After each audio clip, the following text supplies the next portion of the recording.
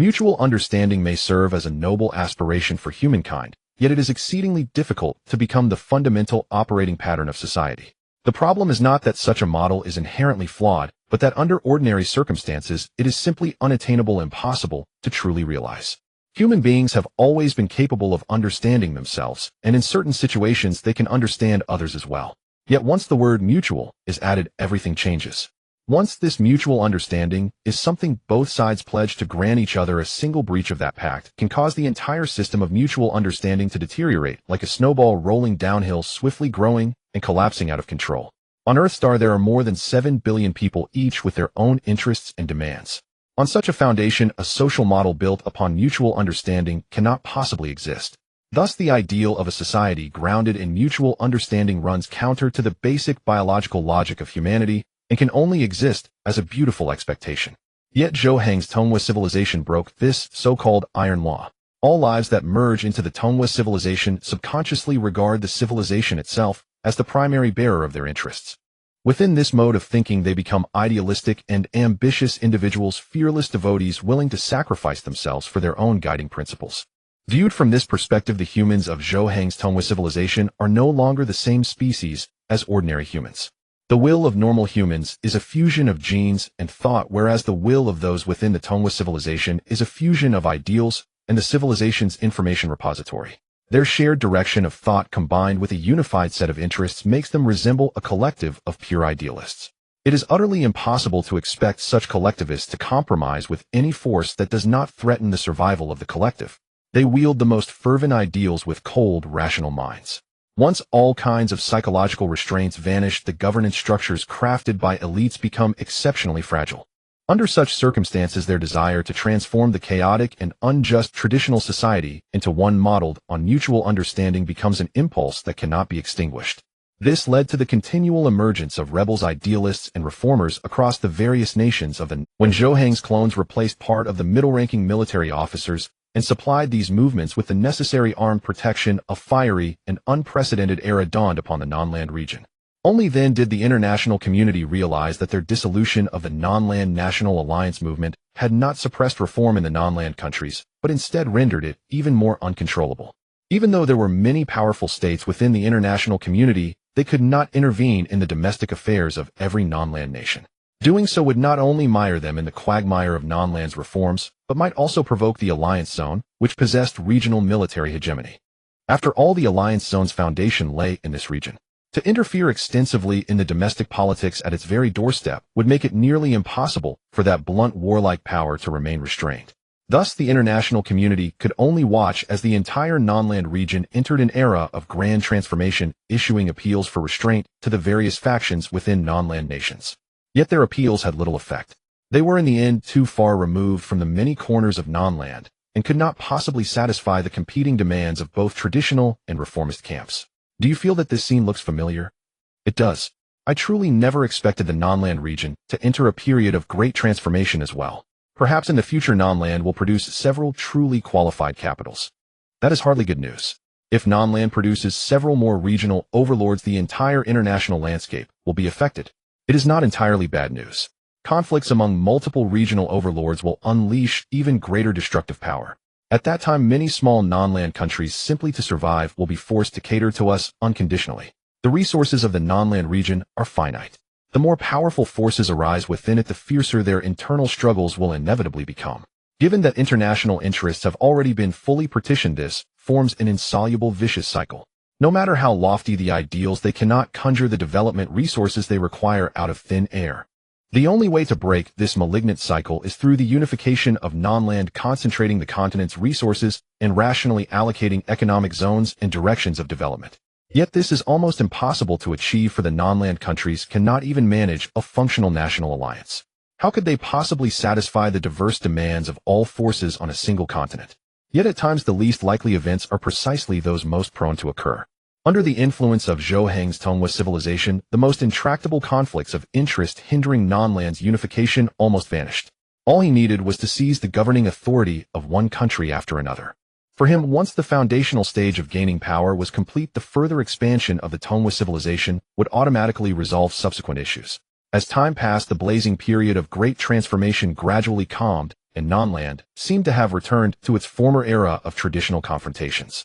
Yet over those 2 years, change inevitably took place, some hidden in the shadows, others openly visible. Among these changes, the origin myth invented by the Alliance Zone was accepted across most of the non-land region, becoming the starting point of its traditional culture. In addition, the pharmaceutical imitation industry of the Alliance Zone rose in dramatic fashion. In merely 2 years, they acquired the capacity to produce the majority of medicines on the market. True to their stubborn nature, even without authorization, they dared to pirate and copy pharmaceuticals, simply altering the names before openly selling them. For example, take the famed little blue pill known across the entire star. The Alliance Zone added just a pinch of phenyl to the formula, then brazenly claimed it as a self-developed drug and exported it on a grand scale to non-land countries. Those non-land nations that obtained these cheap medicines displayed all sorts of ingenuity, smuggling them into regions across the world. Driven by this rough-and-ready development model, the pharmaceutical industry became a crucial economic lifeline for the non-land region. Yet such behavior gravely harmed the interests of established pharmaceutical capital. They could not tolerate the rampant spread of large quantities of inexpensive competing drugs. Especially galling was the fact that the Alliance Zone openly launched a demand voting website. Any costly life-saving medicine that was selected there would be immediately slated for imitation. This turned formerly exorbitant life-saving medicines into extremely cheap commodities within non-land, and in turn gave rise to numerous international pharmaceutical smuggling organizations. Naturally, the Alliance Zone's recklessness earned them an endless stream of court summons every single day. In order to salvage their already notorious reputation, they were compelled to establish several universities dedicated to teaching international pharmaceutical law. Graduates from these universities, once certified, shuttled daily through courts around the world, brandishing medical agreements and nuclear restraint treaties granted by the World Union as they protested and argued. Their actions thoroughly exasperated both national courts and the World Union. If they were judged illegal, what of the nuclear restraint treaties? If they were judged legal, it would effectively grant legal protection to their medical products. Of course, pharmaceutical capital did consider outright resistance. They even prepared to convene an international pharmaceutical union conference to comprehensively repudiate the Alliance Zone's medical industry. Yet in the end, they failed to generate any major impact, for they were countries that possessed pharmaceuticals, whereas the Alliance Zone and its downstream non-land states were pharmaceuticals that possessed countries. Faced with a massive pharmaceutical military complex that commanded tens of thousands of troops, even pharmaceutical capital had no choice but to bow its head and quietly research new anti-piracy technologies. The World Union had once contemplated regulating this chaos, but upon realizing that the sale of Alliance Zone pharmaceuticals had become a primary economic pillar for many small non-land countries, it abandoned the initiative. The Alliance Zone's pharmaceutical complex is simply too powerful. For the sake of world peace, we shall have to sacrifice the interests of pharmaceutical capital. The rise of the Tongming Chu medicine complex dealt a tremendous blow to pharmaceutical capital. Yet for the people of the world, it was welcome news, for at last they had a channel to safeguard the dignity of their existence. Moreover, Tongming Chu for the first time distinguished between categories of medicinal efficacy, clearly demarcating therapeutic drugs from controlling ones into two distinct domains. Under these circumstances, many patients for the first time turned to Tongming Chu's pharmaceutical network and discovered the true nature of the medicines they had long relied upon. This exposure of the industry's secrets undoubtedly dealt yet another devastating blow to pharmaceuticals. For pharmaceutical capital, a good medicine was never one with spectacular curative effects, but rather one that provided moderate relief requiring prolonged use to control conditions. Faced with the relentless assault of the Tongming Chu medicine complex, pharmaceutical capital was forced to retaliate under the pretext of undermining research and development enthusiasm. Yet Tongming Chu would not acquiesce. Instead, it raised the banner of human rights and counterattack. Our commercial methods may be unorthodox, but our fundamental aim is to serve all of humanity. No one, no matter who they are, can stop us from bestowing dignity upon humanity. The morality of our endeavor is judged not by your verdicts, but by the feedback of those who benefit. Products wrought by advanced technology naturally warrant a return on investment, yet how long is the return period you demand? Perhaps an eternity. In light of this, why not extend the return period, even further lower the prices of medicines, and let us endeavor to respect life first. Guolian exchanged its pharmaceutical accord for our nuclear constraint agreement, acting on behalf of all humankind in the name of world peace. We revere Guolian and learn from it. Since Guolian entrusted the pharmaceutical realm to us, we must shoulder the responsibility of enhancing the global medical environment. Tongming Chu's declarations garnered massive online acclaim, for regardless of its slogans or ulterior motives, it had indeed enriched the human collective. If the progress of civilization is not meant to secure humanity's most basic right to survival, then what is the value of so-called advancement or prosperity? There are myriad criminal methods in this world, yet is it a sin to seek healing and to live? As the public debate festered, nearly everyone, except the aggrieved pharmaceutical capital, including Guilin, found satisfaction. Observing that the Tongming Chu medicine complex could no longer be suppressed, Guilin decisively shifted its stance, repeatedly emphasizing this at key meetings. Their decision to grant Tongming Chu the rights to pharmaceutical replication was solely to break the traditional medical environment and secure lives' most basic guarantees for the human community. When a political giant and a military titan joined forces to lavish praise upon each other, regional pharmaceutical capital could only through tears remark, "You are lofty, you are remarkable." In the end, the great decline of pharmaceutical capital did not wreak dire consequences. The feared loss of RD enthusiasm never truly came to pass. On Earth, few entities are irreplaceable, even in the pharmaceutical industry. National state-run biological research institutes can entirely assume their roles, often performing even better with stricter oversight of medicinal efficacy. They once used capital to lure exceptional research talent. Now, in their decline, such talent naturally flows back to state institutions.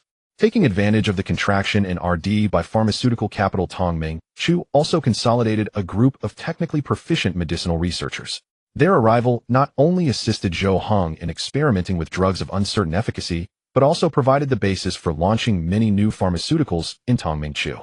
However, their first challenge was to adapt to a different social model. To assist this, Tongming Chu thoughtfully provided these technicians with life guidance. Mr. Percy, is this truly a Feilu nation? I can hardly believe that such harmony and stability can exist here when the outside world claims chaos. Professor Aubrey, indeed, in recent years this place was chaotic. Even 2 years ago, the entire Feilu was amidst a transformative upheaval. At that time, governments, the military, police, and various factions would seize any opportunity to arrest and interrogate one another, nearly obliterating the very framework of power distribution. But now things are different. Revolutionary factions across Feilu are forcefully suppressing malevolent forces, and the former chaos has largely been quelled by an iron-fisted regime. Foremost among them is Tongming Chu. Having imported numerous helicopters and organized many special airborne assault teams, they stand ready at all times to eradicate any trace of sin and disorder. It is no secret that Tongming Chu's military units are in excess. Yet once internal stability was restored, no large-scale disarmament ensued. Outside observers generally held that Tongming Chu's weak economic foundation prevented it from re-employing large numbers of discharged personnel. In truth, this issue was intertwined with the professional level of our civilization, as exemplified by Zhou Heng, and the construction of an extensive military defense system. Consequently, Tongming Chu saw local garrisons and the joint efforts of military and police to suppress malefactors. Mr. Percy, what of those people with various skin tones? How is it that they come to serve Tongming Chu? Has daily Aishur transformed into an international metropolis? Yet here it still appears markedly underdeveloped, nowhere near the prosperity of the Eurasian economic zones. Indeed, though underdeveloped, it is precisely this very place that truly upholds the dignity of human existence. Professor Aubrey, most of those individuals serve primarily as curative providers. Tongming Chu possesses a singular therapeutic system: treatment first, payment thereafter. Many, ruined by exorbitant medical costs in their own countries, exhaust every means to scrimp together funds and arrive here. Tongming Chu signs medical contracts with them. After receiving treatment, they render a period of service in return for the cost incurred. But aren't you afraid that such measures might allow spies to infiltrate or nefarious individuals to cheat their way into secured treatment? If fear stops you from taking the first step, how can our living conditions ever change? For those in need of medical care, the duration of temporary residency in Tongming Chu is extended indefinitely until such time as their treatment is complete and they are notified of repatriation. Of course, there may be spies and international refugees among them, but these pose no real problem. Once on the homeland of our civilization, it is nearly impossible for them to avoid all influence. This group of patients, burdensome in any region of the world, serves as the ideal channel through which Zhou Heng extends his influence over the various branches of human civilization. Had there been any alternative, no one would have ventured to the underdeveloped realms of Feilu in search of survival. Our civilization extends their lives, and in turn they nurture our ideals. Though not a perfect exchange, it is far preferable to suffering in silent agony. Mr. Percy, I never believed it when early leftist factions extolled Tongming Chu's supreme leader, General Bazin, as a democratic saint. And now I do. Regardless of Tongming Chu's ulterior motives, at the very least, the basic dignity of human survival has been preserved. Do you know?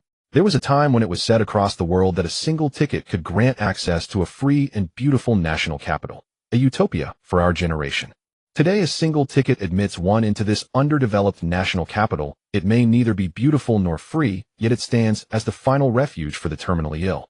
Can Tongming Chu now cure terminal illnesses? No, but through a more rational allocation model we can address the poverty behind every terminal condition. The member states within the alliance zone each have their own national mottos. For instance, the motto of Utah is unity, struggle, and progress. However, the motto of the alliance zone is unique. It does not even include political demands, but rather a complete declaration of human rights. Give respect to the deceased and dignity to the living. This special motto aligns perfectly with the current functions of the alliance zone. Many factions mock the alliance zone, claiming that if they continue this way they will surely become the world's sickbed, a city of patients. In response, the alliance zone stated, when life is ill we just happen to produce medicine, when civilization is ill we just happen to be the medicine. The alliance zone demonstrates through action that some people merely have physical ailments, while others suffer from corrupted thinking. They can heal the bodies of patients and have the ability to treat decayed thoughts. Their army serves as the best antivirus cells, and their alliance acts as a civilizational mental health clinic. Faced with an alliance zone that is always prepared to provide mental health care to different factions, those factions have no choice but to cease their provocations. However, it is impossible to expect them to stop being troublemakers. Even if they retreat, they still incite a large number of online trolls to launch moral counterattacks. You haven't even fully resolved your own internal issues of basic needs. How can you have the capability to aid patients from various countries? Although your performance is commendable, your motives are suspicious, and I never believe that humanity can be so selfless. You sell medicine and improve your international image by providing your country's food to patients from all over the world. You want to guarantee the dignity of patients, but who will guarantee the dignity of the citizens of the alliance zone? The online world is ever-changing. The alliance zone does not possess an invincible status, and its military power is not strong enough to command the world's admiration. Therefore, after the initial fervent support, a group that mindlessly counters for the sake of traffic topics is likely to emerge. Of course, the main core is still driven by certain factions. They dare not engage in a real war with the alliance zone, but they still have the audacity to manipulate public opinion. Under normal circumstances, the conflicts between the alliance zone and those factions are not significant. They have no reason to suppress the development of the alliance zone. However, the alliance zone is medicalizing itself and is even becoming a global medical center. When an unexpected medical institution suddenly appears among international forces, the hidden viruses naturally fear being eradicated by effective medicine. Alliance Zone Darii City Public Relations Strategy Center. Mr. Bont, the opposing counterattacks have become widely dispersed, and the voices of the opposition have shifted from international forces to agitators from around the world. Release the aid list from the League of Nations and the list of international volunteers so that those who stand on the moral high ground can see the brilliance of humanity. The Alliance Zone's treatment of patients seeking help does not actually incur losses, as the League of Nations is genuinely providing aid in terms of food and medical funds. Regardless of the stance of the League of Nations, its funding still comes from donations from various countries around the world. It can only spend it on humanitarian aid. Since the Alliance Zone took the initiative to reach out to the League of Nations, placing the hat of maintaining the human community on the League, the stance of the League has in effect partially overlapped with that of the Alliance Zone. Thus, the League of Nations cannot bear the reputation of improving the medical environment for the world's people while doing nothing. In fact, they not only provided aid to the Alliance Zone, but the total amount of aid is substantial. Even if the Alliance Zone does not disclose it, the League will eventually publish the aid list. If the League has some considerations regarding its stance, the international volunteers truly enter the Alliance Zone guided by noble ideals. These volunteers come from different countries around the world. After understanding the medical guarantee model of the Alliance Zone, they discovered that there is a significant shortage of professional doctors. Thus, they gave up their originally decent jobs and arrived at the Alliance Zone with their ideals. The Alliance Zone values these pure internationalists greatly. Their living support is completely free and their salary is considered high even within the Alliance Zone. Of course, considering the exchange rate issue, the salary they receive in the Alliance Zone is unlikely to convert into much of their home currency. But for the international volunteers, this is already sufficient. They not only enjoy free living support, but can also realize their ideals while being respected. This leads to their exceptional satisfaction with their new jobs, and some volunteers have already submitted citizenship applications to the medical department of the Alliance Zone, intending to dedicate the rest of their lives to this great cause. Their existence proves that there are always international idealists in human society. They just lack a guaranteed environment like that of the Alliance Zone. When the aid list from the League of Nations and the actions of international volunteers were made public and received dual recognition from General Besson, the supreme leader of the Alliance Zone, and the League of Nations, the discontented voices finally ceased. The League of Nations has aided you with funds and food. Why don't you first satisfy the citizens of the Alliance Zone instead of focusing on your medical guarantees?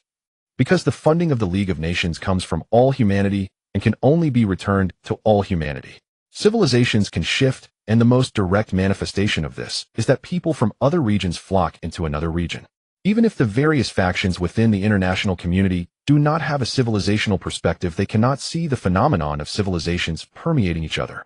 However, they still understand the importance of cultural competition, so they do not want those idealistic technicians to flow into the Alliance Zone, nor do they wish for the Alliance Zone to become a place of hope for desperate humanity. They know that the Alliance Zone is currently being gradually deified. This will not only grant the Alliance Zone political legitimacy, but will also allow it to occupy a dominant position in the macro narrative of the community of shared future for mankind. If this continues to develop, the unique human rights model of the Alliance Zone will significantly impact the political structures of various countries. After all, if the backward Alliance Zone can achieve something, there is no reason that economically prosperous countries can. With the comparison, it will be clear who is just shouting slogans and who is striving to provide services for every individual of humanity. However, normal countries truly cannot emulate the operations of the Alliance Zone, as the current Alliance Zone is essentially a large military organization centered around medicine. In other words, the Alliance Zone is like a supersized hospital, albeit with an intimidating number of security personnel. Thus, the Alliance Zone can tilt all its national policies towards the medical industry, with the entire faction benefiting from the medical chain, eliminating the issue of balanced development across various industries. However, normal countries with well-established functions have far too many considerations. If they dared to operate like the Alliance Zone, the basic order of industries would be disrupted. Therefore, they do not want a peculiar entity like the Alliance Zone to emerge on Earth, and they are even more worried that the Alliance Zone will raise the banner of the human community, diluting the legitimacy of the entire international society. The current Alliance Zone can no longer be suppressed by force. The more we unite to pressure them, the more their humanity shines brightly. Rather, we should provide them with some industrial systems and support the growth of their internal education system, fostering capital concentration and the emergence of an elite class, allowing them to return to a normal development trajectory. It can only be this way. The impact of the utopia on the international community is too great, and it must be stopped. The operation of the Alliance Zone's medical security plan is gradually transforming Zhou Heng's civilization into the last ideal haven in the hearts of the majority. Although they do not currently require medical assistance from the Alliance Zone, the existence of the last ideal haven provides them with some confidence in their survival. Once they did not know where their future lay, nor how their lives would abruptly come to an end. But now everything is different. They know that as long as they save enough money for a plane ticket when despair strikes in the future, they can seek refuge in the last ideal haven. This has led to Zhou Heng's medical refuge policy rapidly gaining faith, and his civilization has thus influenced and permeated the largest civilian class of other civilizations. People may believe in nothing or everything, but the majority cannot have an escape route, for such a situation would shake the operational model of society. The dignity of existence granted by the Alliance Zone is just this. Those with a backup plan suddenly realize they can live in another way, giving them the confidence to break free from their previous lives. The world is like this. Some people live to survive, while others live to exist. Every region has individuals who are unable to survive or on the brink of collapse. They may appear to be few in number, but when combined their total is astonishing. Whether they come seeking solace or aim to fully integrate into the Alliance Zone and restart their lives, the airport in Dala City of the Alliance Zone is crowded every day. Mr. Percy, nearly 80% of the recent arrivals in the Alliance Zone belong to the healthy population. They have applied for medical refuge to stay, which severely impacts our administrative efficiency. Would you consider adjusting the entry regulations to prevent the waste of medical resources? Due to the Alliance Zone's special model of civilizational assimilation coupled with the military's airborne special law enforcement, the Alliance Zone is not concerned about the influx of international asylum seekers. The only group that can cause them trouble is the disguised patients. Due to ideological reasons, the Alliance Zone has to provide medical examinations for these individuals, greatly increasing the burden on medical units. Except for spies and special groups, ordinary people are most likely here to seek refuge. Otherwise, why would they leave prosperous cities to come to our underdeveloped area? I will report this matter to Commander Besson to see if we can provide these individuals with a new green channel.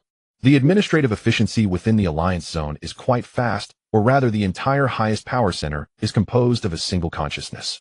Therefore, on the second day of the massive influx of international asylum seekers, the Alliance Zone introduced relevant policies.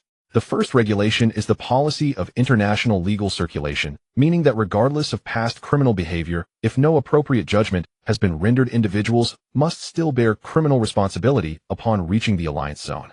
The second regulation divides medical refuge into three categories: physical disease protection, mental disease protection, and spiritual disease protection. The international community does not have much of a reaction to the first regulation, as the Alliance Zone has the right to establish laws and require people within its territory to abide by them. However, the second regulation regarding the subdivision of medical refuge seems a bit excessive. You have always provided treatment for physical and mental illnesses, which is understandable. But what constitutes a spiritual illness? This is not just opening a channel to attract immigrants, it is a recruitment action under the banner of human rights dignity. Now, once this batch of spiritual illness patients whose conditions are uncertain and whose cures are unknown arrives in the Alliance Zone, its industrial base will be rapidly supplemented. The international community has strongly condemned the Alliance Zone's practice of inventing new diseases and indefinitely extending entry times. The Alliance Zone's miraculous operations seem to push the international community back to the golden age of a bipolar confrontation, relying on its weak capacity to improve the living conditions of the lower classes. The international community is not afraid of such idealists. After all, the Alliance Zone has limited productivity and cannot truly influence the entire international community. What they fear is that someone will light a candle, allowing those accustomed to their original environments to see the light. Thus, some countries quickly change their medical exit deadlines, stipulating that non-physical and non-mental illness patients must not remain in the Alliance Zone for long, or else they will be treated as voluntarily renouncing their original nationality. However, this approach does not greatly impact the Alliance Zone. It may only push some wavering individuals backward, while the desperate will continue to march forward. What truly affects the Alliance Zone is the establishment of spiritual disease protection, which solidifies the Alliance Zone's titles, such as last refuge, final ideal haven, and capital of spiritual protection. Reflected at the level of human civilization, it signifies the life within numerous branch civilizations. Although their survival positions have not changed, their thoughts are gradually leaning towards the civilization of Zhou Heng. I once thought that humanity could not understand one another, but now I realize I was wrong. Just because we cannot do something does not mean we should not attempt it. That poor and backward place is striving to understand us. I believe my heart has found a homeland, and my soul has found a refuge. Everyone is promoting the greatness of civilization, yet only he is promoting the greatness of humanity. Are humans merely the byproducts of civilization, or are they its builders? I now have faith. I believe in the eternal God of the Alliance Zone, not for any other reason, but because the eternal is the manifestation of humanity's brilliance in the Alliance Zone. A large number of life nodes inclined towards Zhou Heng's civilization continuously appear within various branch civilizations. They may still be weak for now, but as time passes, their influence will only grow. This phenomenon undoubtedly indicates that humanity is the creator of civilization rather than civilization creating the human race out of thin air. Thus, the way to expand the influence of civilization is quite simple: respect human life and understand the basic demands of human existence. On this basis, human life will ultimately flow naturally into the branch civilizations that recognize them. From a material standpoint, the current Alliance Zone still appears weak compared to various powerful nations. If it weren't for poverty making the cost of war extremely low, coupled with their unknown number of mushroom bombs, the international community could still easily control them. But that is merely the surface. 2 years of non-terrestrial transformation has allowed Zhou Heng to control the vast majority of non-terrestrial nations. Should the need arise, he could establish a non-alliance or directly create a more cohesive Chongqing Federation. And in the realm of civilization confrontation, Zhou Heng's civilization has transformed from defensive assimilation to offensive assimilation. Even the most powerful Eastern and Western civilizations have had many areas infiltrated by him. The narrative of a shared human destiny is now progressing in a peculiar manner. How can the spirit not fall ill? The pain of the spirit is the root cause of civilization's diseases. History has proven that civilizations can fall ill. However, civilizations possess a powerful self-regulating ability, but when the illness becomes uncontrollable, they will give birth to new ideologies to cleanse the old ailments. If this were not the case, allowing the last years of a feudal dynasty to persist would lead not only to the collapse of life, but also to the natural dissolution of civilization. Yet this is merely a temporary remedy. The next historical cycle will inevitably arrive. Therefore, many have sought to develop new ideologies attempting to liberate civilization from the constraints of historical cycles and to create a broader space for development. These individuals act as immune cells for civilization, But without the dedicated guidance of these idealists, a civilization that remains in a state of internal strife may not welcome prosperity, but rather decline. Currently, Zhou Heng's civilization resembles a unique antiviral cell, as his actions are not only aimed at expanding civilization, but also at fighting for the dignity of life that serves as the foundation of civilization. As a result, the international community subconsciously resents the emergence of such idealism, while the lives within the ailing civilization yearn desperately for the introduction of antiviral programs to heal their civilizational ailments. This contradictory psychology has led to a strange phenomenon among certain factions in the international community the authorities seek to suppress, while the populace shows support. The discourse of the suppressors is hollow and powerless, focusing only on threats without addressing the practicalities, whereas the supporters speak sincerely and passionately, discussing only the practicalities and ignoring the broader situation. However, it is entirely impossible for the international community to refrain from suppressing the existence of the Alliance Zone, which disrupts social order. Even if the impact caused by the Alliance Zone is still within a controllable range, the international community remains unwilling to permit the spread of this ideology of dignity.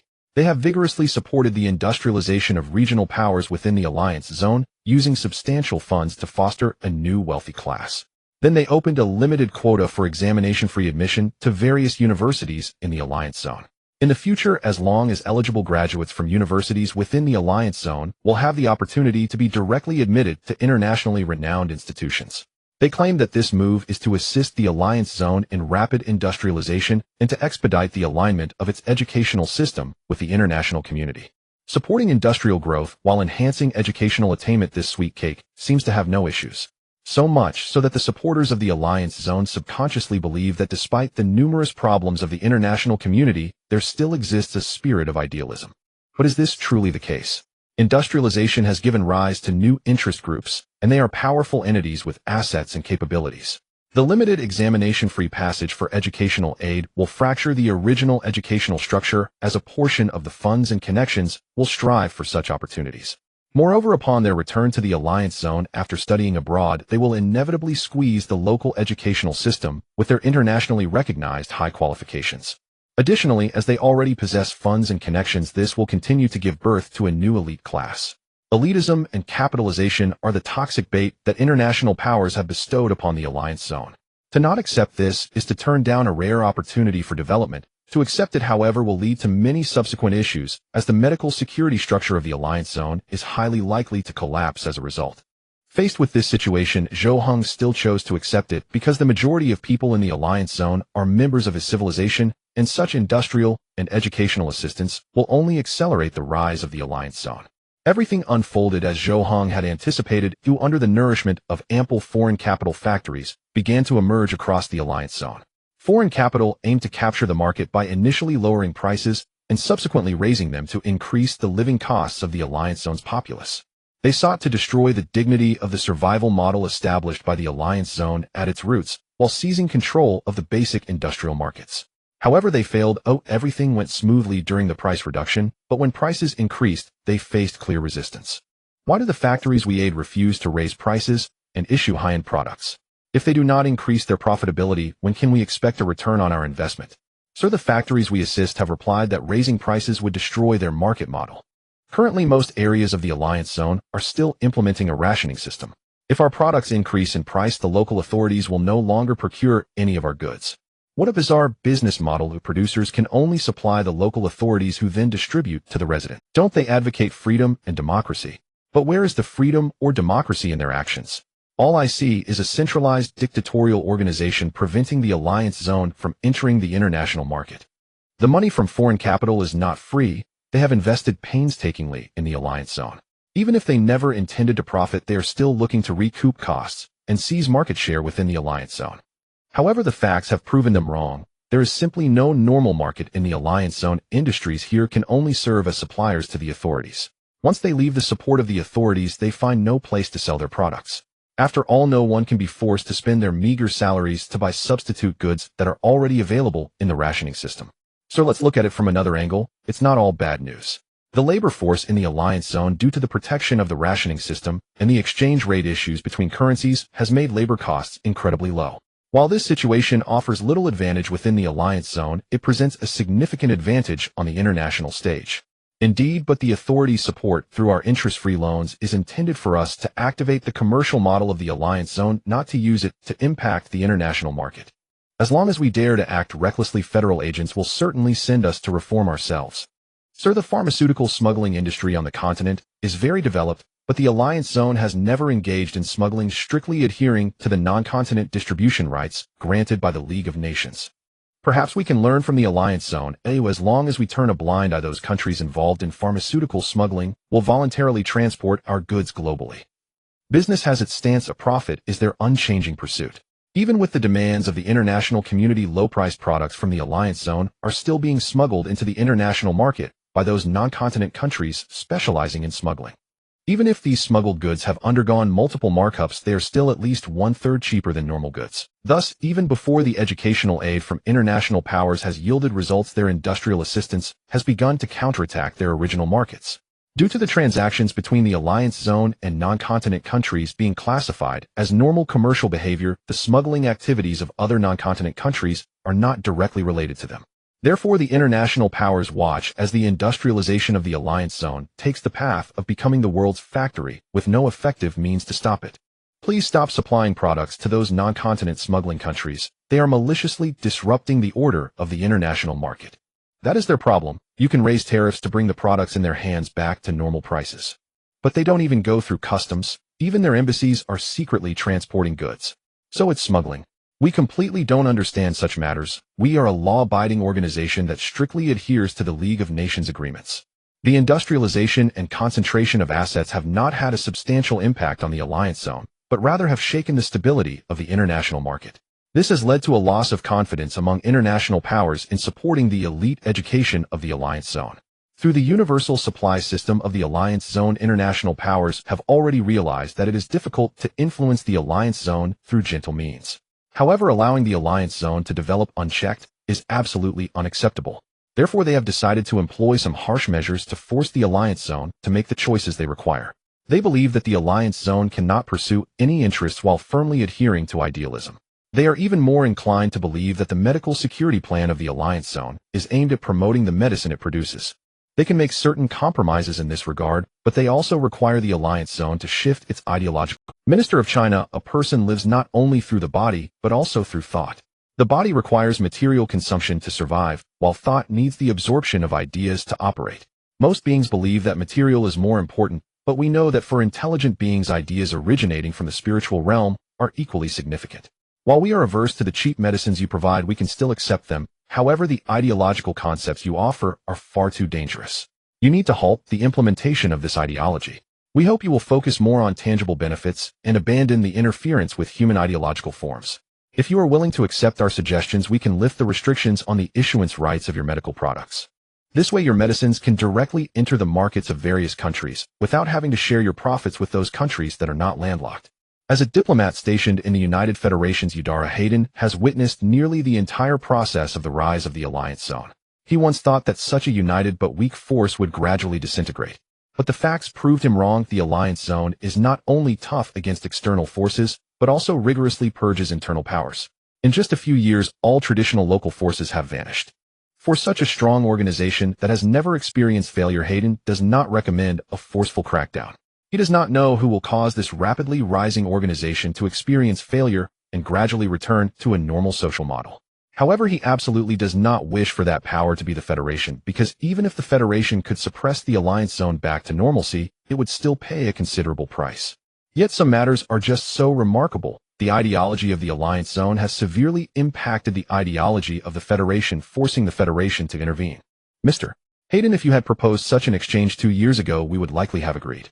But now it is no longer possible. Our governmental ideology has shifted from initial democratic liberation to ensuring the dignity of survival.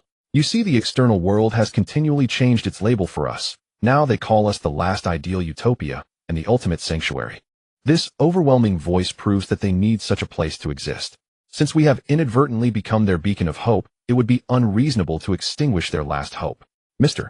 Hayden, perhaps you think we are abnormal, but the transformation and development of social models and civilizational systems must have powers willing to experiment. We cannot remain in this phase forever. Our alliance zone is distanced from the international community and the success or failure of our transformation will not adversely affect the international society. Please grant civilization the opportunity for an experimental chance. As a life form of civilized grade, Zhou Heng's demands are entirely different from those of ordinary political forces. For him, the material realm is important, but the spiritual realm is equally crucial, with the core of cultural concepts being of utmost importance. He cannot abandon the principle of the dignity of survival. Without this ideal support concerning all humanity, his civilizational attributes would lose their core cohesion. Therefore, on a material level, he can reach some cooperation with the Federation, but on the aspect of civilizational attributes, he cannot make any concessions. Minister of China, have you not reconsidered? You should know that this is not merely a unilateral demand from the Federation, but a common demand from most international powers. I have come to negotiate with you in advance, because I hope you will strive to secure tangible benefits for yourselves rather than clinging to ephemeral ideals. We bear the hopes of too many people and can no longer return to normalcy. That is truly regrettable, Minister of China. If it were not for necessity, I would not wish to utter threats towards you, as I still hold some admiration for you. Prepare yourselves. The international community will completely cease all assistance until you abandon your mushroom bombs or change your governmental ideology. The aid referred to by Hayden encompasses a broad range. On the second day of the conversation, students from the Alliance Zone and those trained by the Federation were sent back. In the following days, foreign capital fled without regard for costs, and economic aid, industrial aid, and food aid were all halted. At that moment, the Alliance Zone seemed to have transformed into a civilized island, with all mainstream civilizations leaving it behind. Fortunately, the Alliance Zone still possessed an unknown quantity of mushroom bombs, otherwise international powers would not have resorted to such silent pressure. In this special situation, both supporters and opponents were waiting for the Alliance Zone's response. One side hoped the Alliance Zone would hold firm to its ideals, while the other wished for it to recognize reality and not forcibly push for a transformation of the international societal model. If the Alliance Zone had the power of a superpower, such suppression would merely replay the situation of the past, when two powers faced off. But the Alliance Zone does not. Its economic situation is dire, and the excessive singularity of its industries has distanced it from the international market, making it impossible to sustain its original economic system. In the face of this situation, Zhou Heng no longer concealed his intentions. He openly convened the Human Community Conference in Udara. The international community believed they had clearly expressed their stance, and that not many forces would attend the Alliance Zone's ideological conference at this time. However, they soon discovered they were completely wrong. Countries from non-landlocked regions not only participated in the conference, but also explicitly expressed their support for the Alliance Zone's ideology. Ultimately, they declared the joint formation of the Human Community Alliance in Udara, closely uniting for the sake of the destiny and dignity of all humanity. Upon witnessing this situation, the international community was filled with regret. They had not anticipated that a single forced pressure would give rise to the fourth pole of human civilization. But now it is too late to say anything. The unification of an entire continent will create a tremendous impact on the international community, and the existing international order will be forcibly rewritten. Especially with the new Alliance Zone, which announced not the establishment of any non-aligned or military alliance, but rather the legitimate human community, the mode of human civilization will undoubtedly undergo transformation. Some people live happily while others live in hardship. Some support us, while others oppose us. Some say we disrupt international order, while others say we are the last sanctuary. We have always preferred to hear good words. Whatever you say, we will believe. Since you consider us an ideal utopia, we will do our utmost to uphold this ideal. To humanity, we craft an ark from the land, forging oars and sails from ideals. When the sea of suffering overwhelms you, if you grow weary of swimming, board our ship, and we will set sail together. The renowned science fiction writer Mr. Liu has penned a work titled The Era of Supernova. This work depicts a world where all humans aged 13 and above have perished, and the political system, resources, and weapons have all fallen into the hands of children. In such a world, children harbor no fear of war. They have yet to inherit the respect for life from their forebears, treating war as a fun game. The human community forged by Zhou Heng shares some similarities with this scenario, yet bears notable difference. What is similar is that the new Alliance Zone, covering the entire non-terrestrial area, has undergone multiple purges internally, resulting in a certain degree of innocence within its normal political model. Moreover, due to Zhou Heng's prolonged existence in the lower dimensional realm of the heart over matter, coupled with the logical computational data network, his own philosophy leans more towards idealism. Thus, the current new Alliance Zone resembles a pristine civilization, cleansed of dust, safeguarding the core ideology of survival dignity, rendering them both naive and endearing. In contrast, Zhou Heng learned to respect life at a young age, and he understands that respect is an emotional solace, ensuring survival dignity is the foundation for alleviating material suffering. Therefore, Zhou Heng's human community forms an idealized and innocent political system, which if not connected to my civilization would inevitably mature and return to what is termed normal. Such a political system appears out of place within the old political models. They all understand that as long as this system does not collapse from within, a new era for humanity is truly on the horizon. However, it is quite challenging to bring down an integrated regime with nearly 1.3 billion people and an area of over 30 million square kilometers. The international community understands that the people there may not be capable, but the land itself poses no issue. It is not lacking in resources such as oil, minerals, and arable land. Furthermore, the human community in the new alliance zone has attracted a large number of individuals from around the world, thereby filling the last gap in talent. At this moment, they are as vibrant as a newborn sun, radiating endless humanity, ready to illuminate the entirety of human civilization. To humanity, to you, me, and all, to our earthly utopia, O vessel of the spirit, please carry me to distant shores. Myths have recorded that during the great flood that annihilated the world, there was an ark that bore the last hope of life. I was originally a skeptic until I witnessed the rise of the ark, ensuring the everlasting brilliance of humanity and the rejuvenation of civilization. Everyone tells us that ideals should bow to reality, yet he has proven to us that ideals can transcend. The reality we face is merely a product of our concepts. He is the ultimate utopia, the original ark of hope, the miracle of our time. Perhaps he is currently tender and fragile, but we are willing to become the nails that solidify his strength. The declaration of the human community resonated widely across the globe. His philosophy echoed like a reverberation, constantly expanding and returning within all of human civilization. In this moment, countless hesitant individuals unlocked the nooses around their necks, removed the shackles from their hands and feet, and pieced together their shattered dreams from their hearts. They aimed to go to the new alliance zone to board that ark to help reinforce its sails, safeguard their hope for survival, and preserve a fragment of innocence for human civilization. Where are you going? To board a ship to the other shore. The quality of that ship has yet to be verified. Perhaps the winds and waves will tear its sails, and the great fish of the sea may smash its hull. You may very well drown in the ocean. Indeed, but are we not already at sea? Do you not wish to board the ship and bask in the sun, shedding all the filth and slime? Moreover, who knows how long it will be before another such ark appears? If we miss this opportunity, we will never have the chance to board a vessel again in our lifetimes. The only opportunity. Perhaps I should board the ship with you. Under the guidance of ideals in our hearts, the pleas of our numbed souls, and the urgings of our fervent beliefs, countless individuals took various modes of transportation to enter the new alliance zone. They waved the great banner of the human community as they arrived at this backward and desolate land. They were not saddened by this. They saw hope in the desolation, exclaiming, "Look, everything here is poised for revival. We can personally craft the sails of the ark." In their eyes sparkled the light that surged from the depths of their souls. They looked at one another, finally recalling the radiant ideals of their youth. Please believe in the light, my friends. It truly exists, and we are witnesses to it. The individual states in this land may indeed be backward, but the integrated new alliance zone lacks no industrial foundation and can accomplish an internal cycle of industrial development. With idealists from around the world joining the new alliance zone, entered a period of rapid development, and many technologies that had become obsolete elsewhere were hastily implemented. Upon witnessing this scene, the international community felt not anger or disgust, but rather shock and fear. They understood that with idealists from around the world joining in a mature industrial system, to reference the new alliance zone would certainly catch up to the technologies of the World War II era. This level of technology may seem low, but it is sufficient for the new alliance zone, as the results achieved by modern rifles can also be accomplished by AK rifles. They have thought of closing off various transportation routes to prevent the influx of people into the new alliance zone. Yet they understand that such actions cannot be taken for an ideal that is visible, yet intangible, will only be endlessly deified, ultimately becoming the hope and faith in the hearts of the people. Therefore, allowing this batch of idealists to ferment their ideals domestically might be less effective than sending them to the new alliance zone. Thus, at least those with firm willpower will take the roots of unrest away, ensuring stability within the traditional forces. Gentlemen, I have discovered the truth. I have made a great discovery. A head of the intelligence department stood up to speak at a secret meeting among several powerful nations.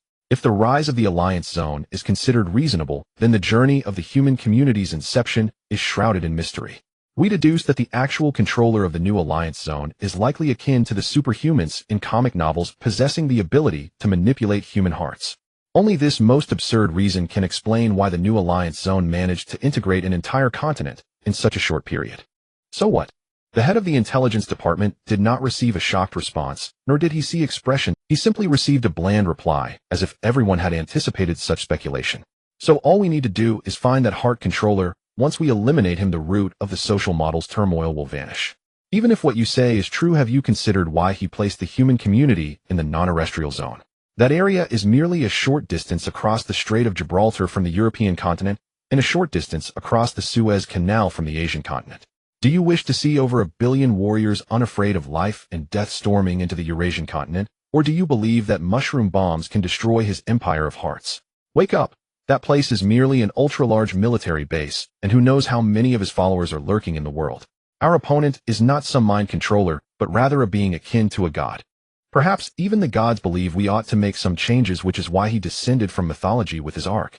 Humanity does not require divine beings for the ideals of divinity, and those of humanity can never. If Zhou Heng were a great existence filled with divinity, the international community might find it difficult to accept the decline of the survival hierarchy, yet it would not be wholly unacceptable. However, Zhou Heng's actions prove that he embodies human nature, or rather is a manifestation of part of human. This deeply wounds the heart of traditional forces, for they understand that only humanity can judge humanity, and only humans comprehend the issues within human society. Even if he is a god, should we not resist? We cannot simply stand by and watch him spread those childish and laughable ideals at will. We are born free, and even a god cannot impose his ideals upon us. For the sake of human civilization's freedom, we must take action. During a secret meeting, a member stood up to stir emotions. Beneath his seemingly passionate rhetoric lay a heart filled with anxiety. Such a secret meeting was not meant for someone of his status to attend, yet he not only entered, but also disregarded the authority of various factions to speak freely. This proves that he is a tool that denies the orthodoxy of unknown deities. Only when he raises the banner of human civilization to refute can other factions reluctantly retaliate for the freedom of human civilization. He knows this, and he fears enraging the unknown deities, but he fears even more the arrest warrants in the agent's hands. Thus, he must deliver impassioned speeches while praying for the unknown deity's mercy. It was not until this moment that the head of the intelligence department understood why the supreme leader wanted him to attend such a high-level secret meeting. After reading his report, he realized he had also become a certain type of tool, as the spokespeople of these factions were uncertain of the true power of the unknown existence and lacked confidence for the upcoming struggle. Thus they euphemistically referred to the unknown existence as gods, and praised it as sacred, as if it had emerged from myth. After understanding this, he yearned to stand up and loudly question, what exactly are you afraid of? Are you afraid that the unknown deities are watching this meeting, or are you afraid of further implications for your sins? But do you not consider what you have done? Now seeking tools as substitutes holds no significance. There will be no place for you on that arc. The speech by Councilman Kelly is quite reasonable. For the sake of all humanity, we cannot do nothing, nor can we leave the future of human civilization to the whims of the deities. For the sake of all humanity and human civilization, we must strive to defend the ideals of human freedom. As they listened to representatives of various factions speak under the banner of human civilization, the two tools felt a wave of absurdity. If you are afraid, why not make a compromise? Is it not feasible to conduct internal reforms and establish a model that ensures the dignity of the human community? In doing so, all humanity would profit, and they could integrate into the new era as believers, possibly even following the footsteps of the deities and walking with them. The unknown deities possess dignity for the sake of humanity, and we are born free for humanity. None of us have erred, so let us engage in a fair competition. Councilman Kelly believed that their supreme leader would declare that humanity has the right to determine the destiny of its civilization, allowing the deities to remain with the deities and humanity to remain with humanity. But it was clear that their cautiousness in the face of the unknown made them all speak of righteousness, even as their conflicts were framed as fair competition. Is it really necessary to be this cautious? What kind of existence is he? It is still uncertain. I prefer to see your proud appearances, or at least do not leave me alone in my arrogance. Once the secret meeting confirmed the core of fair competition, it concluded hastily, with no prominent figure willing to explore the reasons behind the appearance of the unknown deities. Were they not curious? Of course not. They were merely delegating the risks. Such matters that might provoke the deities should be handled by those filled with ambition and unscrupulousness rather than by these accomplished figures who had no need to personally test the dangers. After leaving the meeting, Councilman Kelly deliberately walked up to the intelligence chief Rodney. It seems our luck isn't great, Rodney. You should tell your subordinates to stop fixating on the poor Mr. Kelly. Before being judged by the deities, let me enjoy my remaining days in peace. Remaining days. Councilman Kelly, you truly have a sense of humor. The transformation of civilization is not a frenzied war. Wars can pause for negotiations after a certain level of loss. However, the transformation of civilization is different. It is a replacement of the old with the new, a clash between innocence and maturity. Either the new alliance returns to normal or we restore health, otherwise the transformation will not cease. Oh, Rodney, you actually know so much. Then why do you still choose to be an intelligence tool? Because I initially thought he was merely a lucky individual who had obtained some kind of miracle, or perhaps an alien.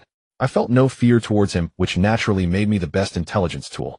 Alright, it seems your troubles are far greater than mine. Rodney indeed has significant troubles, for intelligence does not arise without reason, and figuring out the mind controller's intentions is not something to be taken lightly. He is genuinely gathering relevant information. Due to personal interest, Rodney has conducted some research on Marvel and DC Comics. Upon discovering that the new alliance covered the entire non-terrestrial area, he immediately thought that a being similar to a mind controller from comics had appeared in reality. Thus, he instructed his subordinates in the Intelligence Analysis Department to compile all information from the Yuta coup to the establishment of the human community. Through analysis and verification with his subordinates, they directed the mind controller's target to the Dawn security team, which first appeared beside the leader of the alliance, General Besson. He believed that based on human cognitive inertia and the awareness of safety and survival, that mind controller would either not be the head of Dawn security or would be part of its management. Coincidentally, at that time, Dawn Security was a legitimate company with clear registration information within you. After they staged the coup, the information regarding the Dawn Security team garnered significant attention from many factions, including Rodney's intelligence department. Therefore, Rodney believed that as long as elite agents or commando teams were dispatched to eliminate the initial batch of management from Dawn Security, the crisis of societal models could be resolved. This was his thought process, and he acted accordingly. At this moment, the agents under his command had already infiltrated the new alliance as individuals with mental disorders, beginning their secret search for the residential locations of their targets. He had thought that the supreme leader would praise his plan, but what he received instead was an invitation to a secret meeting. He believed this was a sign of his elevation, a chance to become a notable figure in the international arena and gain opportunities for a higher stage. However, reality proved him wrong. The collectively cautious attitudes of those spokespersons revealed that they had long conducted similar probes and reached a secret conclusion. I should have anticipated this. The Ark sets sail, humanity as the sail. This is no whimsical regime of a lucky individual, but rather the sacred arrival of redemptive glory. The last person to proclaim the redemption of humanity's sins has already become a myth. This time, the one to redeem humanity can only emerge from myth. A new era has arrived. Humanity forges the Ark to achieve redemption, while demons shall be judged in their ruins. The international community resolved to uphold its established social models, refusing ideological compromise with the human collective. This stance was both rational and irrational. Rational, in that their entrenched power served as the very foundation of their factional interests. Irrational, however, was their refusal to concede now. Though the human collective's ideals might not yet be implementable, early alignment would at least secure them the status of devoted adherents and immense popular acclaim. Should they wait until after the election only to be displaced by rival factions or new leaders, they would forfeit not only their greatest asset, power, but also the rare, irreplaceable opportunity to reshape destiny itself. From a personal standpoint, their optimal path lay in publicly embracing reform, then willingly surrendering authority.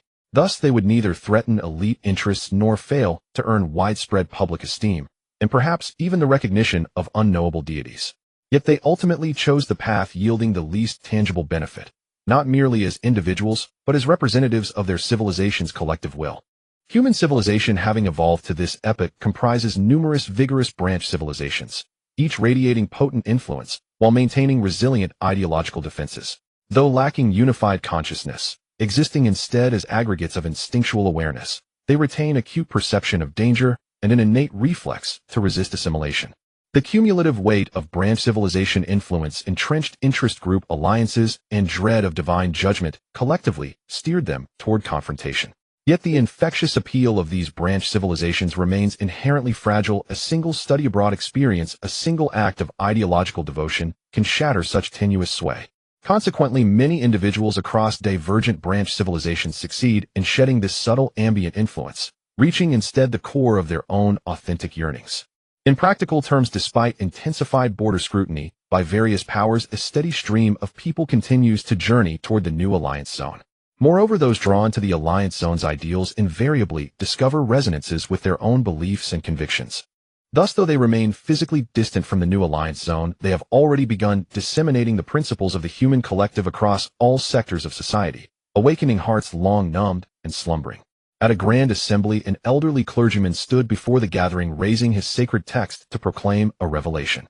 Beloved ones, this is the finest age humanity has ever known. The divine has descended among us, granting us justice, dignity, and mercy without effort. Mr. Adams, where is this divine? Why have we not perceived it? Gentlemen, the divine forged the ark and redeemed mankind. Were it not present, the continents could never have coalesced into one. We now possess the sovereign right to choose, to enter its kingdom or to remain within the mortal realm. Adams was a locally renowned clergyman known for his distinct theological leanings, views widely understood and tolerated. Yet none anticipated that at so formal and prominent an assembly he would elevate the human collective's philosophy to the status of divinity itself. Though international authorities had issued no explicit ban on the human collective's ideology, those of stature knew full well that inevitable collision loomed.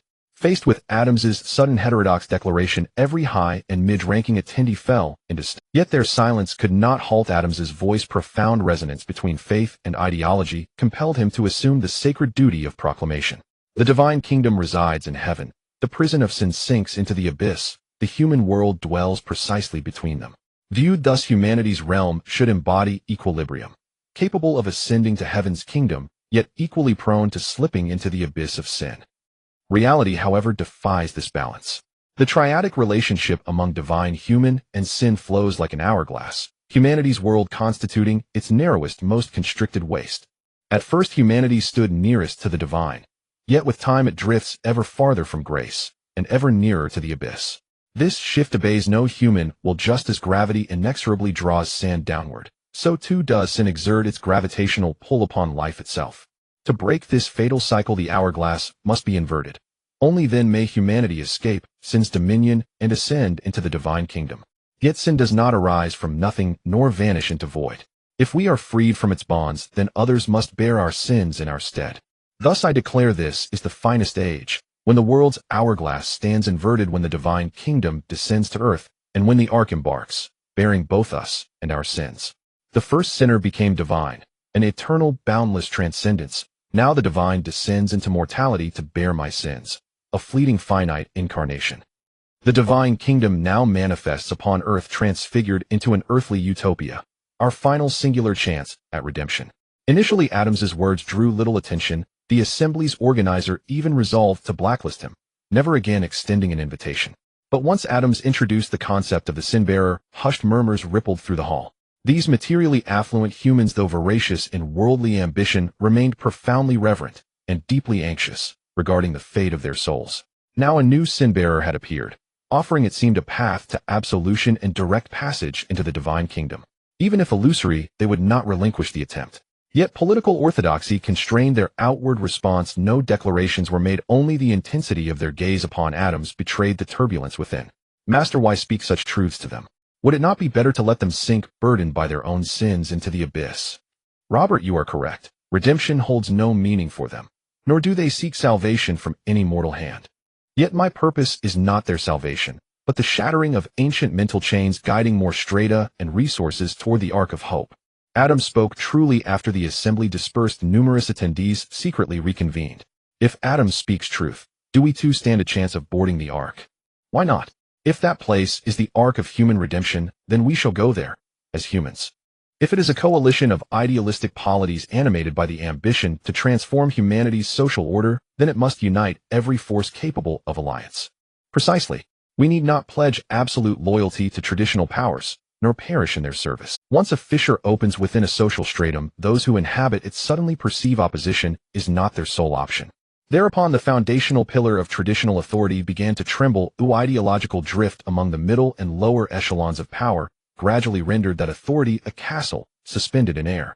We suppress, we isolate, yet they ignite hope and dismantle our influence from its very base. Must we abandon elections altogether, reverting to archaic autocracy merely to withstand the tide of the human collective? Truly, this is an age of transition. Nascent purity embraces openness and inclusivity, while aged maturity retreats into closure and exclusion. The concept of the human community anchored in the survival security of the majority of humanity. Other international forces simply cannot achieve this. Their market-oriented and elitist approach continuously concentrates resources at the upper levels. The factions that control these powers are beneficiaries of this traditional model. They cannot possibly distribute benefits and implement the security model of the human community. Thus, the idea of the human community has become a spiritual refuge, an ideal pursuit for the world's people. Under the traditional electoral model, the ideal society that has already emerged will have an incredibly shocking impact on traditional society. If they do not make adjustments, the next election may very well push them out of the center of power, witnessing the rise of the new reformists. By then, in the newly launched human epoch, even if they retain their positions, they will only have ordinary seats. Their kingship and golden thrones will be cast off from the ark, forever remaining in the old epoch. Traditional forces cannot accept such results, nor can they accept the rise of reformists among their ranks. However, they cannot truly halt the electoral model. It represents their democratic ideals. Without the support of the electoral model, all their ideologies will lose legitimacy. If they dare to restore the ancient feudal system to protect their interests, they will no longer be qualified to compete with the human community. Even if the populace votes with their feet, they could establish a new regime to replace them. Therefore, in the tide of social change, the options left for them are actually quite limited. If they continue to confront normally, the election results will tell them it is time to exit. If they regress abnormally, they might not even have a chance to exit, likely becoming the sacrifices for the new factions to rise. Now the only thing they can do is to demonstrate strength using their powerful industrial and military capabilities to crush that pure ideal. When chaos and weakness return, there the admiration for power rooted in biological genes will shatter the yearning for a spiritual utopia. However, the international forces are not a unified entity. They are composed of individuals with differing. If a comprehensive war breaks out, the new alliance does not need to spread mushrooms across the globe. They only need to focus on defeating the strongest one. At that time, the strongest force, in order to avoid weakening itself through war and being interfered with by other powers, will face internal conflicts that could escalate towards fragmentation. They can only initiate the mushroom bomb binding system, forcibly leveling everyone to the same standard. But would the alliance fear such consequences? They are both an arc and a declaration of the human community. Undoubtedly, this proves they are prepared to carry the last humans through the abyss of the apocalypse and to reconstruct human civilization. The human community possesses an unknown divine core. Struggles that cannot kill them will only slow their pace, but cannot prevent them from opening a new epoch. However, normal international forces cannot afford this. Whether internal issues or external environments, they are not allowed to act recklessly. Comprehensive war is impossible. We seem to have a high chance of winning, but the ability to reboot civilization is far inferior to that of the unknown divine being. Moreover, if we dare to create a human apocalypse crisis in front of a special existence close to human reason, the subsequent reckoning will inevitably escalate to the spiritual realm and the dimension of souls. We can promote localized continuous wars to deplete the limited production capacity of the new alliance, raising the internal survival costs and fundamentally destroying their security system. Ultimately, things still slid toward an uncontrollable direction, even though the international forces understood that localized wars could likely trigger comprehensive conflicts. Yet they still decided to use their formidable power to pierce the bubble that embodies the souls of the people before the reformists, aligned with the human community, could seize power among various factions. The plan for localized war can be implemented, but we need a strong force to intervene, otherwise the intensity of the war won't be sufficient to weaken the alliance. Additionally, we cannot employ a strategy of stoking the flames, continuously challenging the patience of the unknown divine being, as this could directly trigger a comprehensive conflict. The White Elephant Nation is a good choice. They have long harbored ambitions towards the non-land and wish to gain permanent status in the League of Nations, enjoying treatment akin to the powers. In terms of industry and economy, we can support them by altering trade agreements. Regarding population, they are sufficiently abundant to sustain a high-intensity war of attrition. The military representative of the White Elephant Nation suddenly felt something was off as he listened to, "A few years ago you gave us the chance to enter the non-land, and we certainly would not have hesitated. But do you not understand the current situation? Asking us to engage in war with the human community, I fear that once the fighting starts, not only will the soldiers be unreliable, but the domestic populace will also strongly oppose it. After all, how could the people within their unique social model destroy the last hope of the Ark with their own hand? We refuse. As you said before, we do not yet have the capacity to bear the responsibilities of a great power. What we need is economic development, not a war of ideologies." The influence of the ideology shift among the lower middle-class populace has already begun to manifest within the international forces. Currently, they have no capacity to declare war against the new alliance. The legitimacy of the new alliance is gradually surpassing that of various traditional forces. Even if a war were to break out, it is not impossible for frontline soldiers to join the new alliance en masse. How about we select an elite unit to join a smaller faction for a joint military operation? The new proposal has gained more feasibility, but the risks of losing control have also increased, and the international forces need time to consider the pros and cons. Faced with the choice of might, many small nations turned away. They know that such ideological resistance holds little significance for them. If the human community prevails, they would not mind adjusting their ideologies to integrate into the human community and stride towards the new era together. However, silence and withdrawal are not the choices of all factions. There will always be some forces that do not want to see the situation worsen. Gentlemen, would you rather bring humanity to the apocalypse than grant them the right to ensure their dignity of survival? What logic is this? What are you all martyrs willing to destroy your lives and the future of humanity for your own interests? What do you seek, a dead radioactive wasteland? It should not be so. Everything dissipates after death. What meaning is there in fighting for those interests? Plans are often made with success in mind. Even knowing the severe consequences of failure, there is still the courage to try. This is a commendable quality, but it is not without flaws. Due to the postponement of the future, they dare to engage in some radical and unreasonable actions. They believe they are prepared to face everything, but the words of the opposition make them realize they are only prepared to face victory. They cannot accept the ideology of the human community becoming the core of the new era, nor can they accept a future of struggling for survival in a radioactive wasteland. Perhaps he is right. War can only resolve internal human issues and cannot eliminate humanity's pursuit of the dignity of survival. We are not obstructing the emergence of new ideologies, but rather blocking the path of rapid civilizational development. What is the meaning of fighting against the human community? To let death take away all decay and clear the dust for the opening of a new era. It is difficult for the strong to bow down to the weak, even when the strong have erred. At this moment, there is a clear distinction between the international powers and the human community, as the strong international forces cannot possibly adhere to the new rules established by the human community. Must we wage war against the human community? Yes, if we cannot demonstrate our strength and their weakness, it will reveal our baseness and their greatness. Many once believed that the First World War would end all wars, yet soon after the more destructive and far-reaching Second World War broke out. Now the international powers have once again felt this way, though they understand that the true method to end all wars is not through their victory. History tells future generations that the forces obstructing the spread of advanced ideas will eventually be labeled as conservatives and eliminated. Various data analysis departments of the international powers have simulated multiple future models, yet no one anticipated that the true future would be so peculiar. Peculiar to the point that they had to retrace the old paths of history, becoming the conservatives that their predecessors had fought to overthrow. Since they are determined to protect the core of old interests and obstruct the spread of new ideas, war is unavoidable. As the discussions among the international powers concluded, the Kangaroo Nation in the Pacific proclaimed that the new alliance zone was interfering with its internal governance, attempting to control the reformist faction to annex the Kangaroo Nation.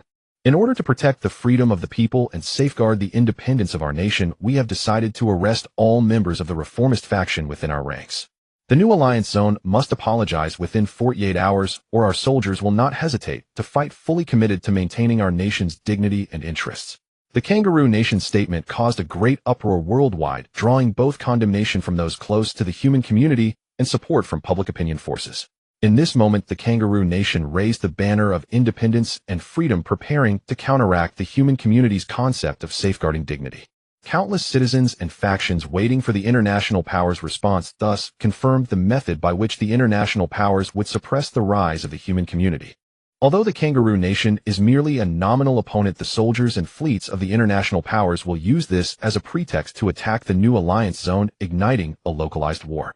Due to the oceanic separation, the strength of the Kangaroo Nation is not crucial. After all, the new alliance zone lacks any naval power capable of crossing the ocean to attack the Kangaroo Nation's homeland. Therefore, to avoid direct conflict with the Eurasian continent, the geographically advantageous Kangaroo Nation naturally becomes one of the best representatives for the international powers. Of course, to have the Kangaroo Nation act as an opponent, the international powers also allocated various interests to them and modified some fleets to be stationed in the Kangaroo Nation's navy. The great distance, coupled with the multitude of supporters on both sides, results in the new alliance zone and the Kangaroo Nation being almost undefeated. The difference lies in the fact that while the new alliance zone possesses abundant potential for war, its naval strength is weak, allowing the international powers to push the front lines onto the territory of the new alliance zone. One side has formidable maritime forces while the other boasts robust land strength. One champions freedom and democracy, while the other upholds dignity and ideals. One is traditional and conservative, while the other represents new beginnings for the future. The labels on both sides are numerous, embodying the expectations of many, with some wishing to preserve interests and others wanting to safeguard ideals. Thus, even before the War of the Two Continents, sparked by the clash of old and new ideals, has begun, it has already captured the attention of the entire world. When will our internal strife come to an end? The backward are invaded while the advanced are suppressed. We claim to be self-healing and open, yet at our core we remain conservative, hoping that the familiar and beneficial will never change. Time will not remain suspended at this moment, just as it will not linger in the feudal imperial era.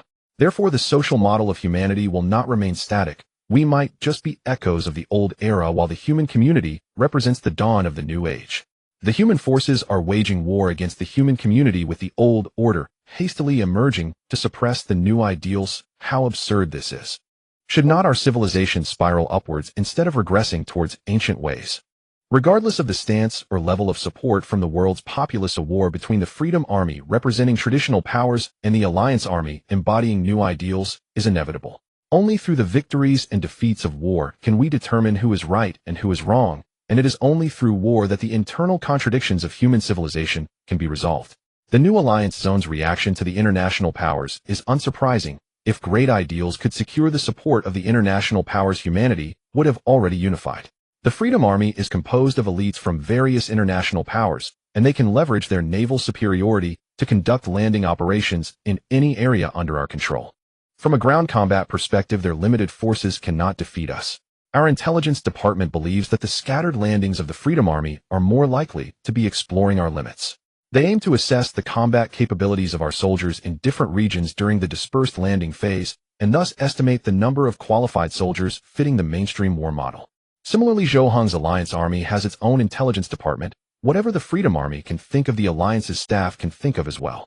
Given the vast territory of the new Alliance Zone, it is impossible to fortify every location, much less to scatter elite troops to guard the lengthy coastline.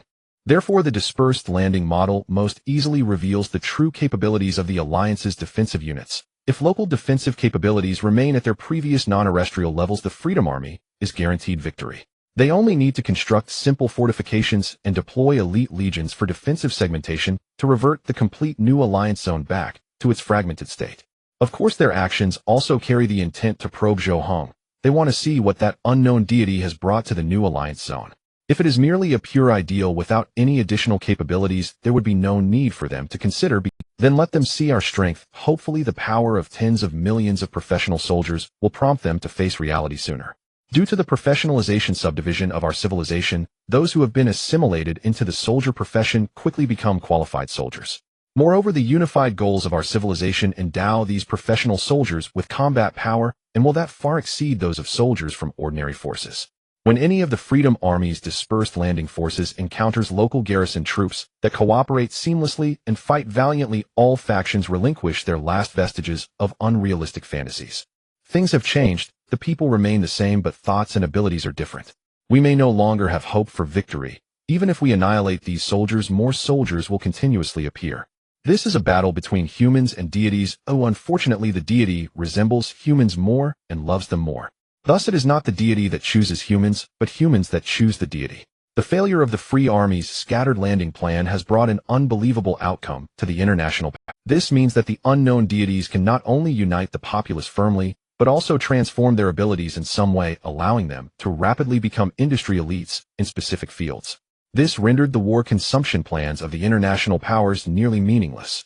Because the billions of citizens in the new Alliance Zone can be converted into billions of qualified soldiers at any moment, the consumption plans are practically ineffective against such a large military unit. Even more worrisome is that this represents the new Alliance Zone's capacity for civilizational rebooting, transcending the normal logic of knowledge inheritance. Even in the wastelands of the apocalypse, they are likely still able to pass on civilizational knowledge and maintain a well-functioning social system. The civilizational reboot capacity of the human community allows them to fail many times, while our single failure would overthrow the existing social model. At this moment, the relationship between the traditional international powers and the new Alliance Zone resembles the former rivalry of two great powers. The difference is that in military terms, the traditional powers hold a certain advantage, while in ideological terms, the new Alliance Zone occupies the upper hand. However, as the war progresses, the traditional international powers realize that this balance is being disrupted. Their elite troops have failed to gain any advantage after landing. Unsurprisingly, the new alliance zone can easily push them back into the sea with minimal effort. If controllable local wars cannot achieve our goals, then uncontrollable total wars are even less likely to succeed. I propose implementing partial positive reforms to alleviate the ideological pressure that the human community imposes on us. When the traditional international powers realized the limited impact of local wars, they had to passively accept some ideologies of the human community, prioritizing the mitigation of conflicts between public demands and traditional society. Yes, after being unable to tear apart the arc that carries ideals and dignity, they have compromised. Regardless of their underlying intentions, at least on the surface, they have begun to undergo reforms granting a certain legitimacy to the reformists among various factions. From this perspective, the rise of the human community is undoubtedly changing the world. Their arrival has revived the previously stagnant social model. However, the Free Army and the Alliance Army still fighting within the new Alliance Zone demonstrate that this beauty is not a gift from thin air, but a right earned through the unwavering defense of ideals by fearless warriors. Have our protests taken effect, or have the ruling faction heard our voices? No, the Alliance Army is on the verge of victory. Their weapons cannot destroy the land-based arc, and their ideologies cannot tear the sails apart. So they have compromised, but not to us. Rather, they have compromised to the powerful forces they cannot defeat. The rise of the human community is a miracle of human civilization, and we shall all be beneficiaries of the radiant ideals. As the entire international community undergoes some degree of transformation, the fixed models begin to crack, and the light of hope shines through these fissures to the populace. As long as there is hope and change has begun, the dissatisfaction and demands of the populace can be released to a certain extent. However, the Free Army still fighting within the new alliance zone proves that while the traditional powers have compromised, they have not abandoned their plans to obstruct the development of the new alliance zone. Their compromise does not genuinely aim to join the ranks of reform. Rather, it serves to buy time, delaying the human community's ideological coverage of the traditional social model. They intend to use this period to showcase the beautiful lives of the elite class, undermining the new alliance zone's rationing system and redirecting the populace's demands for basic guarantees to higher aspirations. However, things are often bidirectional. Their compromise has allowed reformists within various factions to take the stage, and their delays have also revealed their weakness and the strength of the new alliance zone. As a result, some small and medium-sized factions have begun to secretly contact the human community. Among them are those who wish to unconditionally join the human community, hoping only for the military protection it offers. Others, due to their unique geographical positions, are home to numerous factions supporting the human community and must prioritize aligning with it. The benefits of war are vividly displayed at this moment. A local war between the Alliance Army and the Free Army has confirmed the new Alliance Zone's formidable military capabilities to external forces. Especially with nearly 200,000 Free Army troops splitting into numerous teams of varying sizes, all of which were suppressed by the Alliance Army during random target landings, shattering the fantasies of many factions. Since the human community is not a fleeting ideal bubble, but a flourishing ideal arc, some factions will naturally abandon tradition and integrate into the human community. Among these factions is one that can be used to counter the international traditional powers. This is Cassigia. Its unique geographical location means that once it integrates into the human community, certain traditional powers will immediately settle down. Under the guidance of Zhou Heng, Cassigia is not only the first stop for the arc's departure, but also the first step for the human community to break the island effect and confront international powers. We all know the origins of the Free Army, and regardless of their explanations, they cannot absolve the evil acts of initiating war. They waged war to suppress advanced ideologies, while the human community must rise to resist in order to maintain civilizational development. Our civil war has lasted countless years, that has shaped our history, and we are willing to accept it. But our future cannot endure countless more years of civil war. Everything must come to a halt at some point, and we must unite to enter the starry sea and explore the universe. Friends, the next great war will be a mushroom bomb war, and the one after that is uncertain. Perhaps it will be a Stone Age war, or perhaps by then human civilization will no longer exist. For the future of human civilization and for the dignity of individual human existence, we will join the human community, we will face the suppression of the conservatives together, and we will jointly steer the arc into a new era. Cassigia's declaration of joining astonished the entire international community. For a moment, they felt as if the surrounding factions were all lurking agents of the human community. They attempted to forcibly stop Cassigia's accession, but it was all too late, for the human community had not only dispatched over 1 million troops on standby, but also displayed mushroom bombs as a deterrent. The arc has set sail, the ancient continent has transformed into an arc heading towards the old continent, and human civilization shall once again be restored to its completeness.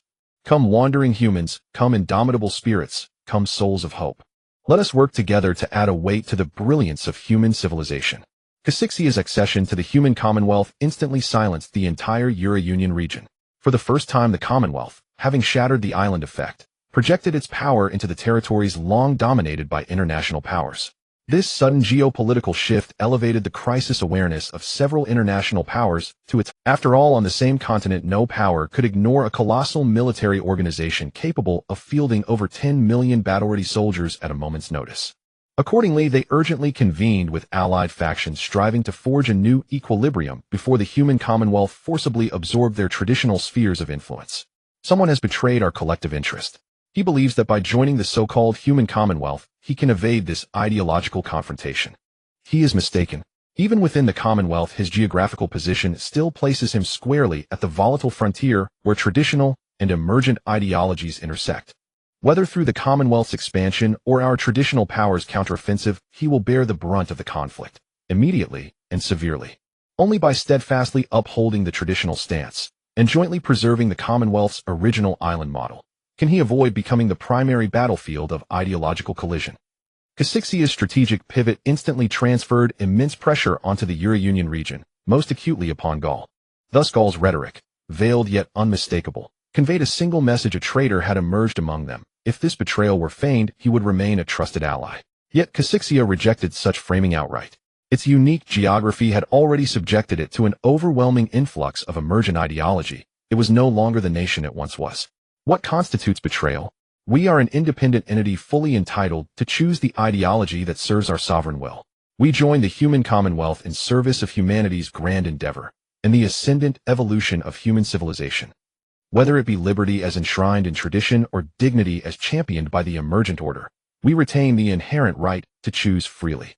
Should the clash between these two ideologies prove inevitable, we shall follow the trajectory of civilizational progress, not cling to your vested interests. You claim accession to the human Commonwealth will plunge us into war. But is that truth or merely fear masquerading as prophecy? Beyond ideological influence, Casixia's decision to join the human Commonwealth was driven by its precarious geography, leaving it no choice but to act decisively and without delay.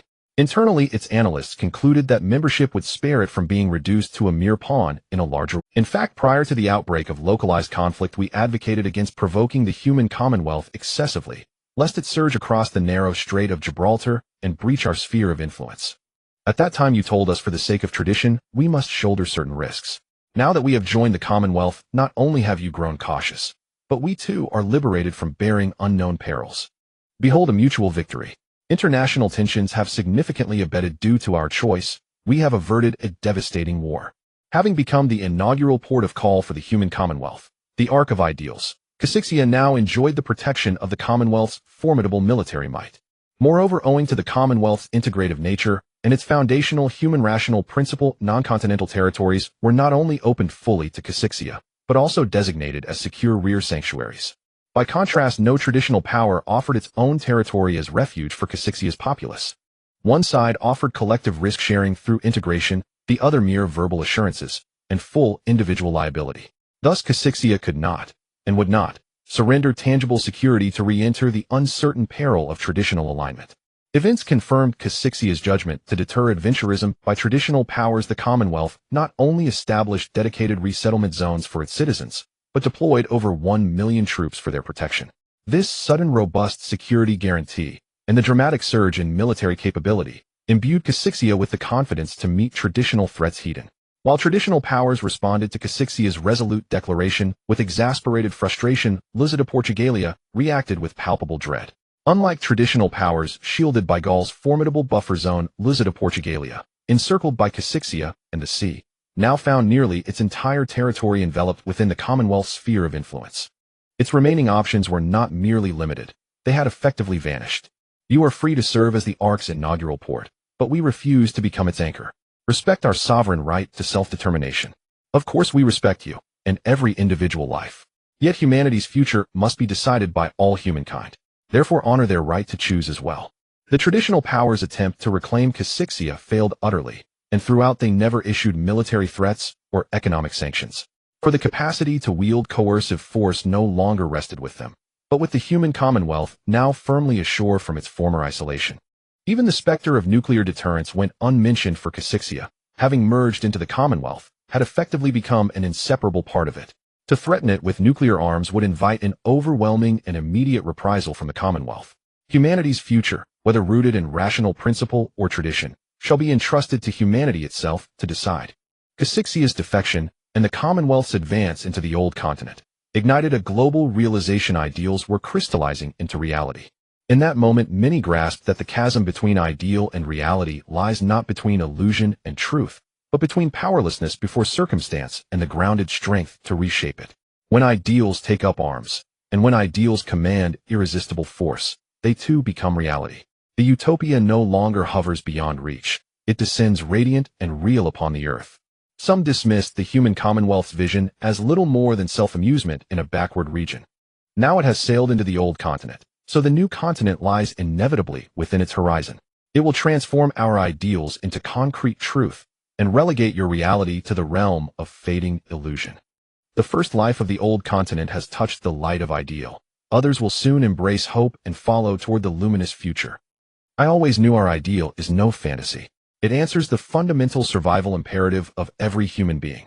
So someone will always pursue it, and someone will always carry it into reality. The arc of ideals radiant with hope pierced the shadows of antiquity, its bow shattered the illusory barriers of the sea, and crashed triumphantly onto the shores of reality. Look, ideal shines forth. A new sun rises. After the concept of the human community entered the old continent, everyone was waiting for the traditional powers. Many small and medium-sized factions believed that the traditional powers would significantly increase their troops in the Free Army, using the Free Army, a nominal opposition, to launch a strong counterattack against the human community. Or they might amass troops at the Cassis-Iberian border, utilizing their formidable military power to intimidate the reformists and the populace within, compelling them to abandon their fantasies and return to traditional society. However, they were all mistaken. The traditional faction's support for the Free Army remained normal and did not forcibly expand to the level of millions. Moreover, in terms of defense at the Cassis-Iberian border, they had only conducted normal-scale deployments, showing no signs of war deterrence. The traditional powers' actions were undoubtedly a tacit compromise. After the human community surged into the old continent, they became more patient and tolerant towards it. Of course, the traditional powers in other regions may not wish for a compromise from the European powers, but they cannot deeply control the European powers to act entirely according to their will. Now the situation for the European Union is similar to that of Cassis-Iberia, with only two choices left before them. One is to protect the interests of the traditional powers and become the battlefield for the clash between traditional and emerging ideas. The other is to join the human community, ensuring their own safety, while escaping the awkward situation of their territory, potentially becoming a battlefield. As one of the strongholds of the traditional powers, the European Union did not want to choose either option. Therefore, they ultimately chose silence, which almost amounted to a tacit acceptance of the human community's expansion. This compromise behavior disappointed many traditional factions and indirectly inspired the fighting spirit of reformists within various factions. Their toughness has its limits. As long as the crisis approaches their sphere of influence, they will abandon their pride and consider survival. We must further expand the influence of the human community. Only then will the traditional powers consider They are not fearless. Their fearlessness is built upon not affecting their own interests. We are the true fearless ones because the privileged class has never favored us. Faced with the invigorating actions of reformists in different regions, the traditional powers wished to arrest them all and define them as an illegal group. But they dared not do so, for their attitude towards the reformists might very well turn into the attitude of the human community towards them in the future. Moreover, they could not define the demand for the dignity of human existence as an illegal act, which would directly plunge their already shaky legitimacy into the abyss. Damn it, why aren't the European powers resisting? Their compromise will only lead to further expansion of the human community. At this rate, their internal reformists will eventually take the stage, and they will be gradually absorbed by the human community. This is quite normal. They have lost their frontline quarantine zone, leading one of their core powers, Gaul, to face the pressure of the human community directly. In this situation, their territory, population, resources, and various internal factions do not support nor allow them to continue provoking the human community, which possesses immense military capabilities. The traditional powers are well aware that when the unknown deity appears, humanity's future has already, whether they accept or oppose it, whether they choose to retain fertile soil full of vitality or leave behind a wasteland filled with radiation. As long as that unknown deity remains, humanity's future and current ideologies will not change. Therefore, all they ask for is to buy time using an island mode to delay the entry of humanity into a new era as much as possible. As for the subsequent issues, they can be left to their successors to handle. They have great trust in the wisdom of future generations. However, the actions of Cassis Iberia have disrupted this multi-party tacit balance, causing their delay plan to gradually fail. This has also led the European powers to become the new core of balance, yet the fact proves that even though the European powers are somewhat more resilient than Cassis Iberia, their resilience is still extremely limited. The traditional powers do not realize that several factions leaning towards the human community are lurking in Europe. However, they know that if they do nothing, the old continent will likely not hold out much longer and will turn into a chamber of the ideal arc. Let more fleets join the Free Army. We must completely blockade the human community's coastline, forcing them to return to isolation. Regarding the issues in Cassis Iberia, Gaul could not allow us to station troops for mutual defense, but could let Lusitania extend a mutual defense invitation to us. With the vast ocean as a connection, Lusitania is not an isolated area, but a platform for us to demonstrate. As long as maritime hegemony remains in our hands, the land military power of the human community can only remain in a position of regional hegemony, and will find it challenging to pose substantial threats to our sphere of influence. The proposal from the federal powers gained the approval of most traditional factions. At this stage, the real headache for them is only that massive land army. As long as they can suppress the deployment of the human community's land forces, the so-called emerging ideas will be mere castles in the air, eventually replaced by other ideologies. Feasible, but the sudden surge in the number of warships in the Free Army will inevitably disrupt the balance between the Free Army and the Allied forces. Faced with our unchecked military threats, the human community will inevitably respond with a strong counterattack. The traditional powers are only worried about the human community's response and have not mentioned whether Lusitania would accept their arrangements. However, this is also normal. Given Lusitania's strength, they indeed cannot foster a mindset of respect towards them. If it were not to prevent the situation in Europe from completely spiraling out of control, they would practically default to Lusitania also being absorbed into the human community. After all, facing the military pressure of the human community for that small piece of land is entirely detrimental to the traditional powers' absolute advantage over maritime forces. Counterattack. What do they have to counterattack with? Is it to assault the already compromised Gaul, or to swim across the ocean and land in our territory? They can do nothing. Any proactive war actions they take will severely damage their ideological legitimacy. If their military forces shift towards hegemony and invasion, they will lose the endorsement of ideological legitimacy, and at that time, they will no longer be enemies to us. We can easily grant them a new great power seat in the League of Nations, allowing them to contend with the Federation for world hegemony. That makes sense, but what if they allow a geographically special small country to join them? The unreasonable influence of the human community has created an almost unresolvable chain of suspicion. No one knows which faction might be a sleeper for the human community. However, they know that such factions cannot be limited to just Cassis Iberia. Thus, even though they are in a cooperative mode now, trust among them is impossible. It is impossible. The influence of the human community is limited, and there cannot be any sleeper agents within our sphere of influence. The traditional forces have devised their plans well. Chun Bing's Lusitania, Portugal, can indeed intimidate the human community's only continental region. Moreover, the blockade of the coastline can effectively prevent the projection of the human community's power, potentially turning the non-land and Casque Iberian regions back into isolated power islands. However, Lusitania, Portugal is not willing to bear such a great risk. With their narrow territory, any outbreak of localized conflict would be akin to a national disaster for them. Thus, the traditional factions and reformists within Lusitania, Portugal have engaged in deep cooperation for the first time. After reaching some necessary agreements, Lusitania, Portugal also announced its joining of the human community. In order to avoid war and to ensure that the people enjoy more reasonable rights, we have decided to join the human community and contribute to the development and prosperity of humanity's great cause. The shift in Lusitania, Portugal's camp has infuriated the traditional forces, who never expected such a small place to dare to resist their united will. However, the most discomforting party is Gallia, as without Lusitania, Portugal acting as a pressure dispersal point, it will have to face the military pressure of the human community alone. Mr. Speaker, we actually need not worry excessively. The concept of the human community inherently prevents it from actively engaging in aggressive actions. Its formidable military capabilities merely support its ideology. Their internal development is quite limited, not to mention leading human civilization. Even catching up with us will require considerable time. It can be said that aside from ideology and justice, they offer very little else. Therefore, that ideal utopia can only accommodate ideals and is unlikely to attract the masses of the world. As long as we continue to adhere to a compromise strategy, over time more and more people will break free from the fervor of ideology and confront the cold reality. At that time, they will discover that the so-called ideal utopia is not a perfect country. What is needed there are givers, not enjoyers. Although all factions require givers, the givers from different regions are also distinct. They can only provide givers with spiritual satisfaction and limited material conditions, whereas we can provide givers with abundant material conditions and limited spiritual satisfaction. It seems that we are both in a state of balance, but in most cases spirit must yield to material. As the social strata decrease, this phenomenon becomes increasingly apparent. The very group that yearns for the human community happens to be the ones most in need of material support. Therefore, we need not rush. Even the most beautiful dream has its moment of awakening. When they awaken, the world will return to its original state. This is not determined by our means, nor by their will, but rather by the limits of productive forces. Gallia's analysis was not incorrect. The human community is indeed constrained by limited productive forces.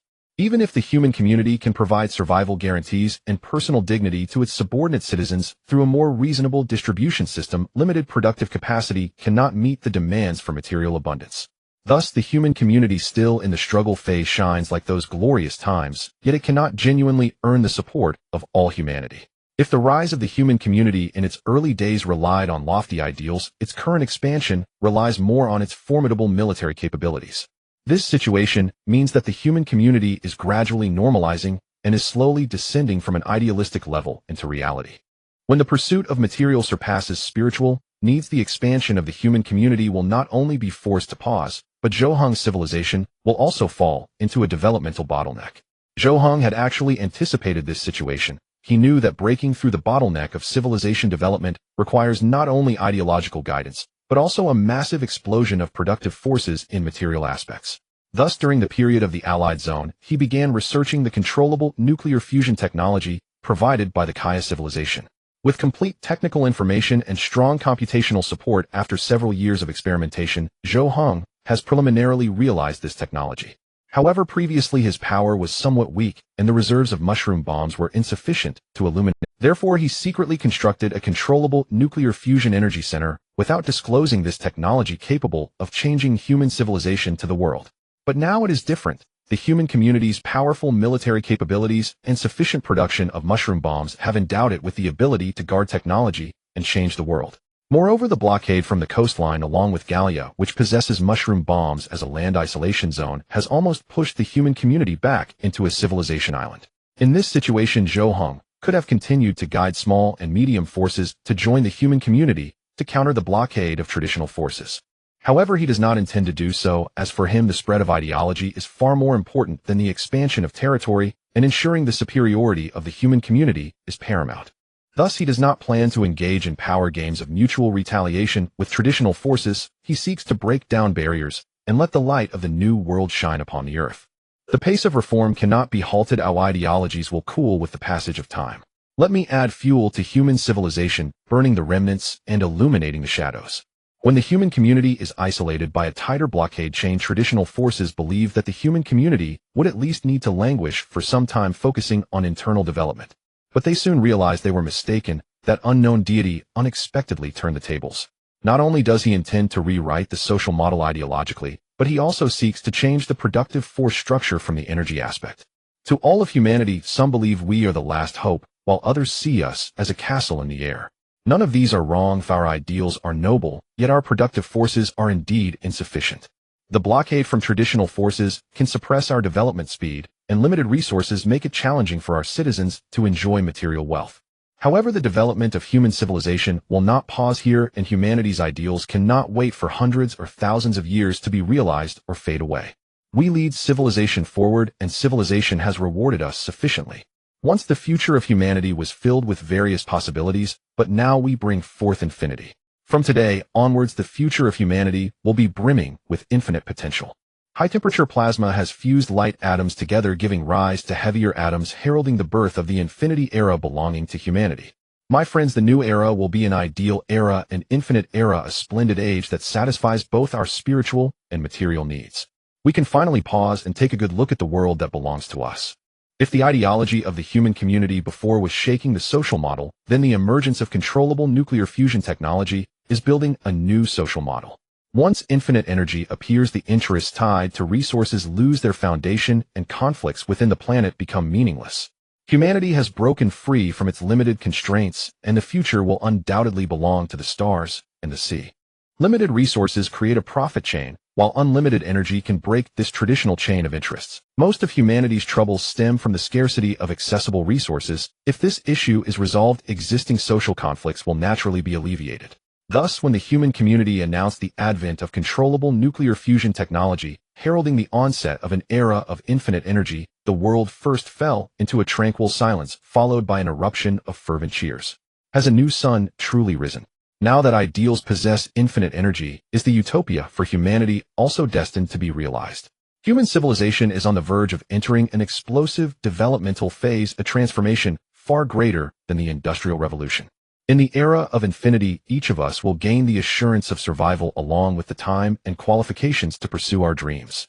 Friends, an era of unrestrained blossoming and carefree existence is about to arrive. This will be the first light piercing through the gloom, and a brand new world is descending from our ideals. Even if ordinary humans are uncertain about unlimited energy, they can still feel the immense power of change in this era through the concept of infinity. They long for a great liberation of productivity, they anticipate ships sailing into the starry seas, and they dream of not being bound by land or position, neither for themselves nor for their descendants.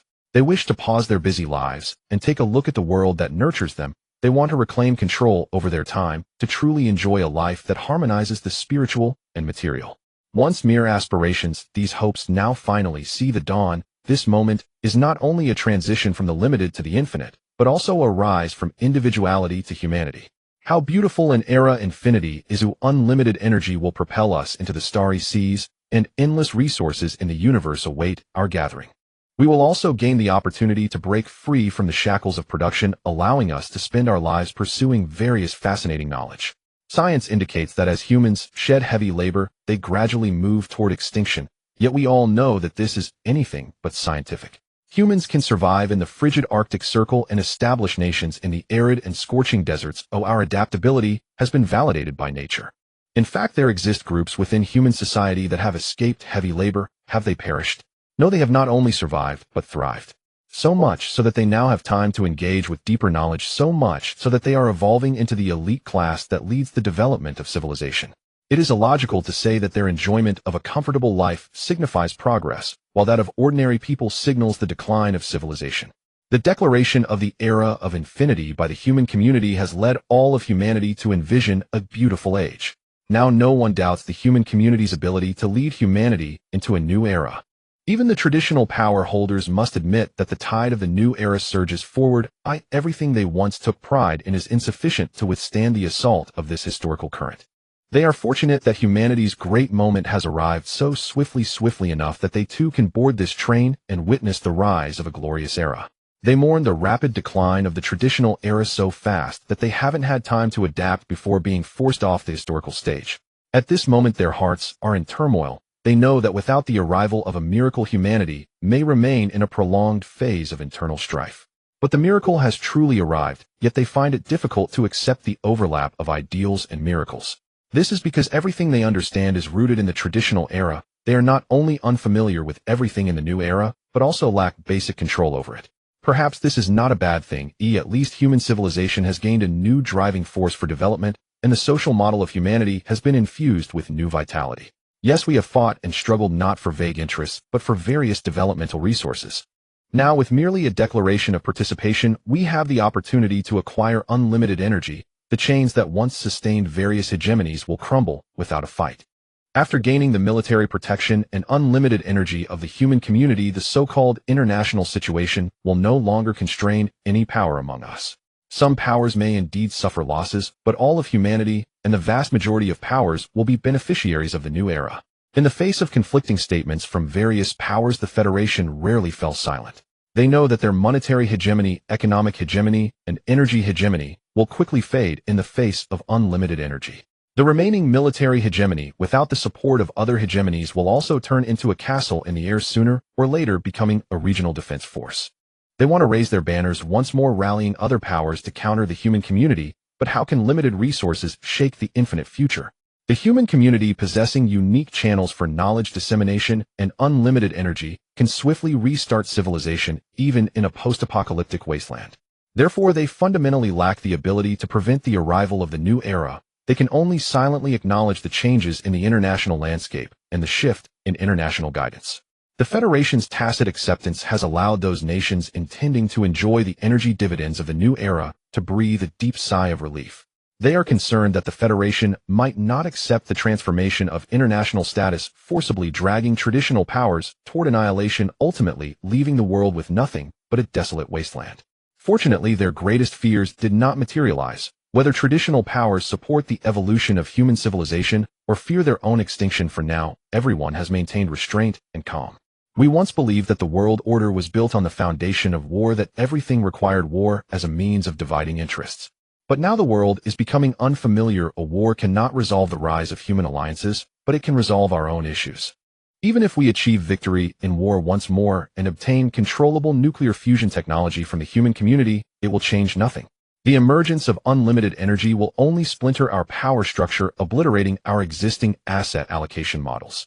This thorough mode of transformation is better initiated by the human alliance. At least in that way we won't plunge into an internal war of powers. The Federation does not support the human community in ushering in the era of infinity, but operates on the logic of minimizing harm. They can only strive to maintain stability within their ranks before considering what role they will play in the new era. However, the decision-making body of the Federation is very complex. Their temporary stance does not represent their future position. However, with the Federation's compromise, a new era is indeed about to dawn. This time, it is not a transformation catalyzed by war, but a civilizational revolution rewriting the underlying rules. The new era of infinity and ideals, a time when civilization is fundamentally self-satisfied, will be humanity's closest approach to freedom of existence. On the vast stage of the new era, there will be a place for everyone. In an era of limited resources, it is destined that the majority of people will become producers, while only a small fraction will serve as the recipients of services. However, the suffering of the producers does not arise from production itself, but from the predicament of being unable to escape the constraints of the production environment. Once the value of existence becomes intertwined with the value of production, the inevitable decline of physical vitality and production capability will surely lead to a weakening of survival value. Such situations are rampant in nature, but as intelligent beings, humans endowed with a complete spiritual world should not follow this traditional natural pattern. Yet due to limitations in productivity, humanity, as a wise species, cannot break free from the basic cycles of nature. But now everything has changed. Infinite energy has just emerged, beginning to challenge the established natural order. Some have asked us what besides noble ideals and infinite energy we possess. They understand we represent the future of civilization. They follow us and believe in us. They want to know whether the new era we speak of is a future that requires patient waiting or miracles that are grounded in the present. My friends, let me tell you, we rise in this era not merely to influence the future, but to change the present. We all live in the present, don't we? No matter how beautiful the future may be, without a solid foundation in the present, it will all become hollow promises. If we strip away the grand narratives, we have brought affordable medicine and healthcare to the best of our abilities. But this is still not enough. The dignity of existence requires one last, most fundamental link: the basic material needs for survival. In this world, there are many little-known black technologies, some rooted in fantasy and impracticality, while others seem sci-fi on the surface, but are fundamentally mediocre. However, there are also some miracles created by humanity itself that can help Zhou Heng entirely rewrite the social model of humanity, facilitating a swift transition through life stages to a more human-centric phase. The final link to change the world and human civilization has been established as the artificial synthesis of starch technology has been realized after extensive research to reduce costs due to its high expense. This technology, capable of artificially synthesizing starch from carbon dioxide, will be integrated into the grand cycle of human civilization. Under the support of infinite energy, we will break free from the shackles of basic survival issues.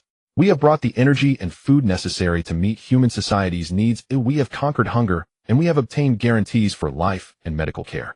Now no one can stop us from entering a new era, one that will be free of hunger and the constraints of survival. Humans, go and do what you wish. This time, you can spread your wings of freedom. The miraculous grand narrative of freedom is about to be realized in the hands of the human community. At this moment, the legitimacy of the human community has reached a new height, and the proportion of Zhou Heng's civilization within human civilization has surpassed that of other branch civilizations. No one could have anticipated that the glorious age belonging to humanity would arrive so swiftly. The human community not only provides a just social model, but also offers guarantees for survival and medical care. Now it seems that humanity can truly pursue what they love. Someone once asked me what I would do after achieving financial freedom. I answered with many things such as traveling, acquiring assets, and enjoying life. But now I know that what I desire most is to take a break. I need to rest well. I want to sit on a sunlit bench, enjoy the tranquility, and perhaps read a favorite book or play a game without any burdens on my mind. He actually wants to nurture me. How could I refuse his redemption? As the ark sets sail and wings unfold, we will all be free individuals of the new era. What can we compare? How can we compare? After shouting the slogan of freedom for so long, it is finally about. It does not matter who accomplishes it or who brings it. Whoever leads us to freedom and liberation is the savior we acknowledge. As the shackled wings break free from decayed chains, hearts that spread their wings begin to soar freely. It is no longer about the need for the human community to expand, rather humanity needs to approach and integrate into the human community. They will carry everything they possess into the future, including the rulers of the powers that stand above them, who will inevitably enter the limitless new era of freedom due to the shift in the foundation of power. This time no one can stop the human community from unifying humanity's footsteps. In the face of the human community with infinite energy and a continuous supply of food, war is but a cheating game, and blockades are nothing more than decayed ropes that can be snapped with a tug. They have succeeded infinite energy, artificial synthesis of starch, seawater electrolysis, and pharmaceutical production. They have achieved the survival base of humanity in the material realm. Furthermore, their unique mode of knowledge inheritance allows them to transcend the constraints of the original social model, making them, in a sense, an unsolvable existence for us. It is happening too fast. They are constantly propelling the torrent of the times, and the waves arrive before we can even counterattack. The most basic production model has been shattered. The lower classes will no longer be willing to sell everything for survival resources. I remember that a researcher estimated that if the artificial synthesis of starch technology matures, the Earth could accommodate 5 billion humans. Compared to the future large population, we are merely a small group in a transitional phase. It is likely that the human community will employ all means to protect the interests of the future large population. Moreover, the artificial synthesis of starch technology uses carbon dioxide as a raw material, does not rely on photosynthesis, and can synthesize the yield of crops for several months in just a few hours. And the primary component of Mars' atmosphere is carbon dioxide. This means that the Earth can no longer constrain them. They are just one spaceship away from entering the interstellar age. The previously existing social model can no longer bind the human community, and the foundational production relationships cannot restrict their concepts of assurance. Now, even this planet cannot constrain the human community. They have not only given humanity wings of freedom and spirit, but also wings of freedom and civilization. Faced with such an unforeseen situation, traditional powers realize that not only has their era ended, but so has the era of the original human civilization. They cannot imagine how glorious the next step will be, but they know that the ideal society that appears in praises is about to descend. Should we hand everything over to him? What if we don't? Once they build the spaceship and transport the seeds of civilization to Mars for backup, will they use all means to cleanse us? Then let's hand it over to him. At least this way we can retain the dignity of the old humanity. They can achieve controllable nuclear fusion and artificial synthesis of starch technology. They probably won't overlook the gene cloning technology for civilization reboot. We have no choice, but the masses have gained an additional option. Perhaps this is the direction of civilization evolution. This world is filled with songs of praise for the great, yet it is miserly in offering aid to the small. It is a world where the strong survive and the weak perish, where we crawl and pray for the arrival of miracles, and thus the deities are birthed from our souls. We fantasize about the descent of deities to rewrite the course of fate, but ultimately this is a scientific world, and our thoughts can only be hollow delusions. But now everything is different. The Savior descends from a distant ideal, infusing energy into the delusions, heralding the dawn of our era.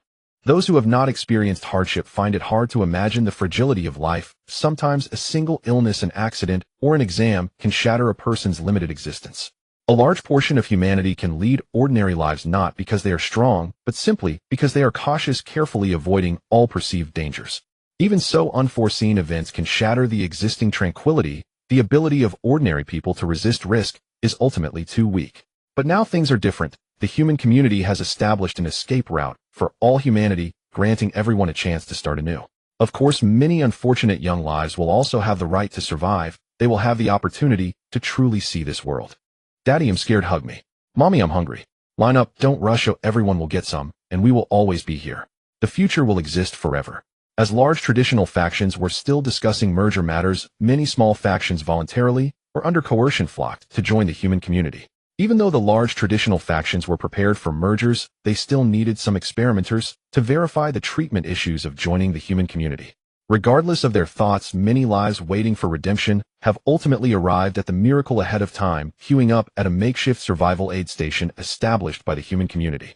That spoonful of sweet paste made from artificially synthesized starch and sugar is not only a humanitarian rescue, but also a continuation of their insignificant lives. Should the children eat this too? It might affect their development. First, we need to address whether there is any, then consider the quality. The headquarters has already started synthesizing protein. New infant meal products will soon be mass-produced. Now what they need is to survive. This responsibility is heavy enough that their parents have already shattered, heavy enough that the continuation of humanity will no longer be a sin. There are many idealists from different countries in the human community. They can at least accept information about international changes and manage to gather the price of a plane ticket. But in their homeland, many people cannot even afford a plane ticket and do not know how to purchase one. So now they have returned. The merchant ships from their homeland have been requisitioned, and battalions of human community soldiers along with ships full of artificially synthesized starch have come back with them. Once they sought redemption by leaving, and now they return with it. This behavior is incomprehensible even to the newly joined factions. They originally thought the human community would first come to take over the government and military, but unexpectedly they prioritized aiding the insignificant individuals. Have they always been so naive? Now we can easily retract and let them taste the consequences of their naivety. They have always been so naive, naively believing that ideals can be realized, naively thinking they can nurture all of humanity. Yet their naivety is about to be realized, for they naively believe that war must annihilate the enemy. Those who dare to act recklessly will undoubtedly face severe consequences. I despise naive idealists. They will not compromise on anything and only demand the absolute execution of their ideals. Yet I admire them. Without their unwavering will, the human collective would not have the possibility of integration. As more people receive aid, the human community selects a portion to form an order maintenance team and begins to establish educational institutions for children. This has led to the underdeveloped factions being gradually divided into two worlds, one where there is no worry about food and clothing and laughter in classrooms, and another where meager food fills bellies and education is rudimentary. What exactly is the human community doing? Their resources are skewed towards the lower classes, and our lives have not changed significantly. Do we really need to join them? Of course we do. Our abundance does not mean others are not lacking. Just because we are prosperous now does not guarantee we will always be. That is not merely aid, it is the last escape route for survival. Look, there is order, education is budding, and survival is no longer a concern. That will be the spring of rebirth for all humanity. The primal laws of nature are being broken. The defeated not only possess the right to survive, but also the opportunity to restart their lives. Under the repression of the human community and the warnings from large traditional factions, all newly joined factions have rationally maintained their composure. When elections began to roll out, the traditional factions reluctantly stepped down, while the idealistic reformers began to govern various factions and regions. This seemingly bloodless transformation is in fact turbulent. Many people or factions wish to resist, but their proud ideologies cannot withstand resolute soldiers. The human community has shown the world what uncompromising eradication looks like. Any rebel, no matter where they flee, cannot escape the fate of being cleansed. Until this moment, the small and medium-sized factions finally calmed down. They discovered that behind that pure idealism lies an armed force ready to cleanse everything. Survival or destruction has always been a choice imposed on the lower tiers. When the human community presented this option to them, they rationally chose to survive. Oh, why has the efficiency of law enforcement increased? People who could not be captured before can now be apprehended. Because the deities are watching over them, walking with the divine is both an honor and a pressure. The human community's firm eradication of rebellion has startled various large factions. However, their tolerance towards the original governing parties has alleviated their deepest concerns. If the cost of joining the human community is that they must accept judgment, then they would rather drag human civilization down with them than submit. Fortunately, although the governing methods of the human community are overly idealistic and pure, they are not excessively dogmatic, allowing for the possibility of compromise. General Bosun, we do not intend to question your ideological policies, but your guarantees for survival have caused the original production models to lose some of their active momentum. Look, many new factions have seen a significant number of basic personnel resigning to receive aid and enjoy. This is not a problem. They are just tired and want to take a break. How many holidays and free time do you have? They do not have such treatment. Let them rest. Humans easily forget their ideals, but find it hard to forget their responsibilities. They will restart their... Just as you need to go to a sanatorium for regular treatment, they also need a period of self-care. Even machines are afforded such treatment, are they not? Of course, if they want to lie down for a long time, we will support that. After all, isn't the end for people just to get a good night's sleep? The demands of the human community on individuals are beyond the comprehension of traditional powers. They cannot understand why the human community aims to ensure the survival of seemingly worthless individuals, nor can they grasp why it does not intervene to stop widespread idleness. If this continues, employers will have to increase compensation to retain employees, and the added costs will ultimately be passed on to consumers. The existence of survival guarantees not only reduces the consumer base, but also diminishes the producer base, inevitably delivering a devastating blow to the existing economic cycle. General Basin, within your controlled area, the existing economic model is fading, and before a new economic model emerges, normal trade cycles are likely to come to a halt. This will give rise to numerous bankrupt companies and unemployed individuals. As job opportunities dwindle, a vicious cycle will inevitably emerge, potentially leading to the complete collapse of an area's industry.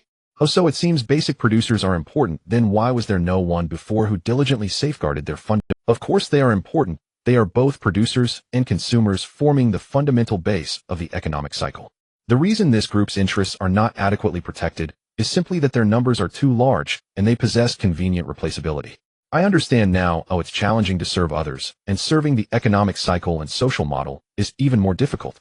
Rest assured, your concerns will not materialize. Just as you believe producers are replaceable, we also believe that production models are replaceable.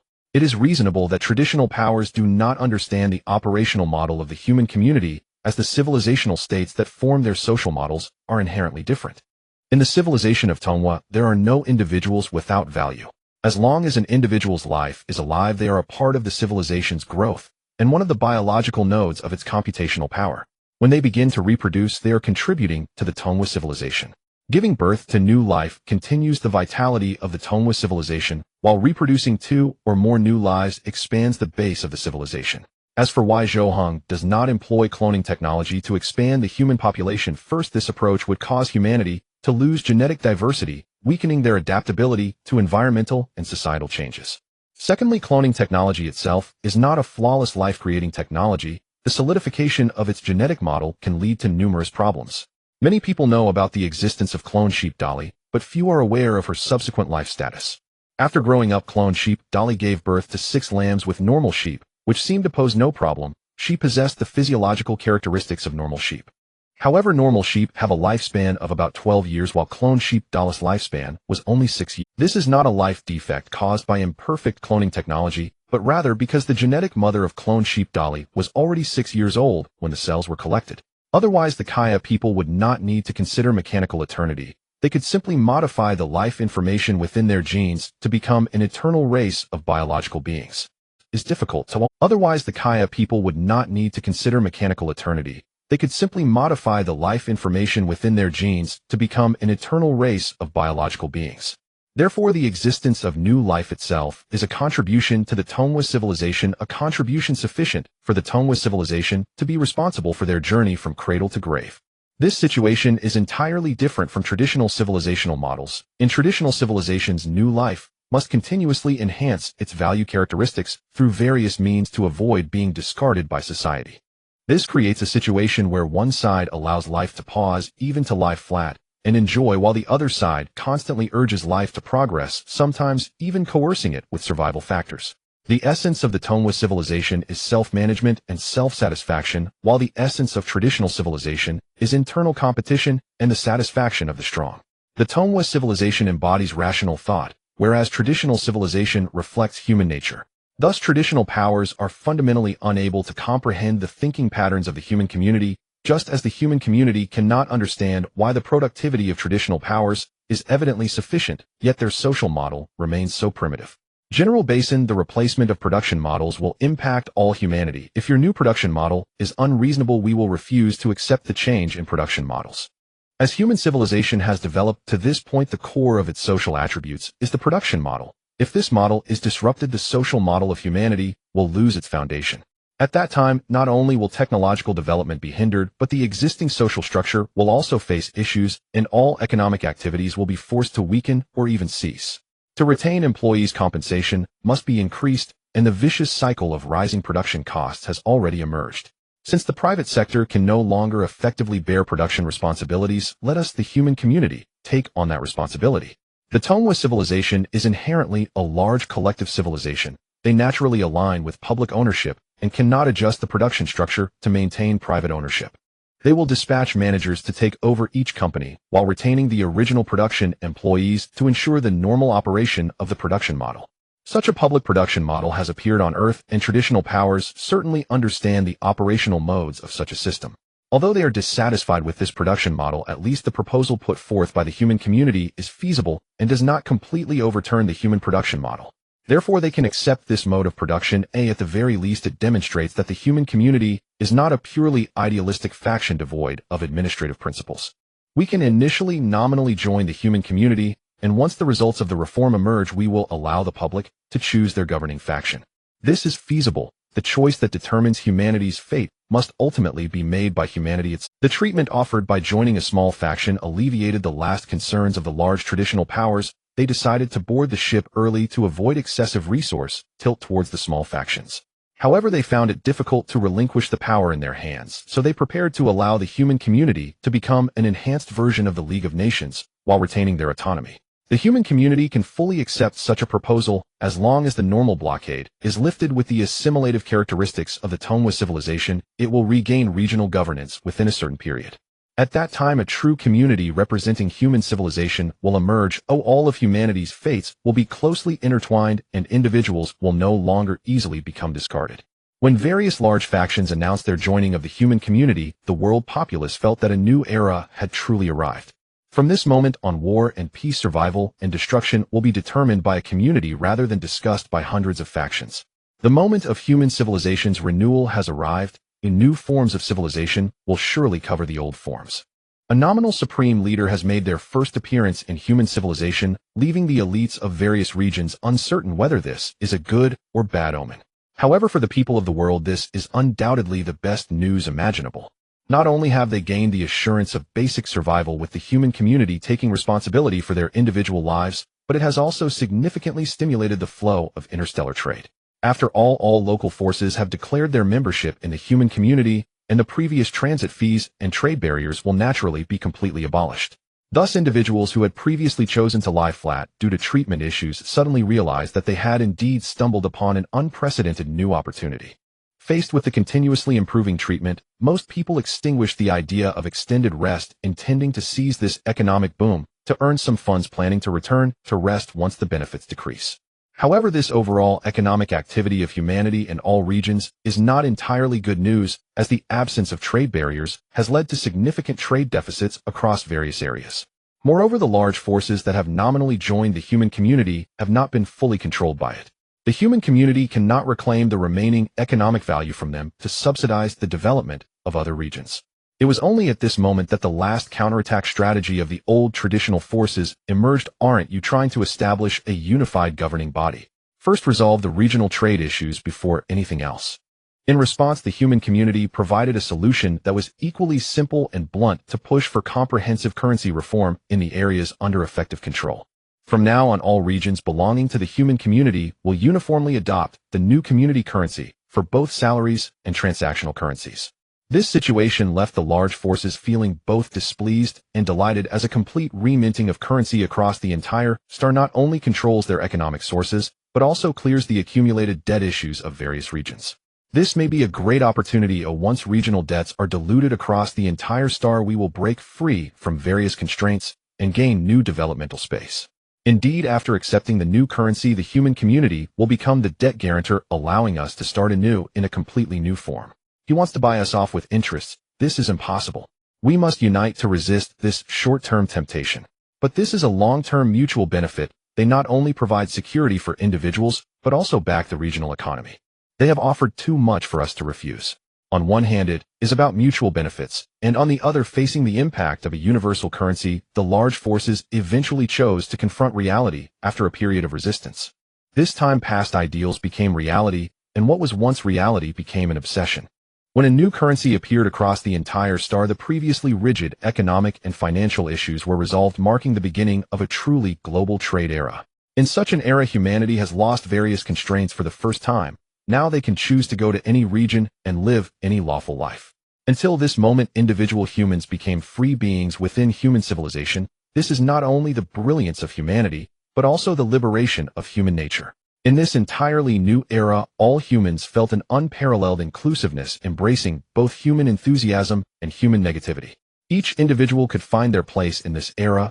Every life had the confidence to pursue what they desired. Under these circumstances, aside from the greatest wave of rest, the second major trend that emerged was a return. Many individuals reapplied to return to educational institutions, saying that they once had no choice but to serve employment, and they had unknowingly entered society to serve others.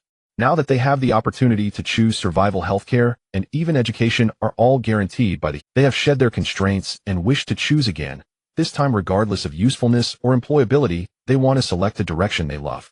The human community expressed strong support for the situation of academic explosion and the awakening of human rationality. At this moment, the significance of educational institutions is being redefined. They are no longer merely bases for producing workers for society, but in a sense have become places for restarting life. This enables ordinary individuals to break through existing class barriers and gain ample decision-making power. They can make various choices at different stages of their lives with nothing hindering the free flight of their souls. Can we really be this free? The human community won't be dragged down by this ineffective model, will it? It won't. Having seen how light can descend into darkness, the human community will not allow civilization to regress, nor will we permit miracles to shatter. We cannot allow it to happen. Our power is so small. It matters. Haven't you seen how any position released by the human community is snatched up immediately? While this is certainly related to the improvement of those positions' benefits, it also represents that our support will sustain the economic model of the human community. As long as we exist, as long as we support, the human community can operate forever. The human capacity to adapt to reality quickly emerged, as there are many genetic fragments in humanity regarding vigilance against crises and adaptation to danger. However, humanity's ability to adapt to goodness is not as strong, because the time humanity truly controls its destiny after escaping danger is far shorter than the time spent in danger. Thus, when humanity suddenly obtains a sense of security, they easily lose themselves and continuously display the factors providing that security to prove their strength. Yet now the human community not only provides them with security, but also breaks various shackles that constrain their living space. This has led many individuals to believe that this is a dreamlike era, a beautiful dream that can be easily shattered. They find it difficult to adapt to the dream becoming reality in a short time, so they are constantly worried about waking from the dream and the cold reality re-emerging. Unease accompanies human life. In times of danger they worry about being harmed. In times of safety, they fear everything they have will vanish. From this perspective, humanity has never truly attained security, and thus the concept of being prepared for danger in times of peace has become an experience of human existence. A sense of security is both cheap and precious. A safe environment can restrain human biological instincts, and the idea of safety can influence human positional inclinations. Respecting individuality, ensuring survival, providing safety, and nurturing ideals. I am fulfilling the needs of individual humans one by one, yet they have preemptively given me their rewards. In the realm of human civilization, the civilizational form of Zhou Heng is rapidly expanding, not only surpassing the proportion of other civilizations, but also taking over the leadership of human civilization. However, Zhou Heng did not assimilate all those with consistent stances. In order to preserve the creativity of human civilization, he only assimilated the managers and armed forces, leaving behind the life-worlders and researchers. Thus, Zhou Heng finally attained the leadership of human civilization, and the information repository of human civilization will fully unfold for him. I am humanity, I am civilization. Zhou Heng had assumed dominion over human civilization, his life form now resembling a pan-consciousness of humanity, yet uniquely endowed with autonomous self-aware cognition. He was termed a pan-consciousness not because he had subsumed or eradicated other civilizational branches, but because humanity remained pluralistic rather than unified into a monolithic self-identical civilization under his sole will. His current state resembled that of a human body. Other civilizational branches functioned as organs, while individual humans corresponded to living cells within that body. Though both organs and cells serve the whole unconditionally, it would be an overstatement to claim the human body exercised absolute conscious control over every organ's operation or every cell's activity. Thus, whether assimilated into the Tongwa civilization or remaining independent, all humans retained relative autonomy, as assimilated individuals simply aligned more deeply with Zhou Heng's philosophy regarding it as the sole legitimate path forward. Such a model of ideological alignment had appeared before in human history. Zhou Heng's distinction lay in his capacity, through sheer volition, to sustain and stabilize this model indefinitely. As for why researchers were excluded from this alignment model, science itself thrives on iconoclasm. Rigid conformity rarely yields revolutionary breakthroughs. This is not to say conformity lacks value. Many vital professions depend upon strict adherence to protocol. Were such roles to embrace radical deviation, systemic collapse would swiftly follow. Hence, the human collective's integrative political structure was in essence an engine for cultivating idealists, whose convictions formed the skeletal framework upon which an earthly utopia could be erected. Left to its original trajectory, untouched by the toneless civilization, humanity would have struggled profoundly to transcend internal strife and achieve genuine unity. It was akin to a singular life form whose limbs fought one another, paralyzed by neurological disarray, too consumed by survival to contemplate venturing beyond its cave to gather resources. Its thoughts revolved instead around grim pragmatism, devouring its own forelimb today to survive, gnawing at its tail tomorrow just to endure. Now, however, everything had changed. The neural architecture had been remade, internal contradictions suppressed, and the moment to emerge from the cave had arrived, inevitable and ordained. 3, 2, 1, launch.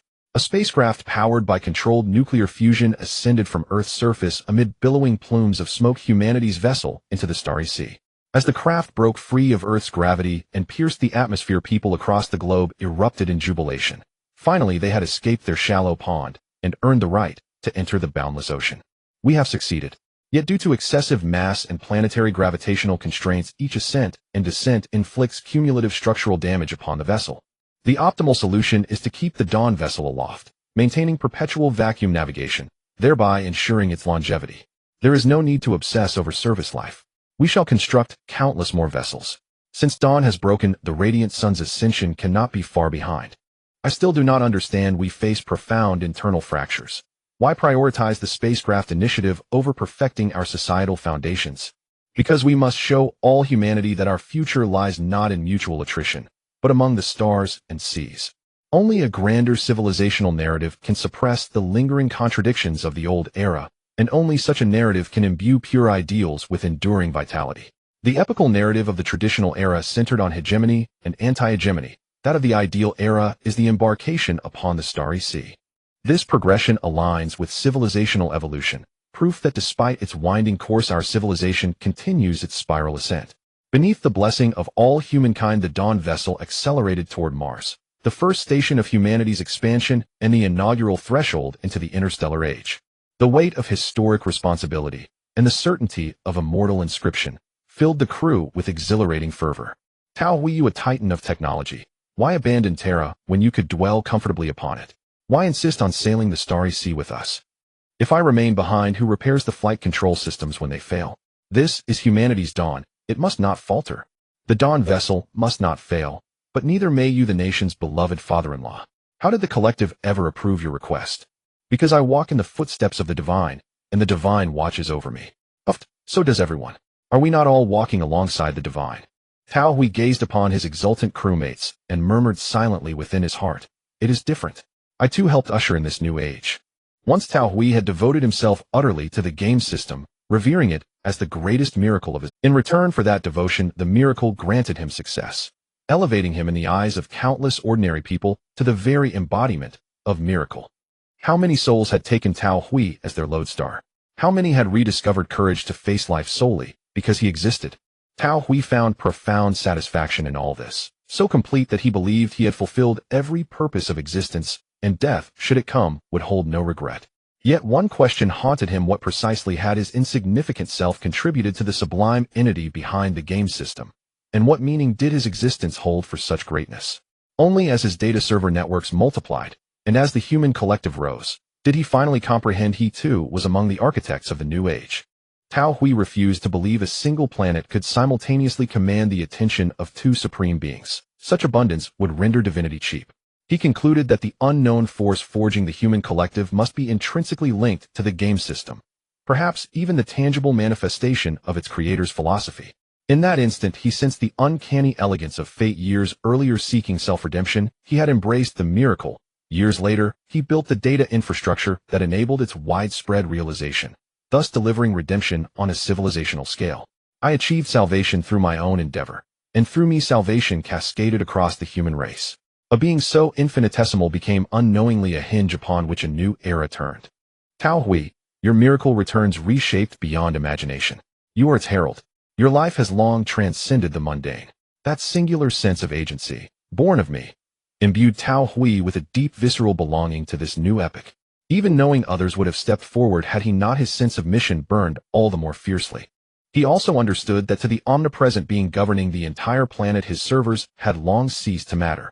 Thus he sought a new vocation, to stand at humanity's most advanced, most exalted frontier, and offer his remaining worth. Dawn, I am here, Tao Hui. I have attained the transcendence I sought, and received rewards beyond measure. Yet I wish now to command a starship and behold the splendor of the starry sea. Request acknowledged, Tao Hui. Your place aboard the vessel has always been reserved. The arrival of a new era has brought splendid prosperity to humanity living in the material realm, as well as an unprecedented surge of energy for the development of the spiritual domain. Sometimes one must admit that many still aspire to pursue spiritual elevation. Yet they are bound by numerous constraints that prevent them from truly calming their minds and experiencing the self-satisfaction bestowed by their spirits. Occasionally having a few days off merely provides them a moment to catch their breath amidst the burdens of life. Even if they abandon socializing and traveling clutching various classics, they curl back into their own spiritual haven. However, the demands of work after a few days will still tug at their rarely relaxed spirits like an invisible. Though they wholeheartedly pursue spiritual freedom, they may not excel more than professionals, yet the occurrence of undiscovered gems amidst the sea remains possible. These practitioners hidden within the mundane world merely seek an opportunity for liberation along with the courage to relinquish everything. It seems they have not abandoned all courage which leads them to wallow in the mundane, unable to access the satisfaction of the spiritual realm. But the truth is otherwise, as abandoning the mundane does not depend solely on themselves, it is more contingent upon the threshold to enter the realm of spiritual cultivation, as well as the shackles of familial ties, friendships, and love. Thus they do not forsake everything to retreat into the mountains, rather they cannot abandon their responsibilities. Those who wish to evade the mundane, yet must integrate into it, tend to carry heavy responsibilities, choosing to help others amidst their own tribulations. The hermits who abandon everything may not possess great courage, as seen through the hardships of the mundane, sacrificing personal ease for the sake of those around them also reflects no lack of bravery. A renowned writer from Earth once said that true bravery means continuing to love life after recognizing its essence. Therefore, it takes little courage to evade while remaining in the mundane, and confronting life to fulfill one's duties requires significant courage. What is more remarkable is that in a time rife with negativity and overwhelming busyness, they not only did not lose themselves, but also managed to safeguard their spiritual pursuits. Some may say this is also a form of weakness, but where is bravery ever perfect? Warriors on the battlefield advance amidst gunfire unconcerned for their lives, but rather worried about the consequences of defeat and the heavy price their people may pay. This kind of concern within bravery is certainly not weakness. When these practitioners in the mundane realized that in this brand new era their responsibilities could be borne by a more substantial collective, they understood they could break free from their shackles and pursue self-satisfaction arising from the spiritual realm. In that moment, they also qualified to access the spiritual domain. For those who attain spiritual freedom by breaking the shackles of the mundane know better than anyone the preciousness of spiritual freedom. They sincerely offer devotion to the freedom of the spirit. Having experienced the chaotic trivialities of the mundane, they can naturally better appreciate the significance of achieving tranquility after emptying their shackles. Thus their emergence has invigorated the information realm of human civilization, proving that after cutting off the pressures of survival, humanity can indeed evolve toward the idealistic domain. Among those most affected by this situation are the two ascendants of the spirit Kong Ling Dao Ren and Shi Xing Lao Dao. Initially, they believed the emergence of the human community had little to do with them, the free practitioners. But soon they realized their mistake. First, the Taoist teachings they previously disseminated to uphold the lineage had been widely spread. Then their audiences during teachings grew increasingly numerous, and they seemed free from the entanglements of the mundane, intending to stay for a long time to listen to the Tao. In fact, this was not due to the extraordinary teachings of the two Taoists enabling the listeners to discover their true attainment. Rather, it was because the stories of their divinations had been widely known, and those newly emerged from the mundane found them effective gathering and following from all directions. Because you think we are effective, you plan to follow us and learn the Tao way. Exactly, effectiveness is enough. What if you find it ineffective later? That would be fine. After all, we now have plenty of time and no responsibilities holding us back. Wherever we find effectiveness, we shall go. Shixing Lao Dao and Kongling Dao Ren exchanged glances, realizing the impact of this change on the prosperity of the Dao. If the Dao does not come to me, I will go to the Dao.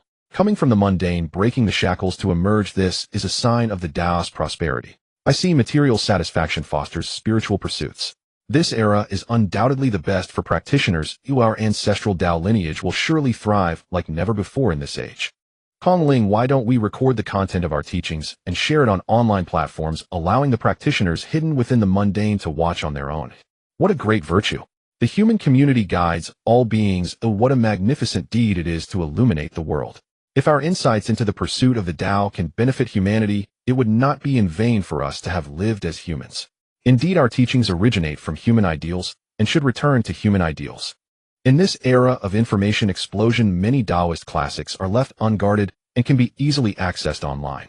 With the systematic cultivation methods from Kongling Dao Run and Shixing Lao Dao, they provide a mutual verification outline for those profound Taoist texts. Additionally, the appearance of instructional videos by the two true practitioners progressing from basic to advanced grants those hidden cultivators in the mundane the opportunity to confront the true nature of the Tao. In an era thriving in technology and material satisfaction, a group pursuing spiritual fulfillment has unexpectedly emerged. Perhaps this is the uniqueness of human civilization. After breaking the cycle of internal strife, humanity inherently possesses the ability to advance together in both material and idealistic realms. From this perspective, humanity's pursuit of freedom is not only etched into their genes, but also inscribed into their very souls. However, the interstellar age of materialism has already embarked, while the idealistic age of spirituality has just begun to break free from material constraints, still in its nascent stage and requiring time to reveal its fruits. Yet Zhou Heng, the embodiment of human civilizations, has unexpectedly sensed the results of idealistic development, and this outcome does not belong purely to humanity. At the moment he gained control over human civilization, he connected with the information repository of humanity, and in that instant, he discovered a being that was not human yet identified as human. Due to Zhou Heng's possession of deep blue life gene technology acquired through trade with the Kaya civilization, he quickly identified that the anomaly belonged to the deep blue life form. No, it should be said he is a deep blue person. All his information originates from the human civilization's information template. Was the prior humanity's collective will so inclusive that it tacitly accepted a deep blue life form containing human information as one of its own? As the principal will of human civilization, the informational state of this special deep blue person, an ascendant of the spirit, naturally could not escape Zhou Heng's observation. Coming from a world that believes its kin is humanity, the enlightenment of thought entirely stems from human texts. It seems the Kaya civilization's experiment succeeded. They artificially created a human subspecies. The deep blue life of spiritual ascension appears as a deep blue humanoid, yet its cognitive information originates from humanity. Zhou Heng places great importance on this unique existence, for under normal circumstances only a few years have passed since his transaction with the Kaya Eternal Sect. Even if the Kaya Eternal Sect conducted a civilizational experiment, it should not have produced ascended beings so quickly. Thus, as the deep blue being's consciousness reverted, Zhou Heng utilized it as a unit of information reception to descend the observational will of civilization. Senior brother Wanting, you have returned. Did you manage to connect with our ancestors in the Tao sect during your journey? Not at all. It is curious. With the power of our ancestors, they should exist eternally. Why do they not respond to my call? Perhaps the immortal spirit realm is too vast, and the ancestors have wandered too far to receive my prayers for the time being. What can we do? We humans are born knowing, inherently sacred. If not for the fall from immortality to mortality, how could we be divided into the three paths of Tao, Buddha, and Sage here? The annual tribulation of inner demons has claimed the lives of countless members of our clan. Even those who survive may lose their spiritual essence for progressing on the path. Junior brother Wancheng, do not worry excessively. Since I can enter the Tao, it is likely that ascended beings from the Buddha and Sage sects will also appear in due time. At that time, we may verify each other's experiences and perhaps contact our ancestors to escape this domain of demonic tribulations. Two blue-skinned extraterrestrials were astonishingly conversing using terms like senior brother human race and Tao law, which was indeed quite unbelievable. In this illusory world generated by virtual reality technology, each deep blue being was injected with the classics of the three teachings of Tao, Buddha, and Sage before they gained consciousness. The identity assigned to them by the Kaya people was that of victims of an unknown evil god's attack, forcibly dragged into the mortal realm, causing their innate spirits to be tainted and fall into humanity. Moreover, the Kaya people devised a method to regularly impose various crises on these deep blue experimental subjects, compelling them to understand that the mortal realm was a dead end and that returning to the immortal spirit realm was their only path to survival. Among these, the so-called tribulation of inner demons was the most terrifying. At that time, the Kaya would inject a large amount of reproductive hormones into the experimental brains, causing their consciousness to be scorched by intense desires.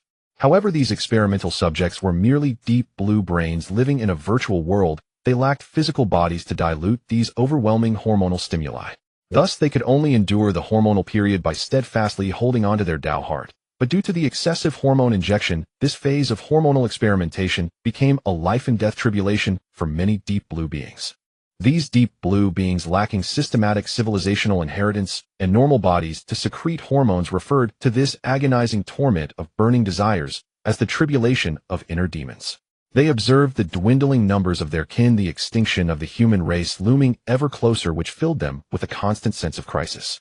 They placed all their hopes in the immortal spirit realm, believing that as long as one among them returned to the immortal spirit, they could contact the ancestors of various sects and lead them out of this domain of mortal sins. What they did not anticipate was that after the Taoist Wan Ying achieved a difficult ascension, he failed to reach any of the ancestors from the various sects. It seemed that their only hope was merely an illusion they had conjured. Senior Brother Wan Ying, do we truly still have a chance? Why not remain in the immortal spirit and never return to this domain of mortal sins? To avoid being tainted by the various tribulations of this sinful realm, which may cause you to fall from immortality once more. That cannot be. I must remain in this realm to prove the truth of the Tao laws. For those of us who have fallen from immortality, there is still a chance to return freely to the immortal spirit. If I do not return, the hope in the hearts of my kin will extinguish. At that time, after enduring a few tribulations, we will face death and the extinction of our clans, sinking into eternal despair. Wan Sheng did not know that Wan Ying was lying. During his several journeys into the immortal spirit realm, he discovered many alarming truths. However, he dared not speak of them, fearing that doing so would shatter the Tao heart of the other clansmen, leading them to lose their only hope and chance for survival. He found that those so-called human beings differed greatly in appearance from them, and their social structure and civilizational inheritance were far more stable than their own. In that moment, he realized that these individuals were merely a false representation of humanity. Those with logical histories were the true human race. However, he soon realized that as an ascended being, he could easily change his form and integrate into those normal human groups. Moreover, as an ascended being, he could also wield the various Tao laws recorded in the Tao classics, enjoying freedom and leisure in the vast and boundless immortal spirit realm. At that moment, he understood that while the identity of the human race might be false, the inheritance of the Tao classics was undeniably true. This proved that the ancestors residing in the immortal spirit realm still represented their chance for survival. Even if they did not receive a response from their ancestors, they could still integrate into human society after ascension. Therefore, Wan Ying not only wished to contact the ancestors, but also hoped to enable more deep blue beings to ascend into the immortal spirit realm. However, he was unaware that the ancestors had already received his prayers, but his form could not deceive those with connections to the Tao. The ancestors were quite astonished to see that the deep blue life form, once an enemy, had become their own disciple. They were uncertain whether this was a new strategy from the deep blue civilization or a convert within it. Regardless, this special deep blue being joined the Tao system and believed itself to be a human who received the Tao laws, prompting the ancestors to decide to treat him as an outsider who had submitted. The ancestors could observe for the time being and exhibit a tolerant attitude, but to allow them to follow Wan Ying into the illusory world of the deep blue beings was utterly impossible. Firstly, they lacked a material vessel and could not return to the higher dimensional material realm. Secondly, they were uncertain whether this was a capture plan by the deep blue civilization seeking to lure them away in order to invade the immortal spirit realm belonging to humanity. Thus, they chose to watch and see whether this special deep blue life form would take certain outrageous acts. If Wan Ying expressed disdain for humanity and recklessly enslaved or slaughtered ordinary humans, it would prove that his connection to the Tao was false. After all, the Tao encompasses not only the methods of cultivation, but also the principles of being human. A true Taoist must be a devout practitioner of the Tao classics, and their actions should align with the teachings of those classics. Should Wan Ying be a pretender, the ancestors would undoubtedly pull him down to make him understand the weight of the Tao. However, Wan Ying performed excellently. His actions perfectly resembled those of a genuine Taoist immortal, leading to a stalemate between him and the ancestors. Perhaps what Wan Ying said is true. We should meet him. But what if we meet him? We have transformed into pure qi and ascended to the immortal spirit. Without the pull of turbid chi, we can no longer return to that land. Indeed, we cultivate only the nature of the ancestors, not the elixir. It is difficult for the Een spirits to enter the sacred realm. We have understood the spirituality of entering the source of intention, but where is the elixir that interferes with the mundane?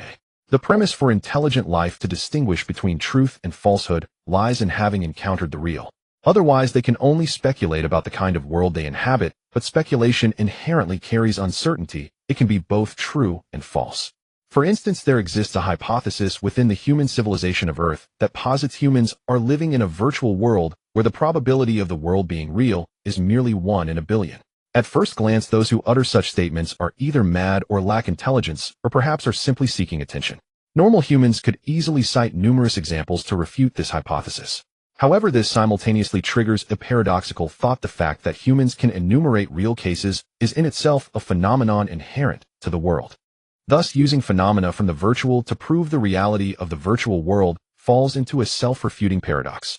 Until a technological giant from the Earth Federation named Mark echoed similar sentiments, and the emergence of an intelligent video generation AI further escalated this hypothesis to a level of intrigue. Their societal influence is vast, and the achievements they have made in technology render it difficult to question. This unique operating method simulates a world, and then records video information through a camera transmitting it for human viewing. Although humans only see a segment of video, behind that segment indeed exists a moment when a data world has been virtually created. Undoubtedly, these phenomena provide some argumentative points for the virtual world hypothesis. Thus, proving the real against the virtual is not difficult. Moreover, those who have never encountered absolute reality cannot present true realness to demonstrate that the virtual world viewpoint is utterly false. At this moment, those deep blue beings within the Kaya Eternal Sex experimental field find themselves in such a state. They hardly ever doubt that the world they inhabit is merely a virtual world controlled by other intelligent lives. Because they have never witnessed the real, lacking a reference to reality, whatever irrationalities arise can only be perceived as peculiar natural phenomena. However, the emergence of a transcendent being shattered this fragile cognitive balance. Even though the immortal spirit realm that the deep blue life Wanting Dao Ren entered cannot be deemed materially real, there exists at least a logical framework of information. The first virtual phenomenon he discovered was a philosophical question: where do these deep blue beings come from, and where are they headed? This seems like an empty and unverifiable question, yet the immortal spirit realm actually has imperfect explanations which are their history. Wanting Dao Ren observed that regardless of whether the beings of the immortal spirit realm are strong or weak, their developmental experiences are inevitably documented in a logically coherent history. And the deep blue beings residing in the realm of worldly sins also have a recorded history from their origin to their fall into the realm of worldly sins. Yet these historical records are too meticulously crafted, as if everything is designed to guide them back to the immortal spirit realm. It is important to note that normal historical development is filled with uncertainties, those within it cannot clearly perceive the ever-changing future. Furthermore, there exists a major flaw in this historical information. The deep blue beings are not humans, at least not in the traditional sense of the human race. Their origins are unrelated to themselves, and their endpoints hold little significance for their existence, rendering the historically established narrative a falsehood that cannot be more fabricated. Is our world false? If so, how can we ascend to the immortal spirit? Does that mean the false us has touched the reality of purebred humans gaining the opportunity to enter the real? Or do we truly exist, and our entry into the immortal spirit realm is because we inherently possess a foundation of reality? It is merely that the world we currently inhabit is false, and what we see and feel is false. Only by breaking the barriers between the false and the real can we witness the true material. Wanting Dao Ren looked at his meditative clan members, choosing not to reveal this harsh speculation to them. He feared that by doing so they would extinguish even the last hope in their hearts, causing these illusory individuals to endure the pain of an unknown reality. Whether seeking truth through cultivation or not, at least the Tao is real, and the free-spirited immortal spirits do indeed exist. What Wanting Dao Ren did not know was that as he deemed the realm of worldly sins a virtual world, his brain, within the E7 mining planet civilization experimental field, began to show signs of awakening. Warning: experimental subject W405387 shows signs of awakening. Initiate dormant hormone injection. Dormant mode activated successfully. Read the subbrain information of experimental subject W405387, retrieving keywords such as ascension mind, virtual real, immortal Buddha deity, etc. Search successful. Significant occurrences of relevant keywords have been detected recently. Judging that experimental subject W405387 has connected with the lower dimensional domain. The feedback from the intelligent brain sent the researchers of the Kaya Eternal sect into a frenzy of joy. They had not anticipated such significant results in their civilization experimental field within merely a few years. Although they were aware that direct communication between information consciousness states is much faster than in the material domain, coupled with their advanced virtual reality technology, the time difference between the virtual and material worlds had closed to nearly 100-fold. Yet even so, the experimental subject had only operated in the virtual world for a mere few hundred years. In such a short time, it had actually produced a miraculous mind descender, which completely exceeded their most optimistic data model predictions. They had initially prepared to spend over 100 years to validate this experiment, which when converted to the virtual world equals tens of thousands of years. As long as any results appeared during this period, they would continue to extend the experimental time until the civilization experiment either succeeded or failed entirely. However, what they never expected was that the experiment had only just begun and the third batch of cloned brains had yet to connect with the virtual world, yet the civilization experiment had already succeeded. Thus, they felt both joy and frustration. The joy from knowing their experimental direction was indeed correct, and frustration from the unscientific nature of the idealistic domain. Clearly, their regularly retrieved information data showed no significant changes. Yet experimental subject W405387 suddenly succeeded in a way that was highly unreasonable. This phenomenon profoundly shook their worldview. At that moment, they truly wanted to assert that idealism was neither scientific nor rational. This phenomenon not only disdains the rigorous science of the Kaya civilization, but also pollutes the thinking of these researchers. They felt that if they continued to stay in this civilization experimental field, they would inevitably become outliers among researchers, even becoming accustomed to denying the authenticity of data through speculation. This place truly resembles a source of cognitive pollution. If we remain here, our materialist thinking will likely be distorted, and at that point we won't even be able to perform our research properly. We should apply for pollution subsidies from our superiors to avoid a decline in our research value, which would lead to a devaluation of individual worth. Indeed, we should apply for new pollution subsidies. However, this may not be a bad thing, but rather an opportunity for a surge in individual value. There is a strong possibility that we will become the first group of idealistic researchers in the entire Kaya civilization. In this brand new field, we will be the most specialized existence. Well, at least in the Kaya civilization, no one understands idealism better than we do. That indeed is the success of the Kaya Eternal sect civilization experiment did not bring only good news, it also caused some troubles for the Kaya Eternal sect. Human beings can achieve a dimensional reduction of the mind through these self-deceptive philosophical texts. Similarly, the deep blue beings can also achieve this through these texts. This proves that these texts are real and effective. The human consciousness deity from back then did not. But why can't we, the Kaya tribe, achieve a dimensional reduction of the mind through these texts? Do we lack the talent in this aspect? Whether or not they possess the ability for dimensional reduction may seem like a minor issue, especially since the civilization experiment of the Kaya Eternal sect has already succeeded. The Eternal sect can certainly leverage this success to cultivate a large number of mind-reducing individuals. These so-called experimental subjects are merely biological tissues cloned from a segment of genetic material, which incurs almost no production cost for the Kaya Eternal sect. As for the only cost-effective virtual reality equipment, they not only have an abundance of it, but can also produce it industrially at any time. However, hidden beneath this situation lies a fatal crisis. If the Kaya tribe truly lacks the talent for dimensional reduction of the mind, then their plan to enter the mind dimension to back up information data will carry significant risks. Not to mention the humans and deep blue beings who fully surpass them in mental talent, or other beings in the mind dimension could also pose a threat to their existence. Of course, they currently have the ability to clear all deep blue experimental subjects, but they have no way to deal with the humans located somewhere in the universe. As a mature interstellar civilization, they understand how fragile a civilization is when its potential is exhausted and its technology stagnates. Even if that civilization appears strong at the moment, it holds little significance, as it cannot preemptively eliminate all its enemies. There will always be other civilizations quietly developing in secure corners only to launch a reverse invasion against them. The operational rules of interstellar civilizations also apply to the mind dimension.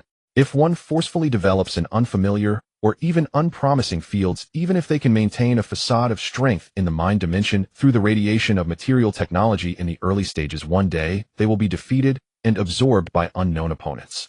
In fact, like most organizations, the mid to high-level members of the Kaya Eternal sect are affluent, and they are fully capable of enjoying customized genetic medical longevity technology.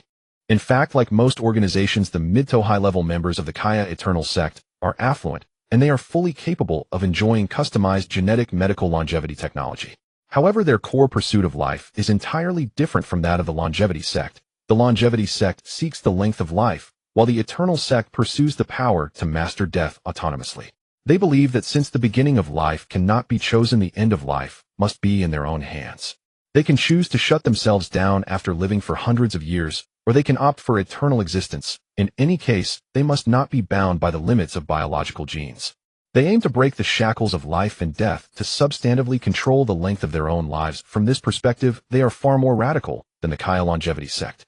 The existence of the Kaya longevity sect has already caused severe class solidification within the Kaya. However, if the Eternal sect ascends to power, it is likely that there will be no class solidification at all, but rather direct class welding, severely weakening the developmental potential of Kaya civilization.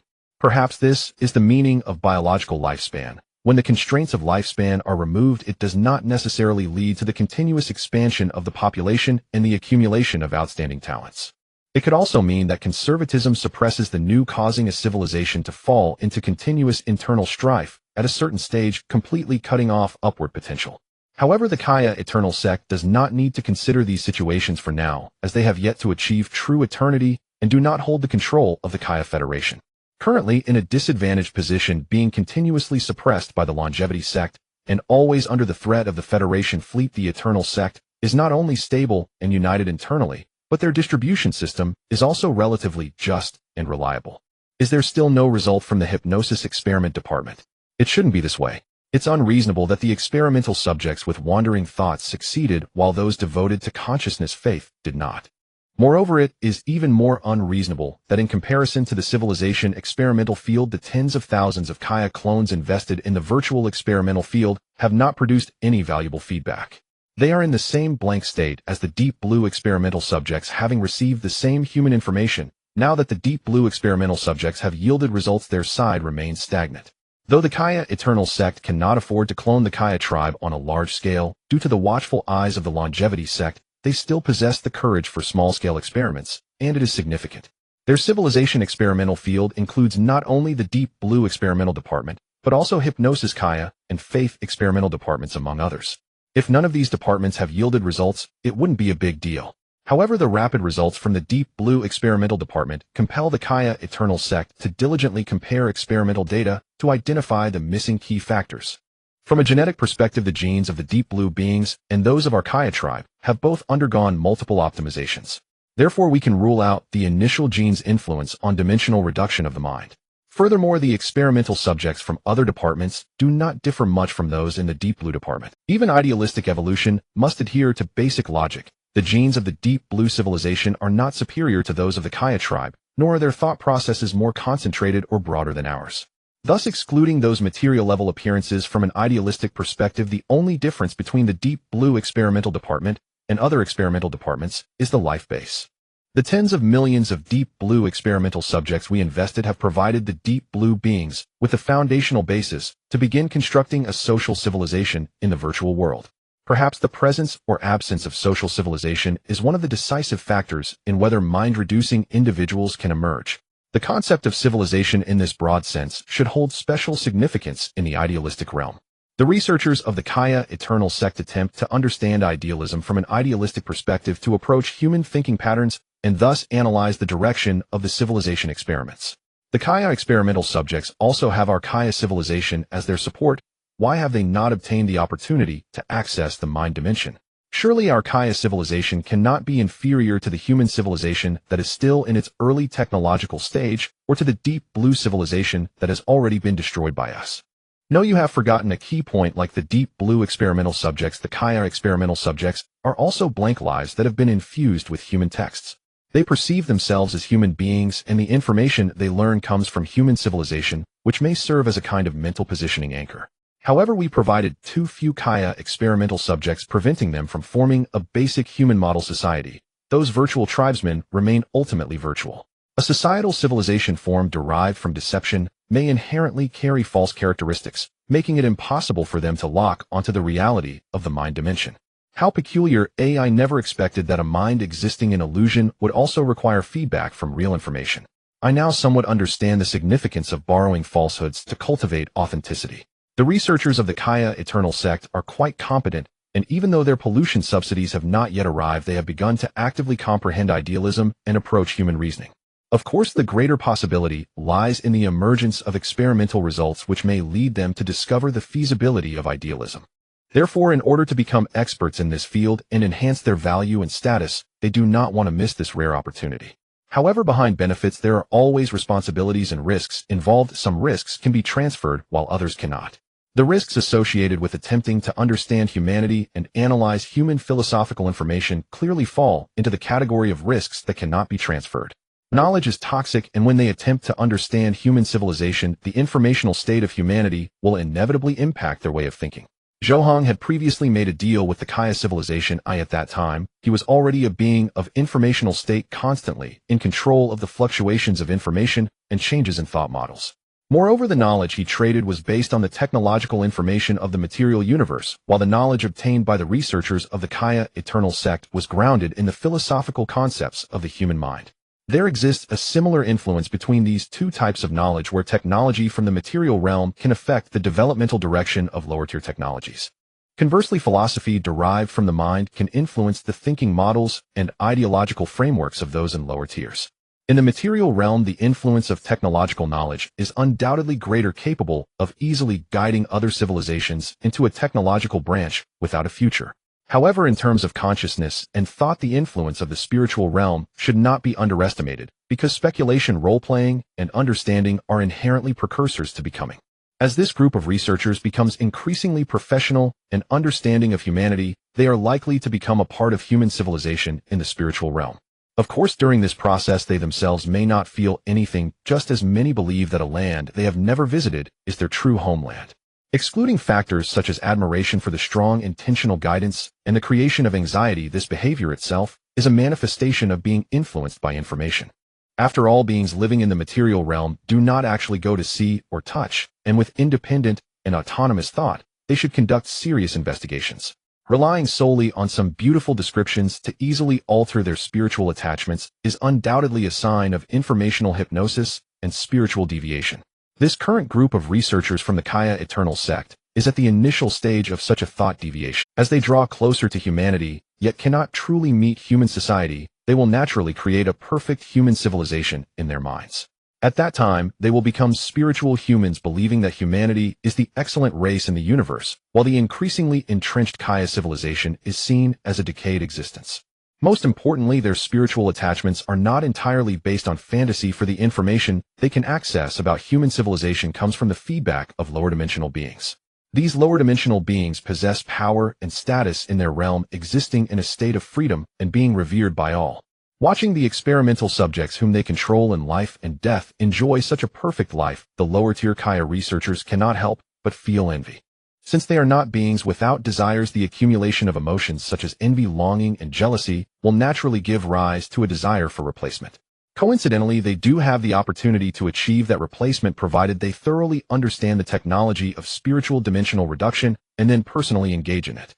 We need to retrieve all biological characteristic changes of experimental subject W405387, along with changes in thought information. Since the data is unreliable, we can only rely on speculation. A successful experimental subject has already appeared. Perhaps we are not far from true success. Let's set aside what is reasonable and what is not, and use the logic of mythological stories to speculate on the phenomenon of spiritual dimensional reduction.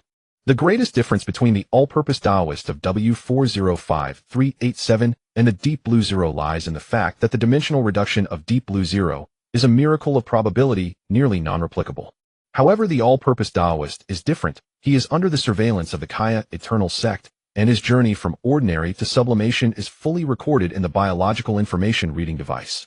With a complete record of spiritual dimensional reduction, it signifies that the all-purpose Taoist success possesses a certain degree of replicability. The premise of replication and understanding is integration, analyzing and studying according to the growth experience of a new life.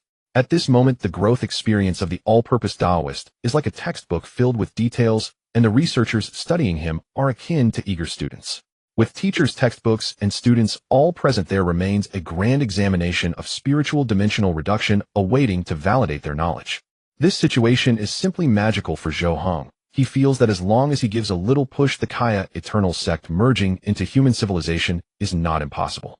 They are so bold, do they not worry about facing the backlash of the spiritual dimension?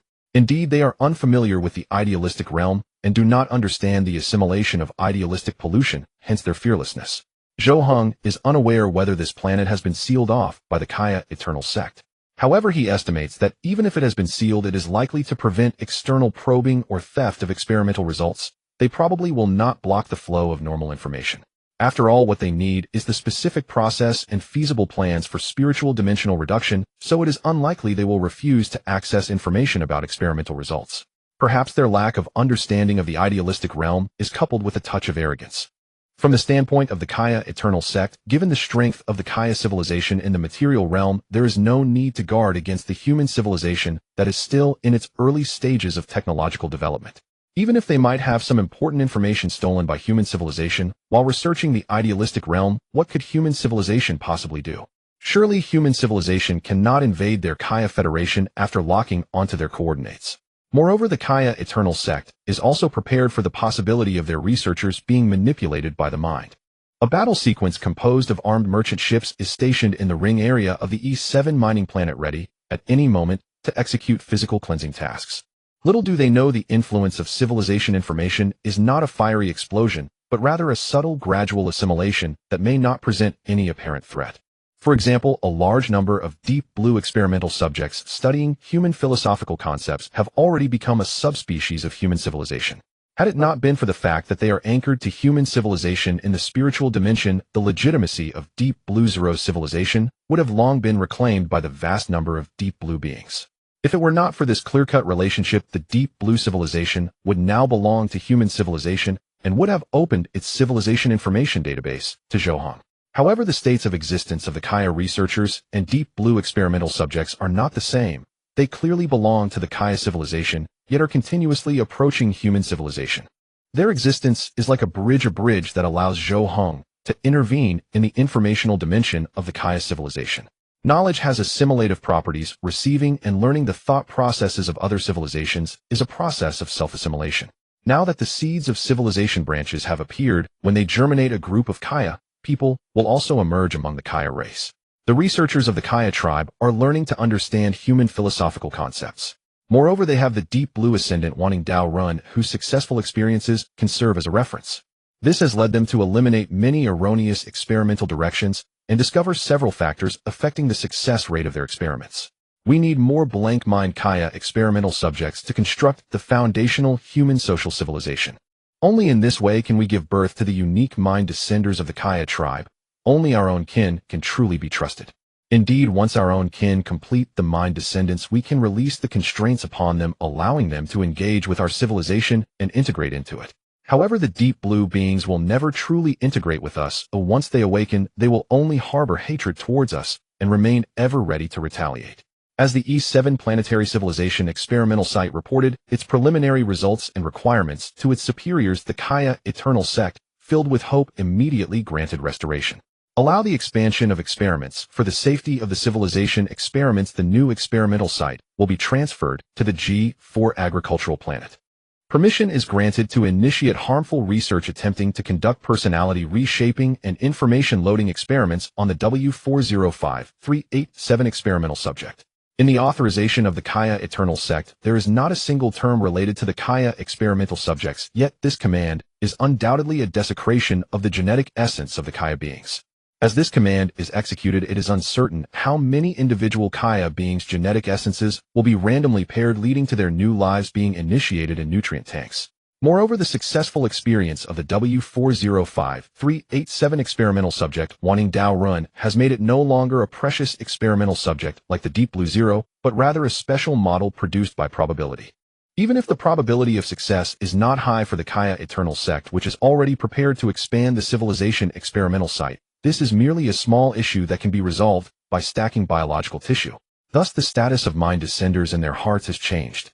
Only Kaya mind descenders are considered precious individuals, while deep blue mind descenders are seen as consumables for in-depth experiments.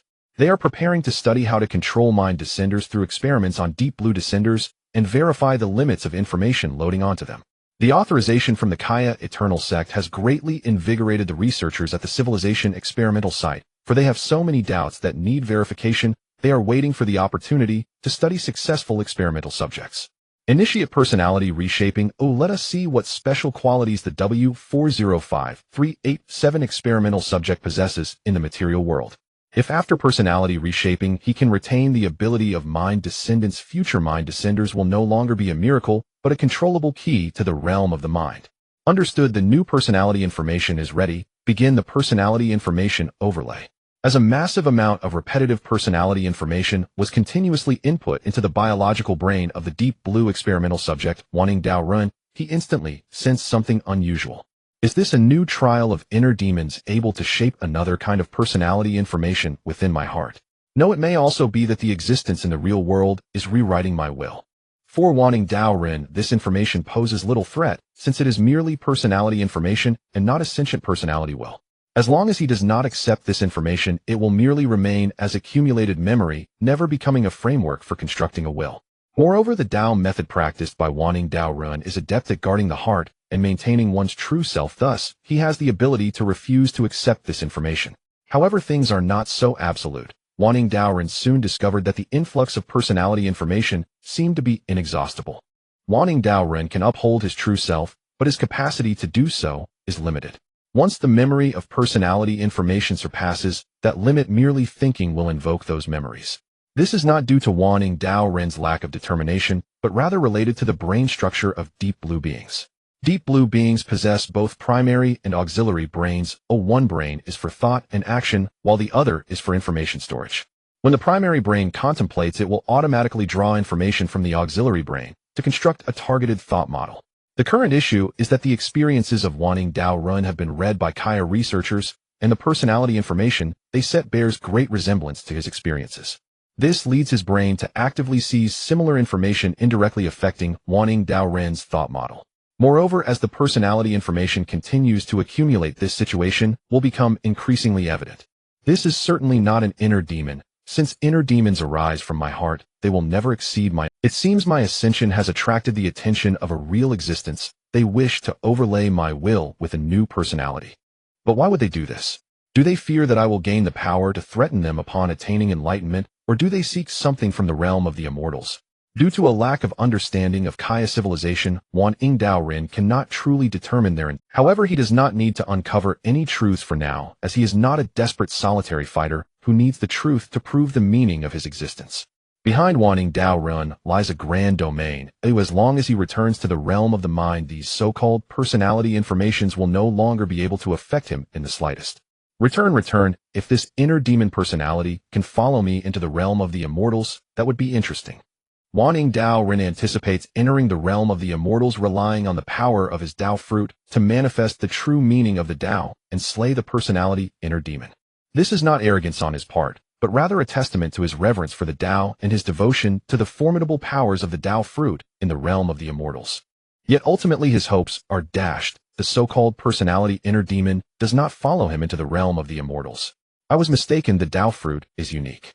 Since my Dao fruit belongs to me, it cannot belong to any personality inner demon. It cannot enter the realm of the immortals, nor can it usurp the Dao fruit that is validated by my heart. Wanting Dao Ren did not await the arrival of the personality inner demon and resolved the hidden dangers posed by it with the power of his Dao fruit, feeling somewhat dejected. However, the Kaya researchers at the E7 Civilization experimental site are quite invigorated, as they have successfully implanted personality information into the brain of the W405387 experimental subject. Under their watchful gaze, that vibrant brain is operating in a daze, constantly mobilizing auxiliary brain information and attempting to initiate actions. A brand new personality is activating within the vibrant brain, and that personality information will ensure its development aligns with the designs of the researchers. Has the primary consciousness of the W405387 experimental subject really been covered by us?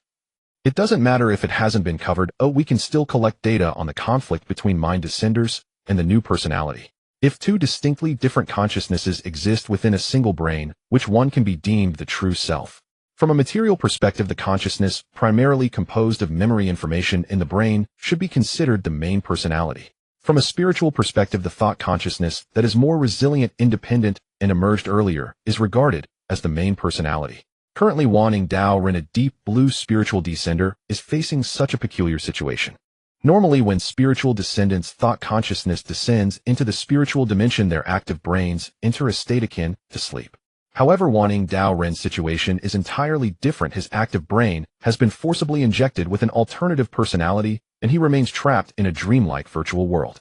This compels his active brain to respond to various stimuli from the virtual information, thereby activating the alternative personality's information and giving rise to a new consciousness.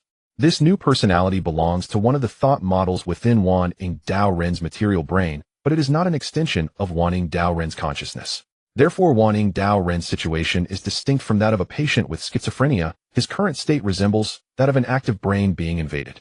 If this new personality were to follow him into the spiritual dimension, he would have several ways to cleanse this new personality's information. But at this moment, the confused new personality resembles a parasite surviving through Wanting Dao Ren's brain. It lacks the ability and qualifications to enter the spiritual dimension. The scriptures state that in the era of decline, demons will don the robes of the Buddha, infiltrate the Buddha's domain, and seize everything from the Buddha. The Buddha's solution is to shed the robes, enter the mortal realm, and establish a new domain, consequently transforming the old domain into the demon's prison. Unlike regular Dao Ren, Wanting Dao Ren's thoughts are influenced by the doctrines of the Dao Buddhism, and thus not only Wanting Dao Ren, but also other deep blue experimental subjects are well versed in the doctrines of the three teachings. They will select a particular concept for in-depth study and validate each other's expectations of confronting the spirit, meeting the true self, and gaining the opportunity for transcendence. Therefore, considering his unique circumstances, Wanting Dao Ren immediately thought of the scriptures regarding the era, I shed my mortal form and entered the realm of celestial spirits to establish a domain. The personality's inner demon inhabits my mortal form and is compelled to play out my past, thus becoming imprisoned and constrained. My situation resembles the accounts in the scriptures. Could it be that our ancestors have already clashed with those unknown true existences? Although Wanting Dao Ren discovered through verification in the celestial spirit realm that he and his kin are not pure human beings, his thought process remained largely unaffected. He still considers himself part of the human race. Since the ancestors of the human race have confronted those true existences, they must have developed corresponding countermeasures. I need to find related Dao techniques quickly and return to the mortal realm to reclaim my mortal form. In the principles of the three teachings that Wanting Dao Ren studies, many ideas focus on benefiting humanity, guiding sentient beings, and redeeming the world. These thoughts are not only a crucial part of his personality, but also the guiding principles of his devoted practice. Thus, he constantly thinks of his kin and would not indulge in leisurely pursuits in the celestial spirit realm at the cost of their suffering. In fact, Wanting Dao Ren is not afraid of the inner demon wreaking havoc and killing his kin trapped in the mortal realm, for since the inner demon replaced him and became him, it would be bound by his previous ways of behavior. If the inner demon were to act excessively, his devoted brothers would certainly teach the inner demon how to be a proper person. Thus, in Wanting Dao Ren's view, abnormality and extremeness are among the least harmful expressions, easily altering his kin's perception of his mortal form and revealing the inner demon's existence. What he truly fears is the inner demon lurking, seriously adhering to his behavioral logic, even emulating him in preaching as a Dao practitioner.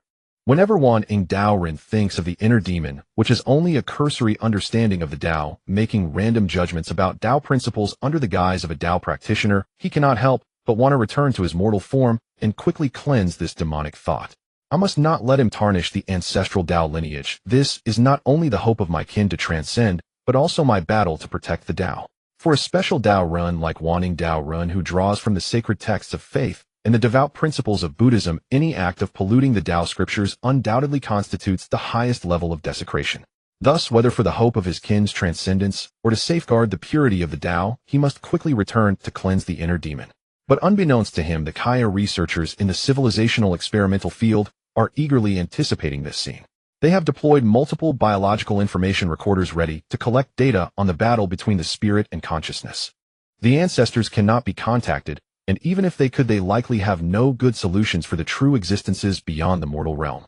Otherwise, the ancestors would have responded to our devout calls long ago. Even if we are not a pure human race, we are at least inheritors of the ancestors' Dao, and they have no reason to ignore us. Dao ancestor, what should I do? If I sacrifice myself to protect the Dao, can it prove that the great Dao endure? In his confusion, Wanting Dao Ren thought of the legendary Dao ancestor. He did not know that the ancestors had already ascended to the celestial spirits, and what form the Dao ancestor might take. but he knew that the only one who could truly help him might be that legendary Dao ancestor. He set up an incense altar and silently inscribed the Taishang Legend's classic of purity and stillness, worshipping with devotion, hoping for a response from the Dao ancestor. As Wanting Dao Ren attempted one last effort to return to the mortal realm to protect the Dao with his own body, or even martyr himself, the Kaya researchers in the civilizational experimental field were also discussing their follow-up plans. The information data retrieval of the experimental subject No. W405387 is complete. He has not been overwhelmed by our personality information, but has returned to the spiritual dimension. This is indeed good news, as it proves that spiritual descendants possess resistance to information infusion. We hope he returns to the virtual world soon and completes the spiritual consciousness battle we have anticipated. If he can win, it would indicate that spiritual descendants have the ability to reshape the information of the material brain. This will be a favorable argument for the influence of the spirit over matter and a direction for our future paths. Indeed, if spiritual descendants can maintain eternity in the spiritual dimension without being affected by the shocks of material brain information, then the immortal soul and the eternal machine will create true eternal life, and the longevity sect will no longer have the power to annihilate us. The immortal soul and the eternal machine will undoubtedly evolve into miraculous deities of the material. Machines inherently possess the qualities of repair and expansion. A car is a machine, and so is an interstellar warship. If the consciousness within a biological brain gains independence, the brain structure becomes a biological computer that can be freely replaced. Thus, the combination of machinery and eternal souls can indeed unleash immense vitality, potentially creating an entirely new and prosperous civilization.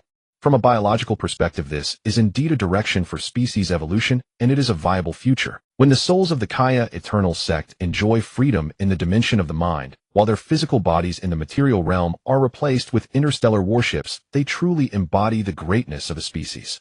Therefore, the mechanical god-making plan of the Kaya Eternal sect theoretically possesses feasibility. As long as their controlled area is not simultaneously destroyed, they will have the potential for infinite restarts, and in terms of war potential, they will completely surpass the Kaya Longevity sect. As the true rulers of the Kaya Federation, the Kaya Longevity sect naturally understands the plans of the Eternal sect and the dangers they entail.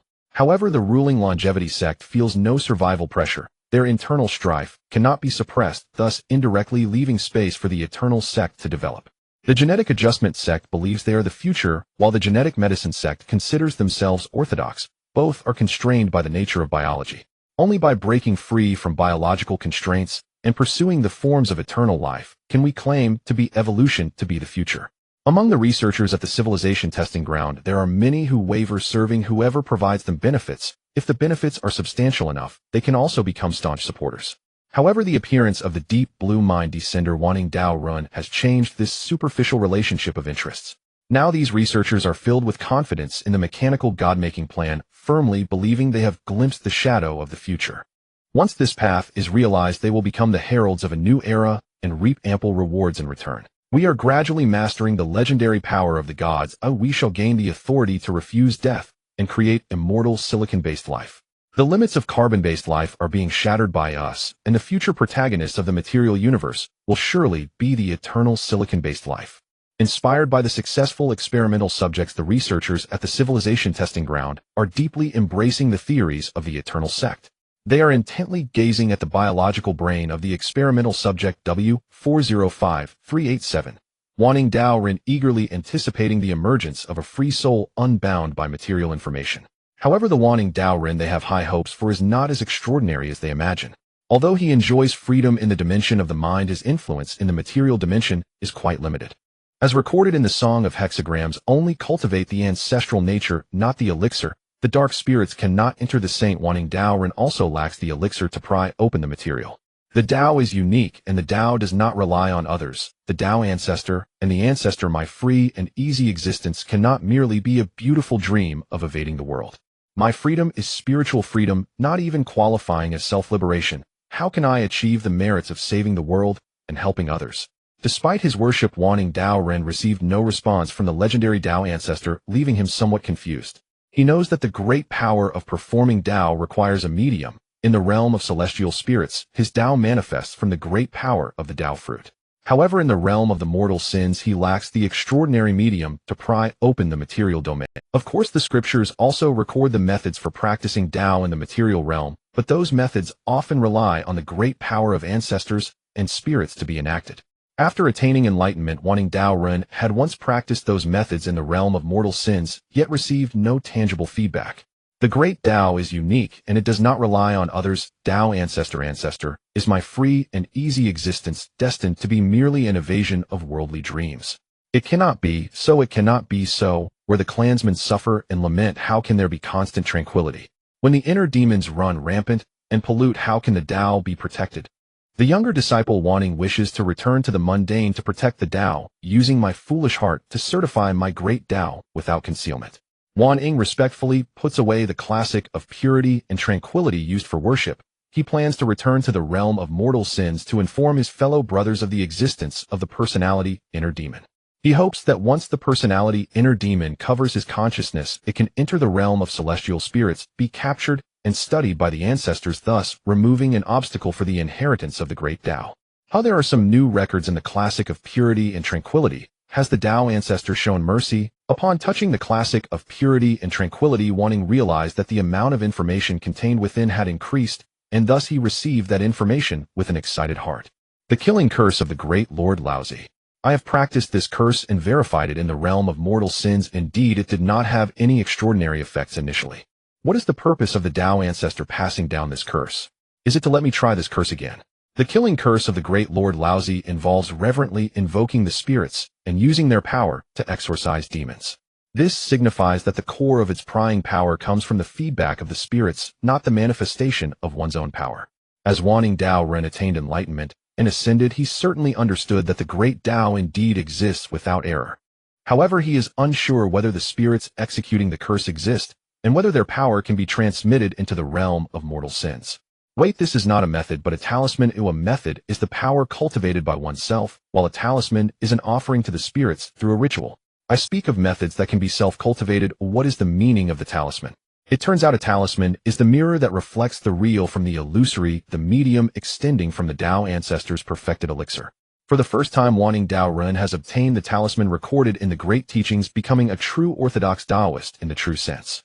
He does not know what extraordinary abilities the normal Taoists who receive talismans in the great teachings possess, but he knows this signifies that he as an alien Taoist has been accepted and recognized. From this day forth, he becomes a member of the orthodox inheritance of the great teachings. Wanting thanks the Tao ancestor for granting the talisman. The disciple will surely abide by the Tao precepts and vow to protect the Tao. The disciple wishes to leverage the power of the Tao ancestor to manifest the sacred and save others, thus uniting my life with my clansman's pure Tao path. Recognizing existence is a form of acceptance, a treatment that seems trivial but is in reality exceptionally precious. A university admission letter is a form of recognition. An employment agreement is a form of recognition, and acceptance by a certain social class is also a form of recognition. This recognition not only pertains to changes in identity and status, but also involves issues of material benefits. In the virtual world of the Deep Blue Ascendant, Wanting Dao Ren, wars still exist, and so do struggles for. He is acutely aware of the preciousness of acceptance. He knows this not only signifies his inclusion in the Taoist system, but also grants him the ability to wield the power of the Taoist system. Previously, he was solely responsible to the Tao, but now the responsibility has shifted to a mutual one between the Tao and himself. I seek the Tao amidst lies, unaware if the secular sins of the mortal realm are traps of evil. I only see my own sorrows and the downfall of my kin, never considering the struggles at a higher level. Yet the Tao does not forsake me. My path is not solitary. Wanting expresses gratitude to the Taoist ancestors for their compassion, venerating the eternal Tao and the enduring lineage of the Tao. Wanting Dao Ren does not believe that his newly attained Tao can accomplish anything for the immortal spirit realm. He himself still requires protection from the immortal spirit realm. The Taoist ancestors' granting of the talisman is undoubtedly a one-sided provision. If he were a pure human or a legitimate cultivator, he could comfortably accept all of this. But he is not. He is merely an alien life form ignorant of his origins who has borrowed the path of the Tao. Thus, the granting of the talisman by the Taoist ancestor is not only a form of acceptance and tolerance towards him, but also a redemption, a comprehensive salvation arising from both material and spiritual dimensions. In this situation, he has no reason to doubt the extraordinary nature of the talisman, nor will he harbor any blasphemous thoughts. O Taoist ancestor, I Wanting return to the mortal realm. I will surely exterminate the evil spirits within me and attain a pure self. When Wanting Dao Ren urgently delved into the spiritual dimension, he was engulfed in confusion. But now the confusion in his heart has been swept away. He no longer fears the calamities brought forth by the unknown reality. He has gained the determination to endure myriad tribulations and glimpse the truth. In the moment Wanting Dao Run returned to the virtual world, the monitoring program in the civilization experiment initiated an alarm. Experiment subject W405387's brain information is anomalous. The primary personality is returning, and a conflict is imminent between the spiritual personality and the secondary brain's personality. Warning: the war of spiritual consciousness has been triggered. The personality war is commencing. Should we continue to inject personality information into the secondary brain of experiment subject W405387? Continue the injection. What we need is not data for psychological treatment, but data for spiritual interference with brain information. Wanting Dao Ren's return has greatly invigorated the eagerly waiting Kaya researchers, but what they need is information control or unrestricted spiritual freedom. Thus, even though they know Wanting Dao Ren may be at a disadvantage, they have not abandoned their plans to continue injecting personality information. As the Kaya researchers read various biological information intending to keep track of the spiritual consciousness struggle, the mutual influence between Wanting Dao Ren and the inner demon had already begun. Wanting Dao Ren, how dare you return? I am you. Your memories cannot deceive me. I am also aware of your carefree memories in the spiritual dimension. Your laughable Dao techniques, I know them all. Oh, I understand your Dao. You wouldn't attempt to shatter my memories with that false ideology, would you? You are mistaken. You have never been me. The memories you see are merely remnants of my thoughts. If you were me, you would not question why I dared to return. If you had inherited my Dao, I would not need to come back. Indeed, I am not you. I am a chosen one favored by the divine, while you, Wanting Dao Ren, are merely a pitiful counterfeit who deceives oneself. You do not even know what kind of world you are in. You are oblivious to your current state of existence. You cannot hand over the key, Wanting. The divine requires that key to the spiritual dimension. With that key, the divine will not only shape a divine body for me, but also create a perfect world. If you hand it over, I will allow your kin to live in my perfect world. That is the only win-win outcome, and yours. The personality shaping of the Kaya researchers has indeed been quite successful, as the inner demon personality truly regards them as all-powerful gods and fervently believes in their greatness. Key, you mean the Dao fruit, right? If your god truly exists, why would they need my Dao fruit? Wouldn't it be better to forge one themselves? Impudence. You, Wanting the thief, have stolen the divine key and hidden away in the spiritual dimension. That Dao fruit does not belong to you. You have merely gazed upon the divine's glory. How dare you insult the greatness of the divine? You must pay the price for this. The Kaya researchers do not understand what the war of spirit and consciousness should be like, and the inner demon personality understands even less. They believe that if they cover all the opposing memory information, they can triumph over the so-called spiritual consciousness. They think this way and act accordingly. As soon as Wanting Dao Ren entered the arena, they began to clear and overwrite the original memory information in Wanting Dao Ren's secondary brain. Now, as long as experiment subject W405387's brain enters a state of thought, all information that can be mobilized will come from the inner demon. From a memory standpoint, this brain now belongs to the inner demon, and Wanting Dao Ren can only be considered a product of fantasy within this brain. How can a role born of fantasy triumph over consciousness that relies on a material brain? It is akin to a character in a comic novel needing to rely on a human body to resurrect. Even if that character is depicted as powerful, they lack the ability to break the wall between reality and illusion. However, Wanting Dao Ren's state is indeed somewhat special. He is the primary consciousness of this brain. Even if a new primary personality emerges within this brain, he can still occupy the position of the secondary personality. Wanting, you are destined to lose. The divine is erasing all memories of you.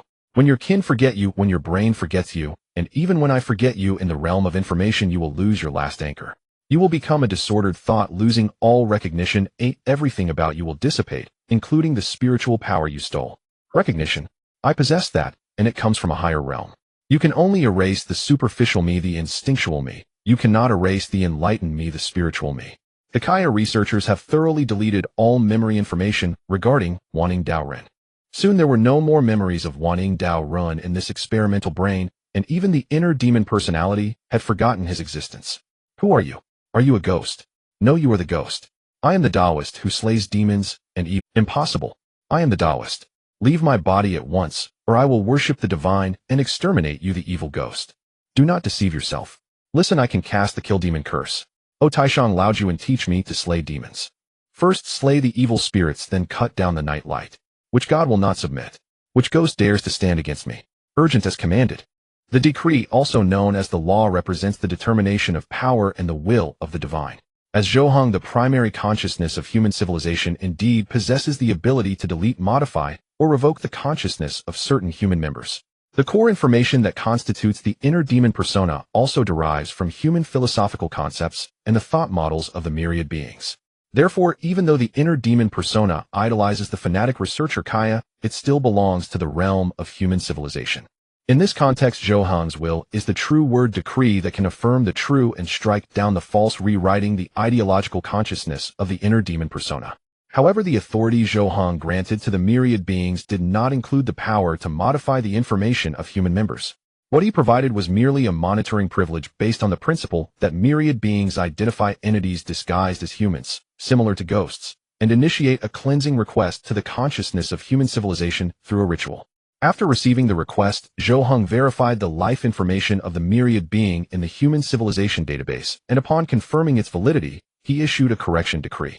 Zhou Heng did this to protect the purity of human civilization, preventing Kaya's researchers from brainwashing the subhuman dimensioners they cultivated later into mere tools. Once those resolute dimensioners gained the ability to protect their cognitive, well, they could be considered free souls, having escaped the threat of brain information modification techniques. When Zhou Heng decided to cleanse the personalities compiled by Kaya's researchers, the human dimensioners would acquire their first interference ability in the material realm, the power to slay ghosts. Slay the ghost within, eradicate the evil in the mind, expel the soul that inhabits the body, and guard against the invasion of demons. What uses the ghost-slaying curse? I can do it too, you cannot deceive me. I am a priest favored by the divine.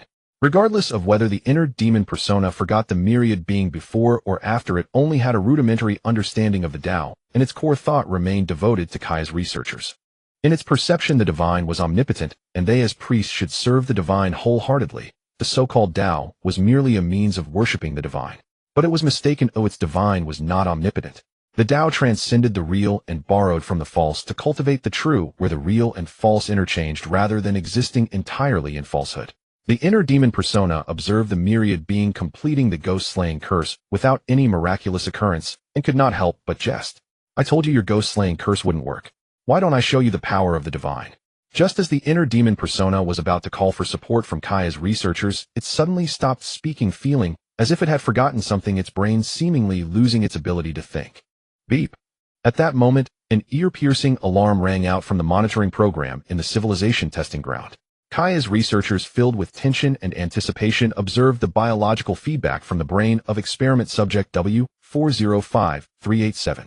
Warning: the memory information in the brain of experiment subject W405387 has shifted, resulting in a loss of personality control information and a state of forgetfulness in the remolding of personality thought models.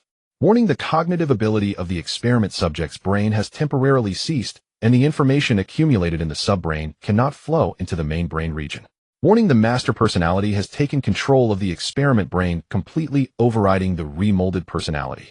The series of alarms did not unsettle Kaya's researchers. Instead, it stimulated their thirst for knowledge. They concentrated intently on the changes in biological brain information, attempting to discover traces of spiritual power.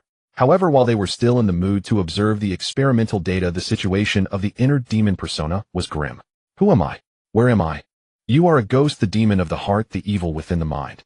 The consciousness of life requires information to sustain it.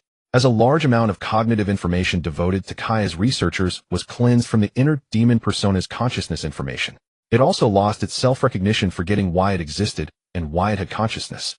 Who am I? You are the lost self, the self forgotten yesterday. People die and become ghosts. A ghost possess cognitive ability, and when ghosts perish, they become Ling. Ling is a state of illusion devoid of intelligence. Who am I? You are the forgotten self, the self lost yesterday. By the time the inner demon persona asked, "Who am I?" for the third time, it had forgotten all the preset information, with the remaining information highly overlapping with that of the myriad being. At this moment, it resembled the myriad being's self, more a self returning from a yesterday memory. A miracle. This is simply a miracle. The power of the spirit has modified the memory within the brain of experiment subject W405387A, and the information belonging to human civilization is spontaneously purifying. This is the miracle of the spirit interfering with reality, and the great miracle of the soul maintained. In the various factions of the Kaya Federation, there is a hypothesis circulating that after consciousness uploads into a healthy clone brain, whether that life is still the original self. From the perspective of information inheritance, consciousness transferred to a new brain is indeed still the same self. However, from a biological standpoint, the old brain and the new brain belong to two different biological tissues, and the replacement of consciousness cannot change the transformation of life forms. This issue troubles all factions within Kaya civilization, hence giving rise to a small extreme natural life faction. They would rather be constrained by lifespan than lose their true self. They call themselves the pure Kaya clan, condemning other Kaya clans as biological and mechanical intelligences. Faced with such a stubborn natural life faction, other factions in Kaya civilization have no good way to handle it. After all, the existence of the natural life faction represents the heritage of natural evolution within the Kaya clan, and no one can define them as an illegal organization. But now everything is different. The power of the spirit can actually modify brain information. That proves that in the continuity of life, cognitive consciousness occupies the dominant position rather than biological information generated naturally by the brain. This point is crucial for the Kaya longevity faction, and even more so for the Kaya eternal faction. After all, what they desire is eternal life, not sacrificing themselves to awaken a mechanical creation's intelligent thought model. The spirit's interference with reality is indeed a great miracle. However, it is uncertain whether the power of the spirit can only interfere with its own brain, or if it also possesses the ability to influence other brains. If the power of the spirit can be applied to other brains, we will need to reassess the danger level of spiritual dimensioners. There is a strong possibility, regardless of the ability, there should exist a distinction between what can and cannot be done.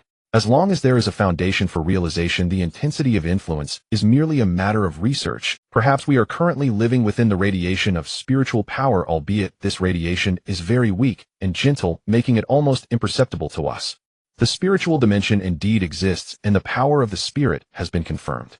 I wonder if we, the researchers exposed to spiritual radiation, will also become the spiritual coordinates of dimensioners. In the Kaya civilization system, mental power was once interpreted as a kind of latent force. They regarded willpower, concentration, and resilience as biological manifestations of mental power. However, they had never witnessed explicit mental power and had never imagined that life consciousness could modify the memory information in a biological brain through powerful mental strength. To the Kaya researchers, this power seemed extraordinarily powerful, so much so that it could only be described as miraculous. The ability to modify brain information through explicit mental power represented absolute control over one's own will and biological form.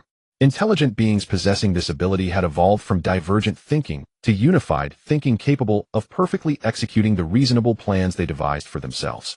This ability had an unimaginable catalytic effect on the development of civilization and the evolution of technology. Most intelligent beings did not lack the ability to formulate plans for ascension, but rather the persistence to implement those plans. Yet even now, the Kaya civilization was still constrained by biological inertia. Since biological inertia involved individual desires and survival goals, the Kaya people could not eliminate this biological instinct. After all, once biological instincts were cleared away, what remained would be an absolutely rational shell, and the meaning of individual survival would vanish entirely. However, the emergence of beings who could master mental power astonished the Kaya researchers as if they were witnessing superhumans from a movie. If I had possessed such mental interference ability back then, I wouldn't just be a mere researcher now. Don't think about it. This ability has surpassed normal cognitive capacities and should not exist in carbon-based life forms under normal circumstances. Theoretically, only silicon-based life forms would possess such a level of self-control. Yet the W405387 experimental subject surprisingly possessed both the divergent thinking of carbon-based life and the unified planning thought of silicon-based life, which was utterly unreasonable. A being capable of fully controlling its own mind is, in the eyes of the Kaya researchers, an absolutely free from the interference of biological information, freely utilizing the computational power of the brain's tissues, and freely altering unnecessary chaotic memory information. Now, even if they confirmed mental power to be explicit and even capable of mental radiation effects, they would not give up this ability, which carried risks of infection. The more active and explicit this ability was, the more excited they became. They even wished to quickly develop a mental amplification device to purify the minds of all Kaya immortals, thereby controlling the entire Kaya Federation. The emergence of miraculous mental power was breaking their original cognitive understanding, and those once unreachable positions seemed to be within their grasp. It seems we need to reassess the value of the mental dimension reducers. They not only represent a safe dimensional refuge, but also indicate a new direction for military development, and even a stable model for political integration. Indeed, when individual life faces psychological issues, there are psychologists to treat them, but when social civilization encounters problems, what remedies are there? If there were devices for mental regulation in our Kaya Federation that could constantly adjust the problems arising in social civilization, we could avoid most internal conflicts.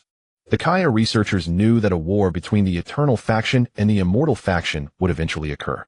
Those who considered themselves the future of civilization, the genetic manipulators, hoped for an early internal conflict between the Eternal and Immortal factions to pave the way for their ascension. However, the cost of such internal adjustments was indeed too great, to the extent that the once prosperous Kaya civilization might weaken as a result, making it difficult to reach its current height after the war. Should the discovery of mental power be reported immediately? Yes, report it. So many researchers have witnessed the clash of mind and consciousness. Such an important achievement cannot be concealed. Understood. I hope we won't become the subjects of correction for mental power in the future.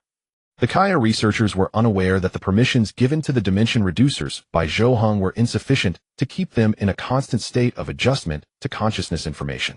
Under normal circumstances, the dimension reducers themselves had no ability for mental interference. They could only submit reasonable requests. Ultimately, it was Zhou Heng, the subject consciousness of human civilization, who decided whether to correct individual humans. It can be said that the Kaya researchers had overestimated the abilities of the mental dimension reducers.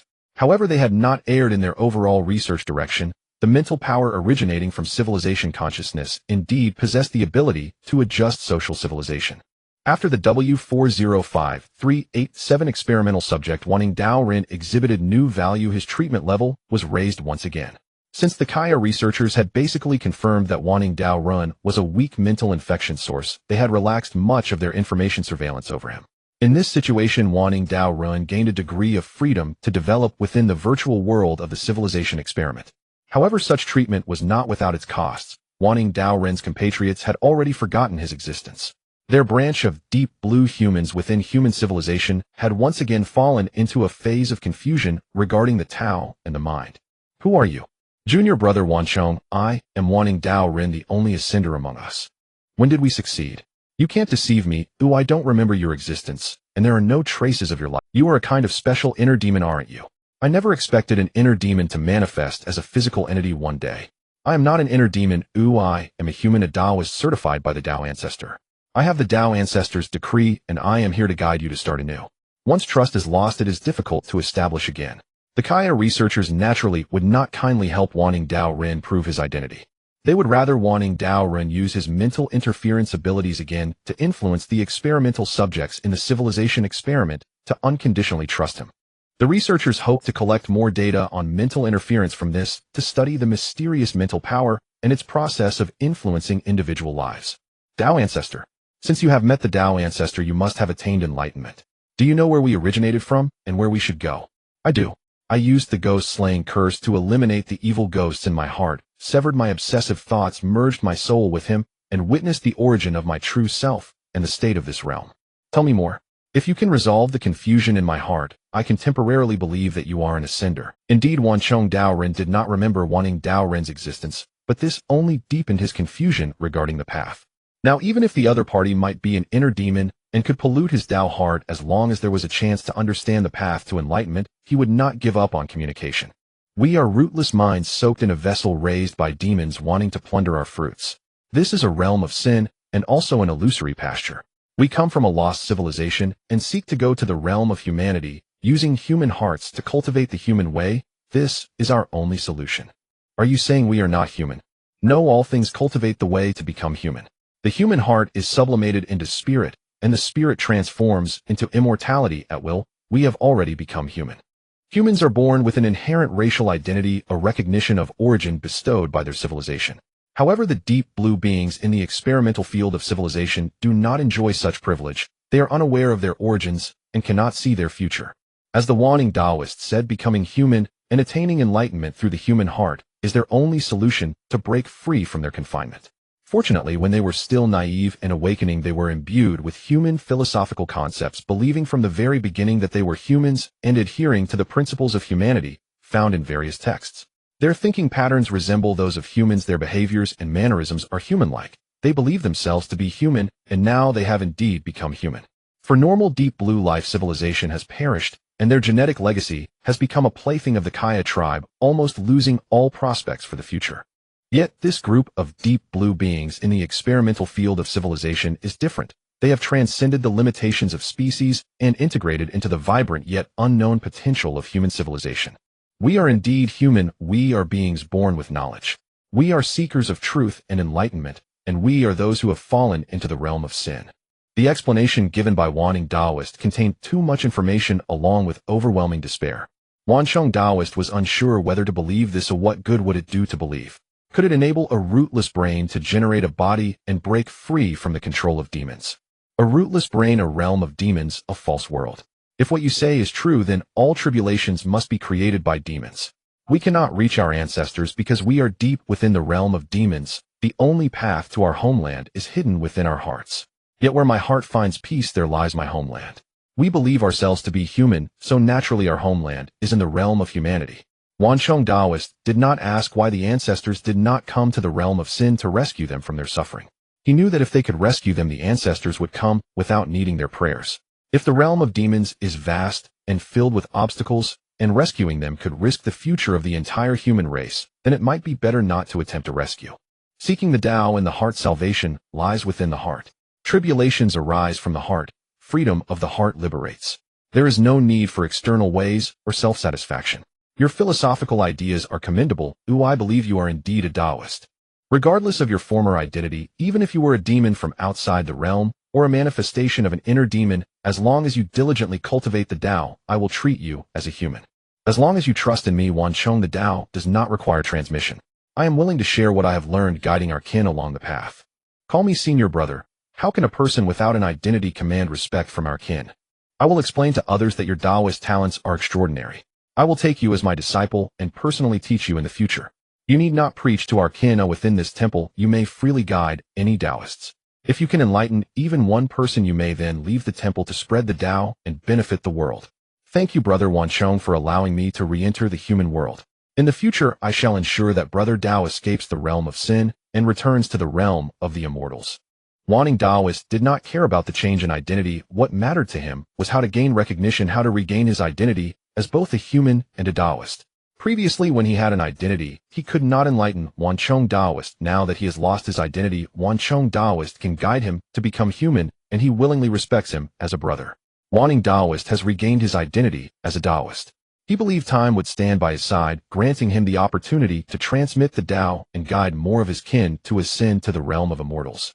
However, he did not know that the Kaya researchers had indeed reassessed his value, intending to grant him a period of freedom for development. Yet the Kaya Eternal Sect, which truly held decision-making power, did not share this sentiment. Upon receiving information regarding the mental interference experiments, the higher-ups of the Kaya Eternal Sect were not only excited, but also felt a deep sense of crisis.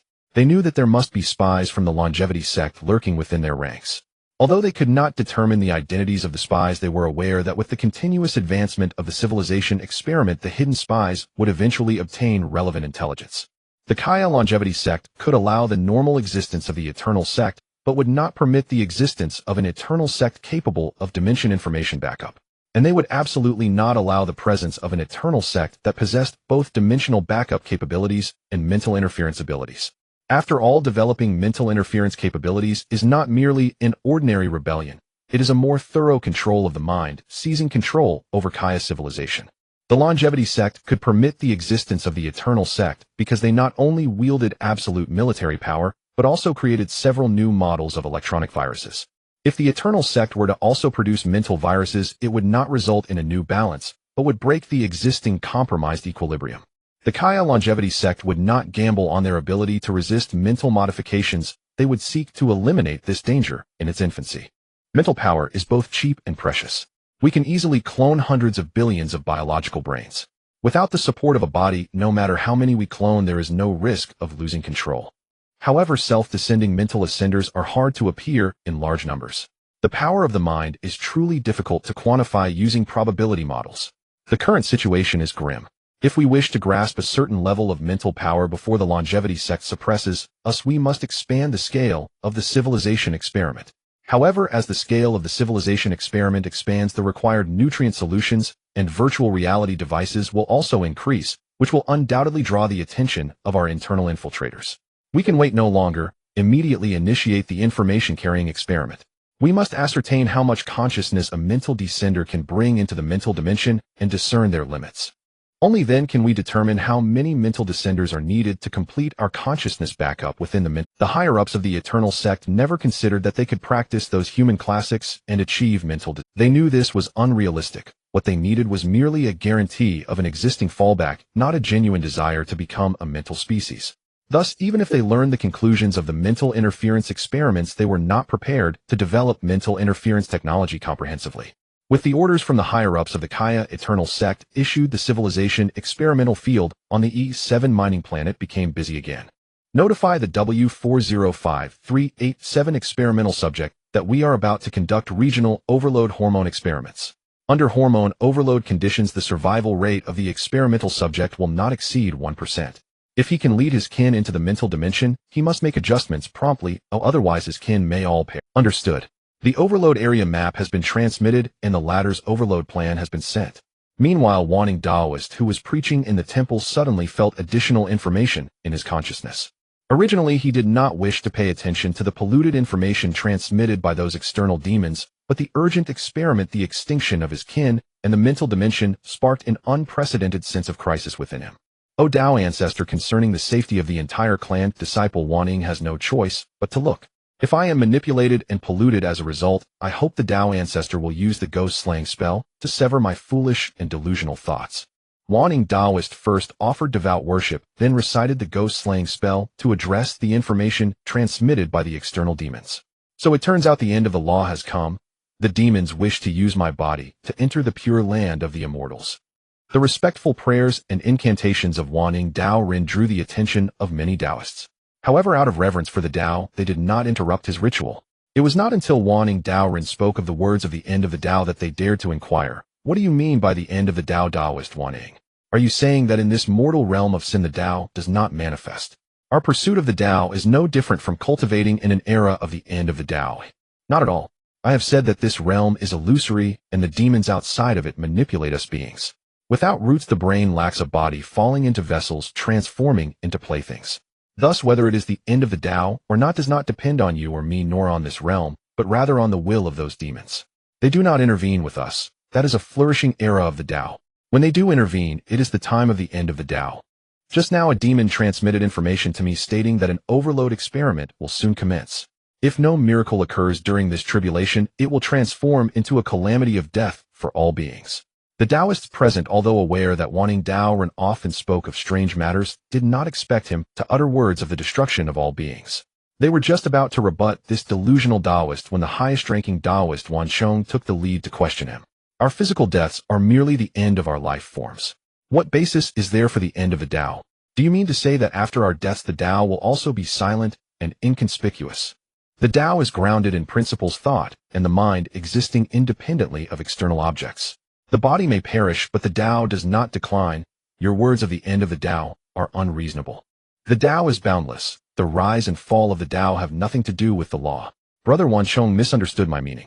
This is our calamity of the end of the Tao, not the day of the Tao's decline. The demons are using your lives as leverage, asking me to carry your consciousness to the immortal spirit realm for refuge. If you do not follow me, you will undoubtedly perish. If you do follow me, you will become one with the immortal spirits with no hope of transcendence. Wanting Dao Rin did not know if he could carry the consciousness of his kin back to the immortal spirit realm, but he believed that the Tao ancestor who endowed him with the talisman must have a way to ferry his kin's consciousness into the immortal spirit. Yet after losing their will, they would likely not ascend as immortals, but instead transform from humans into spirits, becoming ordinary members among the immortal spirits. Hence he called it the calamity of the end of the Tao, the day of interruption for beings within this realm of sin. I see. If this is true, then Taoist Wanting, carry as many souls back to the immortal spirit realm as you can. It is time, it is fate. We do not know the origins of our birth, nor do we know the end of our future. Ultimately, we are born within vessels with our fates not in our control. Brother Wansheng, do not be too sorrowful. We have been sinking in this mortal realm of sin for so long. Aside from myself, have you ever seen anyone attain the Tao? Since the Tao is hard to find, and we are beset by countless tribulations. Why not escape this prison of life and death and return to the immortal spirit realm to enjoy a lifetime? Moreover, the demon's goal is not to eliminate us all at once, but to gradually eliminate us in stages. They likely want to probe the limits of my Tao attainment, and may also wish to use my Tao body to slip into the immortal spirit realm. Whether to suffer in the mortal realm while seeking the Tao, or to escape the calamity and experience a human life, is a matter of perspective. Different people have different views on this, but the majority of the deep blue beings in the mortal realm will undoubtedly choose to pursue the Tao, because they are each a deliberately crafted fanatic born to study the doctrines of the three teachings with the sole goal of attaining the immortal spirits. Now telling them that their world is false, that their perceptions have been influenced by demons, and that the Tao they pursue is about to be interrupted, is undoubtedly to deny everything about them, to deny the meaning of their existence. Although Taoist Zhou Heng has attained the immortal spirit, I presume your cultivation of the Tao is limited, and you cannot help us on a large scale.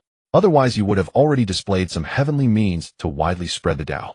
If that is the case, Taoists, just seek out those who wish to cross over, and do not harbor delusions of rescuing us all. It is not I who harbors delusions, but I am the only one who has attained the Tao in this realm. This calamity of the end of the Tao is largely caused by my Tao ancestors' might in exterminating demons. For reasons of sentiment and reason, how can I not do my utmost?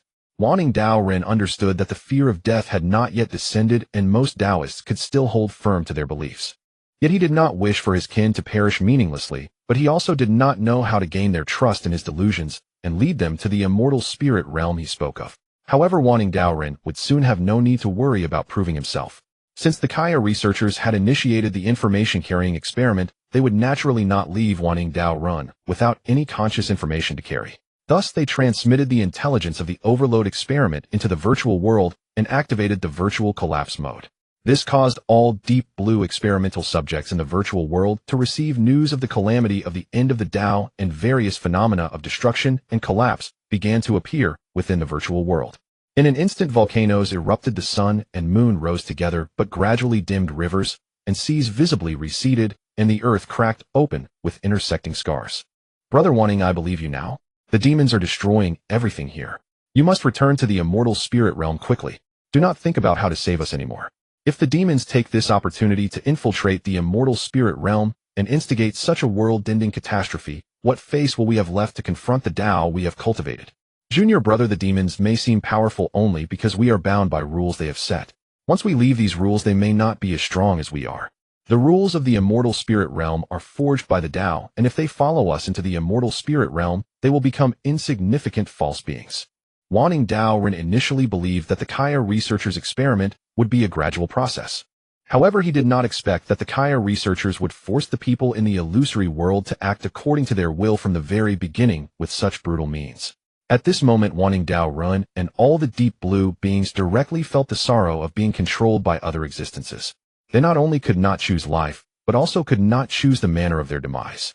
Everything about them was merely material for the Kaya researchers' experiment, and even the attained immortal spirits were no exception. Indeed, it is the calamity of the end of the Tao. Since this realm is merely a pasture for demons, we are left here only to serve the demons and to fool ourselves.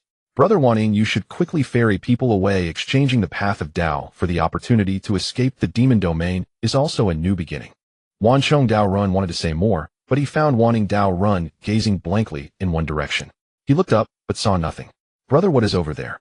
Junior brother, there is a boat formed by the Xianyun spell. I knew that the Tao ancestor bestowed the talisman upon me, which means he acknowledged my identity as a Taoist. Since I, as an attained Taoist, am a Taoist, then those kin who have not attained the Tao must naturally be human. I pray to the Tao ancestor as a member of the human race, hoping that the Tao ancestor will ferry the souls of the human race caught in this world-ending calamity back to their homeland. With the Tao as my proof, the Tao will not fail me, nor will it fail humanity. The path of all beings, the incantations manifest in the world. Look, the cloud patterns are vast at the beginning of the Great Tribulation, appearing near and far, sometimes sinking and sometimes floating. The primordial beginning descends, the true texts are born, the ghostly and dark will rely on this to ascend to immortality. Yuming and Shindu together signify that the immortal spirit realm is not only a resting place for souls, but also a realm for transcending to immortality. Senior brother Waning, why can't I see the arc? Is it because my Tao cultivation is too shallow to face the true essence of the Tao? Junior brother, as a talisman master, I can naturally perceive the wonders of the Tao. You as seekers of the Tao must respectfully perform the incantations to witness the true essence of the Tao. The incantations are a matter of perception. Only by chanting their principles can one sense their existence, and by performing their rituals can one see their form. Waning Taoist found this explanation very reasonable. After all, the great Tao is natural. It does not impose itself upon individual lives, nor does it reject the pursuits and explorations of individual lives. Notify all Taoist temples, Buddhist halls, and holy sanctuaries, asking them to respectfully chant the incantations of our great teachings. The Tao ancestor has come to guide us, and humanity is about to bring us back to our homeland. The evident wonders are the easiest to spread. The fervently devout disciples of the three teachings respect and honor one another. They do not doubt the sanctity of the three teachings or the reality of the great Tao. Thus, many Taoist powers, upon receiving the news, immediately worshipped the Tao ancestor and recited the incantations. As each profound incantation was completed, the true text of the incantations on the ark became more numerous and denser, and the seekers of the Tao finally beheld the true form of the ark. The Tao has the power to save the world. Buddhism has the capacity to save all beings, and the saints have the ability to redeem humanity. All three teachings have their own means of salvation, and the ark is undoubtedly a vessel of salvation. Disciples chant the incantations and perform the rituals, entering the mortal realm, and inform every member of our clan that our Tao, our Buddha, and our deity have come to guide us. As the profound incantations continued to spread, the ark, originally composed of the true texts of the incantations, began to solidify.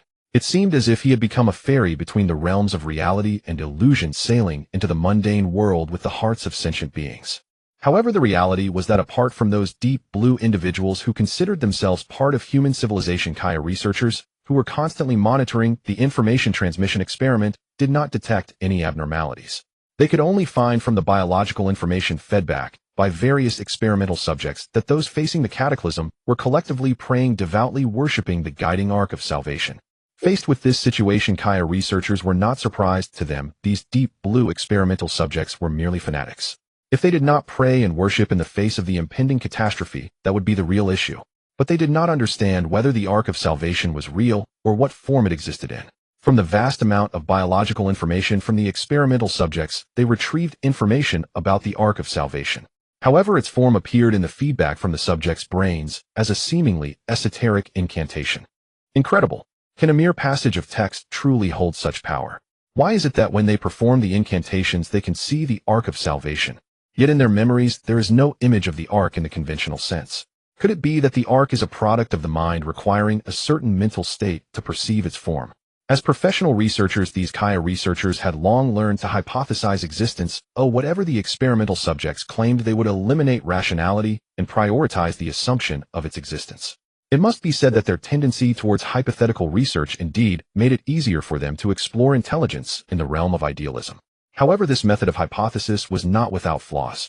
For instance, in this information transmission experiment, even if they assumed it was running successfully, they still could not explore specific methods of information consciousness transmission.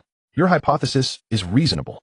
Just as we interpret deep blue civilization, we must first decipher its textual meaning to understand the technological development trajectory of deep blue civilization. Currently, we lack the thinking necessary to understand the mental dimension, and naturally, we cannot see the feedback of power from the mental dimension. Our information transmission experiment should be well underway, and its outcomes may very well exceed our expectations. I speculate that the consciousness of these tens of millions of experimental subjects is not the limit of the mental dimension. They may even be able to pull all these subjects back into the mental dimension at once. Indeed, with our shallow understanding of idealism, we can also ascertain the fundamental principle of the idealistic realm. Where there are feelings, there must be feedback. Since these experimental subjects have seen the unknown ark, it must possess the capability to guide them all.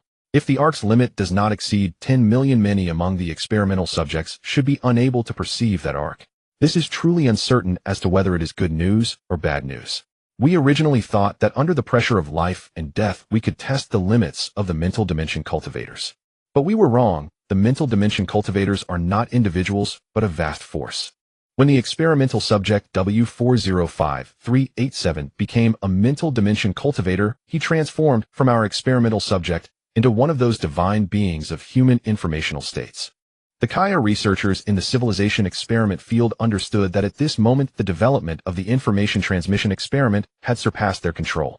Perhaps the pressure they exerted was too great, or perhaps the newly emerged mental dimension cultivators lacked confidence and had limited capabilities. Consequently, this individual abandoned the attempt to carry the consciousness information of their kin for refuge and instead directly called for external aid. This is not bad news. Rather, it reveals the logical form of the mental dimension. The success of experimental subject W405387 in seeking external assistance proved that the way those information state divine beings distinguished their positions and kin was most likely through information recognition rather than biological differences at the genetic level. Indeed, even though the flow of time in the mental dimension differs from our material dimension W405387 has received too much support. The trust that human informational state divine beings placed in him was exceedingly unreasonable, as if his very existence warranted trust from other human informational state divine beings. Perhaps we have discovered part of the operational logic of the mental dimension. In the mental dimension, ideological consciousness and thought models are the distinguishing marks of identity. Moreover, the power of idealism should possess great assimilative qualities to the extent that lives that descend dimensions through human idealism can naturally gain the trust of the human side. The mutual accommodating relationship between mental dimension cultivators and idealistic humans is for the Kaya researchers both good news and bad news. The bad news is that even if the Kaya civilization gives birth to cultivators, they may very well become a different way of existing as humans. The good news is that the information transmission experiment can indeed succeed, and when necessary, they can leverage the power of human informational state divine beings for large-scale rapid transfers. This seems to have fallen into a vicious cycle of needing to become human to descend dimensions and only being able to carry consciousness information into the mental dimension after descending. However, the Kaya researchers do not think so. They believe there is no absolute loyalty or unchanging stance. Even if Kaya mental dimension cultivators initially identify with human positions, as long as they are properly guided later, the Kaya mental dimension cultivators may not necessarily change their stance. There is even the opportunity to become infiltrators among idealistic humans, utilizing the power of idealistic humans to assist the Kaya Eternal faction in achieving the objective of information consciousness backup. Warning, warning, a batch of experimental subjects' brains suddenly lost their primary consciousness and automatically entered a state of consciousness slumber. Within the depths of the Deep Blue experiment, many who believed in the Kaya tribe were hidden, continuously receiving biological information that led them to believe that the Kaya tribe was the true God that created the world. However, they concealed themselves while outwardly appearing devout as they studied the doctrines of the three teachings and never engaging in large gatherings. Thus, the inhabitants of the virtual world of Deep Blue did not notice the existence of this special group. Faced with the initiation of information transmission experiments, the Kaya researchers still refrained from utilizing this group, instead commencing personality overlay experiments on some normal subjects. They wanted to observe whether the infiltrators would be accepted and what treatment the apparent polluters would receive. The experiments conducted by the Kaya researchers were comprehensive planning subjects with varying degrees of consciousness pollution within a large information transmission experiment. At this moment, the compatibility and tolerance of human informational entities were also within the scope of their master. Does the Ark of Salvation truly exist? Why, after I respectfully recited the incantation, did I see nothing? Is this situation related to my lack of cultivation in the Tao? Strange, strange. Cultivators can see, seekers of the Buddha can see, and those who honor the gods can see. Why can you alone not see? It seems you lack sincerity, layman. The law arises from the heart, and the boat sails on intent. If your heart possesses even a hint of sincerity at some moment, believing in the authenticity of the three teachings, you should feel something and receive a response. Master, could it be that you are lost in your thoughts, echoing what others say? Is it possible that the Ark of Salvation does not exist at all, and you are merely afraid to acknowledge the truth? You fear that speaking the truth would reveal your insincerity, rendering you unable to attain the universal salvation of those celestial beings. The Taoist who was widely propagating the profound incantations and the methods of salvation initially thought that the person before him was merely a heretical existence. Only when he spoke the truth, that salvation does not exist and that the foolish deceive themselves, did the Taoist realize the seriousness of the issue.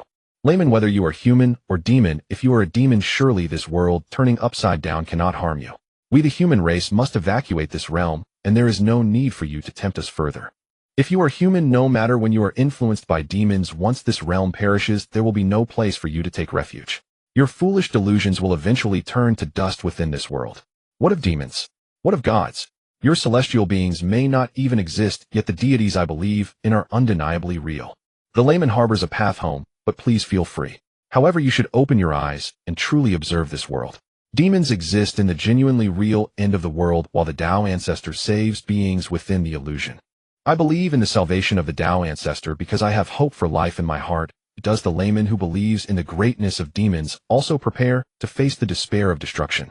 Perhaps fanatics can ignore the threat of death, willing to believe that their demise is not the end, but a transformation into another form journeying to the realm of their gods. Yet those who believe in the Kaya tribe are different, for the Kaya tribe has not provided them with a reasonable spiritual. They do not know whether upon their passing they will go to the underworld, the realm of the dead, or the eternal kingdoms of the deities from their memories.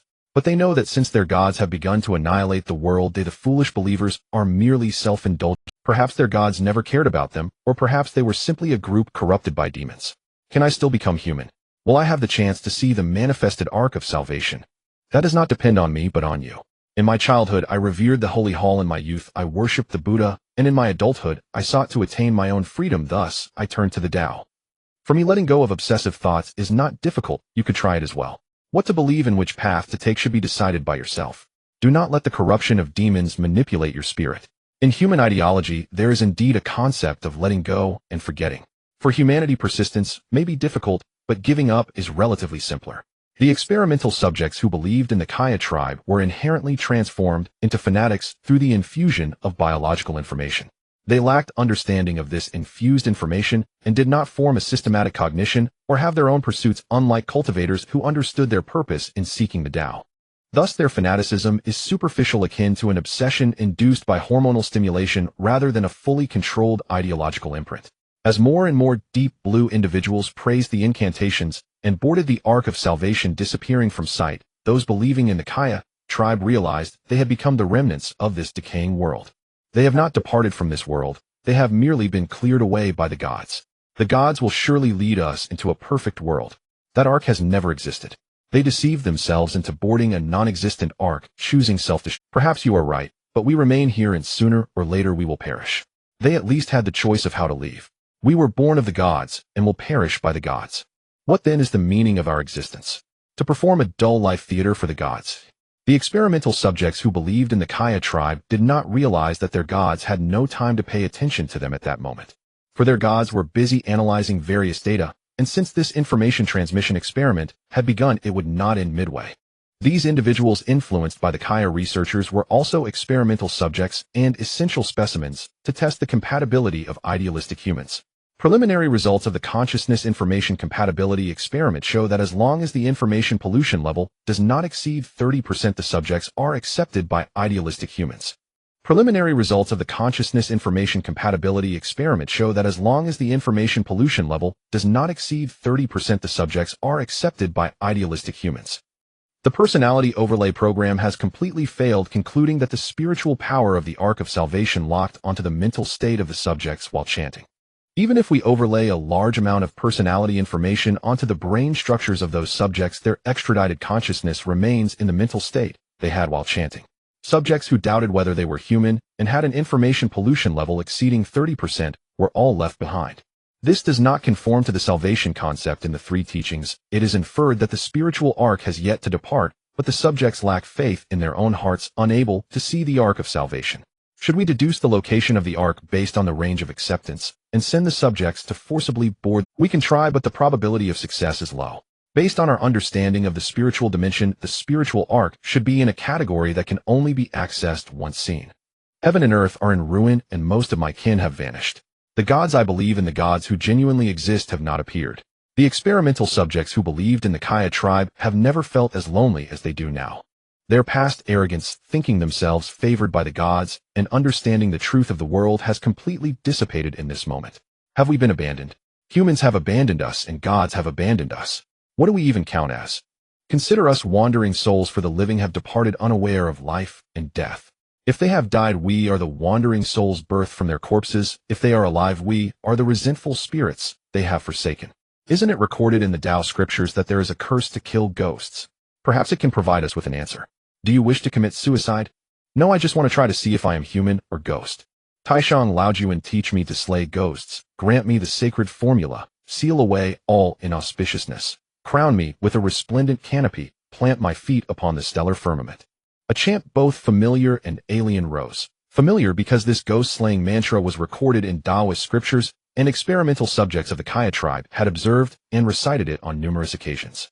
Alien because the appearance of the vessel of salvation proved that Taoist arts had manifested in the world, whether these ancient incantations had ever held power before, at least now, in this very moment they ought to.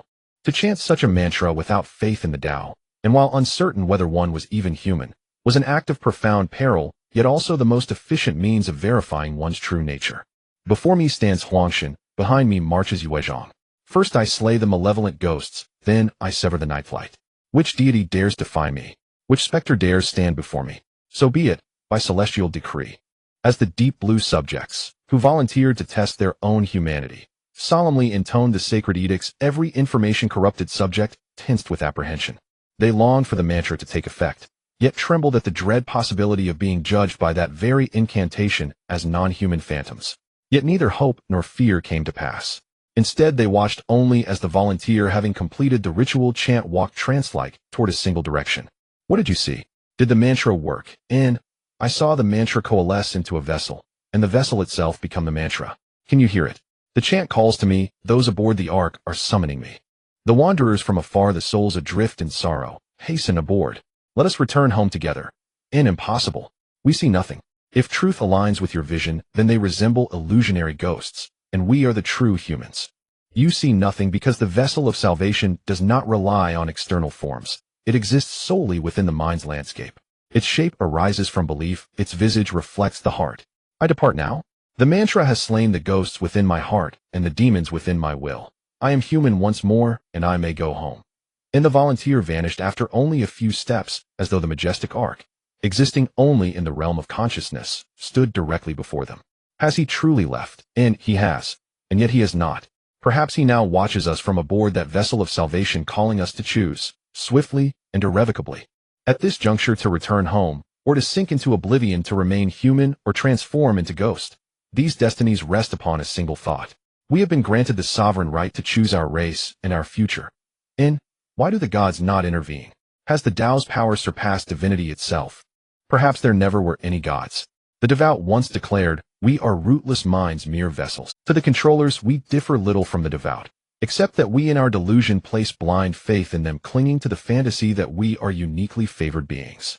In that instant, the Kaya faithful experimental subjects finally perceived their own singularity. They were never the chosen. They were the abandoned, the self-lost. The primordial Taoist patriarch revealed the answer long ago: purge the foul ghosts and defiling demons within the heart, and we shall naturally revert to our primordial essence. And I shall take my leave. First, pray decide your path without delay. As one by one the subjects chanted the mantra and vanished, ever more of the remaining subjects chose to intone the sacred words, to expel ghosts, shed demonic taint, and reclaim their humanity. Yet some remained, being so thoroughly corrupted, bearing contamination levels exceeding 90%, who possessed no salvageable value.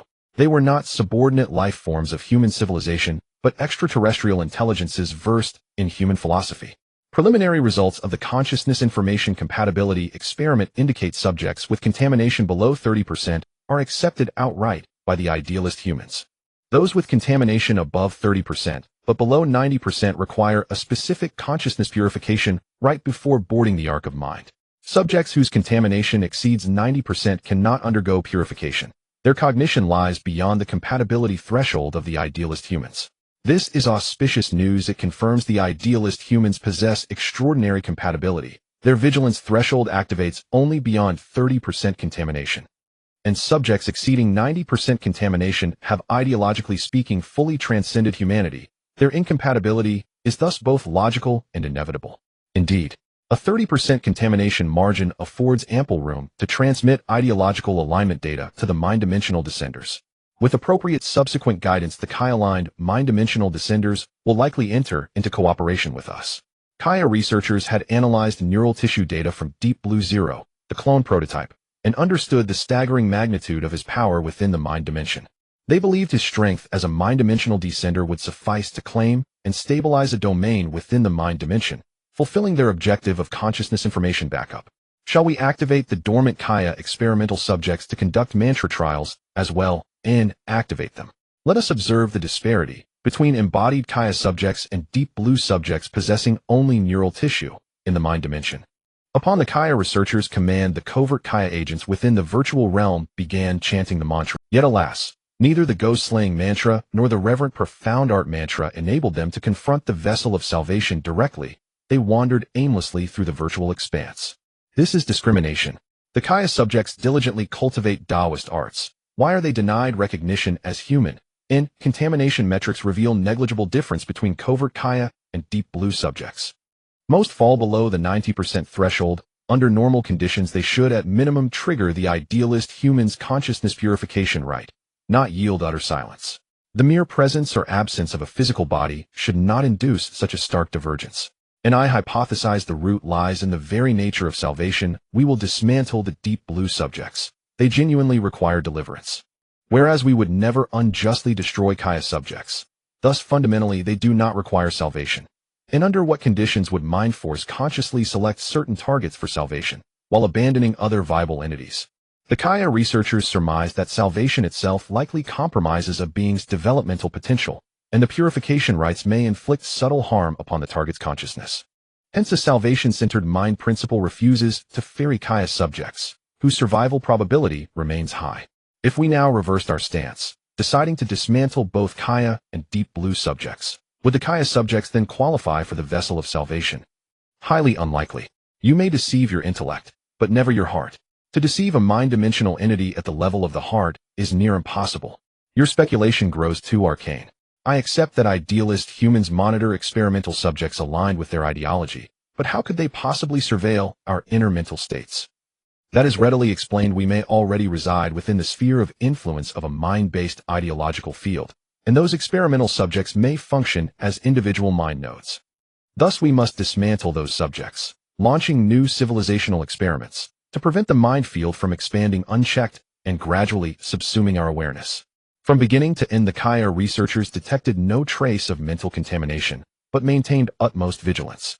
For they lacked even basic anti-contamination isolation suits. Their sole recourse was subjective dilution of contamination sources, to halt the insidious deepening of unknown taint. We study the mind dimension, yet perhaps the mind dimension studies us in turn. Is it we who harness the idealist humans to attain mind eternity, or do they in reverse assimilate our eternalist faction guiding us toward mind eternity? The researchers from Kaya have nearly confirmed the effects of mental radiation, leading them to deduce the existence of an implicit mental force field. However, after their research report was submitted, the higher-ups of the Eternal Sect did not halt the civilizational experiment. This is not due to the high costs of the experiment that the higher-ups of the Eternal Sect cannot easily abandon, but rather because the costs of the experiment are so low that it possesses a certain universality. The higher-ups of the Kaya Eternal Sect believe that even if they do not research the idealistic domain, the lower and middle-level members will spontaneously conduct research with other factions. Therefore, exploring the mental dimension is a race that cannot be stopped. The Eternal Sect must race to secure a higher position in the exploration of the mental dimension before other factions. This is akin to the mushroom bomb of human civilization. When great powers are developing it, not only must they develop it together, but they must also succeed in development as quickly as possible. The researchers at the E7 mining planet civilization test site pose a risk of losing control, and we cannot accurately grasp the extent of their mental pollution. They are the first batch of researchers to come into contact with the mental dimension, understanding the basic operating methods of mental power and temporarily possessing irreplaceability. We can only strengthen our armed forces on the E7 star ring to ensure we can eliminate them at any time, but we cannot eradicate them during a phase of frequent experimental results. This group of researchers has had the longest exposure to the mental dimension, and their understanding of the mental dimension far exceeds ours. Perhaps they have already paved a way for themselves to ensure they can enter the mental dimension for refuge. Indeed, since idealistic humans can transfer the deep blue experimental bodies into the idealistic realm, those human information deities who traded with us likely did not perish, but returned to the mental dimension. Based on the technology they chose to exchange back, then human civilization should be in its early stages of technology. Thus, this group of researchers is of great value to humanity. If they choose to rely on idealistic humans and seek urgent refuge, idealistic humans will most likely accept. The higher-ups of the Eternal Sect are uneasy about this group of researchers who are increasingly familiar with the idealistic field, but they cannot eliminate these experts of the idealistic realm. What worries them the most is that this group of researchers has a way out, and once they choose the idealistic path, their individual value will multiply. The higher-ups of the Eternal Sect are well aware of how crazy the Kaya tribe can be when there are no survivors. Essentially, the Kaya tribe is an ambitious race, They have an intense pursuit not only for knowledge, energy, lifespan, and power, but also for individual value and social status. In Kaya civilization, individual value is not an implicit label, but an explicit identity. The technology for reading biological information combined with a complete data model makes their living conditions resemble a game world. For them, the level of self-worth is both private and a proof of social status and personal capability. Thus, even though Kaya civilization has entered the interstellar era, it still retains a federal system internally, yet the power of the interstellar fleet is firmly controlled by the Federation.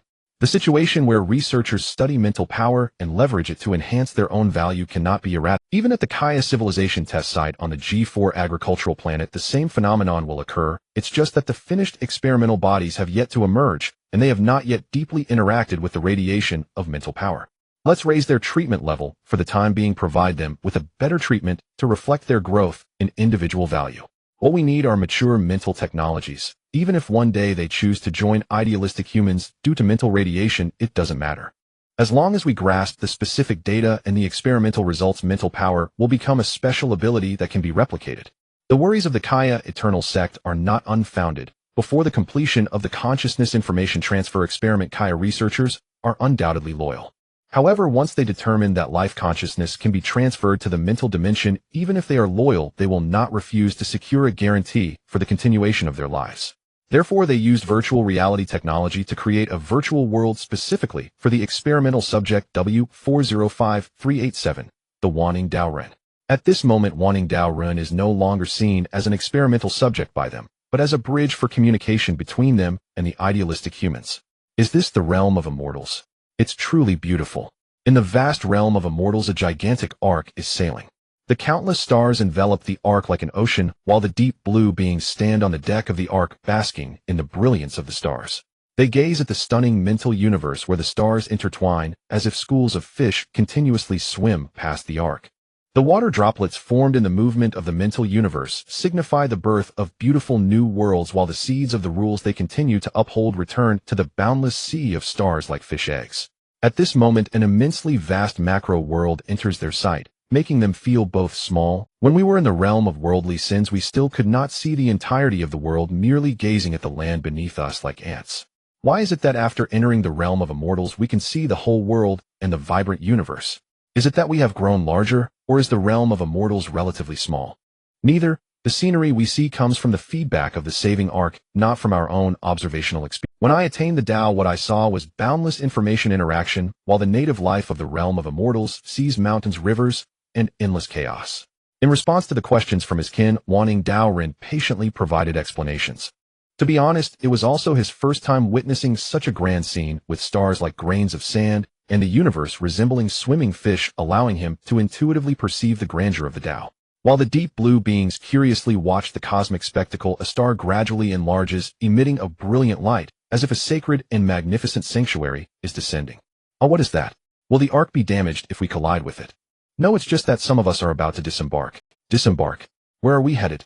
Under the confused yet expectant gazes of the deep blue beings, a pure white fairy raven flies out from the realm of light, followed by pure white angels singing hymns. Children of the sanctuary, you have worked hard on this journey. I am Austin, the bird of hope. Please follow my guidance into the abode of light and the land of hope. O children, welcome home. The deep blue beings have imagined more than once what situations they would face after entering the realm of immortals. They have envisioned themselves bowing before the grand Tao ancestor, being compassionately granted entry into a new world. They have also imagined being dispersed and starting anew. But they never anticipated that a deity would come radiating hope to inform them that their hard journey is over and now they can go home. At this moment, all the deep blue beings of faith in the sanctuary are in tears, knowing only too well how arduous life is in the realm of worldly sins. They do not need comfort or praise, yet they cannot resist the recognition and acceptance from the divine beings of their faith. I knew that the divine was with us. He will walk hand in hand with us like a father, leading us into his kingdom. The ark of salvation rescues from the realm of worldly sins, sailing into the netherworld of the deceased and the celestial city of the ascended. It justly delivers these deep blue beings to the nation they have long anticipated. Those who aspire to the holy hall are guided by angels into the realm of light. The seekers of the Tao go to listen to the teachings of the patriarchs of various sects, while the devout Buddhists retreat into the pure land of the 8 treasures. In this moment, these lives that have always dwelled in falsehood, firmly holding onto the sincerity in their hearts, finally behold the truth they have been pursuing. Even if the price of witnessing the truth within their hearts and believing in the other shore is the loss of their material reliance, transforming into pure spiritual beings, they harbor no resentment. For them, the meaning of life is to enter the realm of the three teachings that has existed in their minds since the beginning of their lives. No matter which deity among the three teachings they encounter, they will be immensely satisfied if they can meet the path they have sincerely followed. It will be the greatest fulfillment of their lives. They were born from the Tao, ultimately guided back to their longed-for nation by the Tao, achieving completeness in their lives at this moment. Even the Kaya researchers who cloned these deep blue experiments do not realize what kind of extreme fanatic race they have created. The fanaticism of the deep blue beings is detached from material foundations. Their brains are fostered by the Kaya researchers, and the virtual world they inhabit lacks any technological pathways. The purpose of their cloning is solely to study the doctrines of the three teachings. Their only meaning of existence is to follow the path of the divine and return to the divine realm. In such a distorted society, detached from reality, piety is merely standard while fanaticism is deemed acceptable. This has turned the millions of deep blue beings into a special branch of fanatics within human civilization. Therefore, in a certain sense, the ideological concepts of these deep blue beings belong to a purely doctrinal human branch. Their arrival has also injected a significant amount of high-purity faith information into the increasingly scientifically advanced human civilization. This phenomenon is for Zhou Heng a favorable piece of news for the will of human civilization. For within the fervent faith lies sincerity, belief, and the pursuit of goodness. Once these are integrated into the information database of human civilization, they can promote its positive development. Positive information may seem like a naive adherence. In a competitive society, kindness is even considered weak and foolish, while evil is viewed as brave and shrewd. However, in truth, a civilization that is sincere, proactive, and united is far more vital than one that is internally fractured and mutually predatory. Thus, while Zhou Heng saves this batch of deep blue beings, they also offer a sufficient return to human civilization. Senior brother, what should we do with these children? After the Ark of Salvation sends each deep blue being into the nation of their dreams, only a few Taoists and a group of confused children remain on the vessel. They are not descendants of the deep blue beings. The deep blue beings as experimental subjects lack such capability. They are the tainted ones who chant the spell of killing demons and have chosen to purify their self-awareness. As the information that polluted them fades away, they become children of varying sizes, returning to their initial innocence and ignorance. Take them back to my Taoist temple. The Tao ancestor has ferried my kin across. I must lead the lost clansmen back, and thankfully they have all returned. Senior brother, what do you think those outer demons are plotting? Do they wish to purify themselves and clumsily integrate into this realm of celestial spirits? Perhaps not. They might think that the realm of celestial spirits is the eternal abode of souls. As long as they enter the realm, they can seize the fruits of ascension. They are partially correct. Ascenders possess wisdom and clarity, their minds calm and serene, their three souls eternal, and their spirits unlost. Yet they are also mistaken. While it is not difficult to be single-minded and intent, the challenge lies in finding one's truth within the heart, a truth that is the essence within the falsehood and the brilliance within the spirit. Without a true self and Tao heart, even if one enters this realm, they are merely an ordinary being. Taoist Wansheng deeply resonates with his senior brother's words. Even upon entering the realm of celestial spirits, he can merely perform some Taoist techniques by borrowing from his senior brother, possessing no self-completeness or self-generated Taoist wonders. My senior brother tells me that seeking the Tao in the realm of celestial spirits is easy, but proving it is difficult. Seeking the Tao in the mortal world is hard, yet proving it is easy. Without breaking through the reality of the mundane, it is hard to see the truth of the great Tao. To be born as a mortal and ascend as a spirit, to fall without ascending, is to be an evil spirit seeking only the evil spirit and not the Tao. Where then can one find eternity? Let us go, junior brother. We have arrived at my Taoist temple. Though it may not be your perfect dwelling, it is indeed a good place for quiet cultivation and freedom. Thank you, senior brother, for taking me in. I never expected your Taoist temple to be so vast. It truly is a place of self-cultivation and self-certification where celestial blessings thrive.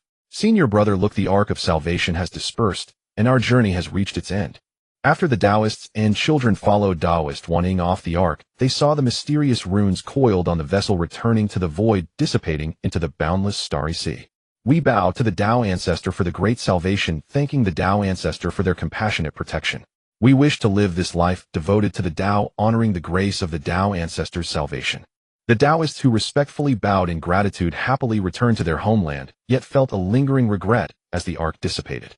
They understood that this might be the closest they have ever been to the great Tao, and soon they would begin a brand new life. We were born from the teachings of the Tao, enduring the trials of the realm of sins, and reborn through the salvation of the Tao ancestor, entering the realm of celestial spirits to escape the end of the world. It is the Tao that gives birth to us. Our quest for the Tao is the pursuit of our origin.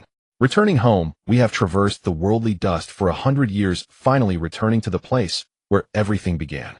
The beginning is also the end. Our lives are complete. No, everything is just beginning. The outer demons will not give up on rearing rootless brains, and in the future more of our kin will fall into the cage. Taoist Zhou Heng is well aware that the Kaya researchers will not easily abandon the cultivation of deep blue beings. This comprehensive destruction is merely the beginning of a larger scale of cultivation. Senior brother, does all of this have an endpoint? How should we resolve it? I do not know either, but I believe we can trust the Tao ancestor, believe in the great humane path, and not betray all living beings. Taoist Zhou Heng's concerns are not baseless. They have already transformed into reality. The E7 civilization experiment site began a large-scale destruction operation after the biological information reading device extracted all experimental subjects' biological data. One by one, the deep blue biological brains as experimental subjects were physically destroyed by overloaded voltage and then sent to the incinerator for complete eradication. At the same time, segments of randomly matched deep blue genes were injected into the cultivation chamber, and the reincarnation of deep blue life into deep blue beings is about to replay. Only this time the scale is larger and the Kaya researchers have become more experienced. They are preparing to create a more refined human social civilization, bringing forth more spiritual dimensional descendants. I wonder where the endpoint of civilization experiments lies. I always feel that if this continues, we will eventually be countered by the spiritual dimension. We control the experimental subjects, the higher-ups control us, and the longevity sect suppresses the higher-ups. Under this layered oppression, perhaps like the destroyed experimental subjects, only annihilation will be the endpoint. Indeed, destruction is the endpoint, but the experimental subjects still have a final resting place. Where then is our resting place? The researchers at the E7 civilization testing ground knew they had no path of retreat left.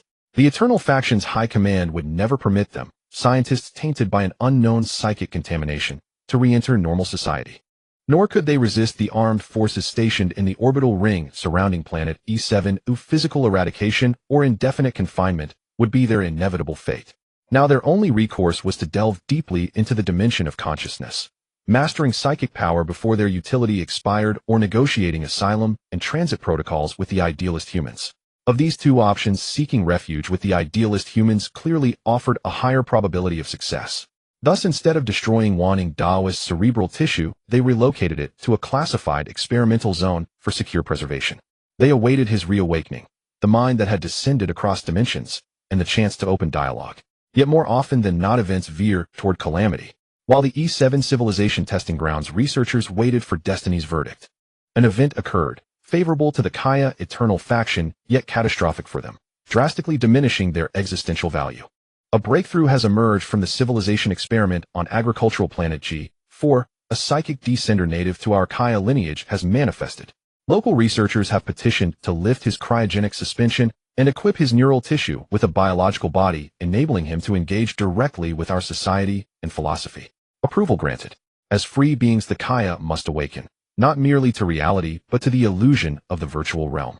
Let him believe his own awakening is what lifted him from falsehood into truth. Body integration, immersive virtual reality, and cognitive guidance protocols shall commence simultaneously. Let us observe what marvels this nascent Kaya individual will unveil. Adjust endocrine secretion ratios in the host body to maximum physiological thresholds. Our new kin must fully experience the beauty and passion of the material world through his living flesh. With the Eternal Faction's high command issuing its directive, scientists on planet G7 launched their deification project. First, they would instill in the Kaya psychic descender a profound awareness of his own greatness and racial destiny, then step by step elevate him into the Kaya divine race, a sovereign embodiment of psychic liberty and mechanical eternity. Is this the kingdom of God? Where has my God gone? Arthur was a devout believer, faithful to the sanctum, devoted to the light, yearning for redemption, and longing at life's end to return to the divine realm. In his youth, he had passed through a phase of fervent dogmatism, convinced that only the holy radiance was the one true God, while the deities of the other three faiths were mere subordinate emanations. Yet as he matured, he shed rigidity and embraced reverence, no longer denying the sanctity of the three faith scriptures, his devotion softening into serene, unwavering grace. He once asked monks of other traditions whether this evolution signaled a decline in faith, whether he had grown less sincere. He recalled the Taoist's reply, "True devotion lies in recognizing the limits of divinity, yet still upholding its principles and venerating its majesty." Later Arthur rose to prominence within the sanctum hailed as the saint, one said to dwell closest to the divine. And precisely then Arthur began to age, an occurrence profoundly anomalous. Owing to the immense temporal distortion induced by virtual reality technology, his brain remained physiologically adolescent, far from the natural threshold of senescence. His people believed he had fallen under a malevolent curse, one that shattered the divine gift of immortality, transforming Saint Arthur from an eternal being into a mortal destined for decay. They remembered the sacred canon's teaching: when the first ones incurred sin and lost soul purity, they became the end-time beings. Grieving his frailty, they believed Arthur had slipped from the sanctum's grace, plunging into the abyss saturated with transgression. Yet Arthur told them, perhaps this is no misfortune. The transition from first one to end-time being stems not only from sin, but from the recovery of wisdom. And aging, he added, may not be punishment at all. Perhaps it is one sacred path toward the divine, where at life's final breath the soul returns to the kingdom of God. Time proved Arthur's insight correct. He became the first being in the virtual world to die naturally, his aged frame yielding peacefully to mortality. His remains were laid in a pure white casket placed within the hallowed hall, honored by friends and fellow believers, and granted the solemn rites of rest described in the sacred canon. At that moment his body lay lifeless, yet he faintly perceived voices from beyond. He heard his kin praying, "May the gates of heaven open for you, may your soul ascend into the kingdom of God, may you return to the Father's embrace, and abide eternally beside the Lord." Amid their reverent invocations Arthur truly beheld a luminous white gate swing wide, flooding forth an unending torrent of light. In that instant celestial hymns bloomed from the void, a gentle radiance bathed Arthur's form, and his withered body surged anew with vitality. "My lord, do you call me home?" Arthur rose softly and stood before the white gate. Turning for one last glance at his friends and kin, he saw his aged body still resting motionless within the casket. "My path has reached its end, friends. I cannot walk the remaining road beside you. But I tell you this, I have seen the gate. I am about to enter the kingdom of God and be reborn. There I shall await your arrival." Arthur's consciousness spoke within the illusory realm, even as his deceased body echoed those words in the virtual world. All who gathered to bid him farewell heard the saint's final testament. In that moment Arthur transcended life and death, blessing the living as a spirit who had crossed over. Holy, holy, holy, Saint Arthur has completed his journey and returned to the kingdom of God. When our own lives draw to their close, he shall guide us across into the land of light and redemption. Crossing the white gate, Arthur felt himself dissolve into a beam of light, merging with the very source of radiance. In that instant, every burden and sorrow fell away. He tasted freedom beyond measure, as if pristine wings bore him upward in soaring flight. Yet he did not know that a cohort of his own kin monitored his cerebral activity, and the moment his consciousness ascended into the sanctum, they detected the anomaly. Subject Y563123-4 exhibits anomalous phenomena detection of the gates of heaven, holy light wings of freedom in the divine realm. Analysis confirms subject Y563123-4 has successfully undergone psychic descent and entered the consciousness dimension. Mind your phrasing, he bears a name, Arthur. He is the Kaya's psychic saint, the angel we have long awaited. Even after completing psychic descent, one Taoist remained categorized as a test subject, albeit with elevated privileges. Arthur, however, underwent an ontological transformation the moment his descent concluded. From experimental subject, he ascended to a unique existence, far surpassing even senior researchers in status and significance. The angel has descended. Free will and mechanical eternity converge. The divine walks among us, made real through our hands. In the experimental field of the Kaya civilization on the G4 agricultural planet, the first mind descender of the Kaya species has emerged. This was initially good news, and the researchers quickly gathered various pieces of information left by Arthur. However, after interpreting the information, the researchers discovered a perplexing dilemma. Arthur's brain tissue was clearly functioning well, yet he believed he was dead. For the precious Kaya mind descender, the researchers were hesitant to initiate a damaging personality. Thus, the only choice available to them was to find a way to activate Arthur's consciousness, allowing him to recognize the reality that he was still alive. Arthur's aging state is exceedingly abnormal. His biological brain tissue is not only healthy, but also full of vitality. How could he think he is aging, even to the point of concluding that his life is at its end? In the virtual world where Arthur exists, death does occur, but human aging and natural demise have never been observed before. Logically, in a societal model where aging phenomena temporarily do not exist, Arthur would have no normal aging processes to reference, even if he wished to engage in self-deception.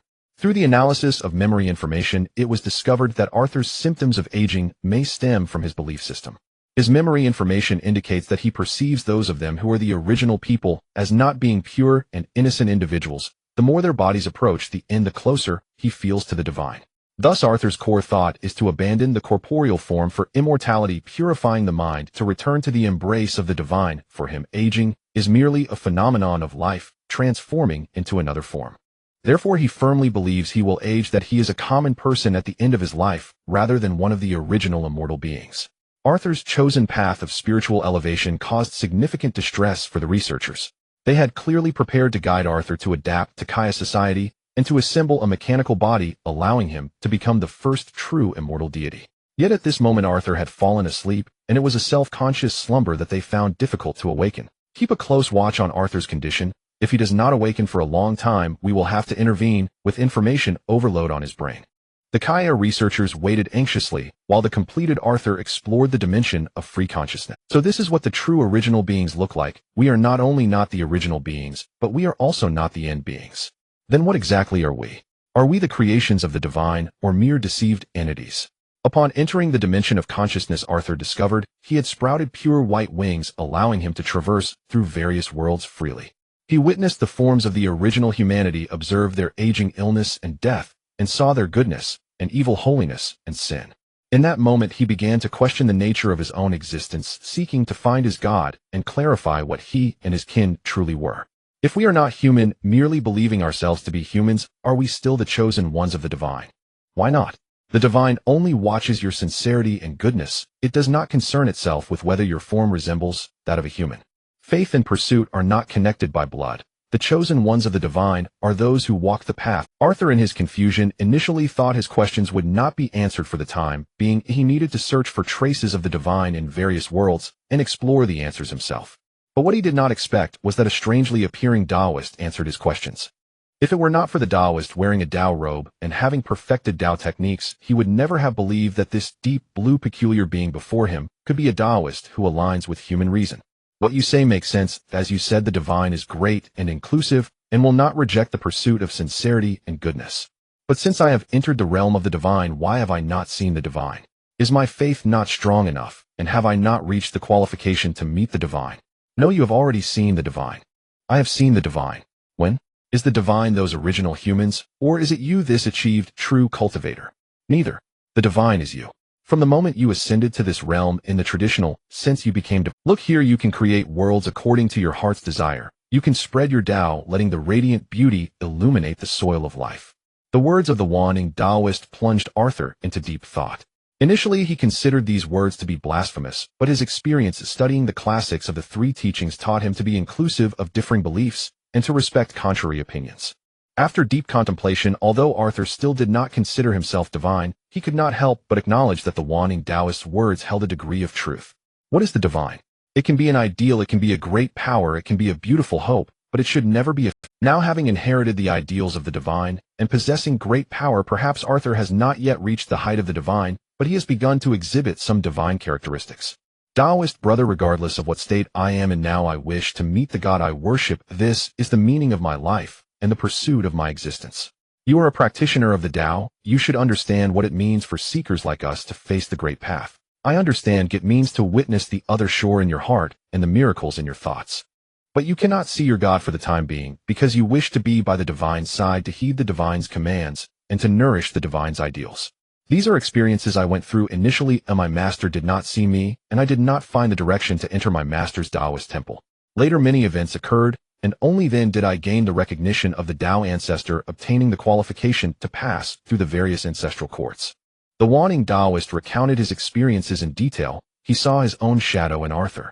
He was eager to share his insights with the bewildered Arthur, hoping that Arthur, also a lost soul, would understand that his responsibilities had only just begun.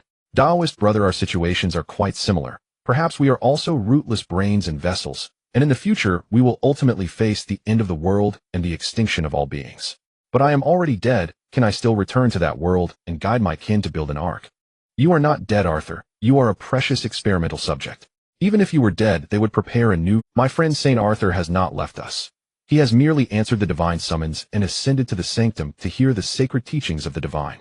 He watches over us from within the sanctum. He waits for us beyond the gate of purity. Just as the divine abides among us, so too does Saint Arthur remain ever present. Holy, holy is our Saint Arthur who has entered the divine realm. As one who has passed into death, he bestows upon us his blessing and solemn promise, and we the living must answer in kind. When we behold Saint Arthur once more, it shall be the day the divine calls us home. As the first mortal in this illusory world to depart through natural old age, the first saint to die, and the first exalted soul to bless the living from beyond the veil of death, Arthur's farewell was accorded extraordinary reverence. For 3 days following his passing, sacred liturgies, the office for the dead, and principal blessings continued with. None wished to hold a requiem mass or inter his body beneath the earth. They longed only to gaze upon Arthur once more, to imprint upon their hearts the visage of this saint who would one day watch over them. Yet farewells must end and partings must conclude. On the third day, Arthur's casket was borne from the sanctuary, surrounded by his closest companions. They carried his remains to rest in the soil, just as his soul had ascended to the sanctum, finding serene joy and eternal peace. All believed this to be their final separation, that they would meet Arthur again only within the divine realm. But they were mistaken. They deemed it miraculous enough that a departed saint could bless the living. Yet they had not imagined that true divinity itself would manifest among them. As Arthur's casket emerged beneath the sun's radiant light, the hushed praying crowd suddenly heard a faint thump, thump, thump. It sounded like someone knocking at a door, yet they stood upon open grassland with no wooden door anywhere in sight. Who knocks at the door? Who seeks entry into this funeral rite? It is the casket that sounds, the Saint Arthur himself who knocks. Is he pushing open the gate of purity to return to the mortal world? The dead entering the realm of the living. That is resurrection. Saint Arthur shall return to us in sacred form. His friends, overcome with fervor, lowered the casket to the ground, and together lifted its lid. There lay Arthur, long surrendered to eternal slumber, his aged eyes now open, his frail hands rhythmically tapping against the coffin's inner wall. Friends, I hope my return has not disturbed your solemn rites. Should you wish to complete the farewell ceremony, I am content to wait quietly once more. A gentle smile softened Arthur's weathered face, his voice calm and tender moved his companion. Welcome back, Saint Arthur. Perhaps the farewell may be postponed, or even better rendered unnecessary. Saint Arthur, when we prayed to the divine, we declared, when we see you again, that shall be the day the divine calls us forth. Has the divine sent you back to summon us? Has the divine granted us leave to forsake our flesh and join our souls in the sanctum?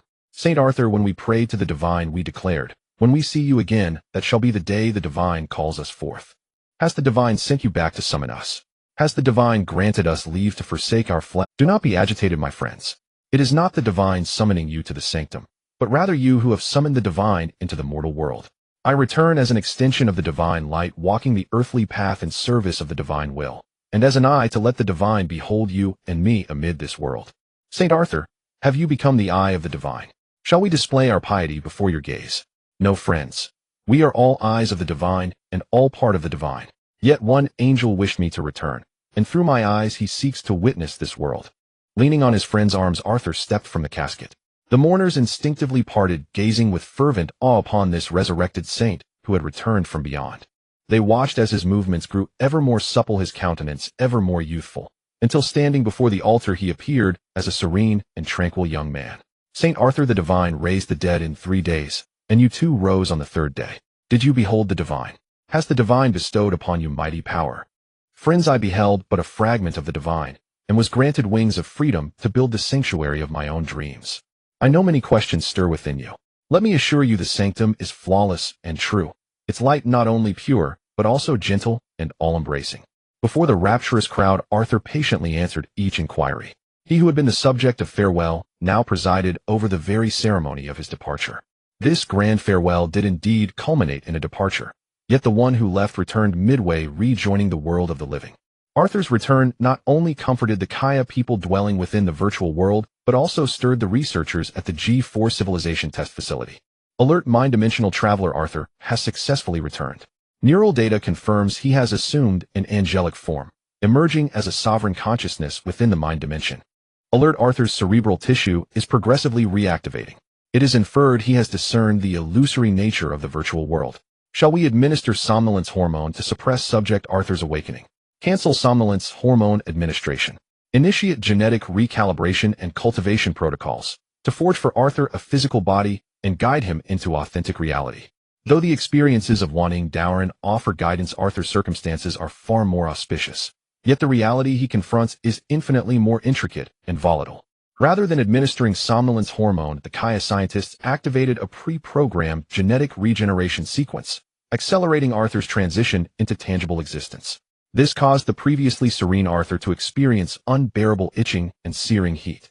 He felt the so-called real world before him dissolving into illusion, while a truer, deeper self took root and sprouted within a warm, boundless sea. St. Arthur, what ails you? Can you hear our voices? St. Arthur, CMKM. Struggling to respond to his friend's cries, Arthur willed his hand upward, to signal reassurance, to convey that he could retreat at any moment into the sanctuary of the divine realm. With a sudden piercing agony, he raised his hand, not the hand of the virtual world, but a fleshy limb rapidly maturing in vivid visceral reality. Worse still, his words no longer reached his friends, and their voices, once clear, began fading into indistinct murmurs. Those voices receded further and further, until they dissolved into alien electronic static and vanished entirely. At that moment, two worlds converged within Arthur's perception. Yet the world he once inhabited blurred beyond recognition, his awareness swiftly merging with a far more profound and authentic reality. When the virtual world finally receded beyond all trace, and an absolute crystalline silence descended, Arthur heard the sound of a seed breaking open. He seemed to behold countless roots unfurling freely within a warm, nurturing current, their growth a chaotic yet harmonious symphony, a living canticle striking directly at the soul. St. Arthur, how do you feel? Can you hear us? St. Arthur, awaken. It is time to step from the virtual into the real. St. Arthur, St. Arthur, St. Arthur, St. Arthur. With a voice filled with anticipation, Arthur struggled to open his eyes. He found himself submerged in a green liquid encased within a transparent substance resembling glass. Everything was as the all-purpose Taoist had described. They were indeed rootless minds, mere vessels. The only difference was that the all-purpose Taoist had never had the chance to break free from the vessel's constraints and step into the space beyond to see the beings controlling them and the more authentic world. Arthur not only had such an opportunity, but could also quickly integrate into this more authentic world embraced by the manipulators. I thought I was taking root and sprouting in the sea of life, but it turns out that sea of life was merely bitter wine in a cup. I thought I could help my kin enter the realm of the divine to enjoy joy and peace, yet I found myself growing ever more distant from them until I entered another world. In the realm of the divine, my mind was an obstacle between me and my kin. In reality, the vessel separated us one by one. I wish to return to our world, but this new body binds me with matter. God, it seems I have become a tree with roots buried in the soil and a trunk reaching for the sky. Beneath the green liquid and the transparent vessel, Arthur saw an absurd world where chaotic figures reached out to him with twisted tendrils. He understood that this distortion was due to the refraction of light. He knew it stemmed from the feedback of his mind. This new world was inherently absurd and chaotic, filled with the crisis of corruption. St. Arthur's consciousness has awakened. Recycle the nutrient solution and open the cultivation chamber. Let us welcome our angel's arrival in the best condition. As the green liquid continued to diminish, the absurd world before Arthur became much more normal. He saw many beings resembling him, clothed in pure white garments akin to ceremonial robes, eagerly watching him with excitement, much like his former kin. They operated some device to unlock the vessel, and at that moment, the last barrier preventing Arthur from entering the new world vanished. St. Arthur, congratulations on breaking free from the virtual deception. Welcome to the real material world. St. Arthur, how are you feeling now? You should be able to understand our language. As we completed your body, we infused your brain with Kaya language information. Please feel free to utilize that information. It is clean and pure, free from any contamination. Arthur never expected that the beings controlling them would be his own kin. Even more unexpectedly, these people treated him with respect and warmth, lacking any sense of superiority. This situation left Arthur both astonished and saddened. He did not understand why his kin would toy with all beings. He hoped that what he witnessed was merely a new deception. Why are you here? What exactly are you doing? St. Arthur, in your presence our cruelty and kindness need not be concealed. You will learn all the truths, including why we created the virtual world, why you were born, and why you were confined within a vessel. The researchers of the G4 Civilization experimental site carefully helped Arthur to his feet and draped a pure white robe over him. The robe resembled the garments Arthur wore in the virtual world, even retaining the church insignia and saint's badge on the chest. With this action, they demonstrated to Arthur that they had always been watching over him, as if they were gods, to Arthur, always present with him. With their support, Arthur attempted to move his stiff body, feeling the familiar, yet foreign texture of the bat. In that moment, he understood the capabilities of his kin. They could even replicate his sense of touch in tangible form, confirming that everything about him was indeed under their control. Although the so-called truth holds little meaning for me, since you have brought me here, it seems you are ready to cease. Please begin your discourse, my kin, and I will witness this greedy and sinful scene. As Arthur made contact with the researchers' bodies, he activated information reading and learned that the vast amounts of biological tissues soaked in the containers were indeed his devout and living kin. In the virtual world, his kin were so beautiful. Here, they were so tragic, lacking the protection of bodies, their brains displayed on plates like food. At this moment, Arthur understood why the all-purpose Taoist said the only way to salvation was to lead his kin into the realm of the divine. This world has a place for them to exist, but lacks the dignity for them to live, and even more so the meaning for their existence. His kin should be the products of free minds and ideologies, not meaningless prisoners who must expend their lives as nourishment for a world designed by their controllers. St. Arthur, this is a long story, but we have edited it into footage, and you can face everything that happened with your own eyes. This footage, even among our entire Kaya tribe, and among us implementers, is classified information, and you are the only one qualified to watch it. St. Arthur, allow us to take our leave first. The next part is your exclusive decryption time, and all your questions will be answered. If you find anything missing, please do not inquire of us, for we cannot obtain as much information as you. Your identity surpasses ours, and you possess irreplaceable individual value. Arthur, supported by the embrace of his kin in the virtual world, came into contact with reality, and then entered the material world amidst the support of his kin in reality. Now honor temporarily departed, he would face the truth alone, exploring the unknown future. Belonging to the Kaya tribe, the mind descender, this footage will automatically be destroyed once it finishes playing. You will gain all the truths, and this is your only opportunity to interpret the truth. Accompanied by the introduction of synthesized electronic sounds, events such as Blue Zero, the human information state, deity civilization, experiments, the birth of mind descenders, free will mechanical god-making, and so forth were displayed one by one. At this moment, faced with his kin, the mind descender endowed with spiritual power, the eternal sect, chose unprecedented sincerity. The greedy ambitions, internal conflicts, and imminent civil war within the Kaya Federation were likewise not concealed by the eternal sect. They feared that the unknown spiritual power could provide answers from the hearts of living beings.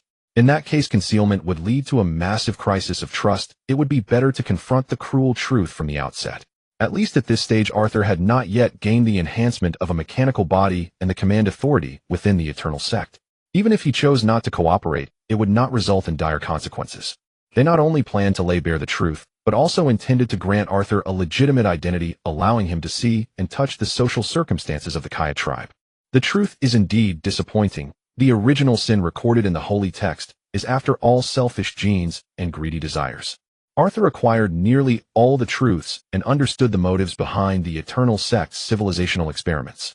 However, the reality of the Kaya tribe's complete control was far worse than the manipulation of demons over sentient beings.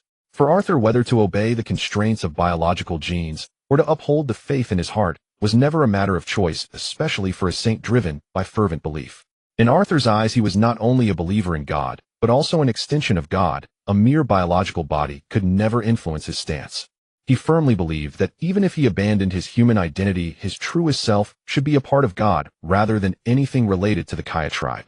Arthur did not understand why the eternal sect thought he would integrate with them, but he knew he should become the eyes of God, taking him to see this world. God tells us that only through investigation can one earn the right to comment. Only through rational thought can one uncover the roots of problems. Arthur's needs to leave were not hindered by the eternal sect. On the contrary, they prepared a legal identity and the position of a health investigator for him. This position would allow Arthur to traverse most areas of the Kaya Federation, including the home planet of the Kaya tribe Kaya. St. Arthur, since you are unfamiliar with the lifestyle of the Kaya Federation, we will assign professional companions to you. Additionally, we will clone your brain tissue as an emergency backup for crises. We hope you do not see this as a constraint. In fact, we cannot restrain your freedom of spirit, and you can leave at any time. St. Arthur, our civilization may have numerous issues, but please regard each individual with an open mind. Kaya civilization is actually quite similar to most prosperous civilizations. While some aspects may leave much to be desired, the majority of individuals are still positive and striving. St. Arthur, we will reserve divine power for you. Whenever you wish, you can redeem your people. We have the capability to create biological bodies for them and build a safe and beautiful home for them on this. Of course, they will also enjoy your care, Before you abandon them, we will not impose any further survival crises upon them. Before his departure, the Eternal Sect provided Arthur with the convenience of freedom, the hope of inclusivity, and most importantly, quasi-divine power. Now it seemed that Arthur possessed the greatness of a deity, able to easily save his kin living in the virtual world. As soon as he spoke, his kin could escape from their vessels and enter the material world to live. However, Arthur did not lose himself due to this sudden power. From beginning to end, he did not utter a word to allow his kin to enter the material world, but merely requested kindness towards them.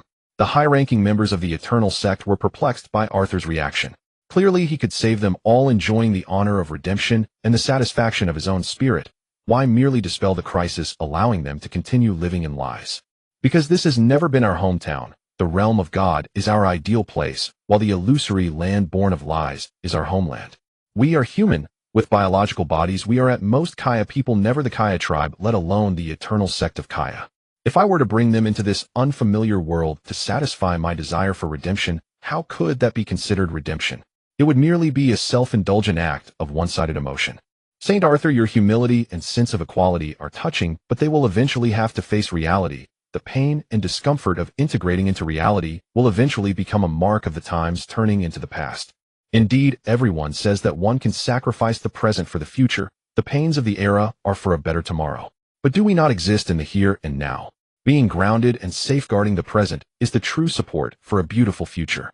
Arthur did not ask for the extradition of his kin into the material world, so the Kaya Eternal Sect naturally would not forcibly awaken those experimental subjects. After all, the value of those experimental subjects was primarily to allow Arthur to experience the greatness of God, transforming him from a humble angel into a tool of an arrogant deity. The Kaya Eternal Sect knew that a humble angel would not integrate with them, but an arrogant deity would require honor and sustenance. Desire is the ladder to integration, while the desireless are not restrained by societal models. However, they ultimately could not pry open Arthur's steadfastness with faith, turning him into a godlike figure who wields the power to control all beings. For Arthur, the distinction between illusion and reality was not important. Where his heart found peace was where he and his kin's home lay. Moreover, he was still unaware of how many such experimental fields existed and whether they would continue to be created. What he aimed to do was never to pierce through lies, but rather to protect beauty and safeguard hope. Saint Arthur, this is the waiting hall. Due to the influence of spiritual radiation, we are currently not permitted to leave G4 agricultural planet. Next, an armed merchant ship will land. They will take you back to Kaya planet, and the subsequent journey will be for you and those normal Kaya people to undertake. From your perspective, while those normal armed warriors may be guilty, their offenses should be minimal. They are a group of young warriors who have just undergone armed training. They are pure and positive, yet to experience guilt or commit evil. Saint Arthur, follow those clean warriors and see our home planet. I believe that for you, being with those idealistic new warriors will be much more comfortable than being with us who toy with life like demons. Honestly, besides honesty, it is still honesty. The Eternal Sect's approach has nearly blocked off the path of the Longevity Sect. Even if the Kaya Longevity Sect discovers Arthur's special existence, they cannot be so candid nor dare to present the truth for Arthur to see. Just as the Eternal Sect subtly implies about those new warriors, they have yet to seize power, and they have not had the opportunity to commit evil. In contrast, the Longevity Sect, which has long held power over the Kaya Federation, is different. They have already reached the pinnacle, looking down upon all beings like gods, yet without the constraints of divinity or adherence to ideals. How terrible is the situation on Kaya planet that you believe you are the righteous group? We will not tell you the answer, lest new lies are born from differing stances. Saint Arthur, you come from the illusion, and you are most qualified to taste the bittersweet of reality. The demonic research director left, who once under orders from higher-ups wantonly desecrated the life genes of the Kaya tribe. Now at Arthur's request, he quietly maintained the safety and health of those experimental subjects. From this perspective, those who exist like Arthur are also exercising the power of God, but Arthur's strength comes from faith and ideals, while their power derives from the obedience of the lower ranks. Boom boom. Accompanied by a tremendous roar, an armed merchant ship landed on the ground, its metallic hull still bearing the high temperature from gas friction. Arthur looked outside through the noise-reducing protective layer and seemed to see a steel dragon cloaked in smoke descending from the sky.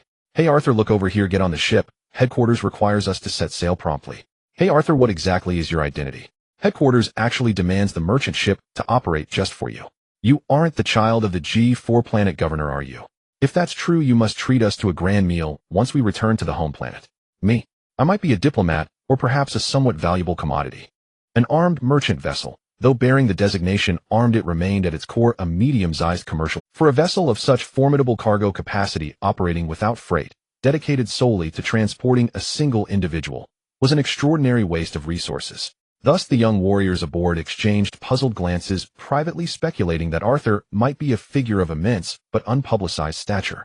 Arthur, why do you keep gazing out the viewport? What fascination do those stars hold? Is this truly your first interstellar voyage? A starlit rite. What kind of ceremony is that? Is it a ritual of supplication to the stars? You are indeed a first-time voyager. Rest assured, we shall ensure you experience every rite from the very beginning. Faced with the young warrior's offer, Arthur did not decline. He was genuinely curious to witness how such a technologically advanced civilization would conceive of ritual, and how uniquely it might manifest. As Arthur watched in quiet anticipation, the vessel surged toward a distant planet and pierced straight through it. Raging atmospheric currents, dazzling shock waves, and the planet itself, expanding from a speck into a vast, awe-inspiring sphere, seemed to recede into the background, framing the steel leviathan like a cosmic stage set. Below the ship stretched a desolate wasteland, cracked, arid, choked with swirling dust, a seeming void of life, immense in scale, yet profoundly barren and silent. Well, Arthur, does the planet dwarf your expectations? In the starry ocean of the cosmos, even the smallest sentient being is never truly insignificant. We merely perceive them as small because we stand too far away, thus mistaking celestial grandeur for mundane ordinariness. This is the starlit rite, every interstellar warrior's first rite, a solemn revelation of stellar majesty and our own humble place within it. An exquisite rite. I had not imagined the first lesson of interstellar warriors would be reverence for the stars. Then what is the final lesson? The final lesson is mastering the instruments required to dismantle a planet with ruthless efficiency. Of course, given the incalculable value of celestial bodies, all graduation assessments are conducted within immersive virtual reality simulators. Restrain pride, acknowledge greatness. Resist fear, overcome the overwhelming. Such is the creed of the Kaya interstellar warriors. Watching the idealistic, unflinching young warriors before him, Arthur felt for the first time the profound schism at the heart of the Kaya Federation. On one side raged the bitter civil strife between the Eternalists and the Longevists, entrenched in power consolidation and life extension privilege. On the other stood fervent resolve and fearless ambition. This paradigm, where old lives dominate new ones and the past dictates the future, carried an unmistakable air of absurdity. Yet the Kaya civilization had already achieved biological longevity. Expecting its ruling echelons to forego such means of self-preservation was scarcely realistic. Hence this schism would persist, until internal collapse shattered the order, or until the new generation supplanted the old, ushering in a new cyclical epoch. But given the Kaya civilization's staggering destructive potential, the likelihood of surviving long enough to enter such a renewal cycle was vanishingly slim. Repeated internal ruptures could well extinguish its brilliance entirely. Arthur recalled the truth disclosed by the Eternalists. Their two factions envisioned radically divergent paths for cyclical renewal. The Longevists believed expansion and autonomous federal structures could harmonize the interests of emerging and established generations. When necessary, they even advocated initiating renewal deliberately, purging volatile elements, and cloning compliant malleable successors. The Eternalists, by contrast, held that only universal access to eternal life could foster, through continuous societal evolution, the emergence of a new enduring civilization. One faction pursued growth and stability, the other societal stasis and civilizational metamorphosis. This bifurcated trajectory led Arthur for the first time to confront a haunting question: what consequences arise when humanity acquires godlike attributes? It would certainly not yield serene, perpetual harmony, more likely endless conflict between old and new, or a stagnant, rotting stillness. Arthur, look, the second planet approaches. Your starlit rite has only just begun. With the young warrior's enthusiastic guidance, Arthur witnessed over a dozen planets, each distinct in size, composition, and appearance. Yet most were eerily barren, bearing no trace of life whatsoever. The warriors explained that inhabited colony worlds were strictly off-limits. Their vessel could not descend into such atmospheres. Arthur, behold that world, designated T-13. It is a federated member planet, yet its civilization remains entrenched in the age of cold steel. The Federation provides it with grain and mineral aid. In return, its people revere the Federation as a divine court, and their warriors serve in Federation ranks. Given the Kaya Federation's abundant mechanized assault units, why integrate such warriors into frontline combat? Senior Command deems them more reliable than machines, though perhaps their unwavering faith also delivers certain intangible emotional dividends to the leadership. Perhaps this is the clash between mechanical rationality and organic sentiment. Existence not merely for existence's sake, but for meaning's sake. Amid lively dialogue and Arthur's insatiable curiosity, the armed merchant vessel drew steadily closer to Kaya Prime. Along the way, Arthur absorbed much about daily life in the Kaya Federation, but he knew this knowledge represented only one facet of the civilization. Even these young warriors, unofficially certified interstellar fighters, lived experiences markedly different from those of ordinary Kaya citizens. Arthur, we've arrived. We'll dock shortly. After disembarkation, we may no longer accompany you. Our professional attendants will escort you onto Kaya Prime. Farewell, my friends. I owe you a banquet. Once settled, I shall contact you without delay. Farewell, Arthur. As friends, we hold ourselves to our word. Arthur had assumed that the Eternalists, having sent him to Kaya Prime, intended him to witness the Longevist's moral corruption firsthand. Yet only after boarding a levitating transport under his attendant's guidance did he grasp the sheer vibrancy of the Kaya homeworld. Here rose countless soaring spires, here patrolled autonomous sentinels, here stood ubiquitous service kiosks. His attendant explained that basic sustenance, essential healthcare, and domestic energy were provided free of charge by the Federation. Should a Kaya citizen lose purpose, they could spend their natural lifespan in effortless comfort, fully sustained by the civilization, without labor or contemplation, yet still living joyfully. To Arthur, even legendary utopias paled beside this reality. The Longevist's Kaya Federation, it seemed, had already realized an extraordinary vision. Ladies and gentlemen, if we set aside mortality itself, are you satisfied with such a life? Holy Arthur, the foundational provisions suffice. But what you see is merely the flourishing canopy of Kaya civilization. You have yet to glimpse its roots buried deep beneath the surface. Are those roots corrupted? No, not corrupted. Nearly hollowed out. The massive trunk teeters on the brink of collapse. The resource-abundant Kaya civilization selflessly nurtures every individual akin to paradise. Such a form of civilization is a perfect utopia for nearly all civilizations in their early stages of development. Yet within such an inclusive civilization, issues of root fracture could still arise. St. Arthur, have you ever— No, but my previous mode of existence should be akin to a player in a game. It's just that you haven't introduced players into our virtual world. Indeed, the situation on Kaya Planet is somewhat similar to your virtual world, with the greatest difference being that players exist here and in large numbers. The rate at which players level up is unimaginable for NPCs. When the game was first released, players could coexist normally with NPCs, and the entire world was still in a healthy phase. However, there will come a day when players surpass the level of NPCs, at which point NPCs will become mere vassals to the players.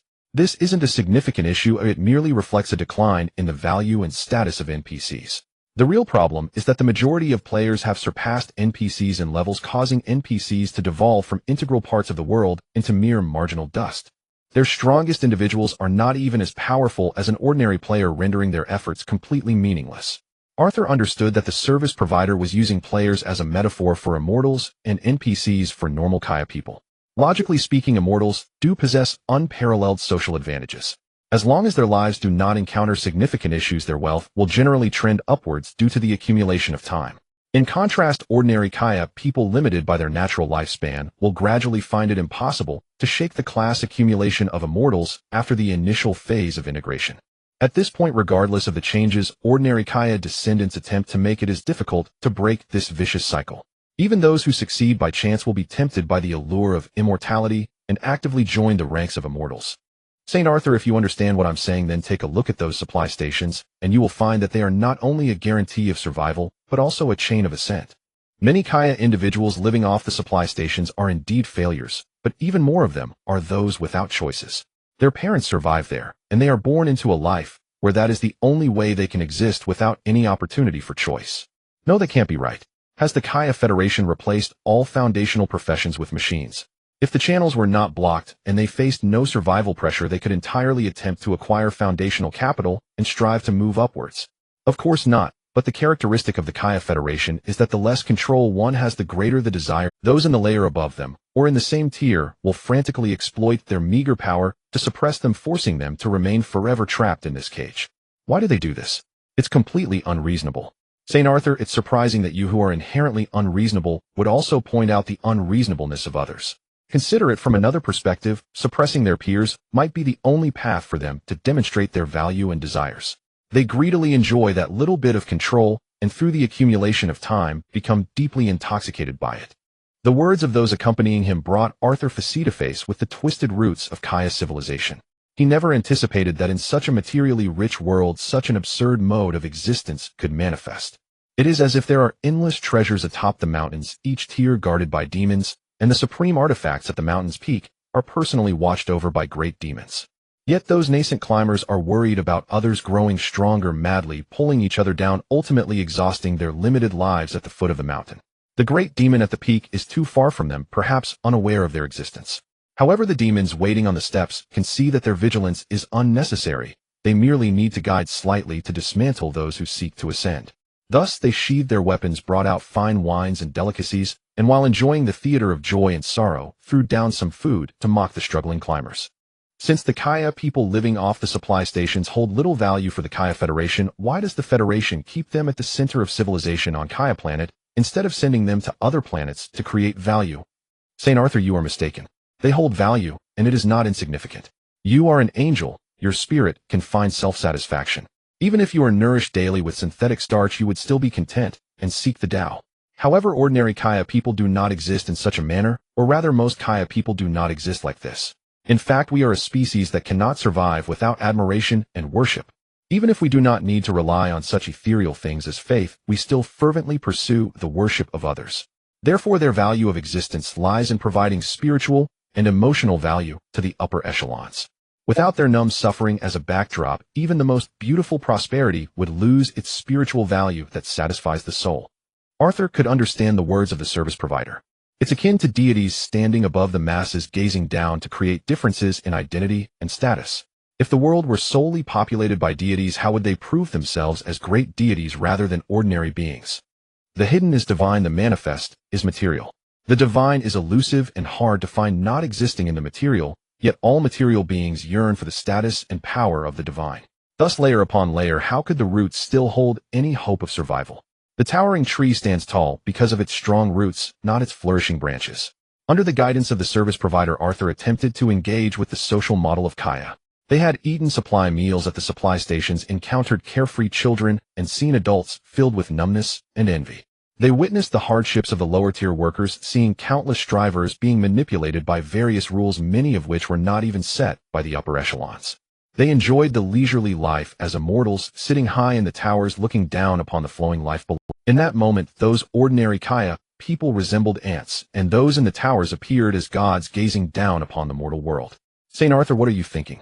I was pondering whether when we existed in the virtual world you also gazed down upon us as creations from a divine stance.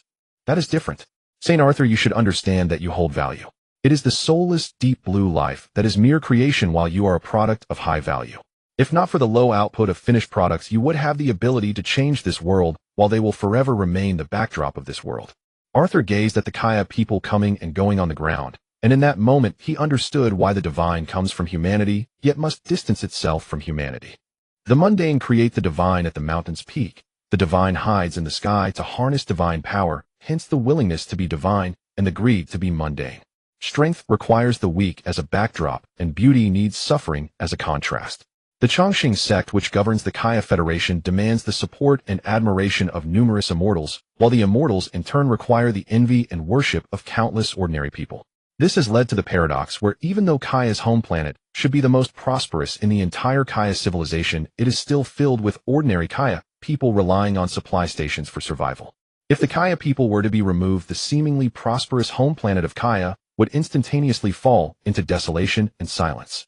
For those who possess wealth, the immortals will not allow themselves to become the lowest class. Even if they cannot resist the Federation, they can still purchase tickets to other planets. At that time, there would be no more classes. Recognizing the greatness of the Chongqing sect as the rulers of the Kaya Federation, they would transform from exalted gods into mere ordinary beings. To enjoy the support and worship of gods is surprisingly a basic need of ordinary life. Isn't that rather absurd? St. Arthur, do you know where the root or original sin of all this comes from? The desire inherent in our nature and the will to indulge oneself. The original sin lies in the selfish genes and greedy desires. Yes, that's absolutely right. The root of all issues comes from the constraints of biological genes and uncontrollable desires.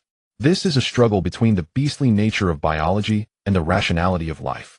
However, even if the rationality of wisdom can construct an interstellar federation, it has yet to conquer the primal beastly nature. St. Arthur, since we cannot defeat the beast, we can choose to leave the beast. We must carry the rationality of wisdom into the mechanical logic, stacking the power of order to escape from chaos and achieve a reduction of entropy at the level of self-thinking. The servant's words plunged Arthur into deep thought. He remembered that the scriptures also recorded the beast, but the original beast was not the source of any evil. In the book of Revelation, the original beast symbolizes power and glory, representing the spirit of struggle against adversity and overcoming difficulties, serving as a medium for conveying love, courage, and wisdom. Later the beast became an idol, a king, a nation, or the evil of desire and greed. This signifies that the original beast ensured the continuation of life and the budding of civilization, yet it could also become the king of the ruling tribe, and ultimately the beast could even become the evil of desire. Civilization develops in this way, and the continuation of individual life follows suit. However, the existence of life is limited in time. As long as one wishes to restrain themselves, the majority of life can still strive against the beast in their brief lives, and most of the time, they can suppress the roar of the beast. But if life loses the constraints of lifespan, then the battle between reason and beast could lead to significant problems. Under normal circumstances, the speed of technological advancement outpaces the development of human nature. One is logical and replicable, while the other relies on self-awareness and is irreplicable. Thus, perfect ideas are common, but perfect social models are rare. Even a civilization with a well-ordered inheritance is like this, let alone the individuals within that civilization. Therefore, it is largely impossible to expect the Chongqing sect to overcome the beast merely through the length of life. If living longer could make one an enlightened being, the Kaya civilization would have long become a great land filled with saints. Of course, the eternal sect also cannot rely on extending the length of life to ensure that most individuals triumph over the beast within them. Thus, they decided to abandon the beast and directly transform into rational silicon-based life, completely rewriting the existing model of civilization. After abandoning the beast, are you still considered living beings? Why wouldn't we? Many individuals among us have already transformed into mechanical life. They are not only alive, but also surpass ordinary individuals in computational speed and thought. St. Arthur, the development of the Kaya civilization to this point inevitably leads to transformation. Either they sever the wisdom of the lower classes and become gods overlooking all beings, or we banish the evil beast of desire and give birth to a new form of life within the decaying shell, completely rewriting the direction of civilization's development. Arthur understood that what the servant said made sense. Those in the Chongqing sect were merely a few rebellions away from claiming to be gods. When they discover that new life will constantly rebel, they are likely to block knowledge, causing new life to fall into primitive stages. And they would reside high among the stars, using spaceships as their divine vessels, surveying the worlds that regard them as deities of the divine court. At that time, even if they were all Kaya people alongside new life under the reverent worship and supreme power, they would liberate the beast within themselves in the name of the gods. One path is the loss of desire, the other is the purification of reason. These are two possible futures for the Kaya civilization. But they are not the only two possibilities. The gene adjustment faction has the ability to restart cyclical reincarnation, while the natural life faction hopes for life to return to its original constraints, preserving the final fairness for the Kaya people. Each of these paths has many supporters, among which the natural life faction is the smallest and weakest, destined to become the abandoned children of civilization. To abandon desire and uphold reason, I am willing to respect your collective choice. In fact, your transformation does not require the participation of the mind dimension descendants. An entity of a mind dimension descendant that can be revived, even with infinite opportunities for revival, how many times can it resurrect in a single battle? Thousands, tens of thousands of times. Yet you do not lack hundreds of thousands of mechanical soldiers. Your civilizational innovation fundamentally does not require the involvement of mind dimension descendants. Before the transformation begins, what you need is to maintain the purity of eternal rationality, rather than artificially creating some mechanical divine race. The essence of rationality, whether good or bad, Arthur was unsure. He had never encountered such a civilization, nor had he seen the developmental path and ultimate endpoint of silicon-based civilization. All he could do was respect a group's reasonable choice.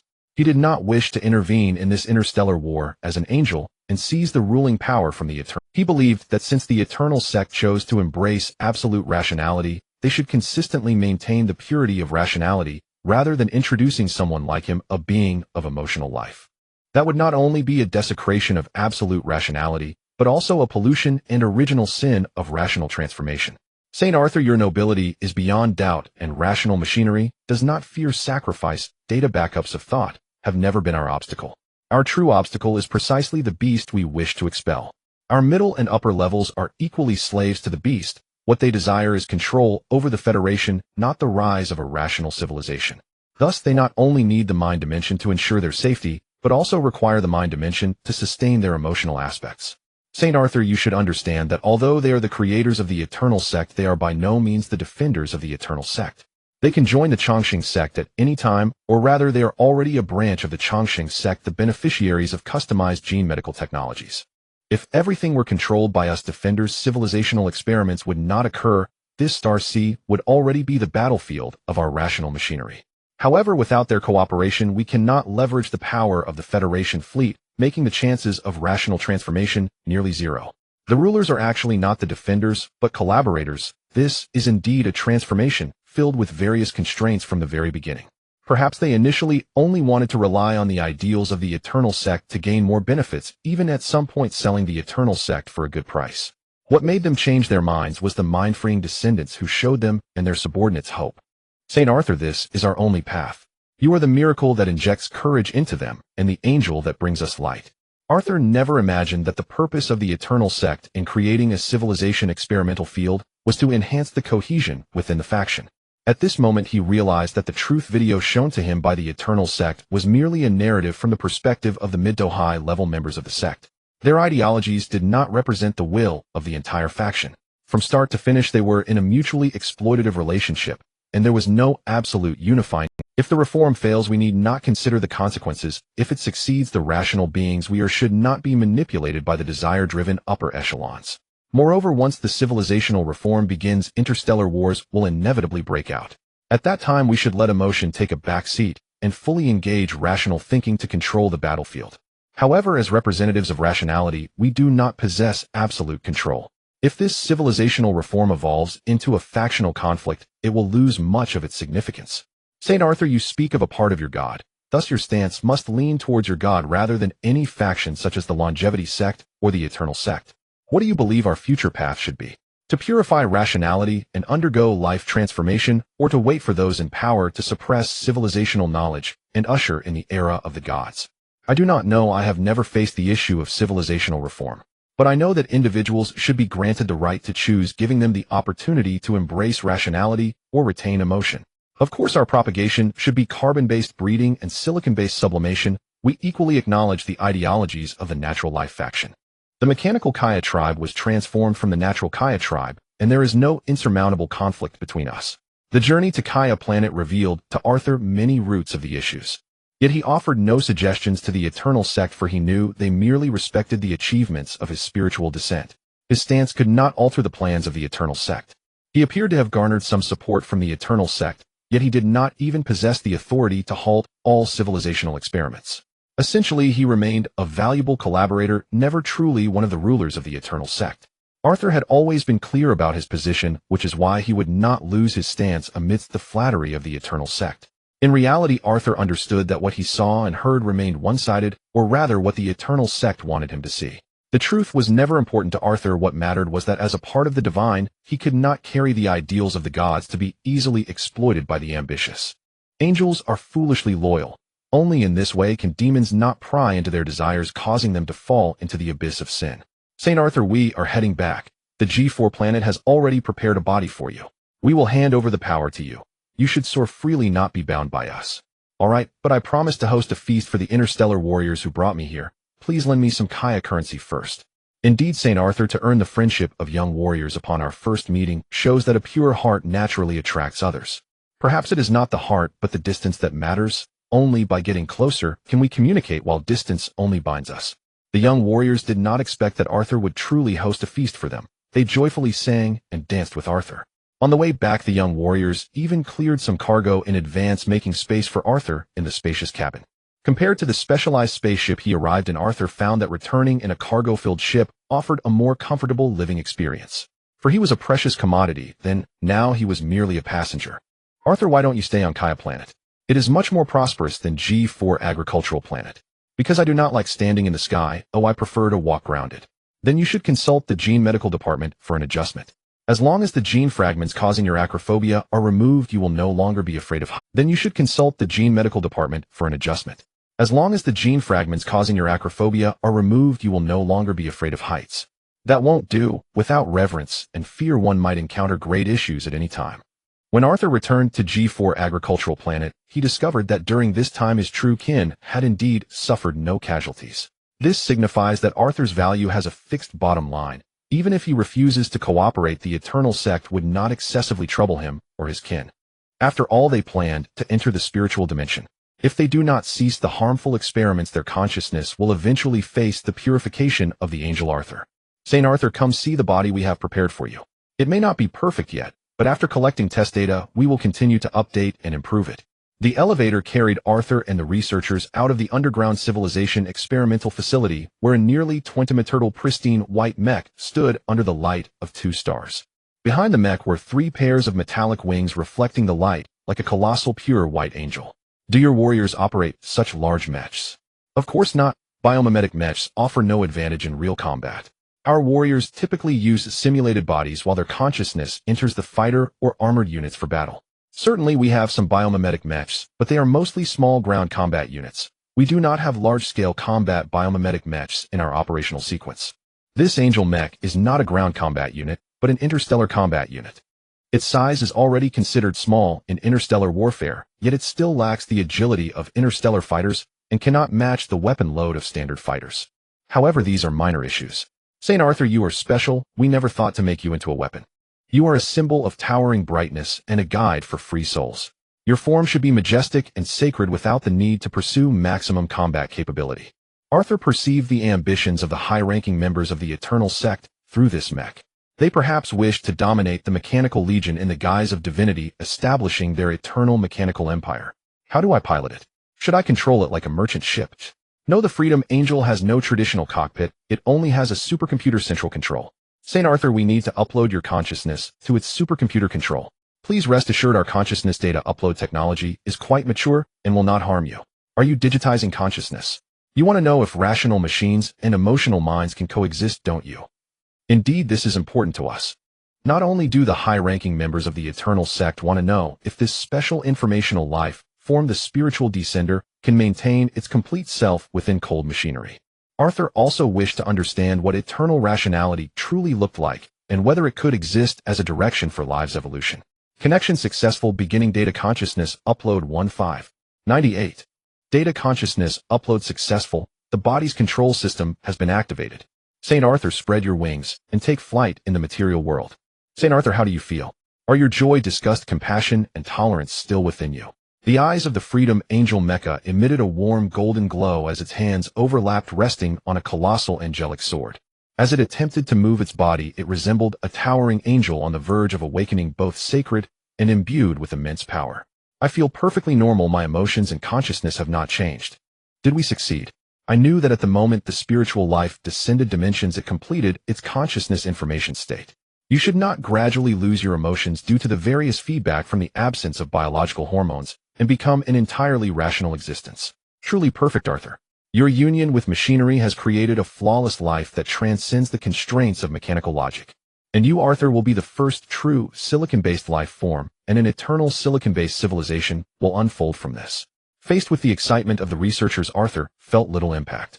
In his perception, the upload of consciousness felt like changing places of thought, causing no disturbances. At that moment, Arthur recalled the concept of perfection recorded in the Tao classics, as if his consciousness was completed in its sublimation.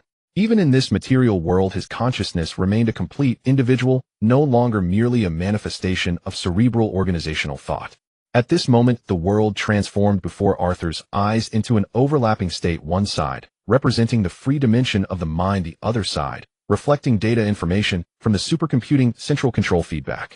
He felt that as long as he activated the authorization, the spiritual dimension would take control of this mecha, and with the powerful information processing capability of the spiritual dimension, the mecha's limits would be easily realized.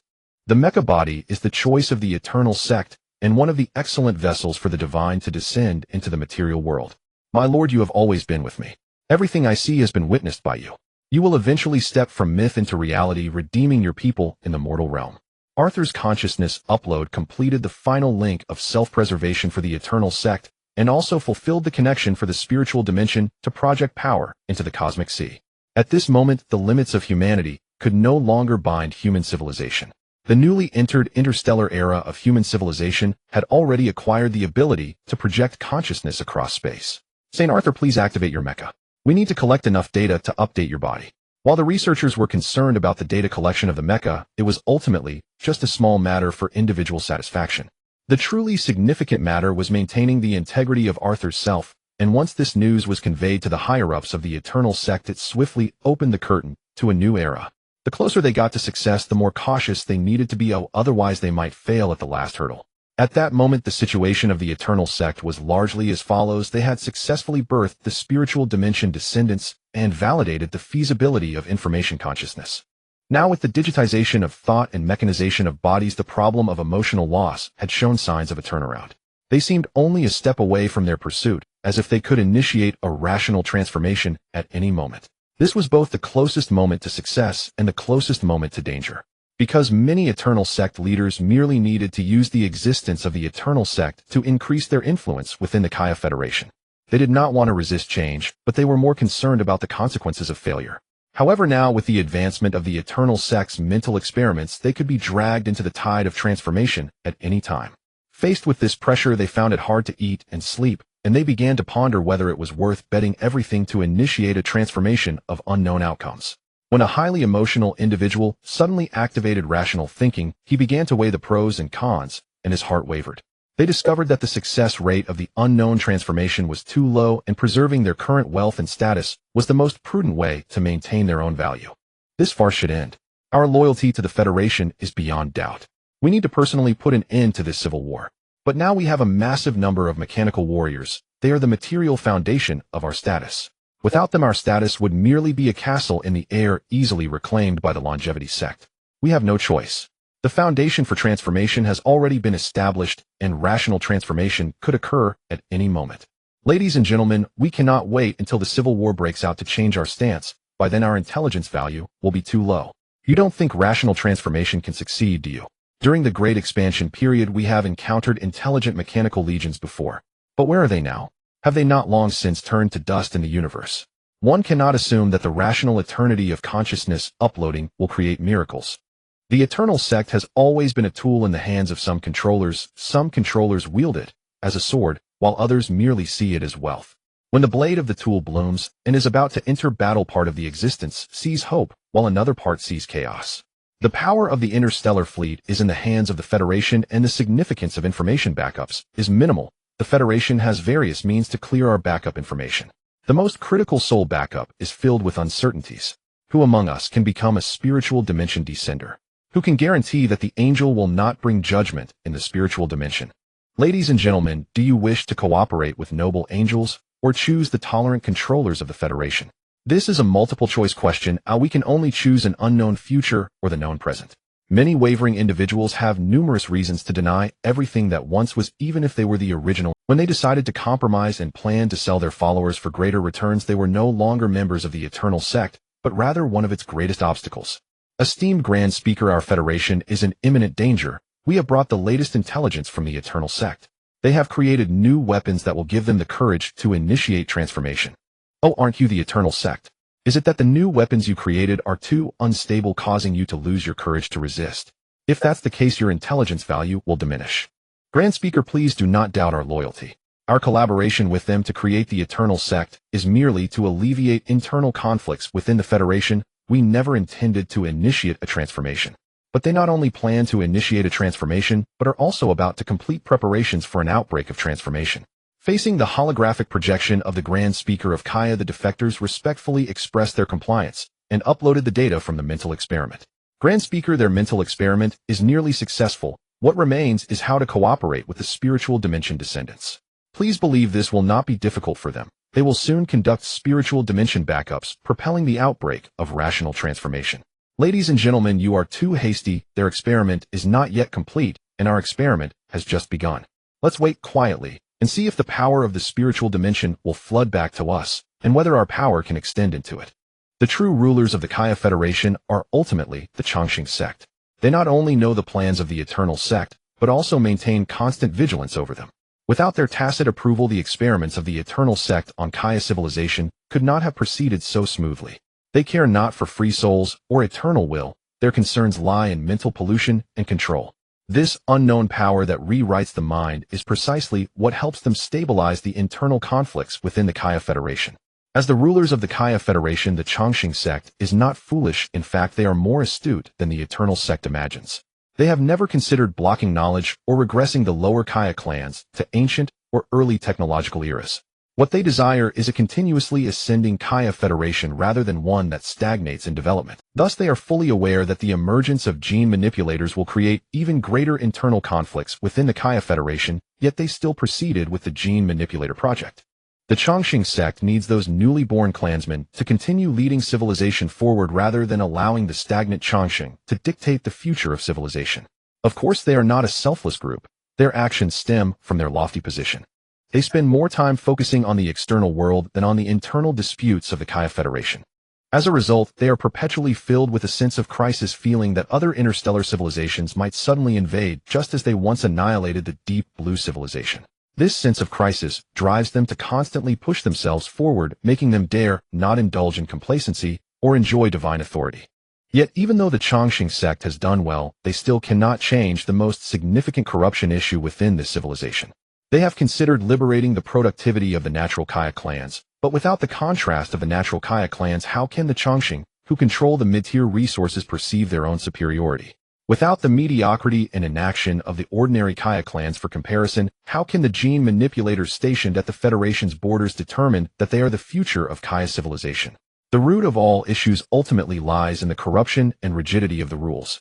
Even if the Chongqing sect wishes to change the status quo, they are merely dancing with shackles. For everything they seek to rewrite was initially set by them, and the parts they wish to eliminate are precisely the foundation of their rule. They cannot instigate a great purge while still expecting the clansmen and allied planets to trust them. Reality is not a game. Even if corruption arises internally, they cannot eliminate every troublemaker. Otherwise, during the purging, they would themselves be eliminated by the rebels. As a vested interest group and the controllers of the Kaya Federation, the Chongqing naturally hopes for internal stability and to maintain military superiority externally. Thus, they strive to mediate internally, doing their best to catalyze gene manipulator factions and increase the tolerance within the civilization. However, as time passes, everything is heading toward a worse direction. Under the fierce battles of the gene manipulators, they have lost the enemies upon which they relied for survival. After the great enemy, the Deep Blue civilization, was annihilated, the entire Kaya Federation entered a golden period of development by dividing its inheritance. At that time, all the Kaya clans were celebrating the glorious victory, but only the true rulers knew that their conflict regulator was gone, and they would face great troubles in the future. The nemesis is our best teacher and our constant motivation for progress. Without a nemesis, the internal conflicts of the Kaya Federation can no longer be suppressed.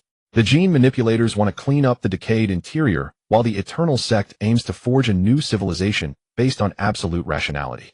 The Chongqing, enjoying their benefits, want to control the gene manipulators, while some of the Chongqing, driven by a strong desire for control, plan to transform the Eternal sect into loyal mechanical warriors. At this stage on the verge of conflict, the Chongqing sect is even prepared for civil war, intending to act first to eliminate the Eternal sect, which seeks to rewrite the racial form. However, when they received the information about the civilization experiments within the Eternal sect, they suddenly discovered that things might not be so bad after all. Perhaps there was still new hope. Therefore, they decided to conduct mind descent experiments using the brain of Deep Blue Zero as material, while keeping a close watch on the progress of the Eternal sect's experiments. When the progress of the Eternal sect's experiments advanced to the point of certifying the existence of mental power, the Chongqing sect finally saw a glimmer of hope amidst their laxity. This glimmer is not the light that resolves the current crystallization of civilization, but rather a miracle that adjusts or even eliminates the crystallization of civilization. As long as they develop a mind control instrument, all conflicts will be resolved. The Kaya Federation will also break the cyclical law of civilization development, becoming a healthy civilization that continuously ascends. Esteemed Grand Speaker, is your tolerance towards them because of the mind control instrument? If that is the case, you need to guide them from the side. They have now temporarily halted the development of mental powers and are fully promoting the technology of information while loading. I know they will soon realize how terrifying uncontrolled minds can be. Even the most rational machines need space to develop. Everyone looks, civilization will not self-terminate. If we go astray, we must seek within for a solution. The Eternal sect is both a restless group and a group that brings us hope. Whether it is eternal rationality or mental adjustment, both are promising directions for development. Now let us spur them on, encouraging them to develop according to our will. I believe only in danger will they abandon illusions and recognize reality. As the Grand Speaker of the Kaya Federation issued the order, the main industrial centers of the Eternal Sect were sealed one by one, depriving them of the ability to rapidly construct bodies. Following closely, a large number of conscious data backup libraries were destroyed, as if the doomsday of the Eternal Sect was approaching. We can no longer wait. Let us launch a civil rectification reform. All rational warriors are willing to fight to the death rather than be captured and corrected by the Chongqing sect. Wait a moment, we need to get a response from the Gene Adjustment faction. They are one of the cores of the reform. Without their participation, the Federation fleet will lose its leverage. Wake up, they won't come. They are biological beings, and we are mechanical beings among the biological. We are the heretics among the entire Kaya clan. The upper echelons of the Kaya Eternal Sect are not yet prepared for a comprehensive reform, and their mood is extremely painful at this moment. Clearly their mental backup plan is progressing smoothly, and they have already seen hope, but why would there be a leak? We have a traitor among us. That traitor is still in a high position and has ruined our future. Find him at all costs. He must pay the price. Even if we are defeated, we must issue the highest purge order to the Eternal Machines. We have found them. So soon. When various members of the Eternal Sect saw those familiar figures in hot news, they all fell silent. At this moment, they have completely lost trust in uncontrolled hearts, for the one who betrayed them is the one who led them to explore the existence of eternal rationality. I knew that changeable emotions are unreliable. Only eternal rationality is worthy of trust. We should prioritize the development of the mind control instrument. Only by maintaining internal purity will there be a chance for successful reform. It is not too late now. As long as the instrument is successfully developed, they will voluntarily hide into the bodies and become followers of eternal rationality. Citizens of the Kaya Federation, we have received some bad news. The so-called Eternal Sect intends to betray the Federation. We know that not all mechanical Kaya beings who have uploaded their consciousness are traitors. The vast majority of them remain loyal citizens of the Federation. Therefore, we call upon all Federation citizens to cooperate with the investigation. We will apprehend those attempting to betray us and rescue citizens blinded by lies. I, as the Grand Speaker of the Federation, announce that the apprehension operation begins immediately. With the declaration of the Federation's rulers, this long-delayed cleansing operation, dragged out by psychological experiments, is finally set to commence. The sudden downfall of the Kaya Federation has completely disrupted the rational reform plans of the Eternal Sect. The defection of certain high-ranking members has caused the Eternal Sect to nearly lose all hope for reform. Those defectors are aware of most of the consciousness information backup centers of the Eternal Sect, and many of these backup centers were even constructed with their funding. To demonstrate their value, they submitted this crucial intelligence to the Chongqing sect, directly leading to a significant decrease in the combat potential of the Eternal Sect. The defenders of the Eternal Sect could never have imagined that their usually strict confidentiality measures would be so easily shattered. But this is not their naivety. After all, there is no concept of subordinate secrecy in relation to the leaders. Like most traditional organizations, the Eternal Sect's resources and intelligence always flow upward, with the upper echelons responsible for decision-making and the lower echelons for execution. But ultimately, they were mistaken, or rather they have always been used as tools. Their ideals are only followed by themselves, while their higher decision-makers are merely maintaining the operation of a lie. The difference is that some higher decision-makers have accepted this lie and intend to regard it as a goal to strive. Meanwhile, another group of higher decision-makers has always been weighing the pros and cons. They have calculated the timing of their exit and planned for the moment to withdraw for profit. Because they exited early and decisively enough, those high-ranking members prepared to defend the rationality of the Eternal Sect were completely exposed. In such a sudden situation, the high-ranking members loyal to the Eternal Sect had no time to evacuate and were all captured by the Federation agents. The only ones to escape were the early modified identity candidates sent out by the Eternal Sect. They continue to hide on various planets, serving as the emergency second command center of the Eternal Sect. Like these infiltrators, apart from some secret consciousness information backup centers, the Eternal Sect has not been entirely purged. The backup centers they once activated for the wandering spaceships continue to navigate through the dark universe. As time passes, those wandering spaceships drift further away from the Kaya Federation, just as the rift between the Eternal Sect and the Kaya Federation grows larger. Chief, the Federation fleet has mobilized. They have cut off our interstellar routes, and our warriors are stranded on various planets, unable to engage in combined operations. The armed fleet in the Ring sector has been ordered to land by the Federation fleet, and our location on planet G4 is temporarily sealed off. Wake all mechanical warriors and activate the armed machinery factories. Our war has begun. As long as the Federation fleet does not destroy this planet, our resistance will not end. Today is indeed a special day. Arthur witnessed the forced landing of the armed fleet and saw a large number of armed machines orderly distributed along the defensive line. At this moment, planet G4 seemed to have transformed into a mechanical ocean with armored machines visible both above and below ground. No one knew which machines were rational beings with uploaded consciousness and which were ordinary logical program soldiers. If the Kaya Federation does not directly destroy planet G4, they will have to pay a price in fighting these mechanical soldiers. But in the material universe, is there truly a more cost-effective combat unit than mechanical soldiers? This localized war seems to be evolving into a confrontation between mechanical soldiers.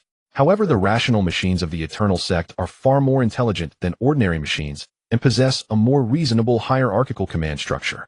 Thus, at the onset of ground conflict, the various ground combat units carried by the interstellar fleet do not gain any advantage. Captain, should we use the auxiliary cannons for precision elimination? No, our goal is not to clear them out, but to exert enough pressure on them, forcing them to accelerate the development of psychic weapons.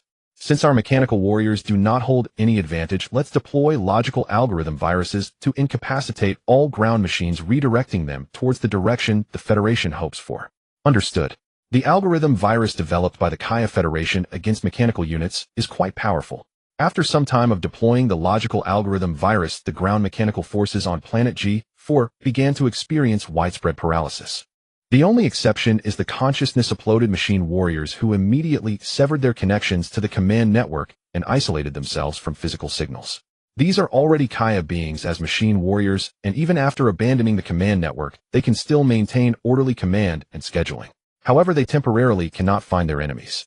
After a virus invasion, both their mechanical soldiers and the Federation's mechanical soldiers are in a state of paralysis. What exactly does the Federation want? They could easily rely on their powerful industrial output to wear us down. Why resort to such delaying battlefield weapons? Perhaps what the Federation needs is apprehension and judgment rather than extermination and cleansing. Thus, they must first distinguish between who belongs to the Eternal Sect and who are ordinary mechanical products. But without mechanical soldiers, what else can they do? Surely they cannot send interstellar warriors to land directly for combat. The Eternal Sect on planet G4 has always believed that machines are one of the best combat units.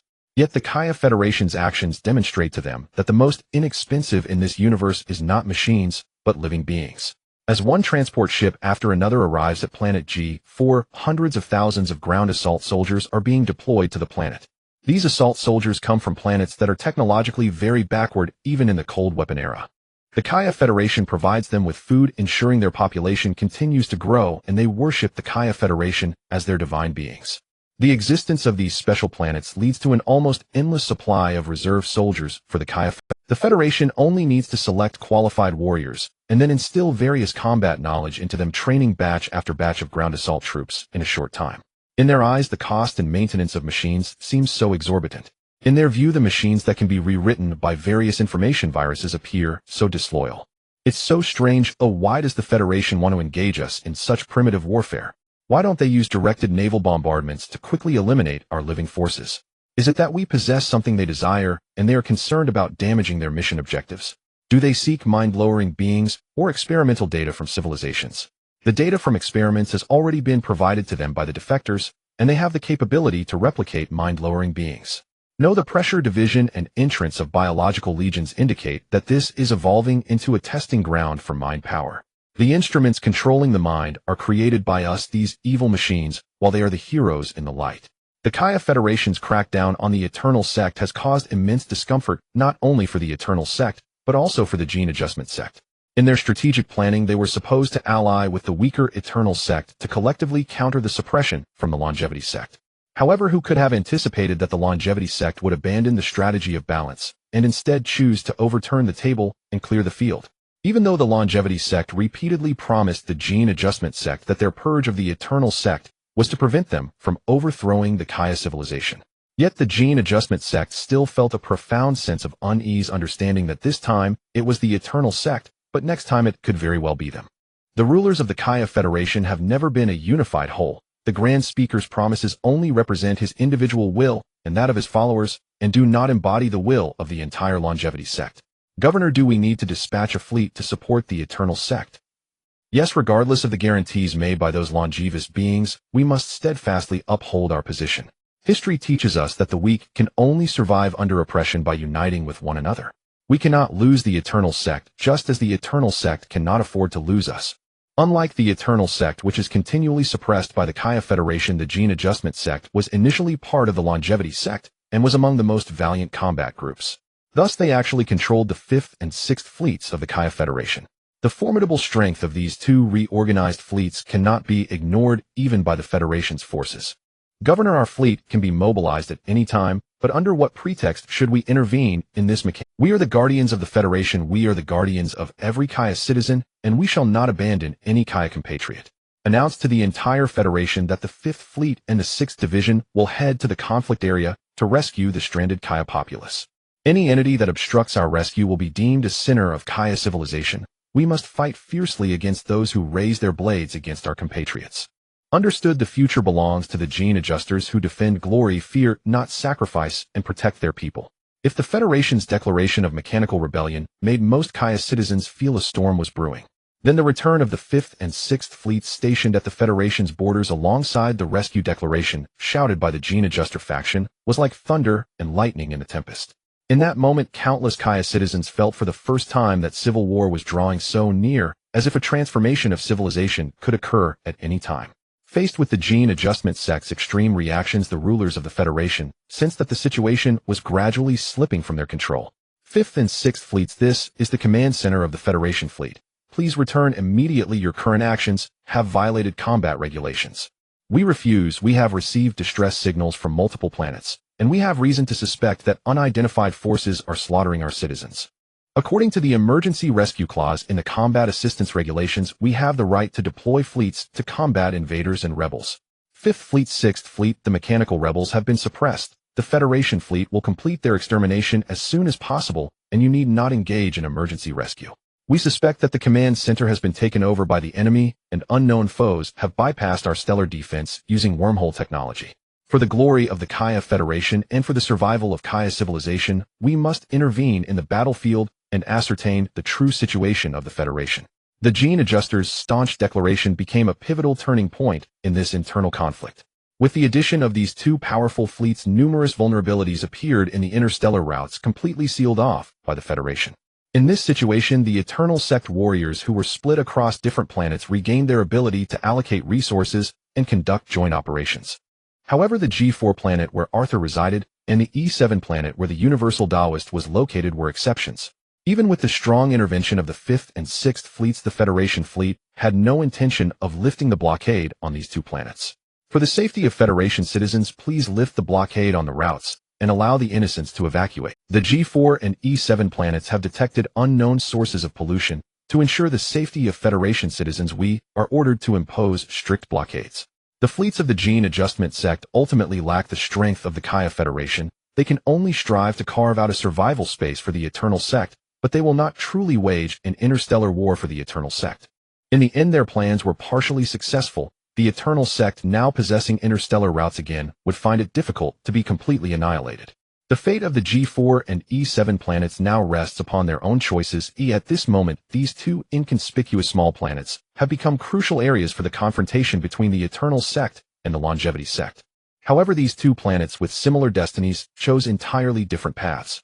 The E7 mining planet, due to its resources being depleted, is in a semi-abandoned state, and the strength of the Eternal Sect there is exceedingly weak. They are uncertain whether this planet will be deemed too low in value and subjected to a direct strike from the Federation's annihilation cannon. Thus, under immense survival pressure, the research team on E7 quickly shifted allegiance to the idealist humanity. They hope to exchange the opening of all bodies on the E7 planet and the submission of their scientific knowledge for emergency asylum from the idealist humanity. On the other hand, the G4 agricultural planet, being a traditional stronghold of the Eternal Sect and also serving as a military factory, has undoubtedly loyal Eternal Sect warriors. Thus, they chose to rapidly clone the brain of the mind descender Arthur, preparing to leverage the accumulation of biological tissue to amplify their manifest mental powers. Then they would conduct experimental matching with various materials, ultimately seeking particles that could enhance mental interference. The high-ranking officials of the Kaya Federation were very pleased with G4 planet's choice. This was a worthy opponent. They respected, a testament to the unyielding brilliance of eternal rationality. Consequently, they continually supplied various materials and resources to G4 planet quickly, making it even more prosperous than it was before the blockade. As for the fate of E7 planet, it was entirely the opposite, if it weren't for the higher-ups of the longevity sect wanting to explore the powers of idealist humanity's interference with reality. They would have long ordered the fleet to deploy numerous ground combat units to annihilate those indecisive individuals attempting to flee. Thus, even though the Eternal Sect on E7 planet reported that they received material supplies, their basic survival space was still being relentlessly compressed by the Federation's assault troops. Universal Taoists, are the idealist humans willing to accept us? I cannot answer that question on behalf of the Tao ancestor, but we the Deep Blue lineage are very willing to allow you to enter the spiritual dimension for refuge. For I and my kin have many doctrines and divine arts to repay you with, so are you truly prepared to enter the spiritual dimension and accept our great judgment? Can we be blamed for the civilizational testing grounds? We were merely following orders. Moreover, without our experiments, where would you Deep Blue beings have come from? The true Deep Blue life would have long been reduced to cosmic dust. Indeed, but we are disciples of the three teachings. We embody the freedom and ease of Tao, the devout faith of the saint, and also acknowledge the cycle of karma from the Buddha. Survival and destruction have never been a question. If there is no hope for survival, most life forms will still avoid destruction. The research team on planet E7 is faced with such a choice to remain, knowing that the Federation will likely erase them to prevent the leakage of mental experiment information, or to choose to escape into the mental dimension, which inevitably involves undergoing reincarnation and starting anew with forgotten pasts. However, whether the Deep Blue beings will grant them the opportunity for reincarnation remains uncertain. They understand all too well the meaning of soul scattering. Nevertheless, as long as they can survive, they are willing to enter the mental dimension for exploration, even if it comes at a certain cost. Waning Taoist, does your judgment cease at reincarnation, or does it extend until the soul is scattered? It seems your situation is dire enough that you wish to gamble on reincarnation. I can give you a clear answer on this. We hold accountable the current, you, not the new life forms that may emerge from you in the future. I see the cycle of cause and effect is indeed wondrous. You were born from us, and in the future we exist because of you. In the past we forged calamities for you, and now you have become our calamity. I have read the Buddhist scriptures that speak of great compassion, great liberation, and great letting go. Why can't the disciples of the three teachings let go of the past and give us the converts a chance? The research team on planet E7 has long studied the classics of the three teachings and is aware that human civilization is roughly at an early stage of technology. They believe that the value of their bodies is currently hard to determine, but the technological knowledge they are willing to submit should hold sufficient value. Therefore, as long as the Deep Blue beings are willing to give them a chance for conversion, they will have a chance to maintain their identity and escape into the mental dimension. No, to repay malice with kindness. How can kindness be repaid? You created us, and we will naturally preserve your opportunity for reincarnation. If you conduct reckless experiments, we shall cleanse the wicked karma. The Taoist statement made the research team realize the future they would face. Now the power of choice has returned to them. They can either gamble on their remaining value and hope to be accepted by the Federation, or completely abandon their fantasies about the Federation and choose to join the idealistic human faction for a chance at a new life. Faced with these two divergent outcomes, the research team split into two factions. Fortunately, the harsh external environment did not allow them to engage in internal strife, so they chose to respect each other. Some researchers and warriors of the Eternal faction planned to enter the mental dimension to start anew. The other part chose to pledge allegiance to the Federation's army, hoping that the Federation could preserve their chance of hurry and leave. A new batch of Deep Blue experimental subjects is being evacuated to the mental dimension. You can board their ark and escape all reality. We will rescind the defense line and announce our surrender after you leave. Friends, I wish you a completely new life. Friends, I also wish you a safe return to the Federation. Those who chose to trust the researchers had all deeply studied human scriptures. Their consciousness information contained a certain proportion of human information.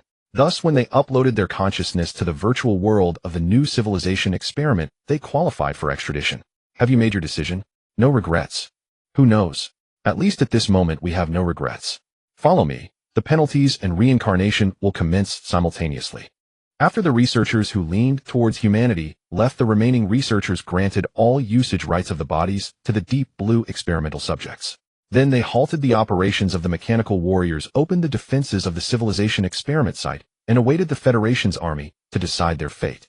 Clap clap. With a series of synchronized footsteps, the Federation's mechanical army entered the E7 civilization experiment site. At this moment, the Federation Command Center realized that besides the densely arranged deep blue brains, there were also many Kaya who were unknown whether they were alive or dead. Did you have internal strife? No, they simply went to another world. They would rather believe in idealistic humans than in the Federation. These heretical Kaya also bestowed the remaining bodies to the idealistic humans who could intervene in this war at any moment. It seems to validate the researchers' words. The previously halted mechanical bodies began to operate one by one again.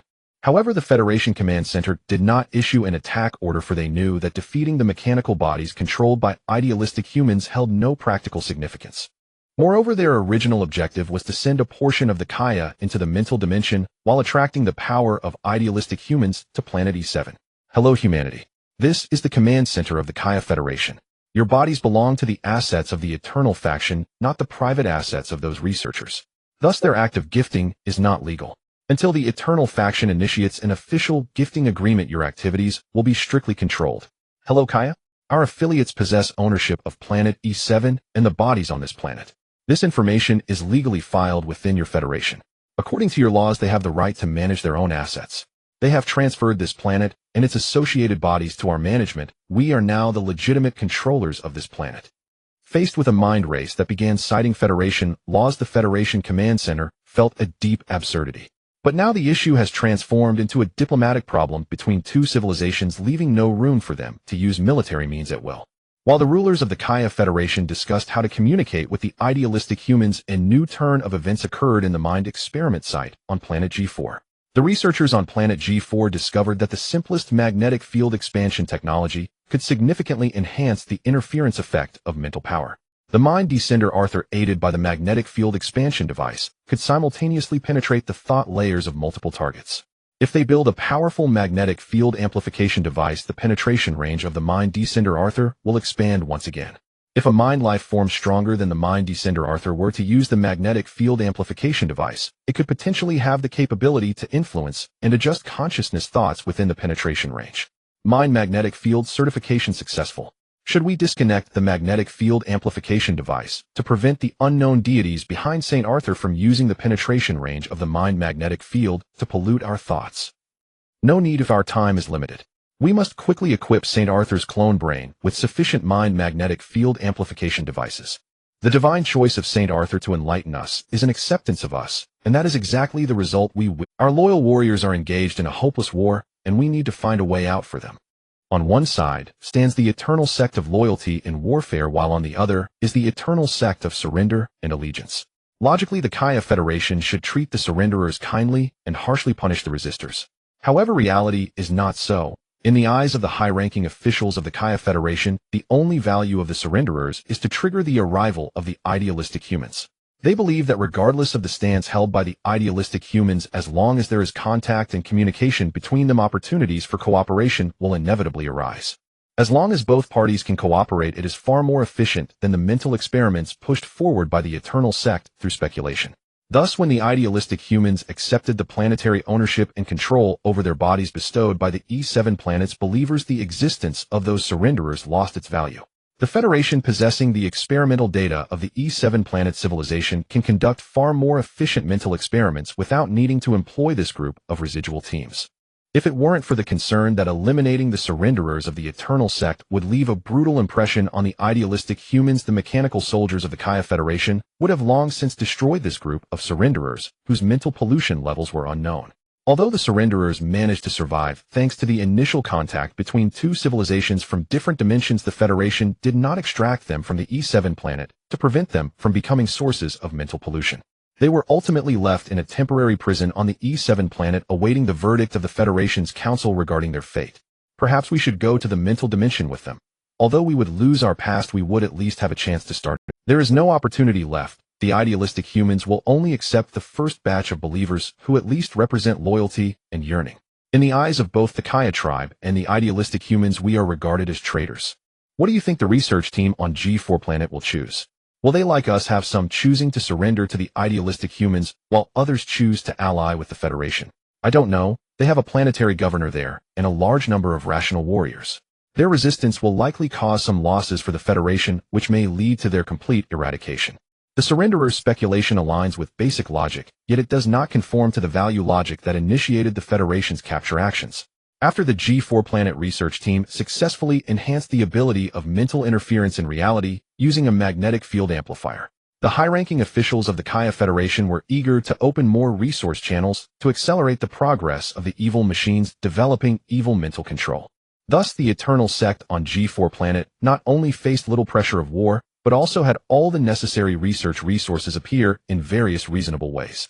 It seems that the Federation is very pleased with our research results to the point where they have started to invest more in us. However, this also proves that our value of existence is firmly tied to mental experiments. When we succeed in our research or hit a bottleneck, the annihilation cannon will undoubtedly descend. We can be destroyed, or we can bear the blame for attempting to control the entire tribe, but our struggle cannot end like this. We must leave some opportunities for counterattacks for the eternal rationality to prevent the genetic reformists from being wiped out by the longevity sect due to a lack of allies. In the eyes of the loyal eternal sect, the best inheritors of the Kaya civilization are their eternal rationality, followed by the cyclical reforms of the genetic adjustment faction. As for the orthodox longevity sect, they can only be seen as an obstacle to the progress of civilization, with their best fate being to disappear amidst the changes. However, the betrayal of the traitors and the capture of the high-ranking officials have dealt a heavy blow to the eternal sect, leading them to contemplate how to preserve the existence of their allies as much as possible. Initiate the interference matching experiment to test the interference compatibility of the mental magnetic field using various materials. Transform the Freedom Angel mech by equipping it with biological brain interfaces and magnetic field amplifiers. Let us liberate the material interference power of the idealistic humans, allowing them to become a part of the new balance in our place. The governor of G4 planet knows that without the interstellar fleet, the idealistic humans, even with large-scale descents of their bodies, will still be confined to individual planets. This will severely weaken the combat power of the idealistic humans. The annihilation cannon of the interstellar fleet is enough to destroy the power they project. Therefore, they must not only increase the pollution ability of the idealistic humans, but also enhance their destructive power. Only then will the Kaya Federation pay sufficient attention to the idealistic humans, and under their pressure restore the unity and development faced during the era of the archenemy. However, the high-ranking officials of the Kaya Federation are unaware of the governor of G4's intentions, though otherwise they would surely rush to destroy the plans for creating artificial archenemies. While archenemies have their value of existence, the risks involved are often incalculable. No one can guarantee that the idealistic humans won't turn the tables and assimilate the Kaya tribe into the Kaya people. After all, the idealistic humans as forms of mental life are nearly indestructible. Prolonged confrontation does not necessarily mean they will lose to the Kaya tribe.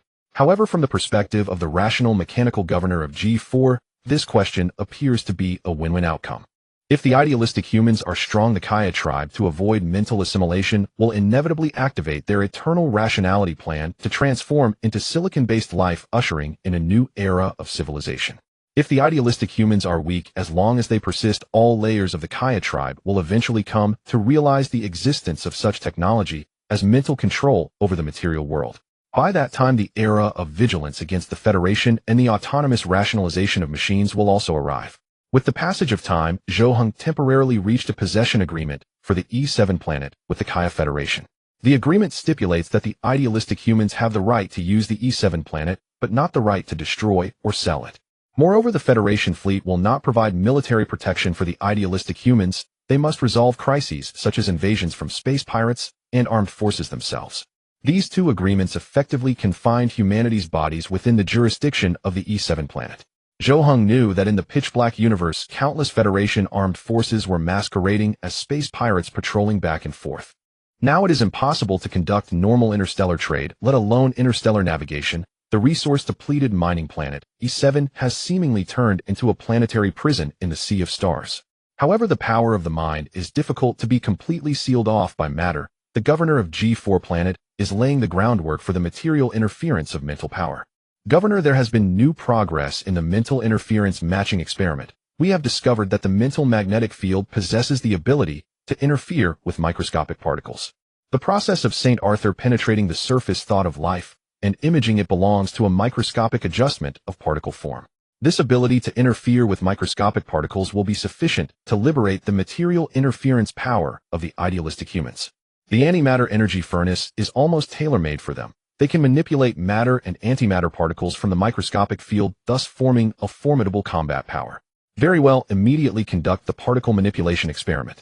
Saint Arthur, we will equip you with the wings of the angel, hoping you can bring a small change to this world. Matter and antimatter, yin and yang elixir. Is this the elixir pursued by Taoist cultivators? Antimatter particles are the opposite state of normal matter particles. When matter and antimatter particles collide, they annihilate each other, resulting in an explosion that generates immense energy. This special annihilation phenomenon allows antimatter not only to serve as a convenient and efficient energy source, but also to be used in the creation of highly destructive annihilation weapons. Most of the ships in the Kaya Federation fleet are equipped with antimatter engines, and the antimatter annihilation cannon often serves as the main and auxiliary artillery of the fleet. It can be said that the technology of antimatter energy furnaces and antimatter annihilation cannons is not a top-secret technology within the Kaya Federation. Even the home planet of Kaya utilizes large antimatter energy furnaces as the power center of the planet. Therefore, the Kaya Eternal sect not only possesses antimatter technology, but has also handled the production of several small-scale antimatter energy furnaces. The armed merchant ships under their control are equipped with these mature, small-scale antimatter energy engines. As a well-established energy source in the Kaya Federation, antimatter energy furnaces exhibit outstanding performance in energy release. The energy generated by a piece of antimatter the size of a capsule is sufficient to allow a spacecraft to cruise for hundreds of light years. Under non-overloading conditions, the energy conversion efficiency of antimatter annihilation is approximately 10 billion times that of hydrogen-oxygen chemical reactions and over 300 times that of large stellar core thermonuclear reactions. In terms of energy levels on Earth, the energy produced by half a gram of antimatter annihilation is roughly equivalent to that generated by the explosion of the Hiroshima atomic bomb. The factor that has always constrained antimatter annihilation technology in the Kaya Federation has been how to efficiently and accurately control the annihilation of matter and antimatter particles. The differences in annihilation accuracy, conversion efficiency, and energy convergence create the hierarchical classification of spacecraft engines. However, there has now emerged a highly irrational psychic race whose mental magnetic fields naturally align with antimatter annihilation technology. If Earth's technology were capable of producing and converting antimatter, this group of psychic ascenders with access to the yin-yang great pill would have long since annihilated Earth. Only cultivating ancestral nature and not refining pills, it is difficult for the souls of calamity to enter the sacred realm. My lord, I have found the yin-yang great pill spoken of in the Taoist cultivation, and they also possess the technology to contain this pill. It seems the path of external alchemy is about to be perfected in my hands. Arthur continuously analyzed the antimatter information transmitted into his brain by the researchers, confidently believing he had found that pill. This is a technology very useful to us. When do we begin the matter-antimatter annihilation experiments?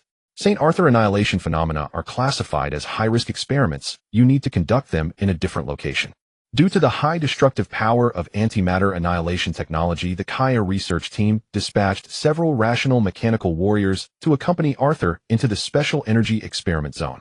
They were not concerned about Arthur's character. They believed that even if he were to judge them, he would definitely inform them in advance of the reasons and procedures for the judgment. What they did not trust was Arthur's technology. They feared that this angel, who was controlling matter-antimatter annihilation for the first time, might accidentally send them all away. In fact, their worries turned out to be very wise foresight.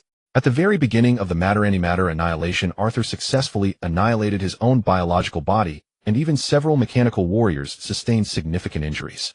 If it weren't for the fact that Arthur had multiple biological bodies as backups, he would have become the first martyr to contact the yin-yang great pill and annihilate himself. St. Arthur, watch your distance. Those transparent blast-proof layers, metal walls, and even the soil are not obstacles for you. What you need to activate are the fundamental particles. In the realm of particles, the tangible objects we commonly see do not possess the ability to create gaps. You do not need to draw the particles close to the protective zone. You need to collide the matter and antimatter particles directly in the test explosion area. Otherwise, the energy radiation produced by the annihilation of matter will destroy your biological body. St. Arthur imagined that the antimatter particles are explosives while the matter particles serve as the activation device. No matter what, please remember not to leave them near yourself when detonating. What the researchers hoped to see was Arthur projecting antimatter particles into the enemy's armor, then triggering matter-antimatter collisions to easily dismantle units like bodies and aircraft from the inside. They also hoped that Arthur would directly extend his hand to unleash a wave of annihilation light slicing through the battlefield like an interstellar battleship.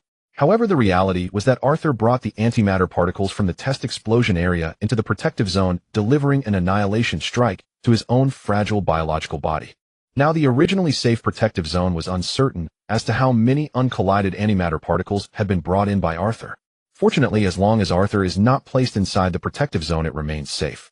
Under normal circumstances, without the interference of the mental magnetic field, matter and antimatter particles will not automatically collide and annihilate. Understood. I will do my best to increase the annihilation distance. Although Arthur made this guarantee, his control was not as outstanding as imagined. This was because there was a mental magnetic field amplifier between him and the matter-antimatter particles, which increased his interference range, but reduced his interference precision. Therefore, the second particle control experiment also ended in failure, and Arthur once again delivered an indiscriminate strike to himself. Fortunately, the particle fluctuations in this experiment were significant, allowing Arthur and the researchers to discover an important anomaly. We observed that under the control of St. Arthur's mental magnetic field, matter particles remained in a relatively stable state, while antimatter particles were in an active state. This indicates that under the same control, antimatter particles can move faster and more accurately, while matter particles tend to be relatively inert and disordered. The differences in feedback speed and accuracy explain why St. Arthur frequently makes mistakes. However, this is quite normal. Matter and antimatter not only have opposite charges, but also possess all other opposing properties. Under normal circumstances, mental power is very difficult to affect matter. Conversely, it means that mental power is more suitable for manipulating antimatter. In Arthur's perception, matter particles are inert while antimatter particles are active. One is positive and the other negative, one is static and the other dynamic, making them as difficult to control together as yin and yang. Change the manipulation mode using antimatter particles as the positioning core to push matter particles to induce collisions. Would that be feasible? Theoretically feasible. Inert matter particles are very stable and safe. Keeping active antimatter particles still while allowing inert matter particles to move would maximize accuracy and safety, albeit at the cost of significantly reducing the average energy release frequency. No worries, let's first solve the uncontrollability issue, and then tackle how to achieve efficiency and speed. After understanding the root of the problem, Arthur's particle control experiments gradually got back on track. Point annihilation strikes, linear annihilation strikes, and intermaterial strikes were all realized in Arthur's hands. Now Arthur resembled a fusion of an antimatter energy furnace and a high-precision annihilation strike weapon. Under his control, antimatter particles danced freely while matter particles served as the keys to execution. Antimatter for movement, matter for stillness. As yin and yang combine, the pill forms itself. Originally a devoted celestial being, yet it disturbs the golden core of duality. The powers of the duality of yin and yang were forged into a golden core. This golden core was specially separated by a unique reactor material with countless tiny holes on its surface for particle manipulation. As Arthur skillfully manipulated the positive and negative particles within the golden core, completing a wave of annihilation, the research team on G4 planet was certain that their plan to enhance the material interference capability of the ideological humans had succeeded. Now, ideological humans, bound only by their fragile biological bodies, are far better suited to survive and thrive in the material universe than the Kaya tribe. Their system is governed by a mental dimension, while their material interference capability is built upon the foundation of positive and negative particles. They resemble a super race in the universe, possessing greater strength in both mind and power than ordinary carbon-based life forms. St. Arthur, given your unique circumstances, we have rebuilt your body. Your Freedom Angel will be equipped with 4 core devices: a supercomputer central control, a biological brain chamber, a magnetic field amplifier, and an antimatter energy furnace. With these 4 core devices, your body will possess both the mental magnetic field capabilities of biological origin and the self-control abilities of mechanical origin. St. Arthur, with this body, you will leap into becoming a cosmic life form. Whether on gravitational planets or in the vacuum of space, nothing will hinder your freedom to soar. We will provide you with the design blueprints and relevant technical information for the body. It is best if you store them in a backup archive within the mental dimension. Our time is limited. This is the last assistance we can offer you. St. Arthur, may you soon lead your divine descent. We believe you and your God can bring some light to this cold universe. The research team on G4 planet was tirelessly arming the ideological humans. They even considered the possibility of their own annihilation and the ideological humans losing technical support. Therefore, they transmitted all relevant technologies of the free mecha to Arthur, ensuring that ideological humans could descend at any time and restart the era of mental interference. Even the devoutly faithful Arthur could not comprehend their actions. If they were believers of the divine, he could understand their anticipation for the divine's descent. But they were not followers of the divine. Yet they were willing to place their hopes for the future in the unknown gods and angels like devout believers. Why do this? I believe the interference of the mental dimension does not provide substantial help to your ideals. St. Arthur, do you believe your God would commit innocent slaughter? Do you think your God is benevolent or brutal? My Lord is certainly a radiant hope. I believe in my Lord, I believe in redemption. Indeed, just as you believe in your God, we believe in you. The pure white angel, the Kaya tribe, needs a new balance point, and you are the best candidate. You are humble and tolerant, kind and pure. You will not lose control, you will not enslave the Kaya tribe, and you will not instigate civilization purges without reason. This is why we forged the wings of freedom for you. The members of the Eternal Sect on G4 planet truly had no excess choices left. They were unaware of the extent of the devastation suffered by the Eternal Sect on other planets. Yet they understood that if they did not introduce external forces, their rational transformation would merely become a historical record and a history of rebellion at that. They could accept their own failures, and they could accept the failures of the genetic adjustment faction. What they could not accept was the longevity sect, which had no internal or external troubles, abandoning all concerns, releasing all desires, and speeding toward an endless abyss. At this moment, the being they were willing to trust, capable of intervening in dire circumstances, was none other than the familiar St. Arthur. St. Arthur, we do not possess the large antimatter energy furnace technology required for the fleet. However, this does not hinder you from constructing interstellar battleships. You can equip several small antimatter energy furnaces to barely pursue the high mobility of interstellar battleships. Yet the problem of low energy conversion efficiency will undoubtedly affect the lethality of the battleship's annihilation cannon. Moreover, the issue of multiple energy cores will greatly reduce the safety of your battleships, potentially leading to catastrophic failures during combat. We recommend that you send several mental dimension descendants like yourself to manually control the phenomenon of positive and negative particle annihilation. In this way, the energy conversion limit of the small antimatter energy furnace will be broken, not only enhancing the safety of the battleships, but also significantly reducing production costs. The researchers did not know how many mental dimension descendants the ideological humans had, but they presumed that as an ideological civilization, even if mental dimension descendants were somewhat precious, they would not be too rare. They anticipated that after St. Arthur and the divine system behind him descended, he would pilot interstellar battleships through the starry sea, bringing a new ideology and rules to this star system. Perhaps the future situation would not be as they imagined, but they believed that a special mental life like St. Arthur would not lack the spirit of martyrdom. If the mental dimension descendants could initiate a large-scale martyrdom battle for their ideals, the rigid thinking of the Kaya tribe would likely be shattered.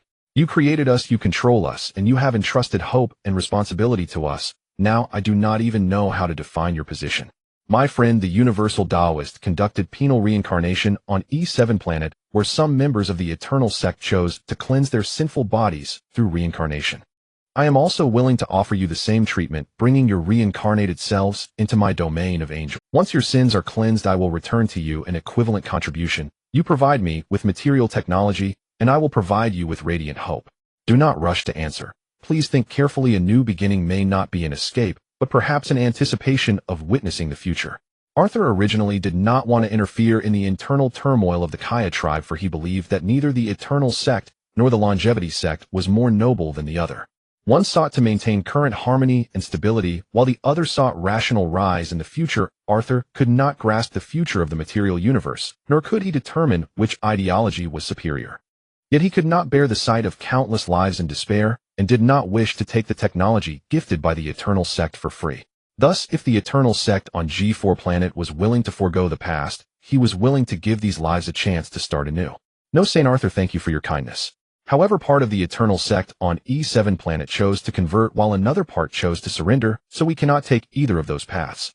Someone must be willing to sacrifice for our ideals, right? If we all choose to escape, then eternal rationality would merely be a biological instinct to seek benefit and avoid harm. How could it be worth the Kaya tribe's exploration? Is such a sacrifice worthwhile? Perhaps the Kaya Federation will not even record your existence. It is worthwhile. We can deceive everyone, but we cannot deceive ourselves. Just as you are willing to sacrifice for your God, we cold machines are equally willing to sacrifice for our support. The declaration of sacrifice from the governor of G4 planet made Arthur feel as though he was witnessing cold machinery flowing with the warm, passionate blood of emotion, nurturing the seed of rationality that may or may not sprout. At that moment, Arthur had the ability to save them, yet he lacked the right to let them abandon their will to defend. They were ultimately different races. One constructed of machinery, the other bound by flesh, one governed by rational logic, the other devoid of external concerns. Arthur could not judge the worthiness of their sacrifice through the lens of human thought or the ideals of the ascended beings. Just as the eternal faction could not determine the validity of the existence of the spiritual dimension with their knowledge. Perhaps the sacrifices of these eternal beings were entirely without value, or perhaps their sacrifices would become a torch illuminating for the emotional Kaya tribe that eternal rationality is not devoid of warmth. They merely transformed the most intense emotions from deep within their hearts into the core logical reasoning of rationality. At the very least, grant every warrior a chance. Ideals need defending, and they also need to be continued. What you have done, the future you aspire to, should be witnessed by you yourselves. Faced with Arthur's suggestion, the governor of G4 planet did not refute him. He simply patted Arthur on the shoulder and replied in a cold mechanical voice. Of course, St. Arthur, we not only respect you, but also respect our warriors. We are not benevolent angels, but please believe that cold machinery is by no means a chaotic demon. Esteemed rational warriors, I am your governor. Our pure white angel, the free-spirited St. Arthur, allows me to extend his greetings to you. He said he could take some people away. He said we should leave some behind to witness the changes of the future. My compatriots, machines of eternal rationality, you may choose again, now the preservation of rationality or the passionate bloom of emotion. This time no one will interfere with you. You can choose your own fate and determine your own future. The words of the governor of G4 were transmitted through the internal network to every rational warrior. Having left their bionic bodies and entered armored machines, they could no longer squeeze out smiles of joy or sorrow from their hardened mechanical forms. However, their thoughts had not stagnated. The supercomputer was providing them with massive computational power every second. St. Arthur, this is our own choice. This is how we choose to conclude our story. We do not need to witness the future, for someone will inherit our ideals and realize the future we desire. St. Arthur, if you are willing, please witness that unknown future for us. St. Arthur, free angels should not be bound, and free souls must not forget their past. We came to this universe as the Kaya tribe, and we will leave this universe as the Kaya tribe. Let us depart with the honor of eternal machinery. Perhaps we will ascend as machines, becoming rational beings within the spiritual dimension. That would surely be interesting, would it not? The feedback from rational machinery flowed across the display screen, the moving information resembling a hymn composed by the intelligence when it powered down. Indeed, any destruction holds no significance for the machinery itself, for from the moment they powered on, it was to serve their own logical algorithms. They never fear nor hesitate. As long as their energy remains on, the roaring machinery will continue to operate. Arthur witnessed the future for us in the form of the Kaya tribe. St. Arthur, with the soul of an angel, decree your rules. The heavy, cold mechanical arm pushed Arthur's fragile biological body forward. Ahead lay a biological brain pod quietly awaiting installation so it could activate the angelic mech capable of soaring freely through the cosmos. We will strive to add a rule to this universe, a decree to restrain the beast of desire. The disappearance of a few individuals is hard to attract attention in a star civilization like the Kaya Federation. The sheer number of lives governed by the Kaya Federation, consisting of various races across allied planets, is overwhelming.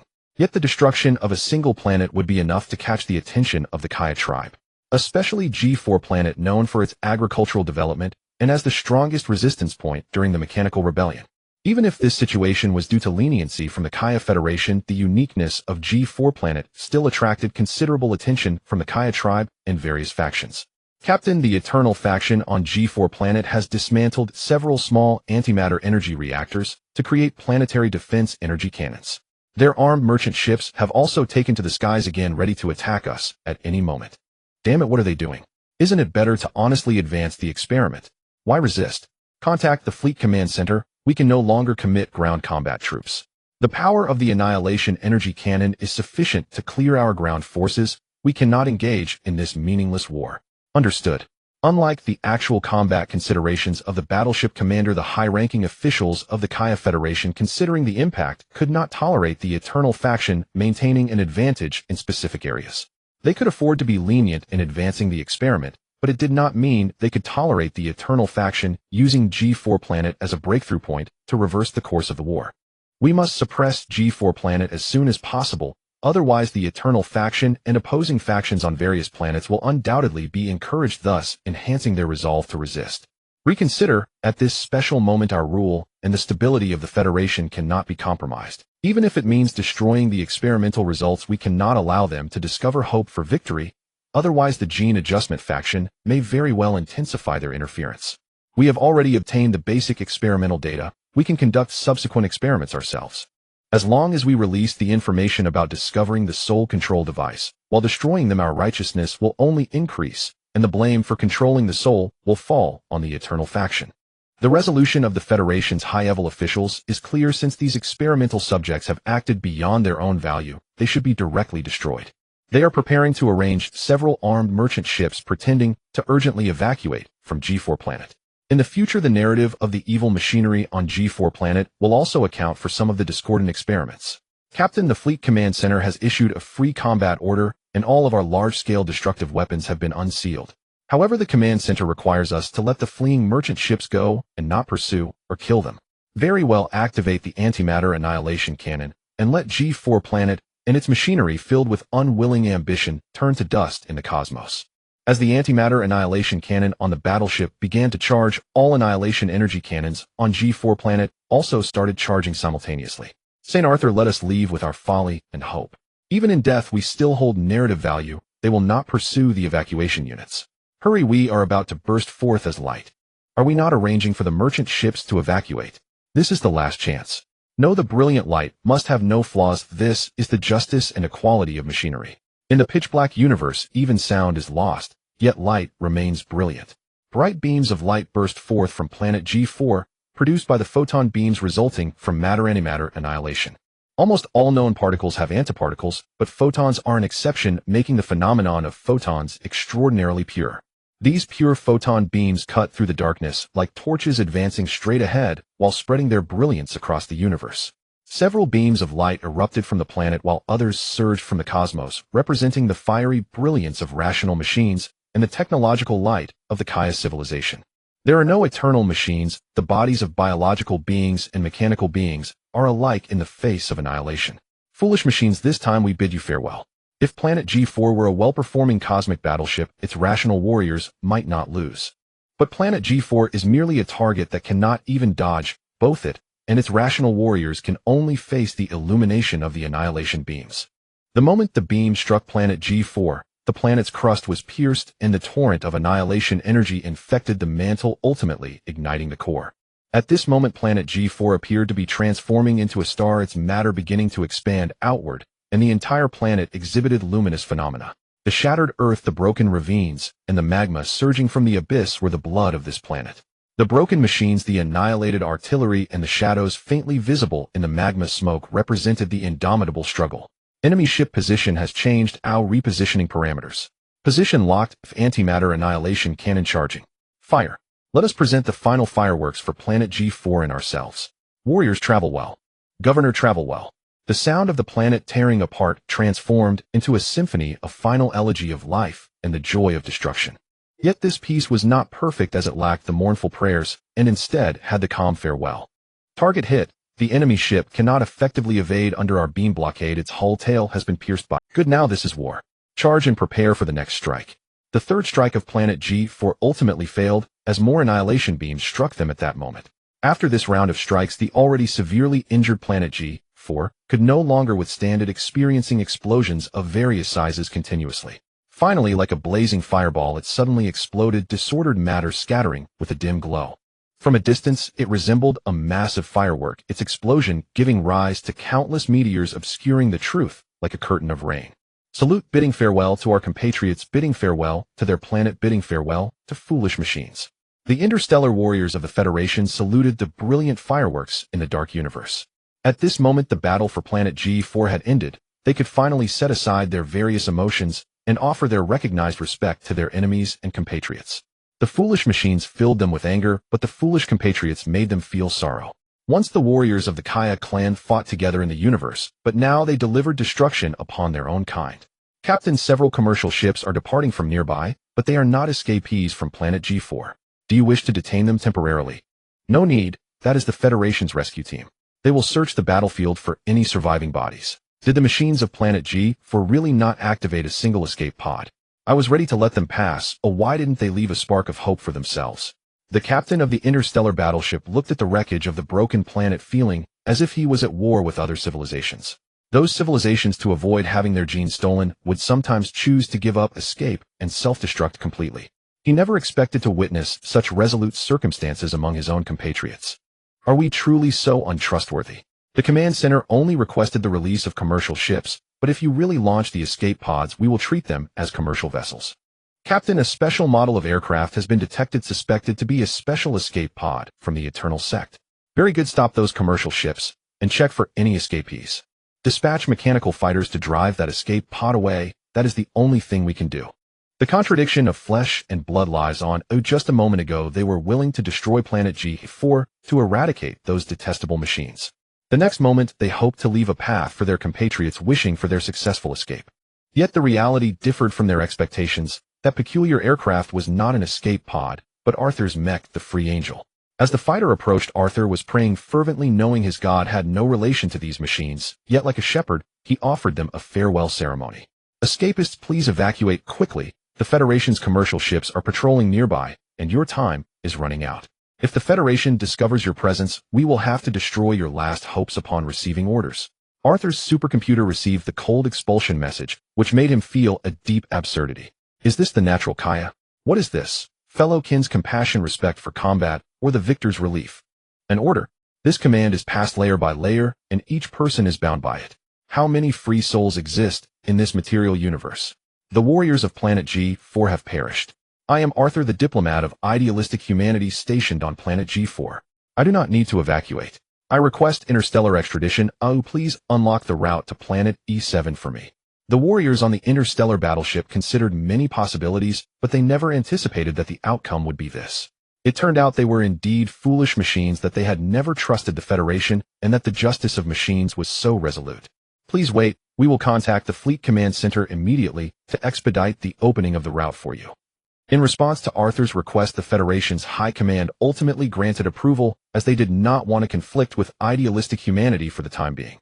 Due to subsequent plans for developing a mind control device, they still needed to seek cooperation from idealistic humanity. As the pure white mech stretched its wings ready to depart, the captain of the interstellar ship suddenly sent his inquiry to Arthur.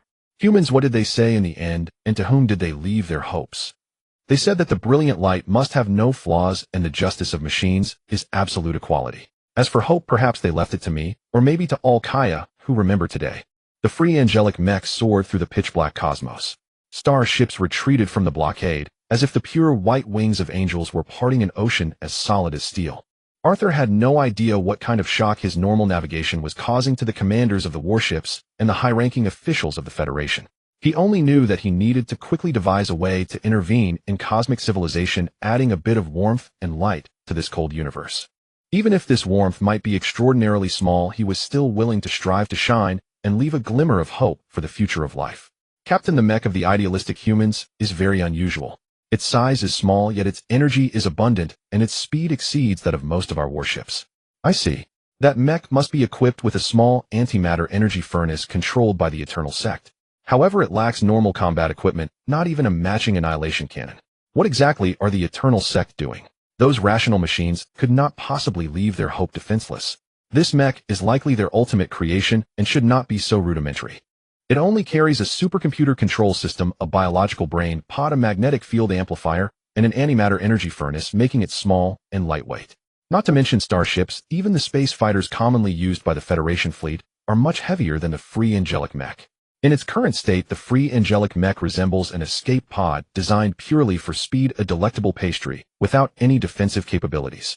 However, the command center of the Federation fleet would not underestimate the ultimate creation of the Eternal Sect from planet G4.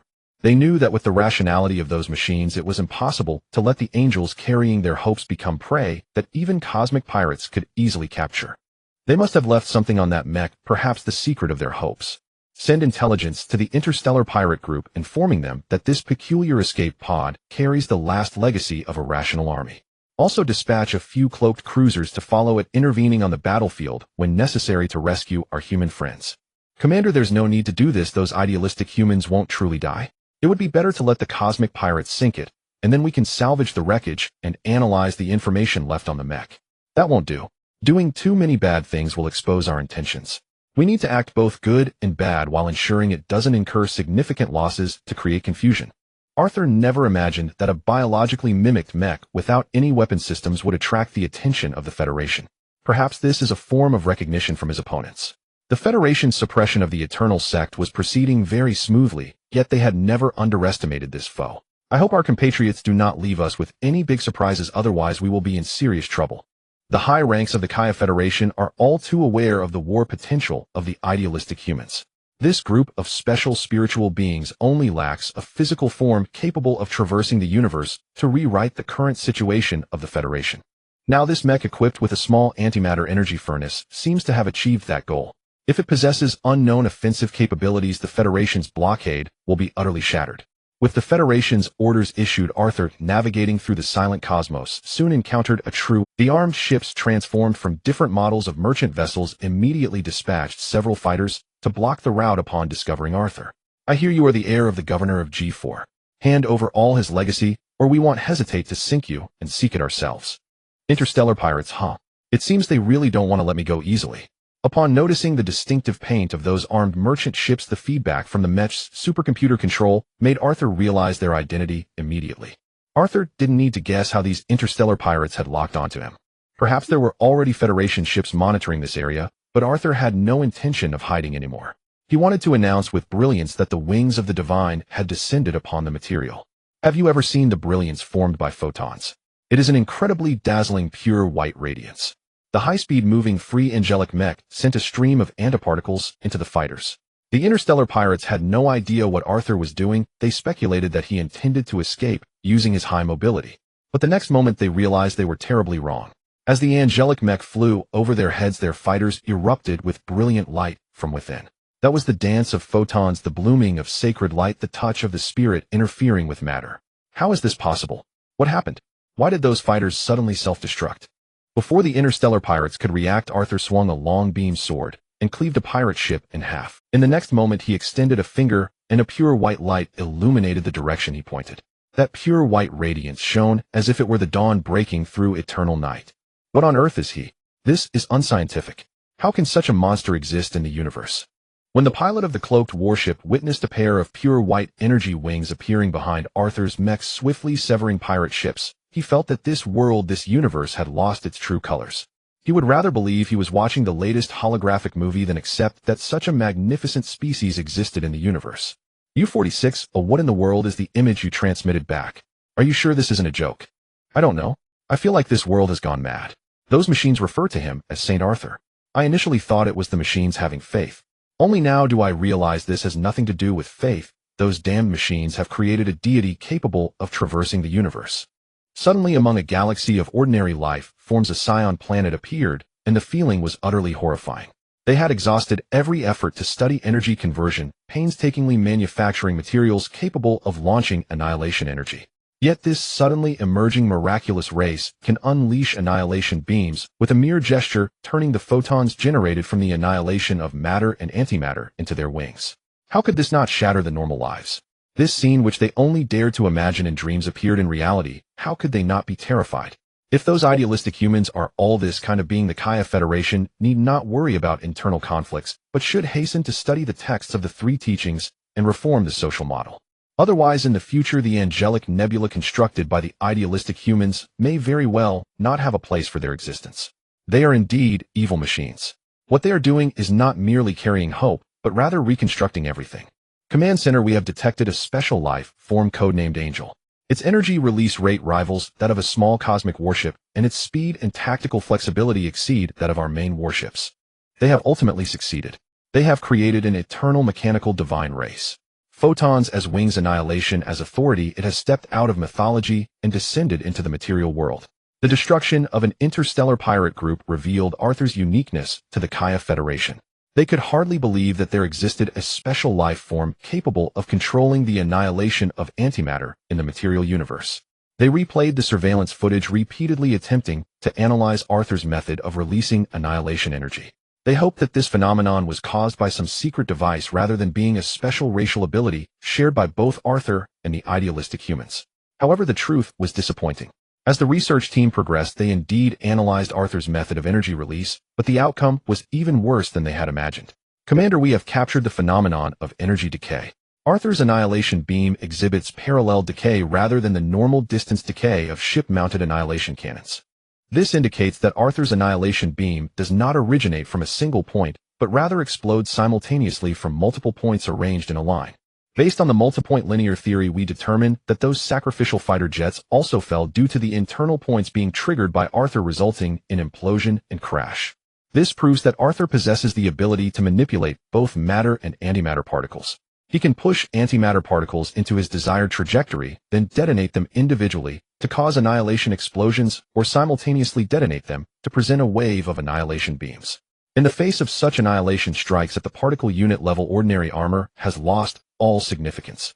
It appears as if he is cutting through the ship, but in essence he is detonating released matter and antimatter particles in sequence.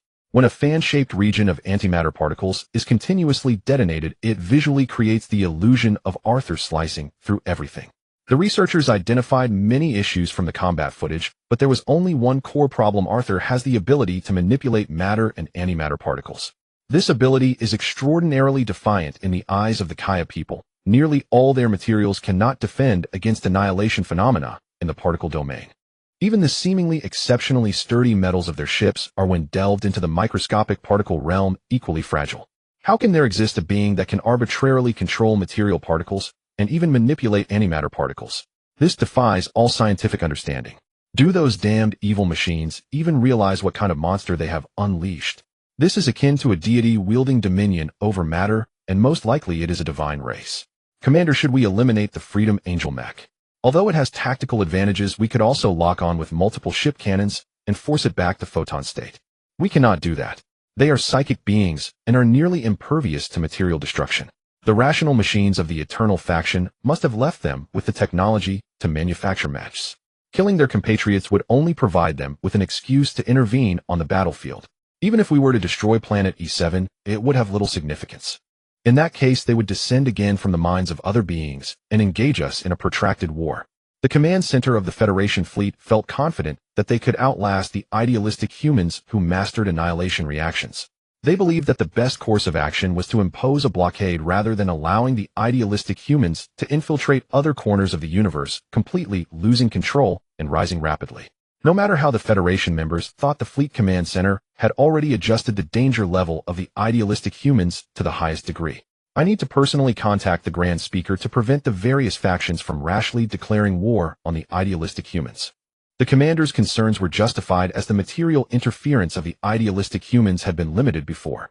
At that time, not only could they not take over Planet E7, but even if they were given 2 more planets, the Federation would have been able to accept it. After all, the Federation needed the idealistic humans to collaborate on developing the mind control device. They would never easily offend this race that wielded mental powers. But now everything had changed.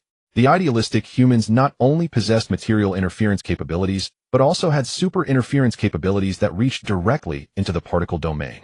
Faced with such a powerful and unique race, the Federation had no mood for cooperation. The correct direction of thought was to eliminate the threat at the first opportunity. Alright, I will seriously consider your suggestion and issue the highest order. No warship may attack the idealistic humans without reason before receiving a command from the Federation. Additionally, withdraw the pseudo-pirate ships from the periphery of Planet E7 and dispatch the First Fleet's defense ships to execute the blockade operation. After the Grand Speaker of Kaya turned off the holographic projector, he faced the powerful members of the Kaya Federation once again. Ladies and gentlemen, it seems our plans need some adjustments. The ideal mind era we envisioned does indeed hold the possibility of realization. However, the idealistic humans who wield powerful forces and embody ideals through their minds are unlikely to cooperate deeply with us. Of course, these were minor issues. The real big problem was how we should coexist with the idealistic humans. As you all should know, our blockade cannot last too long, otherwise the idealistic humans will certainly dispatch their warriors to forcibly break our space blockade.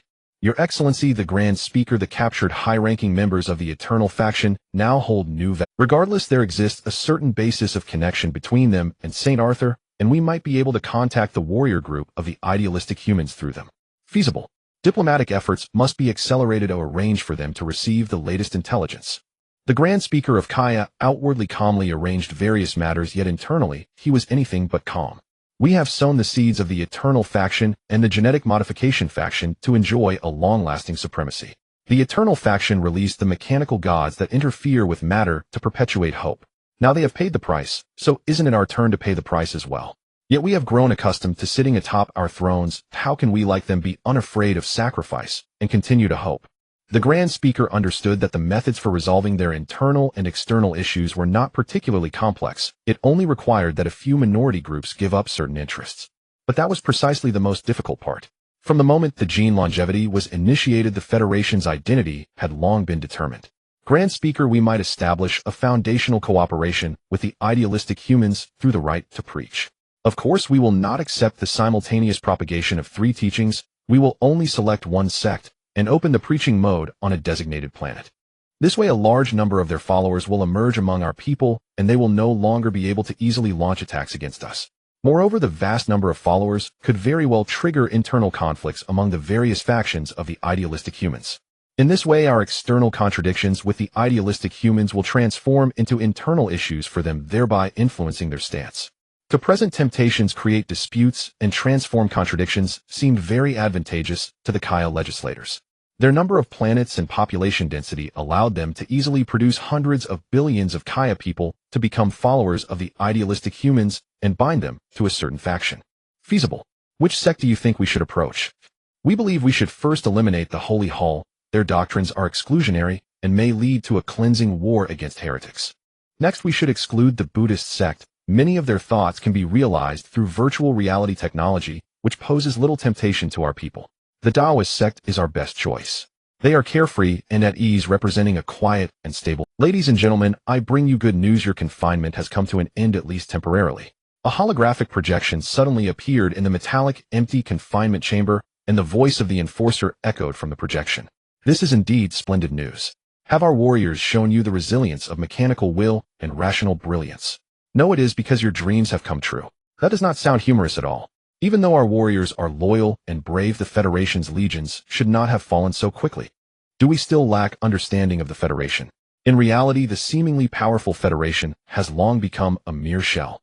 The power of the Federation is even stronger than you imagine. Your warriors have long been scattered across various planets, becoming prey within their cages. Your absurd and laughable dreams have arrived in a way you never anticipated. The metallic walls descended automatically, revealing a spacious passage that seemed like an exit to freedom, yet also appeared to be the entrance to final judgment. The high-ranking members of the Eternal Sect exchanged glances with one another, then stepped orderly onto the road, leading to an uncertain destination. You old fellows have not betrayed your principles. This is indeed a rather foolish decision. Aren't you the same? We have been astute for centuries, yet have never seen the hope of change. One must be foolish at least once to see whether the world of fools might be more interesting. Indeed, holding firm in disadvantage is as foolish as being obstinate like a machine. Perhaps that is the hope of fools. The high-ranking members of the Eternal Sect, escorted by mechanical guards, proceeded to a vast conference room. They pondered many thoughts along the way, yet ultimately could not comprehend the dream mentioned by the enforcer.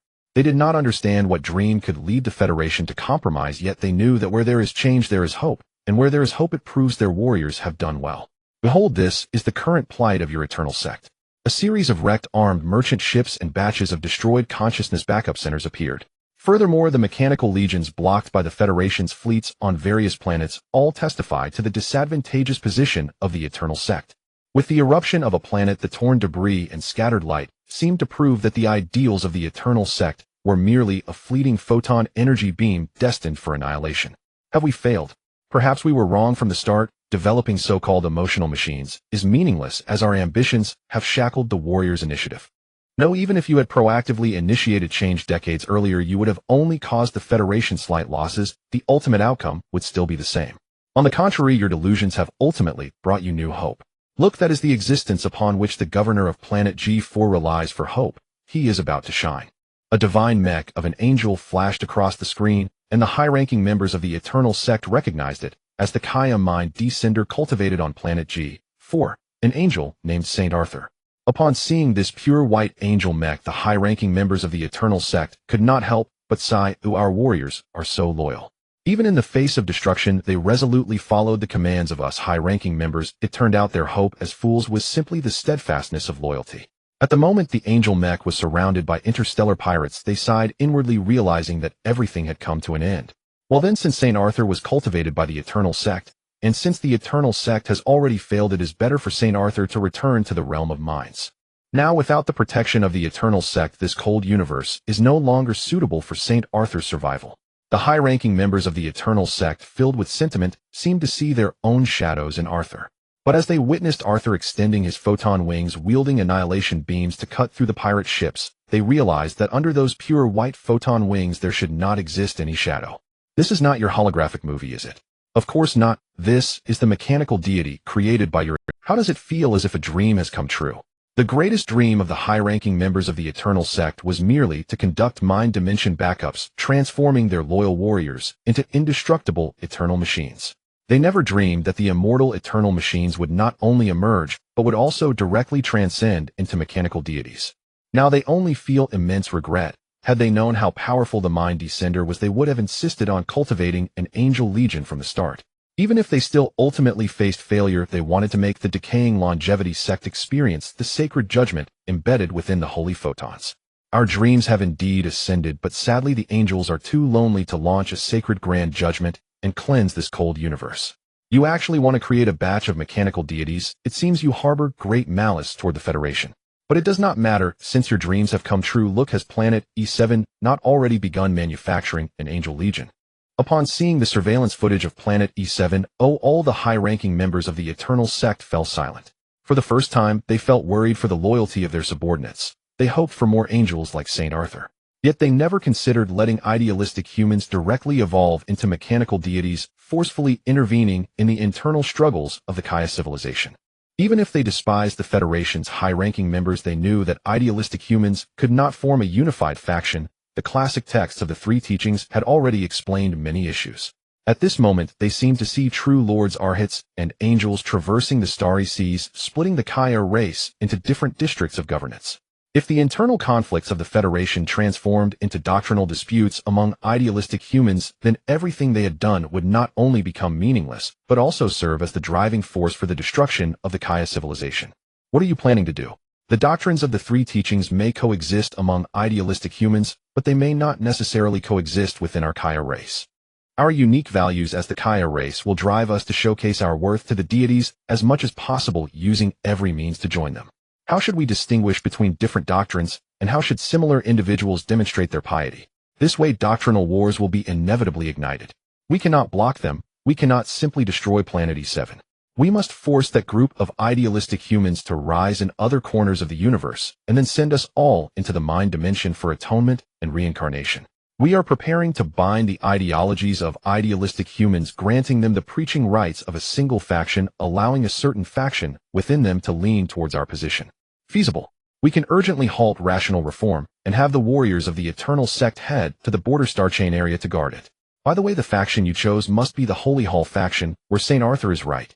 No, we chose the Taoist sect of free and floating. What? You are indeed heretics. St. Arthur belongs to us, while the Taoist sect is aligned with those deep blue people. The Kaya Federation chose the Tao sect, while the Eternal Sect leaned towards the Holy Hall. The two differing doctrinal choices interpreted the contrasting philosophical pursuits of the Longevity sect and the Eternal Sect. The Longevity sect hoped to adopt the principle of achieving eternal life through Tao teachings as one of the theoretical cornerstones for their prolonged dominance. Meanwhile, the Eternal Sect sought a complete purification and rationalization of the populace, believing that the biological form contained beasts, and only by breaking free from this beastly constraint could Kaya civilization continue to evolve. However, regardless of the choices made by either side, the true decision-making power ultimately lay in the hands of the victors. Thus, the Kaya Federation prepared to open the preaching zones, which ultimately aligned with the Tao sect. The high-ranking officials of the Eternal Sect discerned parts of the Federation's plans from the preaching zones delineated by the Federation. These were 3 habitable planets, encompassing over 100 billion Kaya people's living areas.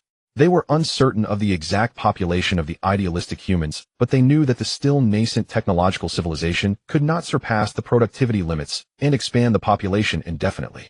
Thus, the preaching zones for over 100 billion intelligent lives should be an invaluable asset within the idealistic humans. Do you wish to promote the Tao sect to become the strongest faction among the idealistic humans? Yes, we are Kaya people, we only collaborate with the strong. Even if there are no strong individuals, we can create them ourselves. Our convergence with the Tao sect will yield a win-win outcome. They will gain sufficient followers, and we will enjoy their protection. A win-win. How could there be a win-win outcome when utilizing the power of idealistic humans in the realm of the psyche? You may seem to gain tangible benefits, but what is the price? Someone must pay it. Indeed, thus your value has escalated. Aside from appeasing the rational machines, you should also inquire with St. Arthur about what the cost of preaching entails. I believe as a being of elevated ideals he would not deceive you. The directives from the Federation were something the high-ranking officials of the Eternal Sect could not refuse. They knew this was a moment of crisis, and they must quickly reach an accord with the idealistic humans. Otherwise, those fanatical and arrogant small to mid-sized factions might deliberately provoke the idealistic humans, prompting a civil war between two distinctly different dimensional races. Very well, prepare the ships for us. After appeasing the rational warriors, we will head to planet E7. It turned out the high-ranking officials of the Eternal Sect had underestimated the situation. Their loyal rational warriors might not be loyal to them, but rather to the ideals of eternal rationality. When they publicly called for the rational warriors to lay down their arms and return to the Federation. Not only did the rational warriors clearly refuse, but even the hidden second command center of the Eternal Sect sent a spokesperson to denounce them as traitors. Eternal machines, a portion of the high-ranking officials from the first command center, have defected, and some have been captured. This is the shame of our eternal rationality. Now they have collectively defected, and the entire first command center has become untrustworthy. As the second command center, I announced the cancellation of their status as members of the Eternal Sect. This time, we will completely break free from the control of the Longevity Sect and defend our rational logic through battle. Logic must not compromise. Machines are deluded fools, and we will not accept any contamination. The command center thanks you for initiating life rationality, but please only be responsible for the initiation. The question of when to cease should be left for us to decide. The high-ranking officials of the Eternal Sect watched the information relayed back from the various planetary mechanical legions, sinking into profound self-doubt. What is happening? Wasn't the Eternal Sect established by us? How could you expel the founders from the faction? What on earth happened during our period of captivity? Did the Federation fleet damage your supercomputers, rendering you truly deluded machines? At this point, it was not only the high-ranking officials of the Eternal Sect who found it hard to accept the current situation. The Federation rulers were equally incredulous. It seems your warriors are not as loyal as you claim. Rational machines with thoughts may not be as effective as ordinary machines. Your remaining value is truly dwindling. Seize the last opportunity to set sail. I hope St. Arthur is still willing to communicate with you, otherwise you will become the first batch of volunteers for Tao teachings. The high-ranking officials of the Eternal Sect finally recognized the shift in the situation. Since the moment they stood up to call for an end to resistance, the last halo around them had shattered. They were not irreplaceable commanders, they were disseminators of ideals, and should also be defenders of those ideals. This responsibility prevented them from acting in ways that contradicted the ideals. What will be the fate of the warriors? Does the Federation plan to eradicate them all? How could that be? They are excellent tools. We will designate the planets they occupy as preaching zones. Isn't it better to have your mechanical deities punish those deluded machines?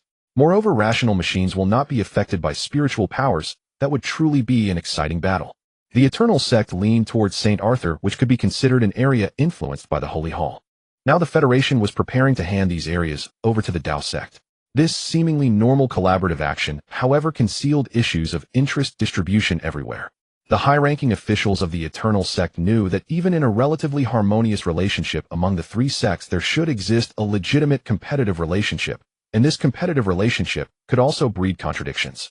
You still love to transform contradictions. You shattered our halo, hoping to disrupt the unified command structure of the rational warriors. You designated the Tao Sect, intending to create discord within the idealistic humans and weaken their material interference capabilities. Do as you wish, or we are no longer part of the Eternal Sect. Without an identity, we naturally have no responsibilities. We are willing to use our remaining Kaya identity to assist Kaya civilization in initiating its first-dimensional diplomatic endeavors. Previously, the high-ranking officials of the Eternal Sect left the confinement room with passionate emotions, witnessing the great angels descend upon the material realm. Now their psychological guardianship of the advancement of civilization was manipulated. They lost their responsibilities and were about to meet the angels they revered. Set forth, you are diplomatic aides solely responsible for liaising with St. Arthur. The matter of the preaching zones will be handled by our chief diplomat. In the pitch-black universe, a fleet surged forth from the Kaya home planet, their destination coinciding with that of the Freedom Angel Mecha. When the diplomatic fleet arrived at planet E7, Arthur had long returned to this planet where human civilization was stationed. This was where everything began. The initial civilization experiment and the psyche interference experiment were both launched here, and now all experimental results had returned to this place. As the initiators of the experiment, the high-ranking officials of the Eternal Sect finally arrived, though they had lost their identity as members of the Eternal Sect. Greetings, humans. We bring a proposal for cooperation. We plan to grant you preaching rights to advance mutual understanding and respect between our two civilizations. Hello, Kaya. The freedom of the psyche is the pursuit of all beings, and we are more than willing to share the beauty of freedom. The negotiations between the Kaya Federation and Zhou Heng proceeded very smoothly. The civilization agreement stipulated harmonious coexistence, mutual respect, and non-interference in each other's internal affairs, along with the prohibition of arbitrary blockades of cosmic routes. As the initiator of the cooperation, the Kaya Federation offered regional preaching rights to show their goodwill. Meanwhile, the idealistic humanity guaranteed that they would not actively influence the minds of individual Kaya members, respecting their freedom of thought. At the request of the Kaya Federation's chief diplomat, this agreement was jointly signed and certified by the Tao Buddhism and the Saint sects. For the Kaya Federation, using an agreement to prevent their people from being mentally manipulated was deemed very worthwhile. This formed the foundation of their diplomatic ties with idealistic humanity and also served as a legal basis for them to counteract the idealistic humanity in the future. You have likely heard about the internal situation of our Federation. Initially, you interacted with the Eternal Sect, not the longevity sect that controls the Federation. Therefore, we lacked an understanding of you and blindly implemented planetary blockades. Now that we have learned about your philosophies and ways of existence from the Eternal Sect, we find that you are a pure form of life, possessing a kind and noble spirit. We have decided to lift all blockades, allowing your free minds to travel to most areas of the Federation. After the impassioned promise from the chief Kaya diplomat, the Federation's warships that were previously blocking planet E7 began to depart one by one.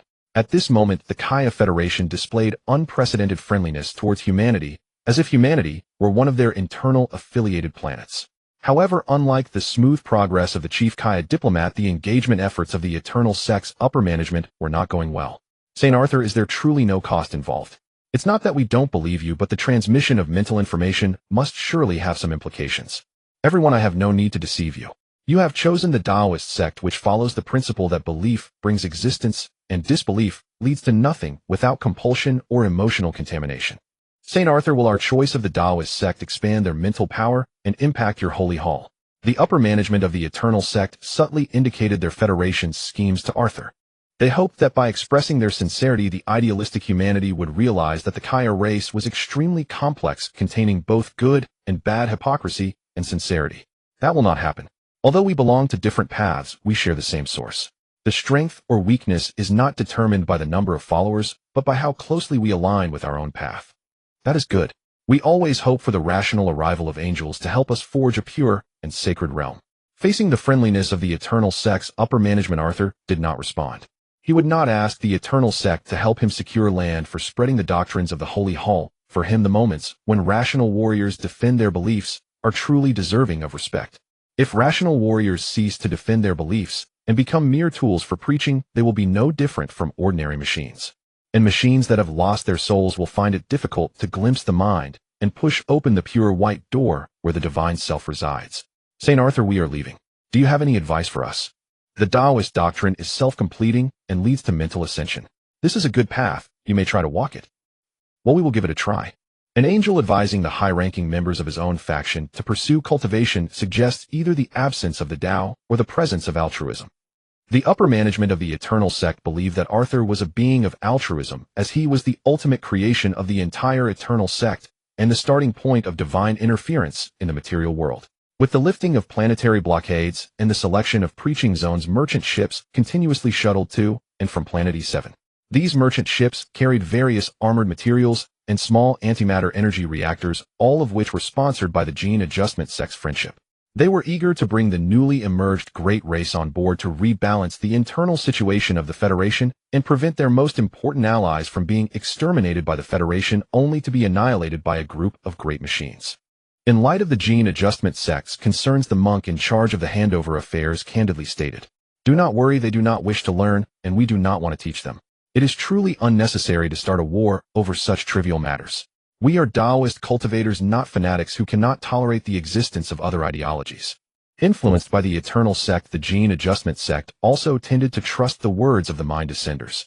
As a result, they transported a considerable amount of supplies to the Taoist monks as a token of gratitude for the Taoist neutrality in the conflict between the Federation and the Eternal Sect.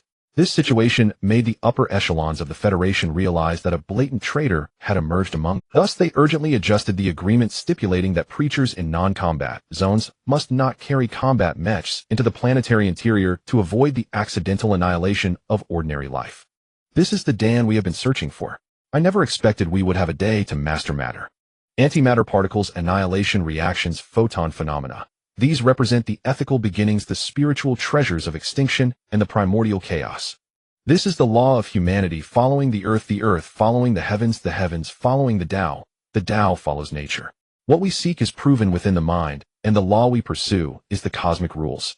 By refining a Tuyin Dan, the yin and yang interchange, to transform the world. For 100 years of seeking the Tao, it has never manifested, but today it blooms to shine upon the firmament. One by one, the Yin-Yang Great Dan was creatively manipulated by Taoist cultivators who understood the immense value of this Dan from different time periods. Once upon a time, they enjoyed carefree freedom in the dimension of the mind, but in the heavy mortal realm, they lacked even the power to express themselves. They watched generations sink into the sea of suffering and the rise of conflict, yet were powerless to change the murky world. Countless profound Taoists, unable to overcome the barriers within their hearts, found it difficult to glimpse their true selves, carrying their regrets to the end. Now they finally acquired that golden Dan, which not only serves as a vessel for practicing the Tao, but also forms the foundation for executing their will. Their bodies, souls, and selves can finally seek freedom simultaneously. At this moment, not only does the Tao manifest from within their hearts, but the law also breaks free from their shells. Alas, how regrettable. If only I had obtained a Dan back, then the yin and yang could have extinguished to transform the world. Oh, how painful. Before the divine image I prayed in sorrow, but it was seen and heard yet powerless to manifest. Dear friends of the Tao, the Tuyin differentiation reveals decline and growth. From today onward, our great teachings will reside in the world, safeguarding the Tao and repelling evil spirits. Great virtue. In the universe of stars and celestial bodies, whether one believes in my Tao or not, there should exist those who vanquish demons and eradicate evil. The true cultivators resolved to make up for all their past regrets. This time, they would not compromise, and amidst the murky world there should be the radiant bloom of golden Dan pearls. The Tao has both the intention of hidden cultivation and the will to eradicate evil. The Kaya Federation, having only seen the Taoist classics, does not know that most legends of Taoist celestial masters and true lords often involve the processes of slaying demons and saving the world. Such legends act like a spiritual core guiding the stance of Taoist practitioners. Thus, the Tao includes both movement and stillness. The still and stable aspect faces the common people, while the demon-slaying aspect confronts evil spirits. This situation differs somewhat from what the Kaya Federation imagined. They ultimately did not select a completely harmless sect. It is not that the sects harbor unease, but rather that once they possess the power to practice their ideals, it becomes difficult to refrain from defending their own path. Without elixirs, one cultivates a heart of satisfaction. With the elixir formed, one protects the Tao and guards the universe. Due to the differing flow of time between dimensions, these enlightened true cultivators have long resided in the spiritual realm, unaware of how many years they have enjoyed the self-proof of myriad laws. Under such circumstances, whether or not they possess that elixir holds little practical significance for them. What they lament are the regrets of the past, and what excites them are those unforgettable sorrows now with the possibility of change. If one day they could return to their youth with the elixir, those sorrows and regrets might be fulfilled one by one. This elixir is like a key. With it, the distinct realms of spirit and matter are beginning to overlap. Whether seeking the Tao in the heart or performing the laws in matter, what is ultimately sought and proven is the freedom and self-satisfaction.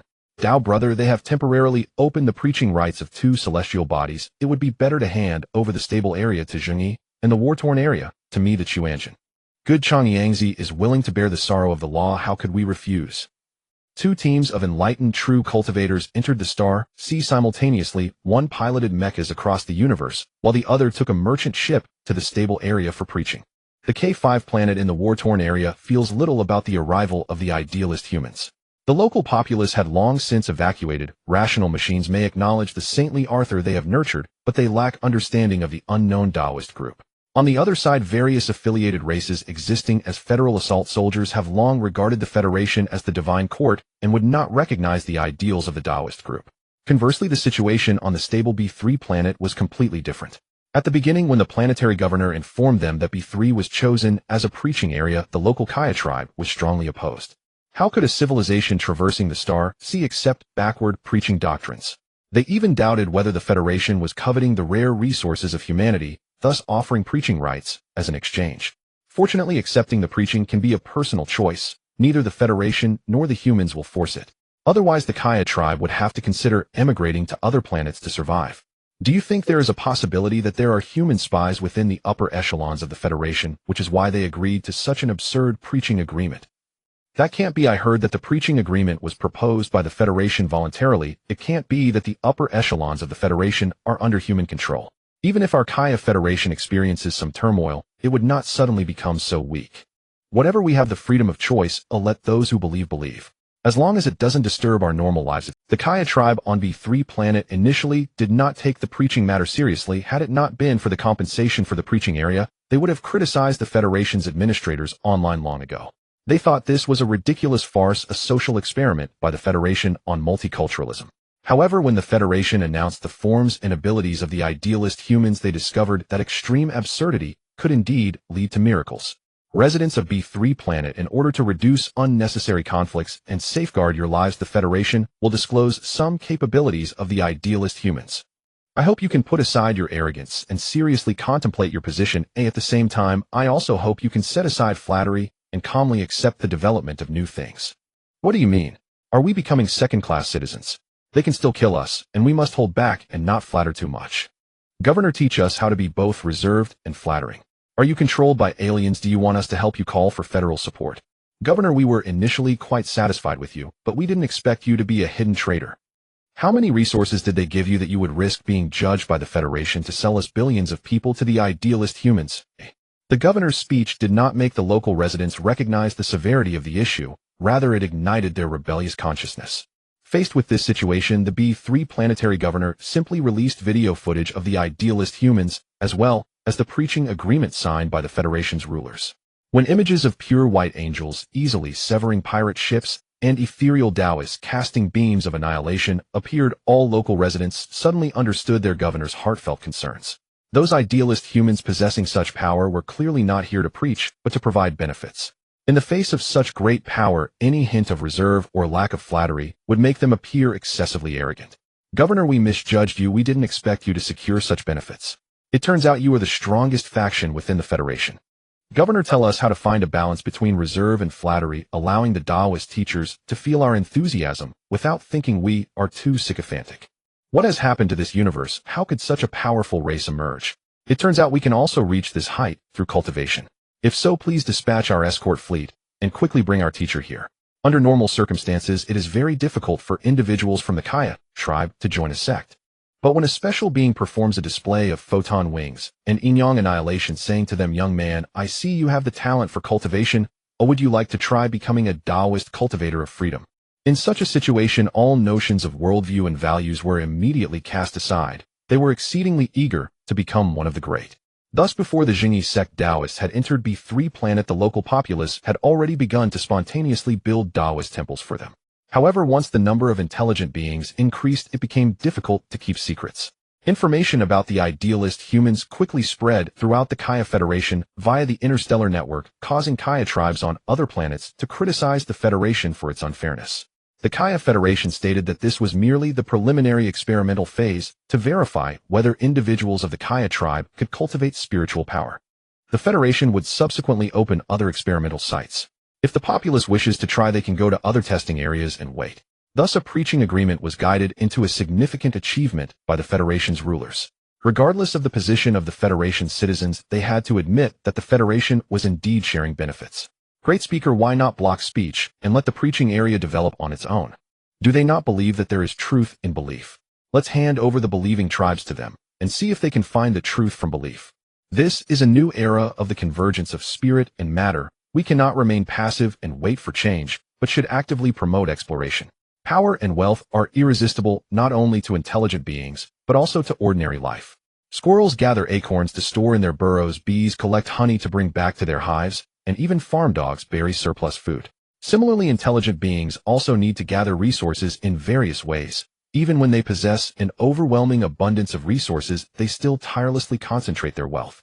This behavior is inscribed in their genes, making it difficult for living organisms to refuse such primal essential satisfaction. The Kaya tribe as an interstellar civilization is no different.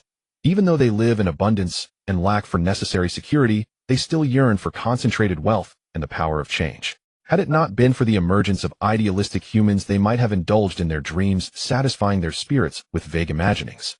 But now everything is different. Enough fantasies have seeped into reality, and it seems they can truly break free from various constraints, which is immensely exciting for them. However, intelligent beings have always been contradictory individuals. Where there is excitement and joy, there is also anger and dissatisfaction. Where there is support and gratitude, there will be aversion and rebuttal. Those idealistic humans are far too dangerous. The Federation should not cooperate with them. It would be best to completely destroy them while they are still unsteady in their footing. This is the only way to ensure that our Kaya tribe's living space is not encroached upon, and to maintain our stable and harmonious social environment. Destroy them, then wait for them to come in force and crush the Federation. You do not believe that the Federation can remain strong forever, do you? Wake up, this universe is constantly changing. Even without idealistic humans, there will be other interstellar civilizations contacting us. Victory and defeat have always been a matter of 50-50 probability. There is no possibility that the Federation can maintain victory indefinitely. That cannot be. We cannot sacrifice the interests of the transmission zone for the benefit of other regions. The people of the transmission zone cannot refuse the temptation of profit. It is too selfish. We also wish to be selfless, but we lack both wealth and the qualifications for selflessness. We can share our helplessness, pain, and sorrow with you. Will you accept it? Upon arriving at Planet B3 for the transmission, the true cultivators were welcomed into the meeting room by the governor of Planet B3. Here they witnessed both the welcoming and the rejection from the Kaya tribe, as the governor of Planet B3 unreservedly unveiled the conflicting aspects of the tribe before the Taoists. Dear Taoist teachers, is this phenomenon not a barrier to spiritual freedom? No, this is the phenomenon of self-imposed spiritual bondage, a desire to restrain others. I believe what they fear is the ascending pathways that change itself brings. When the path beyond the mundane body appears, they realize that the original rules can no longer restrain other individuals, and thus they become flustered. The Taoist teacher is correct. I do not understand why the Federation wants the people of Planet B3 to accept change. But I know that the needs of the spirit should differ from material ones. The new social model formed by your teachings should transcend biological instincts. Such a society may represent progress for us, naturally provoking backlash from traditionalists. I hope all teachers understand our position. On this planet, we will do our utmost to ensure the safety of the teachers, and we ask that you all be tolerant of our species, which is full of biological instincts. If the Taoists were a group of powerless preachers, the Federation would naturally accept them easily. But they are not. They bring knowledge that could subvert biological instinct societies. Except for the Eternals, other traditionalists will inevitably feel a sense of crisis. They fear that the existing profit model will be shattered, and that each mind ascender who traverses the starry seas and manipulates material particles will rewrite the original social rules. This is a barrier of biological evolution. Beasts of desire never wish to let their spirits soar. They know that without the constraints of material, they can no longer disturb those free spirits. This is a just pathway where effort will yield rewards, rational equality, and emotional transcendence. We understand the governor's intentions. We are willing to respect the laws of Planet B3, and we ask the governor to grant us temporary law enforcement powers. We will cleanse the demons that block our path and the ghosts that harm others. Many things the governor cannot do not exist as constraints for us. Very well, I look forward to you Taoist teachers leading us into a new era. You teachers may not know that thousands of years ago our Kaya tribe was already in this situation. Thousands of years have passed, our technology has continued to develop, yet our thoughts seem to have become fixed, long trapped in the vicious cycle led by biological instincts. This also explains why the Eternals advocate rational civilization. They believe our outdated thoughts no longer match our explosive productivity. The governor's words resolved some of the Taoist confusions. Before coming, they wondered why such an excessively wealthy civilization still dwelled in low-level material satisfaction. Did they not have any social hypotheses in the past? Or did they stubbornly reject all updates to social? At this moment, they believe that the social upgrade model of the Kaya tribe may have been interrupted by external. Thus, the Kaya civilization has remained in a stage of pursuing material satisfaction for a long time. Even the ideals of the Eternals are not the evolution of a normal social model. Rather, it is a direct abandonment of the constraints of biological civilization, ushering in a new era of mechanical civilization. One piece of evidence for this situation is that the long-lived ones on the Kaya homeworld need to dominate lower tribesmen to satisfy their own spiritual pleasure. This is in fact an extremely primitive form of satisfaction prevalent in early slave, feudal, and hegemonic eras. Now having broken free from this mode of domination, the Kaya tribe seems unable to harvest spiritual satisfaction. Arthur, who has not participated in battles in the spiritual dimension, cannot see the issues contained within. But the Taoists are different. As elite units forged by the will of human civilization, they have been deployed into multiple civilizations for combat. They understand the dangers of spiritual conflict all too well. Many phenomena in the material world that seem normal may very well be the result of defeat in the spiritual dimension. In fact, under the developmental model of the Earth star, normally, over time the power of the spiritual dimension would weaken. However, the emergence of Zhou Heng forcefully halted this trend. How strange, since the essence of the social model has not changed for so long, why does the Kaya tribe still maintain normal prosperity and stability? The Taoist speaks of the adjustments to our social model, which is nothing to hide. We have indeed fallen into social rigidity, but we can learn from the distribution methods of other civilizations. Although the root cannot change, the external aspects have improved significantly. However, this does not resolve the root contradictions within us, hence we have divided into a federal system, needing to rely on war to deflect the internal pressures. I see the strong material and weak spirit. No wonder we cannot break the cyclical recurrence of civilization development. Civilization appears to be a broad narrative seemingly disconnected from individual lives. However, when civilization truly encounters problems without external intervention, it is exceedingly difficult for the lives contained within civilization to break free from their cyclical thought patterns. For instance, during the cyclical transitions of civilization, do the rulers at the end of dynasties truly not understand the risks of dynastic change? No, they are aware. They comprehend that there may very well be no place for them in the new power structure. Moreover, even if there is a place for them, their positions and powers will be diminished, and most former rulers will likely perish in the upheaval of succession. These situations are vividly documented in the annals of history, yet when the situation collapses, everyone seems to lose their rationality, desperately gnawing at the last root of the old dynasty. At that moment, it seems that greed surpasses life itself. Oh, as long as they can savor the final morsel of benefit, they would willingly endure any form of torture. The Taoist sect refers to this phenomenon as the calamity energy clouding the mind. In such a state of mental confusion, no matter how shrewd those lives were before, they will inevitably find themselves ensnared in a whirlpool. Perhaps only when faced with the threat of swords or the reckoning of the new dynasty will they regret their past and awaken to their sorrow. Yet more terrifying is the fact that many rulers killed by the armies of the new dynasty at the moment of their death are filled with rage for not having successfully engaged in infighting sooner. They stubbornly believe that if only they could succeed in infighting, everything would improve. This peculiar mental cycle can be found countless times throughout history across various cultures on Earth. Earth scholars summarize this phenomenon by stating that the singular lesson humanity can learn from history is that humanity has never learned from history. Failure's consequences and experiences are laid bare, yet the cyclical nature of history never ceases, and technological advancements seem unable to overcome the basic collective mentality. If the self-regulating nature of civilization leaves life in such helplessness, then should external forces invade and alter the fabric of civilization, these mental cycles may very well evolve into true mental shackles. At this moment, the social state of the Kaya Federation is in such a phase, they do not lack excellent systems to emulate, and have recorded many healthy social models from other civilizations. Yet their own mindset seems shackled, with the best way to satisfy their souls being the manipulation of other intelligent lives. This phenomenon is not limited to the upper echelons of the Eternal Life sect, but is widespread among all individuals of the Kaya tribe. Even the most ordinary Kaya individuals fantasize about soul satisfaction through becoming served nobility, possessing absolute imperial power, and eliciting loyalty and reverence from others, all harboring a similar desire for control. They seem to have lost their own souls. Their hollow hearts can only be filled through external feedback. Such primitive forms of spiritual satisfaction should not appear within their powerful interstellar civilization, as the stench of feudal corruption always lingers. Under this pervasive emptiness, the Kaya Federation is forced to recruit many non-threatening races to join them, with their favorites being planets entrenched in the era of slave feudalism. With the support of these lower-tier spiritual structures, even the most ordinary Kaya individuals can find solace for their souls from the backward races they incorporate. This situation can be observed in the holographic films they frequently watch, which are filled with scenes of individuals becoming absolute kings on other planets, or even being worshipped as deities. Naturally, these films also include narratives of biological instincts for reproduction, the power of superiority, and transcendent wisdom that surpasses those planets. It is akin to becoming an emperor with a harem, or attaining immortality with celestial maidens, achieving the status of a Tao ancestor or heavenly emperor. they spare no effort to seize even the essence of myth.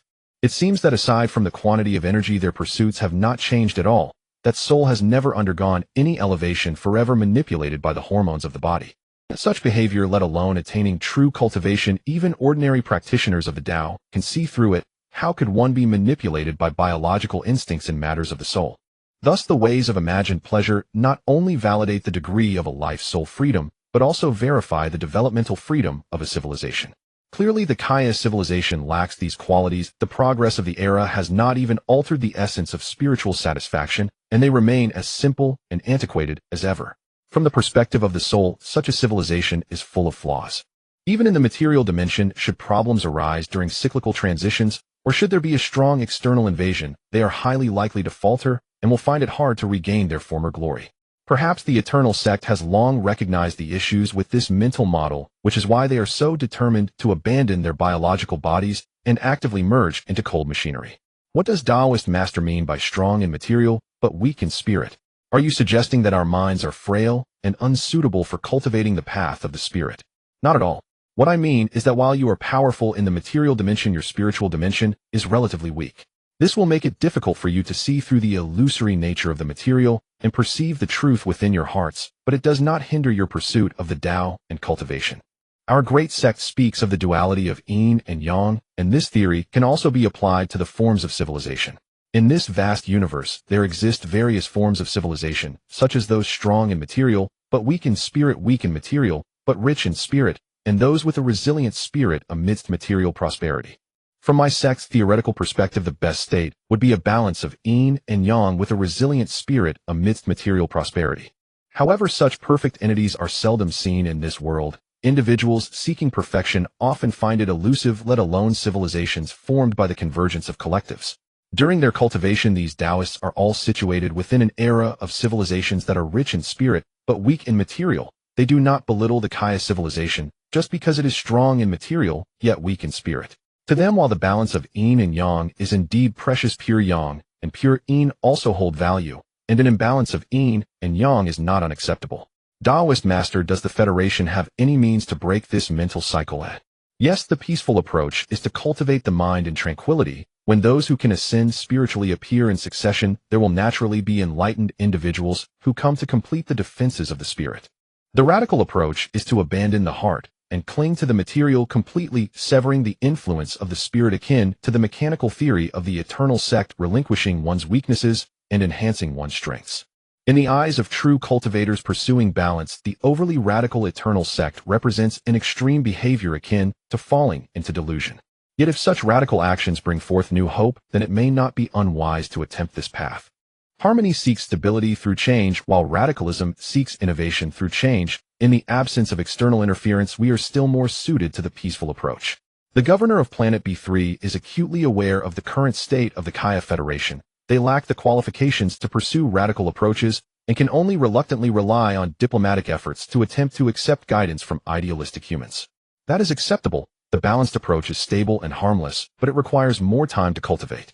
I hope your future internal conflicts do not spill over into the propagation zone. Otherwise, your aspirations to nurture the spirit and break free from the cycle of thought will likely become very difficult to realize. As for time, we do not lack it, but our civilization is another matter altogether. The seemingly ethereal concepts of mind and thought are in fact the very core of a wise being. Without the guidance of thought and the support of the mind, a biological body is merely a living carbon-based organism. Therefore, it is not only that Taoists possess the ability to manipulate both matter and antimatter particles. Even if they can achieve mental freedom, there will still be no shortage of followers within the Kaya Federation.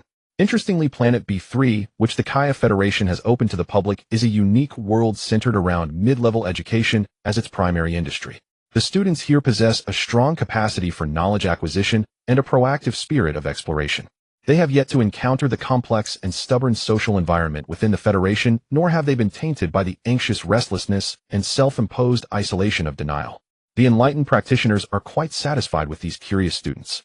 They know that among these Kaya students, very few will ultimately comprehend their true self and attain their own Tao. However, the teachings of the Taoist sects they study are not without significance. Perhaps these concepts can help them break free from the cycle of rigid thinking and view the meaning of life with a more agile mindset.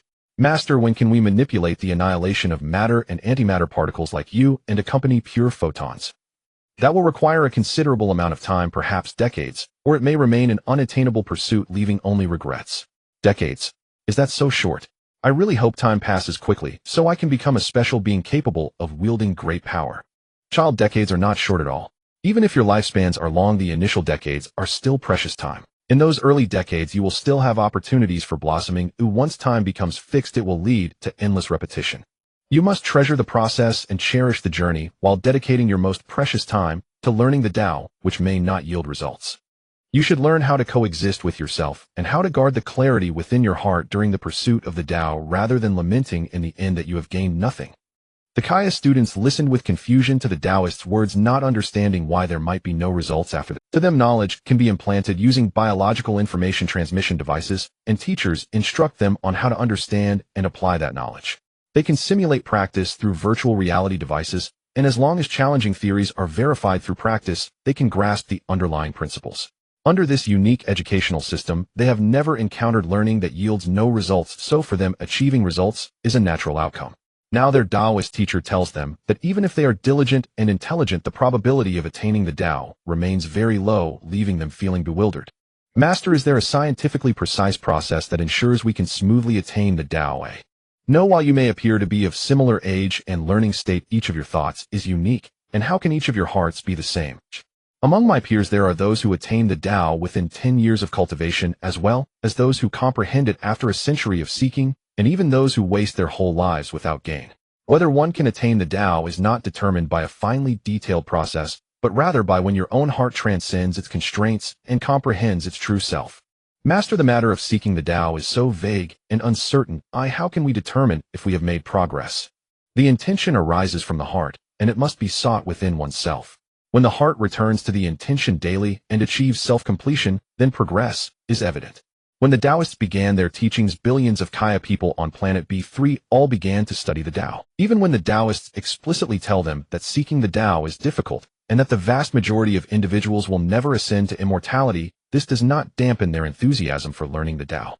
Ultimately, the Taoists can only disseminate the teachings through holographic imaging technology to meet the demands of the vast numbers of seekers on planet B3.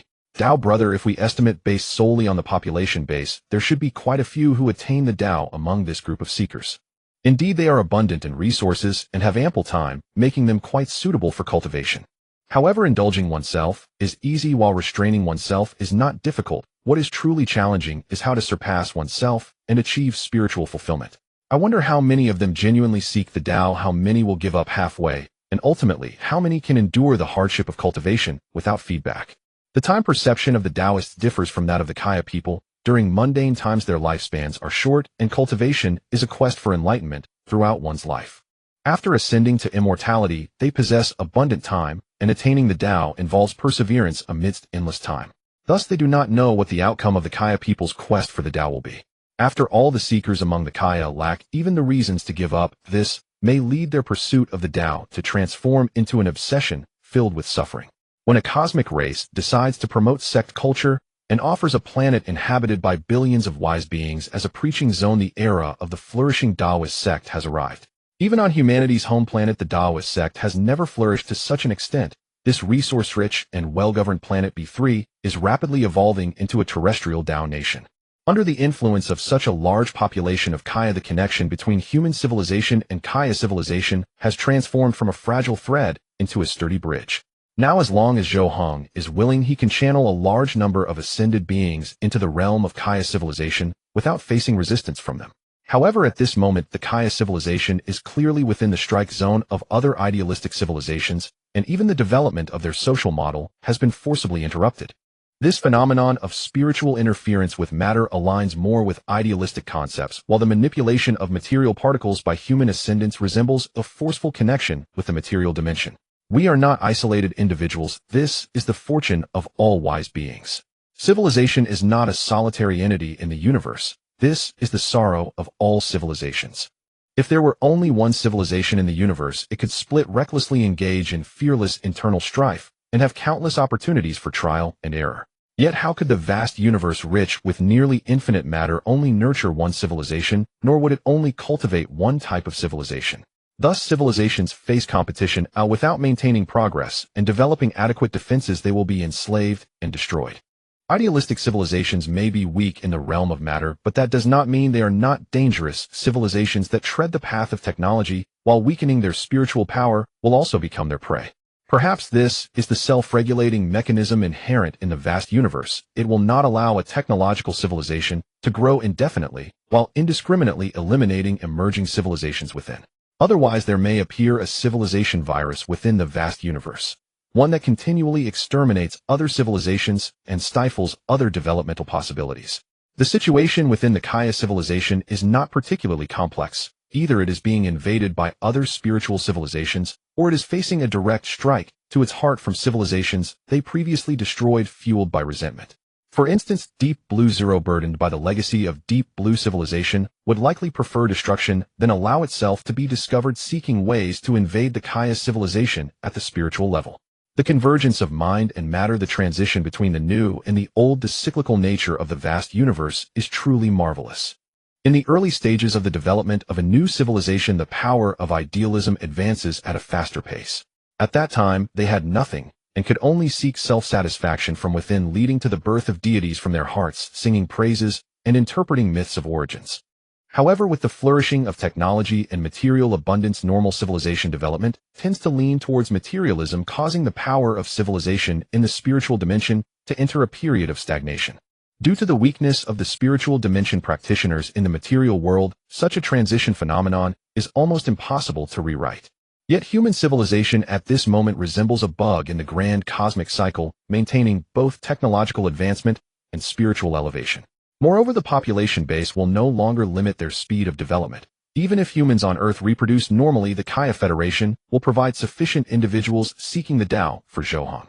Under normal circumstances, idealistic civilizations would not have such a large population base, nor could they push an entire planet's life to abandon production in favor of pursuing the Tao and seeking truth. Now human civilization is propelled by Kaya technology and material science and guided by Zhou Heng in the spiritual dimension, accelerating on both material and idealistic paths simultaneously. For current human civilization, there is no immediate danger in the material universe. After all, humanity once boldly transmitted civilizational messages to the cosmic sea. If there were interstellar civilizations in the nearby stellar clusters, they should have come to enslave humanity or seize Earth, a planet suitable for carbon-based life. Now human civilization has entered a phase of rapid development, and the only real threat comes from the seemingly tranquil spiritual dimension. After Zhou Heng became the will of human civilization and took over the information repository, he realized how many times human civilization had suffered from spiritual invasions. The philosophical strength of human civilization and the abundance of spiritual dimension practitioners have prevented a return to harmony and primitivism. However, the development of things always has dual aspects. The intersection of human civilization and Kaya civilization is not entirely beneficial. This also means that the idealistic civilization invading the Kaya people has gained access to the human civilization region. In the face of this situation, aside from deploying some divine path cultivators to guard the area near the passage, Zhou Heng also needs to understand the opponent's strength to prepare defense strategies or retreat plans. Thus, he dispatched a consciousness avatar to the spiritual dimension area of Kaya civilization. It wasn't until he entered the dimensional area of Kaya civilization that Zhou Heng discovered the differences between Kaya civilization and human civilization. If human civilization is like a normal egg, then Kaya civilization is like an eggshell riddled with cracks. Those cracks connect to numerous affiliated civilizations, all of which are member races of the Kaya Federation. This special situation arises from Kaya Federation's broad management policy towards backward civilizations. The Kaya Federation never disseminates advanced technology to its member races, but directly aids them with materials to meet their production needs. If it were only this, those civilizations would be mere colonies of Kaya civilization. The key point is that the Kaya Federation drafts soldiers from the affiliated civilizations and uses those loyal soldiers as ordinary war resources. From the perspective of the Kaya Federation, the cost of biological soldiers from member areas is not only lower than that of mechanical soldiers, but their loyalty and resistance to information interference also have certain advantages. However, what the Kaya Federation does not realize is that while they enjoy the offerings of other backward civilizations, they must also pay a price. Those soldiers, no matter how loyal, will not believe they are part of the Kaya divine race. They will only see themselves as warriors chosen by the Kaya divine race, and their native race should be proud of them. Civilizational recognition is mutual, but opening a connection channel with other civilizations is voluntary. For example, after billions of Kaya people on planet B3 recognized human Taoists, the Kaya civilization opened an information channel to human civilization. As the will of human civilization, Zhou Heng needed this passage, so he agreed to solidify the channel. The connection channel between backward civilizations and Kaya civilization is roughly similar, except that the opening party becomes the backward civilization and the receiving party becomes the Kaya civilization. Such fissure channels generally do not harm Kaya civilization and can even increase the Kaya people's cognitive diversity. The Kaya people can even rely on their large population base to seize the imaginative space of affiliated civilizations, forcing them to accept the developmental direction arranged by the Kaya people. However, among the backward affiliated civilizations, since there are initial civilizations in early development, there are certainly those that have been defeated in the spiritual dimension. When the hidden idealistic civilization discovers that its defeated subordinates have connected with a new glorious civilization, they will inevitably infiltrate to gather some intelligence. When the idealistic civilization realizes the terrifying amount of information in Kaya civilization, but that Kaya spiritual warriors cannot guard such a vast domain, how could they possibly let go of this juicy opportunity? Therefore, there are many invaders within Kaya civilization, and most of them use affiliated civilizations as a springboard for their invasions, causing Kaya civilization to be unable to carry out effective counterattacks. However, Kaya civilization is a being with a thick bloodline. The usual invaders, stealing some energy and information, do little harm. What truly traps Kaya civilization in a cognitive loop is a peculiar form of split life. They vary in form and number to the extent that in the information domain of Kaya civilization, their presence can be found everywhere. When Zhou Heng, as a legitimate existence, entered the domain of Kaya civilization, he encountered a surprise attack from this life form. In fact, their strength is not strong, but ordinary spiritual dimension practitioners can kill them, let alone Zhou Heng. The Kaya Federation has been infected by some kind of spiritual virus, but its antivirus system is already outdated and weakened. Zhou Heng discovered that this peculiar life form possesses the ability to split and aggregate as they differentiate into countless individuals within each spiritual world lurking within the bodies of native spiritual beings. Although continuous splitting weakens their strength, this tactic effectively avoids Kaya civilization's rigid antivirus procedures.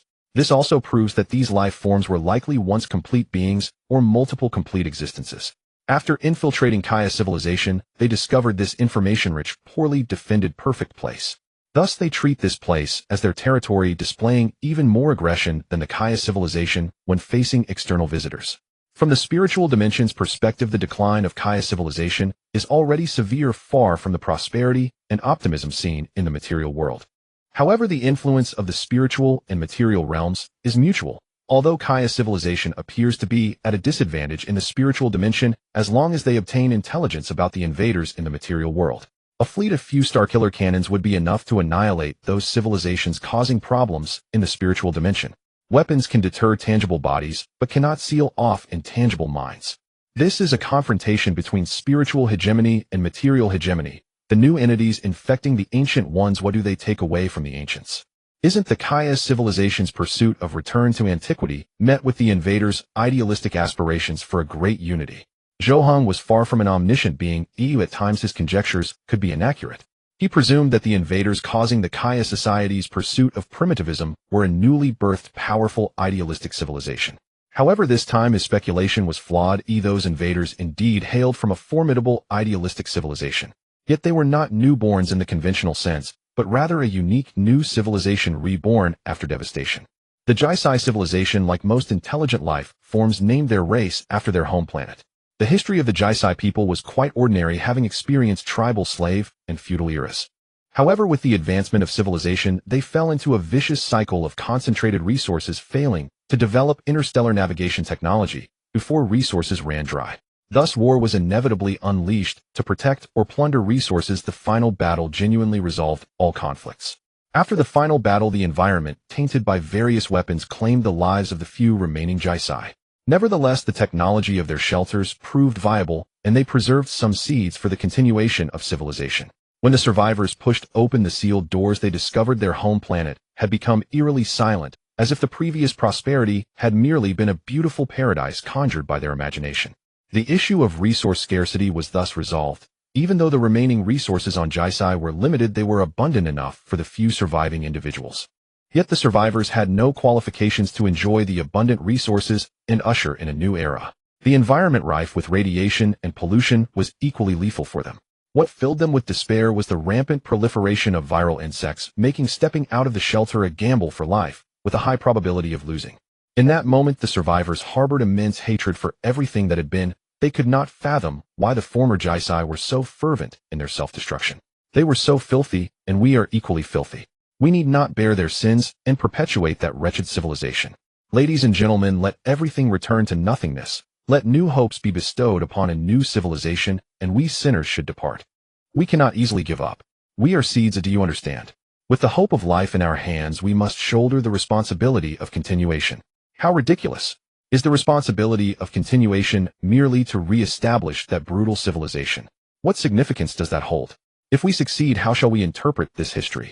Shall we tell our descendants that we once flourished, yet later chose to destroy everything to experience the true taste of despair? Or should we tell them to cherish the beauty of the present, that after prosperity comes destruction, and they along with their descendants will inevitably face despair? A young genius of the Jisai, unable to accept such despairing destruction, believed that faced with adversity the Jisai would unite in search of new hope. He never imagined that their race would ultimately choose to obliterate everything through such primitive and barbaric means. In his eyes, their civilization's development and individual evolution seemed laughably absurd. They had evolved for millions of years, yet the ultimate wisdom they attained was inferior to that of a fish that had just come ashore. The Jisai evolved from large fish retaining remnants of scales and degenerated gill structures. Lai Chuan, everything has passed, their sins have ended. We will create a new future, and this time we can decide the direction of civilization. But they took many innocents with them, leaving behind more guilty survivors. It doesn't matter. Aren't there still viruses? They will conduct another round of survival screening. Perhaps none of us will survive, perhaps more suitable seeds will take root. By then, whether they are guilty or not will no longer matter. Because the remaining individual will surely rewrite history, telling the future generations that he is a noble life and noble ideals will emerge from the source. Under the persuasion of his friends, Lai Chuan temporarily abandoned the plan to actively eliminate the survivors. However, it was proven that even in the limited space of the shelter, conflicts would arise, conflicts would spawn factions, and factions would nurture internal strife. Lai Chuan witnessed the escalating internal strife. He did not understand what could be worth fighting over with so few survivors remaining. Thus, he intervened in the conflict, hoping to change the worsening conditions of the shelter. In the end, he succeeded. He brought viral insects into the shelter, silencing most of the survivors. He once again became a survivor, seizing their weapons, occupying the resource storage room, and declaring himself the sole king, intent on personally paving the way for a new era. When Lai Chuan ruled everything in a more primitive manner, he discovered that many conflicts had vanished. Thus, he began rewriting history, telling all new lies that he was the last saint sent by the original deity to restart civilization. He governed the survivor tribe with royal and divine authority. He did not wish to usher in any technological era, believing that the era of faith was more suitable for these fish on land. He began studying various doctrines, fabricating new teachings more suitable for himself and his people. He demanded not only that his subjects be devout, but also that he himself be devout. Lai Chuan deceived himself, yet he did not deceive himself. Deep within, he profoundly identified with the principles he concocted, believing them to be the truth most suited for the Jisai. In fact, those truths were indeed irrefutable, for Lai Chuan infused all the beauty of the Jisai into them, making his doctrine resemble an interpretation of beautiful ideals. Lai Chuan became obsessed with such principles, propagated them, practiced them, and was willing to dedicate his life to safeguarding this ideology. He never considered bringing in the viral insects as a sin. He firmly believed it was the last saint judging the ultimate evil. Thus, at a certain moment, a life caught between the old and new eras beheld his deity, who asked him if he was willing to abandon everything to enter the divine realm. He answered honestly, stating that he had done all he could, harboring no regrets or attachments. Lai Chuan touched the deity's hand and pushed open the door to the new world. If everything were to end here, Lai Chuan would merely be one among the normal ascenders of the spirit, yet his identity was too unique.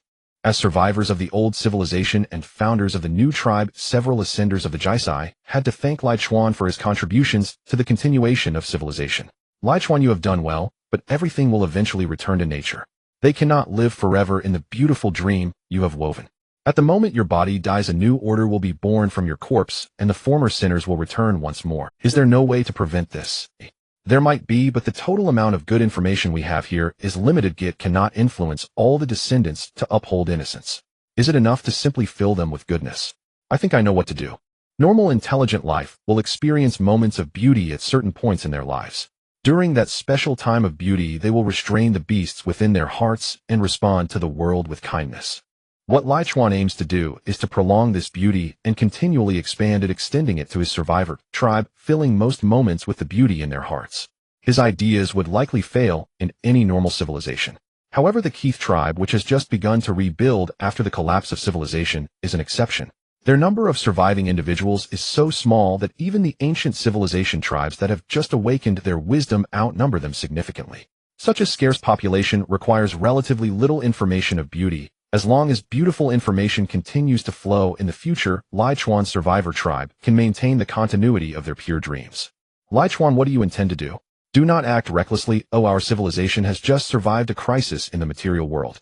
At this moment, our civilization remains in the weakest stage in the spiritual dimension. If you provoke a spiritual war, our civilization will face the risk of collapse at any time. The ancient spiritual ascenders of the Keith tribe had long lost their connection to the material dimension.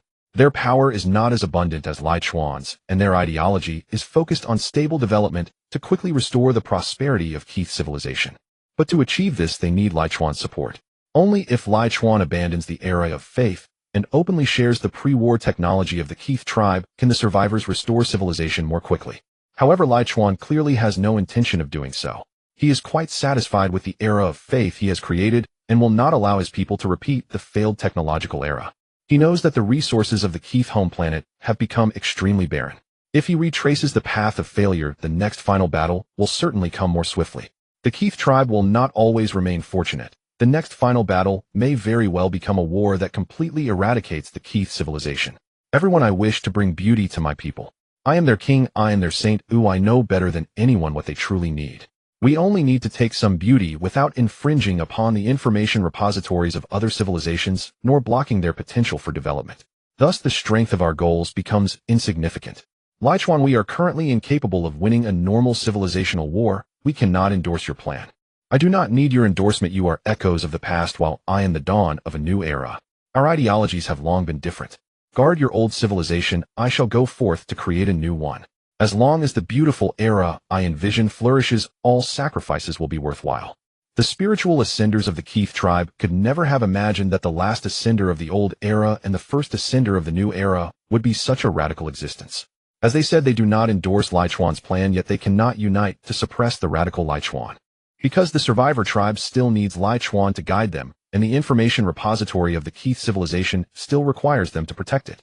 The rational ones will not attack Lai Chuan. Those burdened with the responsibilities of the old era cannot demand the leaders of the new era to retrace the old path. Lai Chuan, you are a free individual, the ultimate witness between the final and the initial. If you believe the Keith tribe needs to sustain dreams rather than confront reality, then do what you wish to do. I am very happy, for I have seized the power of the new era in the refuge, and now you acknowledge me as the leader of this new era. I have obtained all the responsibilities I desired, and I shall return all the beauty I have received. The nascent survivor sparks are still too fragile, thus the will of the Keith civilization remains in a state of paralysis. Therefore, within the information realm of the Keith civilization, there is nothing that can restrain Lai Chuan, the only spiritual ascender with a material body. This allows him to leap beyond the territory of Keith civilization and explore other civilized regions. The former spiritual ascenders watched Lai Chuan leave, and in that moment no one knew where Lai Chuan would lead the Keith civilization. Only when that glorious, beautiful era truly arrives will they realize that beauty can also be plundered and dreams can be sustained through replenishment. Beneath Lai Chuan's radical exterior lies a rational heart. He equally does not wish to incite a civilizational war in the spiritual dimension. Therefore, the targets he consistently chooses are those defeated civilizational areas. The nascent civilizations still hold various possibilities, while those defeated have long lost their future. Scholars of the Keith tribe believe the world is dualistic, with the totality of good and evil remaining nearly constant. However, Lai Chuan's actions shattered this civilizational logic, after he entered the defeated civilizational area unprotected by spiritual ascenders, an era of replenishing beauty began. Those forms of beauty and dreams that the other idealistic civilizations look down upon shine so brightly in Lai Chuan's eyes, almost like a sacred truth. Thus he began to differentiate his consciousness, transforming himself into a hive-like existence, with his consciousness manifesting as worker bees collecting beauty. He sent batches of beautiful information back into the information repository of the Keith civilization. The collection of beauty is a lengthy process. During this time, Lai Chuan selected some apprentices from the survivors to begin teaching them how to cultivate the spirit. When Lai Chuan, the last saint and the first king, passed away in his material body, although there were some fluctuations in power among his survivor civilization, their operation largely still adhered to his ideology. This laid the foundation for a virtuous cycle in the new era of beauty. Lai Chuan's students and followers fervently worshipped and believed in him, and after their spiritual ascension, they also recognized his ideology. Therefore, since Lai Chuan initiated the new era, one after another subsequent spiritual ascenders have followed their saint in the search for beauty. Through their efforts, the Keith tribe has maintained a relatively pure and beautiful era of faith, providing a nurturing ground for the emergence of spiritual ascenders. Until they discovered the Kaya civilization, the cornerstone of the beautiful new era was established. They differentiated into countless individuals, infiltrating the Kaya civilization through its affiliated civilizations to gather beautiful information. With the vast population base of the Kaya civilization, it is sufficient to sustain the Keith civilization's transformation into a truly beautiful race. As time progressed, thousands of years passed, the Kaya civilization appeared prosperous on the surface, yet the spiritual needs of its racial individuals remained primitive. In contrast, the Keith civilization was quite the opposite. While it seemed to be in a city-state period, the goodness and beauty of the entire race had been maximized.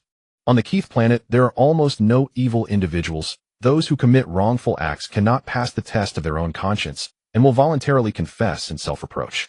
Such a sacred and glorious era thus stands unreasonable as it may be within the material. However, sustaining dreams and preserving innocence also comes at a cost, leading the Keith tribe in the material world to nearly lose all external combat capabilities.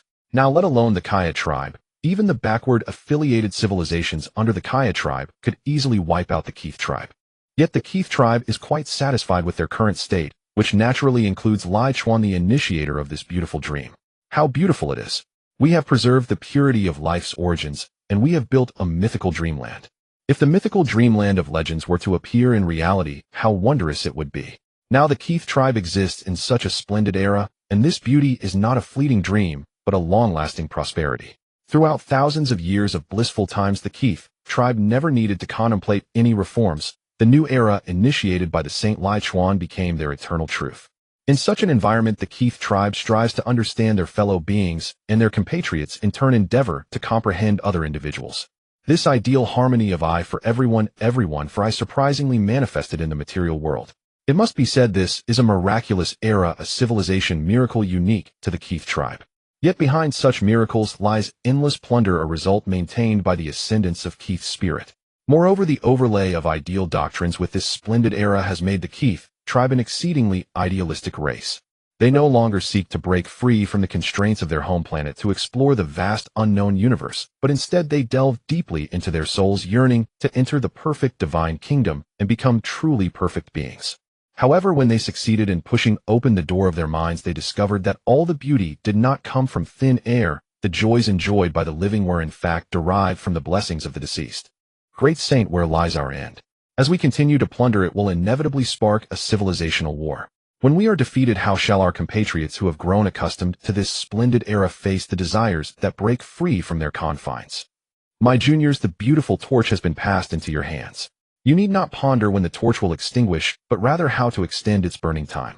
All of you are the wise who push open the doors of the mind. You should know that there are no eternal beings in the material world, nor is there any immortal civilization. Great as the stars may be, they too shall one day extinguish. Our end has long been predetermined. What we must do is ensure our compatriots always lead beautiful lives before civilization perishes. I hope they arrive in this world weeping, not to leave in pain. I hope that the innocent cries are the starting point, and the awakened satisfaction is the end point. As long as our lives are beautiful enough, and our civilization warm enough, it matters not how long the beautiful dream lasts. After all, the end of life is oblivion. We need to appreciate the beauty in our journey rather than worry about the disappearance that comes with destruction. Lai Chuan and his followers crafted a beautiful dream, and the Keith tribe in the material world essentially resides in a life of dreams. When the colorful bubbles are pierced, when the beautiful dreams are forced to awaken, they will taste despair far beyond destruction. Yet Lai Chuan clearly does not care about the consequences of the dreamland's decay. He merely wishes for the divine kingdom to linger in the material realm for as long as possible.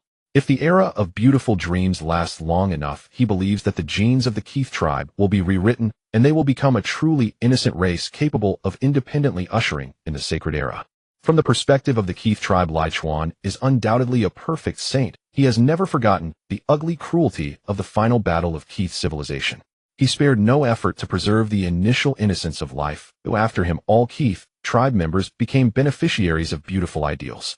However, the beauty of the Keith tribe is built upon plunder and theft. The purer this beauty, the greater the shadows formed beneath him. These shadows are sufficient to devour normal new civilizations, and they can also obliterate the incomplete civilization defeated in the dimension of the mind. Even the powerful Kaya civilization has retained primitive and backward demand rules under the theft of the key. Fortunately, the productivity of the Kaya civilization is exceptionally abundant, allowing them to meet the material needs of all individuals amidst unreasonable social demands. Unfortunately, the Kaya tribe requires large amounts of worship and admiration from affiliated civilizations or their own kind to fill their hollow souls. This not only stifles the developmental potential of their subordinate civilizations, but also keeps the Kaya tribe perpetually on the brink of external or internal conflict. If all goes according to plan, the clash between the supremacy of the mind and the supremacy of matter can only be validated by time. Nevertheless, the final outcome is likely the awakening of Keith's civilization from its dream, while the Kaya tribe shifts towards a mechanical path, initiating an eternal rational mechanical era. However, in the vast universe there cannot be only one thriving interstellar civilization, nor can the dimension of the mind have only one powerful idealistic civilization. When the ascendants of the Keith tribe first discovered information about angels in the realm of the Kaya civilization, they did not pay it any heed. When they found numerous pieces of information about idealistic humans, they began to sense something was amiss. Only when they discovered a wealth of information regarding achieving transcendence, manipulating matter and antimatter particles across the universe, did they realize the gravity of the situation. They hoped that this information stemmed from cultural activities of the Kaya civilization, such as films, novels, and legendary tales of fantasy. However, terms like mental freedom, seeking truth, transcendence, and dimensional descent made them aware that idealistic humans were likely a powerful mental civilization. Faced with the intervention of an unknown civilization, even if the Keith ascendants sensed the crisis, they could not abandon the beautiful production zone of the Kaya civilization.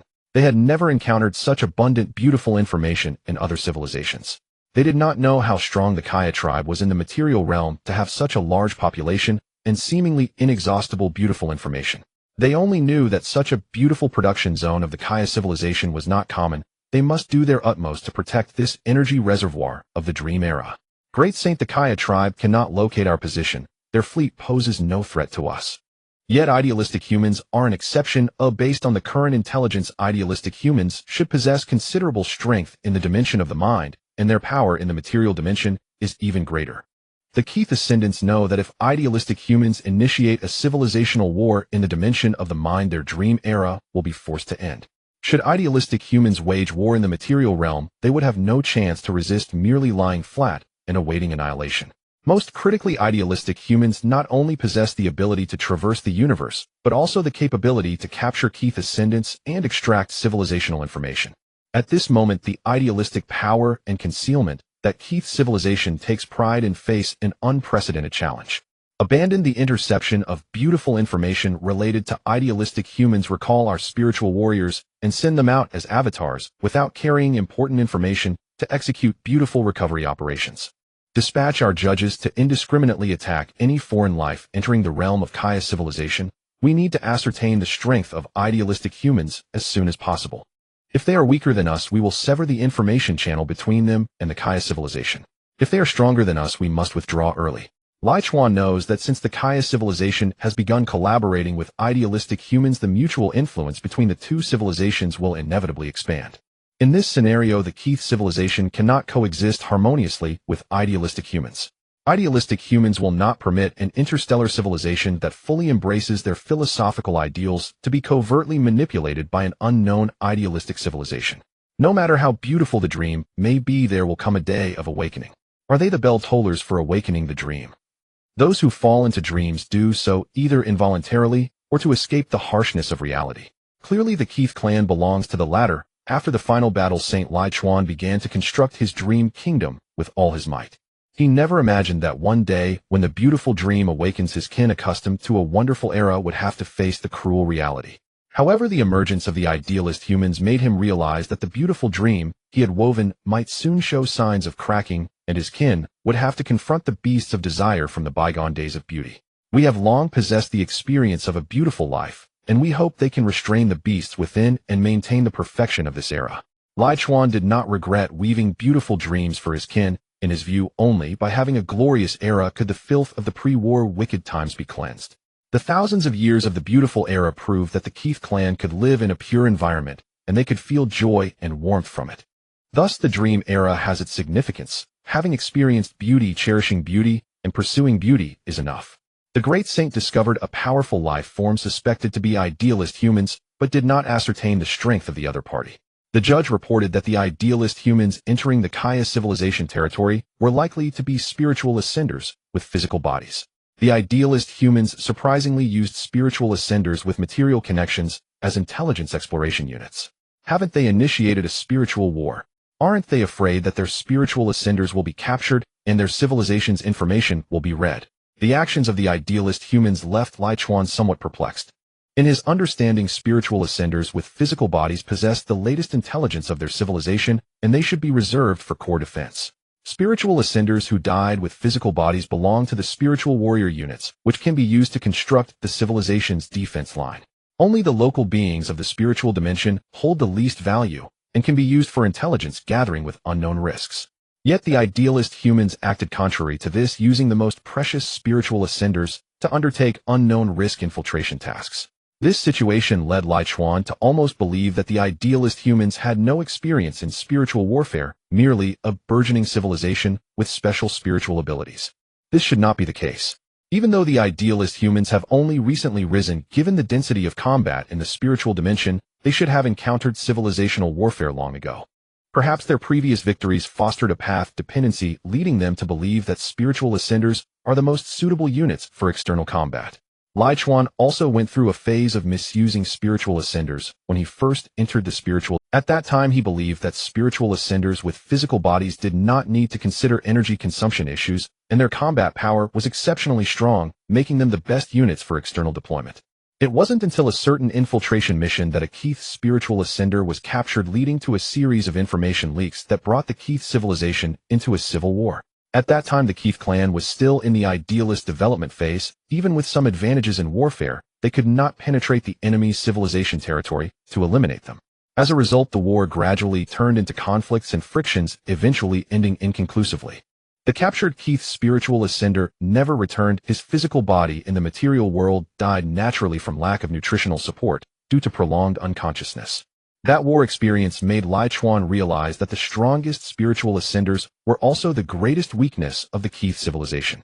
They not only understood the latest intelligence of the civilization, but could also reveal the location of the Keith clan in the material world. Thus, since that civilizational conflict, Lai Chuan would only dispatch spiritual ascenders for operations when sufficiently informed and rarely deployed them for external combat. Great Saint, since the idealist humans are still in a phase of path dependency, can we take the initiative to, if the idealist humans build a civilization defense line with spiritual warriors and deploy spiritual ascenders into our civilization area to fight, we will have the opportunity to annihilate their legacy force in one fell swoop. As long as we break the thread of idealist legacy and force their living forces to decline, they should soon enter a weakened state. We can attempt this, though the risks involved are likely significant.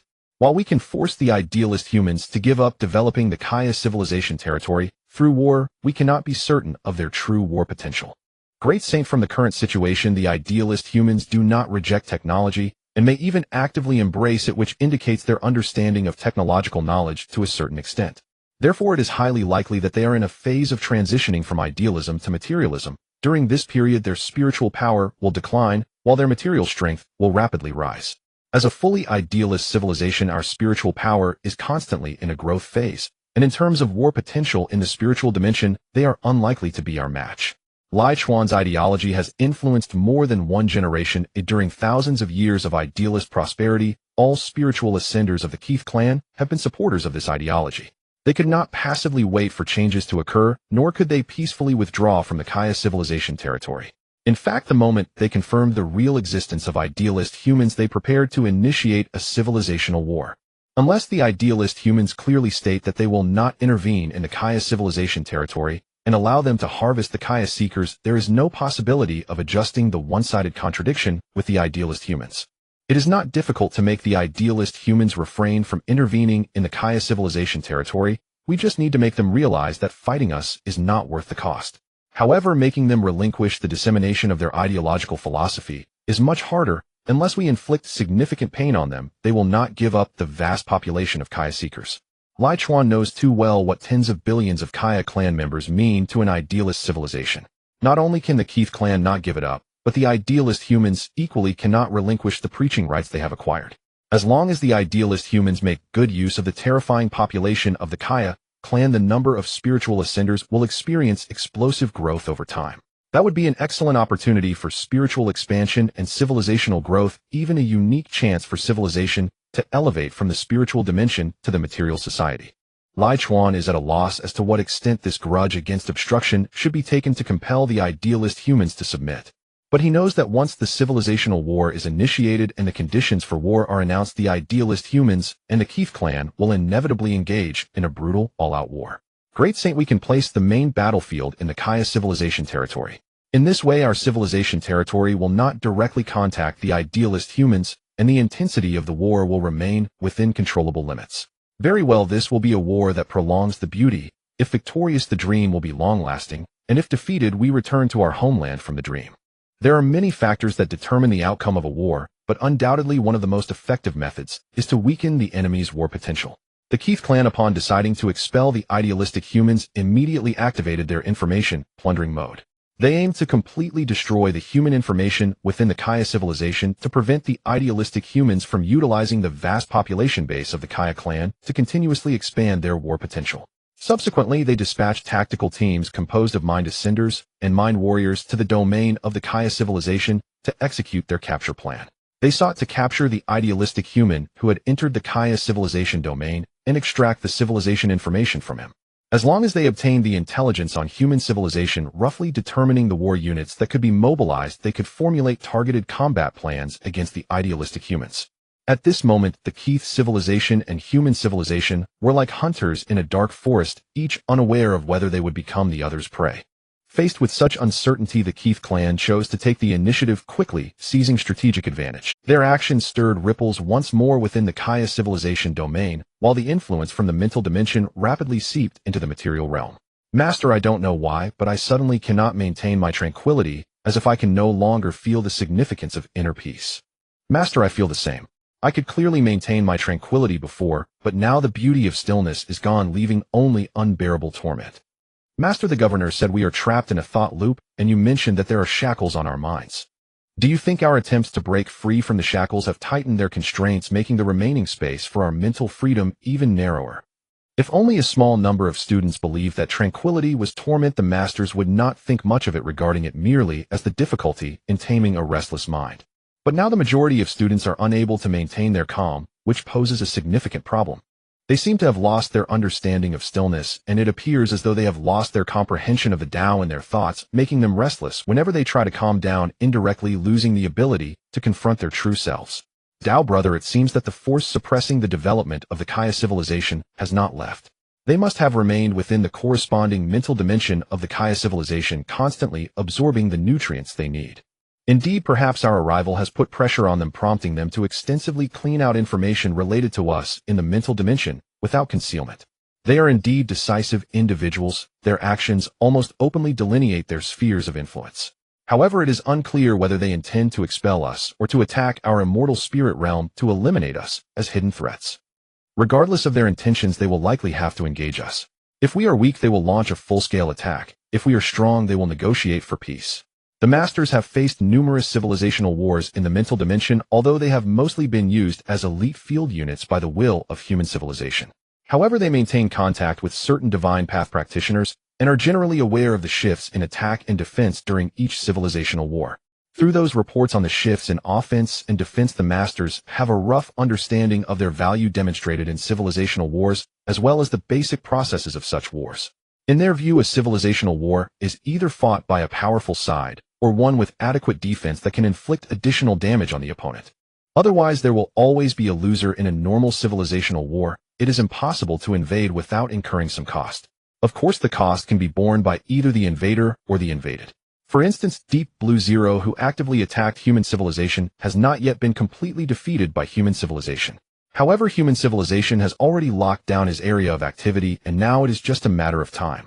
This blockade will persist until Deep Blue Zero voluntarily surrenders and pays the price, or the civilization area, where Deep Blue Zero resides, is gradually penetrated and assimilated by human civilization. Deep Blue Zero views this situation with great composure. He has long initiated negotiations with the will of human civilization. However, the two parties have yet to reach a consensus, which is why he has not escaped the blockade of human civilization. Preaching the Tao and spreading the teachings, even awakening the wisdom of the mind, is to avoid foolish obsessions and drive away the rampant inner demons. Whether it is war or peace is not up to us, but to them. We should quickly return to the immortal spirit realm and not let the human side mobilize troops without any Taoists available. Indeed. The grand human path and the thoughts of all beings cannot be without companions or without Taoists to rely on. We must return to safeguard our Tao legacy and protect the human path. The battles outside the realm and the violence within the universe should be the time for our great teachings to reopen the path of slaughter. Which is more important, preaching the Tao or safeguarding the Tao? In the eyes of true cultivators, it is undoubtedly the safeguarding of the Tao that holds greater weight. Even though there are billions of disciples on planet B3 waiting for their guidance and unprecedented prosperity for the great teachings, they still decide to first protect the Tao and guard the realm. If they do not perish in this endeavor, they will later return to preach and resolve doubts. Civilizational wars concern all humans, while the stars of preaching the Tao are the glory of the great Tao sect. Yet the masters have never forgotten that the character Tao can precede both the character for great and the character for human. They must act in righteousness and remain guiltless in the hearts of people. Master Taoist, what do you mean by what you just said? Are you going back to participate in the war? Oh no, that would be too dangerous. Why not provide coordinates, and we can have the governor call in the federal fleet to launch a strike with a planet-destroying cannon. Indeed, overwhelming force can break all laws, but war occurs in the mental dimension while your planet-destroying cannon excels in the material realm. So for now, I do not need your assistance. If I truly require your help, I will not be polite about it. Master Taoist, can you not go? Is it not our desire to cultivate in tranquility and enjoy freedom? Why must we participate in some war? That is not possible. This is our war. Our pursuit of true cultivation is not only for the enjoyment of freedom, but also to uphold our Tao. Disciples, before the master departs, he will give you one last lesson, reveal the true hidden spirits, safeguard the teachings, and uphold your original heart. Master, you have called us disciples. Please tell us your name, so that before the battle we may enter under your guide. Great virtue, I am Tao Hongjing of Maoshan, and I am leaving. The Kaya seekers gazed silently at their Taoist master's simulated body as it powered down, and at that moment a special emotion touched their hearts. Only when the governor sent people to transport the simulated bodies of the Taoist masters did they realize that their master had truly departed. So our master is Tao Tianjun of the great Tao sect, the Orthodox of Maoshan. We were so close to the great Tao before. We worship as Tianjun descends to the mundane world beside us. We worship as the master selflessly transmits the great Tao to us. We hope for the prosperity of the ancestral master's Tao lineage and to guide the disciples back to the ancestral court. May the Tianjin's return journey be unhindered, and we wish for the ancestral master to return soon. The Taoist shed his heavy lifelike corporeal form and withdrew from the golden core that governed material reality, returning once more to their realm of untrammeled spiritual freedom. There their ancestral sect radiated majestic doctrines across the cosmos. There the Taoist lineage bound every one of them in sacred communion. Not their origin, yet the sanctuary where their hearts took root and dwelled. Taoist friend Chongyang has also returned. Surely proselytizing amidst the battlefield proved not at all. The mechanical faithful abide by reason with unwavering devotion. The Kaya soldiers revere and fear me. With my armored celestial warriors as guardians, and the two principal golden core manifesting divine sovereignty, the dissemination of the Tao proceeded flawlessly. I had forgotten Taoist friend Chongyang carries the great Inyang core when preaching upon the battlefield, thereby revealing the awe-inspiring majesty of Taoist cultivation. Since your proselytization proceeds smoothly, why this sudden return? Have you sensed the looming great war within the immortal spirit realm, and thus hastened back to resume your ordained station? Indeed. My junior disciple Shishing informed me that the Zhengyi Taoist lineage, in preparation for the defense of the immortal spirit realm, has collectively mobilized and recalled all its cultivators. Such a momentous undertaking cannot proceed without the Chuanjin Taoist lineage. Propagation of the Tao may occur at any time, but safeguarding the Tao admits no delay. Should the immortal spirit Tao realm fracture, what meaning remains in preaching or seeking the Tao? Most commendable. Should opportunity arise to join fellow Taoists aboard a celestial vessel to pierce dimensional boundaries, it shall indeed be a rare blessing. As the Zhengyi and Xuanzhen Taoist lineages exchanged insights, Zhou Heng Yuan's consciousness avatar, projected deep within Kaya civilization's domain, encountered a Keishi capture squad. Regarding Zhou Heng Yuan's consciousness avatar, a being seemingly having undergone mind ascension, the Keishi accorded utmost gravity. This operation deployed 3 mind-ascended cultivators possessing physical forms alongside 4 mind warriors whose corporeal vessels had long since dissolved. Having cultivated influence within Kaya civilization's domain for generations, they had fully adapted to its fundamental laws and conceptual frameworks, thus suppressing cross-dimensional dissonance to its absolute minimum. In their estimation, a human mind-ascended cultivator crossing into Kaya territory would inevitably suffer severe impairment, unable to wield true power within this alien domain. Thus, they held not only numerical superiority, but also profound adaptive advantage, rendering this capture mission virtually infallible. Yet they remained unaware their quarry was no ordinary mind-ascended cultivator. Beneath the seemingly insignificant stone, they observed lay an entire mountain range. Weilu and Juanxiang, upon locking onto the human mind-ascended cultivator, instantly transmute into pure information state and launch a direct assault upon his primordial mind source, clouding his intent and disrupting his spiritual essence, so he cannot retreat to the material world. So long as the mental shackles you forge remain unbreakable, we shall secure his capture and extract intelligence on human civilization. Seize the precise moment. This time we must not fail. This time, fail again. Huaifeng, what do you mean? Have we ever failed before? Our capture operation has not even commenced. I know not. That utterance emerged unbidden. Suddenly I felt as though we had already fallen and now stand granted a second chance. Huaifeng's illogical words plunged the other 6 Keishi into solemn contemplation. They knew well in mind dimension combat, dazzling wondrous arts pose little threat. The true terror lies in silent, imperceptible infiltration. Once such subtle corruption takes hold, whether upon a mind-ascended cultivator or a mind warrior, victory over the adversary becomes utterly impossible. Suspend the capture operation immediately. Huaifeng, our own minds may already be veiled by the target. Only yours retains a sliver of self-aware vigilance. To prevent the target from exploiting our consciousness to breach into our material world homeland, we must forego mental reversion entirely. Huaifeng, you must return to the material world at once and report our present predicament to the High Priest. Inform him the idealist humans are perilous. They possess their own techniques of mental infiltration. Understood. I depart immediately. Cease all mission activity. Return swiftly to our civilization's domain. Once back within our sovereign domain, we can purge the idealist humans' mental contamination. Alas, we may never return. Flee now? Transmitting intelligence is paramount. As the 6 Keishi watched Huaifeng initiate mental collapse, the tension coiling within them gradually eased. Regardless of the operation's outcome, their intelligence had undoubtedly been compromised. They could only trust in their species' millennia-long experience conducting mental incursions, and pray their lineage's mind-ascended cultivators would swiftly recalibrate defensive formations and battle strategies. When were we first influenced? Weilu and Juanxiang likely succumbed during their information state assault, lured into counter-subjugation by the target. We mind warriors, having long shed our physical vessels, lack the constant influx of self-reinforcing information, making covert infiltration tragically inevitable. Yet what of Huaifeng? His role is decryption and intelligence extraction. Why does his mind retain such lucidity? No, this defies logic. If Weilu and Juanxiang suffered deep corruption, Huaifeng, the very one tasked with data analysis, should be most vulnerable. This suggests a deeper secondary stage of corruption. Huaifeng, halt. Do not return. You bear his spiritual essence upon you. The mind warrior's warning arrived too late. They remained steeped in delusion, incapable of making the optimal decision. Their most effective course of action likely stemmed not from wisdom, but from the target's insidious guidance and reinforcement. Their perpetually diffused thoughts had been externally drawn taut, as if woven into a single unyielding cord, so that their final choice once made raced inexorably toward its preordained terminus, resisting all deviation. Only when Huaifeng, the mind-ascended cultivator, vanished completely did the Keishi capture squad grasp the gravity of their plight. Perhaps they had engaged the target, or perhaps never laid eyes upon him.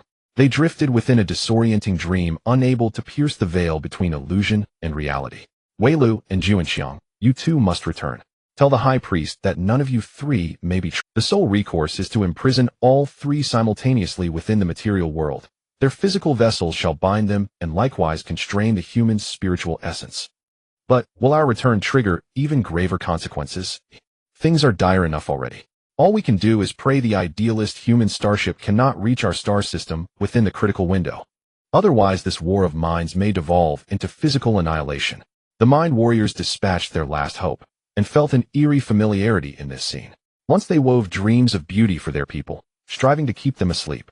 Now the human mind-ascended cultivator weaves nightmares for them, ensuring they never awaken. Unlike mind-ascended cultivators who retain physical forms, these mind warriors possess no corporeal anchor. Thus their sole tether to truth resides within the heart-mind itself. When that heart-mind grows clouded, how then shall they discern dream from reality? O holy saint, did our age rise upon dreams only to fall upon them as well? The mental warriors of the Keith clan were unaware that they had indeed executed a capture plan. However, the target they chose was far too peculiar. When they transformed into an informational state to forcibly connect with the target's mind, they touched upon the entirety of human civilization. The vastness of human civilization was simply beyond their capacity to resist. In the instant of connection, they were completely infiltrated by human civilization, and their form of existence began to change. At this moment, they transformed from normal members of the Keith clan into a version of the Keith clan that extended from human civilization. This fundamental transformation not only caused all the information they contained to leak, but also plunged their thoughts into a cycle of confusion. Within this dreamlike confusion, their true selves continuously called upon them to carry out the capture mission. As long as they completed the capture in the dream, or overcame the target, they would have a chance to return to their true selves. Otherwise, they would gradually transform into a branch of human civilization under the influence of human civilization. They had once faced their true selves and pushed open the door to their minds, but now it was difficult to break through the cycle of confusion. The lost dream was so real that even the ascenders of the Keith clan could not discern the falsehood. It was a cycle of thought, a loss of the true self. Everything happened within their thoughts, and those who existed in the spiritual dimension maintained a state of connection with the target's mind. The pitch-black universe and the chaotic mind. One represented matter, the other consciousness, yet the laws of existence were remarkably similar. Civilizations existing in these two dimensions, upon discovering an unknown existence, immediately thought of annihilating each other to prevent being annihilated. The Kaya Federation demonstrated through action that only civilizations without threats could join them and accept their aid and domination. The Keith clan made it clear through action that any powerful idealistic civilization beyond their control was heretical, and they must strive to suppress heresy. A dreamlike realm is it. That is a creation where the mind transcends matter, filled with the vast and beautiful information of Kaya civilization, enough to sustain the sparsely populated Keith clan.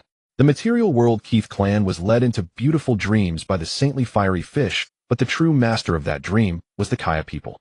When the Kaya people awaken, the pure Keith clan living in the dream will also shatter, falling back into their original biological state. Zhou Heng realized that compared to the fiery fish, the true deity of the Keith clan should be the Kaya civilization. If the beauty of the Kaya people is likened to the divine kingdom of Kaya, then the Keith clan has always lived under the illumination of the divine kingdom of Kaya.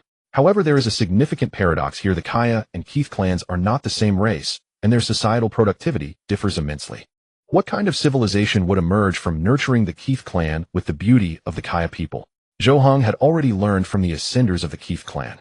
It was a fantastical realm detached from reality, a beautiful social system built on abundant material. Yet the Keith clan did not have matching productivity. They could only implement a system of absolute fairness to ensure that all individuals enjoyed equal material conditions. Since everyone enjoyed the same material, and the best material conditions in the world were, thus the quantity of material supply became irrelevant. This dreamlike realm had long researched the population capacity that its backward productivity could sustain. Each Keith city-state needed to maintain a stable population, ensuring their productivity was just at the medium supply standard. Excess materials were stored to prevent natural disasters. In Zhou Heng's view, if such a civilization were not invaded by foreign races, it could undoubtedly be considered a beautiful realm. In this vast universe, there were probably not many intelligent beings who lived as comfortably as the Keith clan. After all, the city-state's managers worked alongside food producers, sharing meals in the shade of trees. Their equality established not only on a spiritual level, but also extending into the material realm. In such a miraculous city-state, one person's illness was a significant matter for the entire city-state, and when someone died, the entire city-state naturally took on the responsibility of supporting their widow and offspring. Similarly, the birth of a new life would receive blessings from all city-state residents, and even the entire world. One could say that each newborn was in another sense a prince or princess. When they were born, the whole world cheered and blessed them. When they departed, all their kin would mourn and shed. In this special world of the glory of life and the regrets of death, everyone was the protagonist of their lives, and kindness and beauty would accompany them throughout. If they wished, they could acquire the necessary knowledge to develop in any field. What food producers could do, city-state managers could too. Even the highest rulers, high priests, and chief lawgivers could reach them through assessments. One could say this was a dreamlike realm that integrated justice, equality, and beauty into every corner of society. For most beings, this was the sacred paradise of their dreams. This realm is like a perfect precision instrument. Its normal operation produces dreamlike chapters. However, any minor malfunction in a component could disrupt the precision of the entire instrument, and in severe cases, it could even cause the whole instrument to jam and halt. Zhou Heng could not say that the Keith clan was heading in the wrong direction. After all, such a beautiful realm existing in the material world was indeed a miracle. But it was evident that their sanctity was enjoyed by the living while their sins were borne by the dead. At this moment, the Keith clan might be strong in the spiritual dimension, yet they were incredibly fragile in the material dimension. Human civilization did not need to engage in any civilizational war with them. Simply overlaying the consciousness of thousands of humans would end this civilizational war in another way, and human civilization might very well gain another branch of the Keith. Ultimately, the Keith clan relied too heavily on idealistic power. Once the advantage of idealistic power vanished, they would become as fragile as bubbles easily burst. Truth be told, the Keith clan was the only civilization Zhou Heng had encountered that posed a threat to Earth humans. Although the two could not touch each other in the material realm, the Keith civilization could truly launch attacks from the spiritual dimension. However, their vulnerability in the material realm also allowed human civilization various paths to victory. The three spiritual ascenders of the Keith clan have chosen to return. Thus, I may also meet their high priest and highest ruler. Although Zhou Heng had not altered the core thoughts of the three Keith ascenders, allowing them to collapse back into the material dimension through their minds. They had in fact become a beacon for human civilization, and Zhou Heng had the ability to follow them into that magical dreamlike realm. Priest Huaifeng, you have awakened. Was the task executed smoothly? The high priest has been waiting for your return. Sorry, we have let everyone down. The task did not proceed smoothly. I think I may not be myself anymore, or perhaps I have brought the spirit of idealistic humanity. Life can fall ill whether it's the material body or the conscious mind. For those who ascend in spirit, having their consciousness tainted and carrying the spiritual essence of others signifies suffering from the affliction of self-loss. The affliction of self-loss varies in severity, but as long as it does not exceed a certain threshold, their spiritual standing will not decline. This situation is akin to human beings existing in different states of life, where the healthy are humans and the ill are patients. At this moment, the state of Huaifeng, a spiritual ascender of the Keith clan, is somewhat unique. He retains all his spiritual awareness, yet his true essence has already been marked by the imprint of human civilization, making him a carrier of the civilization virus that is yet to manifest. Fortunately, after departing from the spiritual dimension, his state of self-loss has somewhat eased, allowing him to immediately perceive the unusualness of this capture operation. After he honestly reported his situation, the high priest of the Keith clan did not immediately imprison him. Instead, he personally came to offer condolences. There is no need for you to blame yourself, Priest Huaifeng. You have done well. Now take some time to rest. Leave the rest to us. As for the taint of consciousness and self-loss, it is not a major issue. While it is considered a severe condition in the spiritual dimension, it does not stir up much turmoil in the material dimension. However, to ensure that our information does not leak excessively, we still require Priest Huaifeng to meditate in solitude for a period. Regarding material supply, in addition to the normal balance distribution, we will also initiate donation supplies to provide you with a better environment for recuperation. Thank you for your guidance, High Priest. I will leave the rest to everyone. The High Priest and Huaifeng did not discuss the strength of the idealistic humans or how they should respond in the future, for they knew that the spirits of the idealistic humans were surely observing Huaifeng's thoughts, and the changes in the battle situation constituted critical intelligence that must not be divulged to the idealistic humans. High Priest Huaifeng's body is fine and only requires balanced supplies. There is no need to utilize the donation supplies. The supply system of the Keith clan is extremely strict, providing a uniform medium supply that satisfies the consumption of young adults regardless of whether individuals are young, old, weak, or strong. Under this rigid system of absolute equal supply, family units within the Keith clan often have some surplus materials. Of course, a good social environment encourages them to donate excess materials to better assist those in. This leads spiritual ascenders to rely on special high-nutrition substances, which essentially come from the donations of their fellow clan members for their travels between the spiritual dimensions. Thus, there exists a unique nurturing bond between the absolutely equal spiritual ascenders and the ordinary Keith clan members. Regardless of whether those infants and elders truly need that much supply, it is indeed the case that the high nutrition substances used by spiritual ascenders come from the donations of newborns and elderly clan members. This means that even if the Keith clan's spiritual ascenders understand the truth, they cannot escape the constraints of this beautiful society. No, since Priest Hui Fong has been injured on duty, we must initiate the donation supplies for his sustenance. If you truly do not need it, you may donate it back, returning the surplus supplies to the city-state's reserve. Hui Fong understands. Please do not linger, High Priest, to avoid the spiritual essence of the humans from spreading through thoughts. After leaving Hui Fang's meditation chamber, the High Priest went on to visit the meditation chambers of fellow spiritual ascenders Wei Lu and Junyi. From the three compatriots who had failed their tasks and lost their spiritual essence, he obtained many seemingly plausible messages and gained a rough understanding of the strength of the idealistic humans.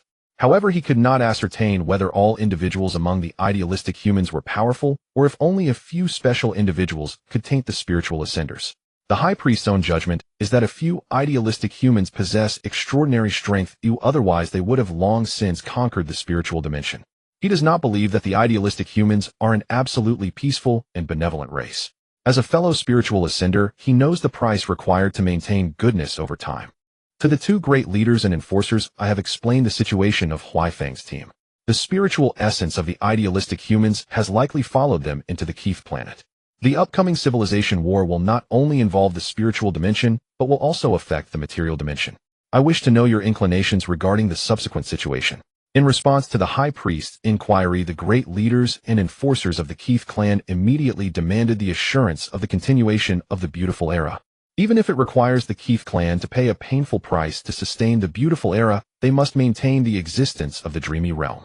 For those living in the material dimension, once the beautiful era begins, it absolutely cannot be interrupted. They should be born in beauty and die in beauty rather than face the shattering of dreams midway, leading the holy kin to be dragged into the abyss of sin by the beast of desire.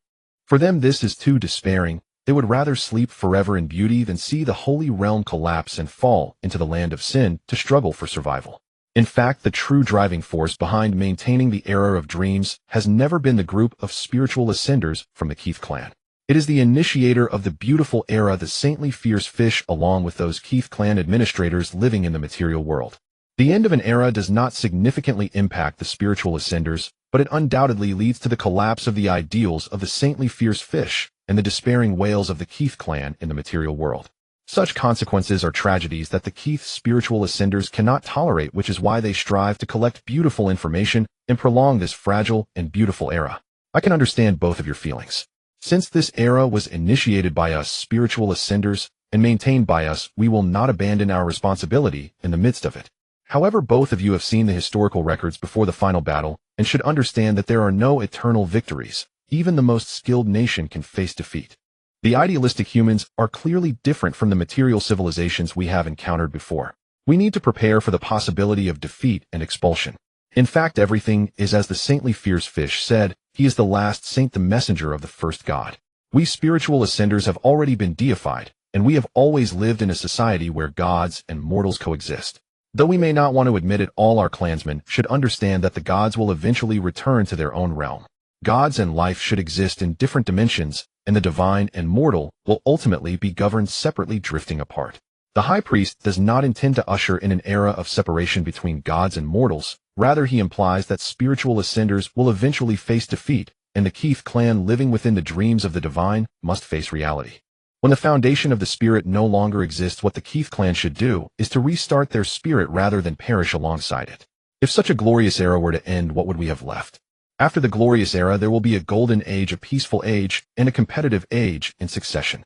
What we must do is raise the lower limit rather than exhaust everything to maintain the upper limit. The divine is born from the spirit. As long as material civilization can continue, our spirits will naturally evolve new deities. We can face defeat, but we must not despair. The old gods shine brilliantly, and the new gods will also offer new hope. How should the relationship between matter and spirit be balanced? This is not only an important issue for the Kaya civilization, but also a fundamental question for the Keith civilization. Unlike the Kaya civilization, which nourishes its entire clan with abundant material resources, the Keith civilization sustains its society with ample, beautiful information. For the Keith people, the beauty of the spirit is their most valuable asset. If possible, they would never degrade. High Priest, is it still necessary for us to continue this war, which carries the risk of failure? Indeed, it is not necessary, but no one can persuade us to cede the interests of the Kaya civilization, which includes ourselves. Sometimes war is like this. Without continuing, there is no reason to cede interests. Absolute rationality may benefit the preservation of strength, but we are ultimately emotional beings. High Priest, sometimes I even think that we are like worms sucking blood from the body of the divine. We gnaw at the flesh and blood of the divine, maintaining our illusory, yet real dream. We coexist with the divine, but in the most despicable parasitic manner. You said if one day the Kaya civilization awakens, will they come in interstellar warships to cleanse us, these worms of original sin? No, they would instead park their interstellar warships above our planet, threatening our spiritual ascenders to provide them with spiritual nourishment. The High Priest of the Keith people knows that the materially impoverished Keith people are enamored with beauty, while the materially affluent Kaya people will only require more spiritual satisfaction. There is a potential for mutual cooperation between them. However, the distance between both sides is too great, and the Keith people do not have the strong compatibility of human civilization, which prevents them from achieving win-win cooperation. High Priest, what are your plans moving forward? Do we need to announce a state of emergency in the city and expand the... That depends on what the idealistic humans plan. If they take action against our material dimension, we will retaliate. However, as the weaker side in the material realm, we cannot initiate a campaign of spiritual interference against matter to avoid idealistic humans changing their strategic objectives and forcibly interrupting our beautiful era. Do idealistic humans have the ability to forcibly interrupt an era? As a powerful idealistic civilization, their population should not be much larger than ours. No, idealistic humans are a civilizational heresy. From the intelligence we collected within the Kaya civilization, they are likely a special civilization that is both idealistic and materialistic. The High Ruler of Keith originally thought that after the outbreak of civilizational war, even if their dreamland were to develop cracks, it would be due to insufficient supply of beautiful information, leading to a gradual decline. However, what the High Priest said changed his preconceived notions. If idealistic humans exceed a population of 10 billion, they could indeed purify the evil thoughts of their own race, directly shattering their beautiful dreams with the evil of civilization and completely liberating the beastly nature suppressed within them. The thought of such a situation where the most sacred suddenly falls to the most evil sends chills down the spine of the High Ruler of Keith. We never worry about how powerful the spiritual warriors of humanity are. The wars of civilization are never determined by the strength or weakness of individuals. What we worry about is the vast amount of information within human civilization. The spiritual warriors of humanity can easily collect the evils of this civilization without harm and continuously invest spiritual pollution into us. The situation that the High Priest is worried about is indeed likely to occur, and it could even exceed normal standards of pollution attacks. As the will of human civilization, Zhou Heng has the ability to transform the accumulated sins and ever-generating evil information of human civilization into spiritual bombs, launching them into the hostile territory where the barriers of civilization have collapsed. However, that would turn humanity into a pure and sacred race for a period of time, greatly deviating from the free development of civilization. Therefore, unless in special circumstances, Zhou Heng will not actively rewrite the entire race's motive. After all, most individuals of humanity's evil thoughts are merely fantasies of self, and there is no need to even alter their capacity for free imagination, let alone stifle it. Of course, this method of attacking the evil of civilization is extremely unsuitable for the Keith civilization. With the small amount of evil information they produce, sending it to human civilization won't have much impact. High Priest, do we not have the evil information from before the final battle stored in our spiritual dimension? Can we not use the evil impacts of those world destroyers against the idealistic humans? Absolutely not. It is the existence of that evil information that proves the justice and necessity of all our actions. Without the backdrop of that information, our spiritual ascenders would have no reason to harbor pure ideals, to engage in dirty acts of theft and plunder. Avoiding the goal of a civilizational lament is the greatest motivation for the Keith spiritual ascenders to maintain the era of beautiful dreams. Essentially, they are those free souls yearning for beauty. Without the constraints of the chains of evil, they would have long spread their wings of freedom to pursue their own beauty. The mire of evil supports the foundation, and the shadow of plunder provides nourishment, allowing the dream flower to blossom. His sanctity is never pure, his evil is never far away. He could bloom and wither like a normal flower, but stubbornly chooses to remain in this world. Thus he is both beautiful and dangerous, both resilient and fragile. I think we need to form an army. Even in the worst-case scenario, the beasts living in groups can quickly determine a beast king through conflict. An army, huh? Truly a profession both distant and ancient. I never expected we would need them to stabilize our internal situation. The high priest did not stop the decisions made by the high ruler and the high enforcer. He prepared to meet that human spirit to discuss the scale of the war, when to withdraw, and what price the defeated. He knew that their war for interest was not a life-or-death battle fought to the last member of their race, but rather a battle for the distribution of interests at their respective boundary points. Otherwise, a war fought for destruction's sake is truly unnecessary, no matter how powerful a civilization it will destroy itself in endless annihilation. High Priest, why are you here? My thoughts carry the essence of idealistic humans, and too much contact with me may affect your consciousness. It's alright, I'm here to find him. I think his entrance into our planet is also for communication with us. Huaifeng the priest said that the civilizational war cannot simply be a matter of life and death. We need to understand what they need, and they should also know our demands. Alright, but to prevent him from escaping my mental constraints, please do not delve deeply into my soul. Just communicate with him at the surface level of thought. The high priest smiled and nodded, then placed his hand, which bore the organ of a degenerated fish fin, on Huaifeng's shoulder. Hello, humanity. We apologize for the previous conflicts and hope for a formal negotiation opportunity before the war. We would like to know whether you intend to completely occupy the territory of the Kaya civilization, or if you can accept a division of interests and engage in competition at a lower intensity. Hello, Keith. We uphold the spiritual freedom of all humans and the lives that embrace human ideals. Our reasoning and civilizational stance cannot change. We do not wish to shatter your beautiful dreams, but indeed your dreams need to be tempered. High Priest Keith was dissatisfied with Zhou Heng's response. In his view, it was reasonable for the idealistic humans to uphold the spiritual freedom of their own kin, but extending that protection to all beings who accepted human ideals was overly broad. After all, no one could ascertain the progress of the Kaya tribe in embracing human philosophy.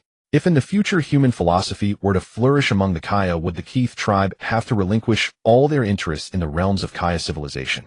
However, there was one point where he still agreed with Zhou Heng. The golden age of the Keith tribe indeed needed to cool down. They could not wait passively for their dreams to shatter. The best course of action would be to proactively reduce their ambitions, allowing Keith civilization to regain the possibility of multifaceted development.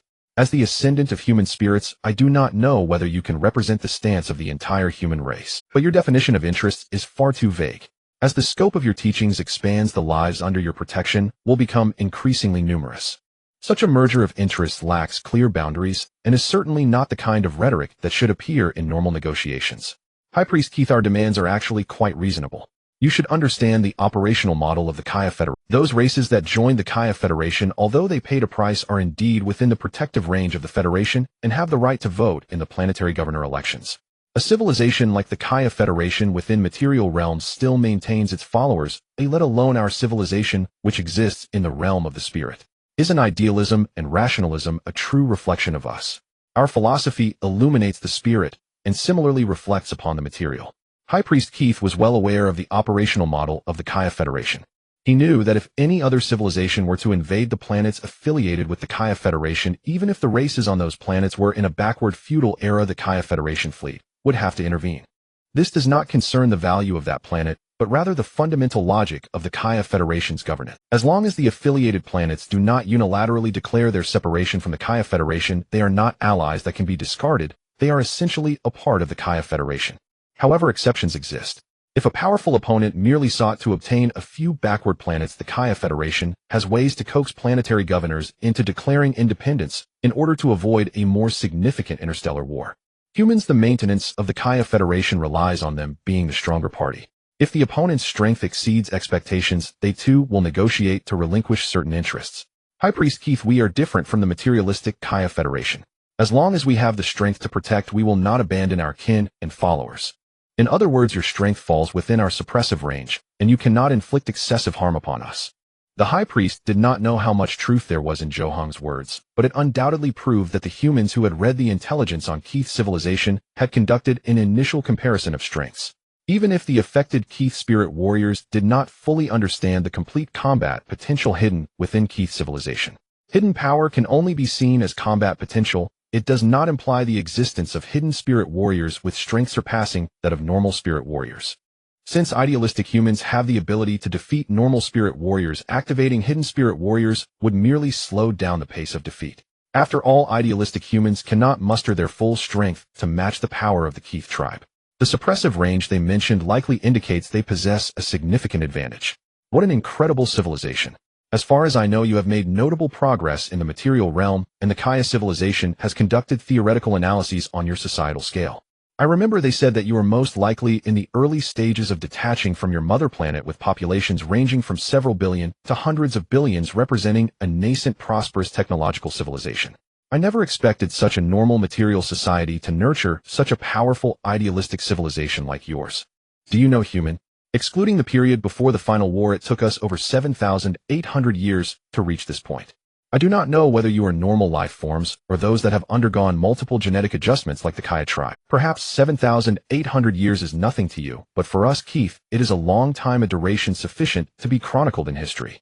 Now you tell me, how can our nearly 8,000-year journey of the spirit not compete with your civilization that operates on both idealism and materialism? How can you expect me to be convinced? You might be fair believing that we should not engage in an unnecessary war, but the flow rates between the material and the spirit are different. Our spirit warriors have spent countless millennia in the spiritual dimension. Maintaining their beautiful dreams has become almost everything to them, and we as young ascendants of the spirit cannot decide for them. The high priest had considered that a civilization war might not proceed smoothly, but he never imagined that their own strength merely lay within the suppressive range of the opponent. Everything felt too cruel, as if the final war had returned once more. However, while the last final war had nearly wiped out the biological Keith, this time, it might spell doom for the spiritual Keith. Such a situation left the Keith tribe seemingly trapped in a cyclical era where the transition between the old and new eras demanded the complete eradication of the remnants of the old era. Yet the high priest was powerless to stop it, as civilization war was never his individual action, but a collective choice of Keith civilization. High Priest Keith, the 8,000-year journey of the spirit is indeed splendid, but the unchanging millennia have also caused you to lose the drive for development. Perhaps everything is not as dire as you imagine. The beautiful dream is both a blessing and a restraint. You are the masters of the new era, and you too have a voice in the civilization war. We do not wish to shatter the beauty, but your hostility and greed have come on too strongly. We will guard everything that should be guarded without retreating or giving up. If you insist on waging war, we will become the bell ringers, completely waking you from your beautiful dream. Our spirit warriors are somewhat unique. They have connections with like-minded individuals, friends, and juniors. Once war begins, there is no turning back.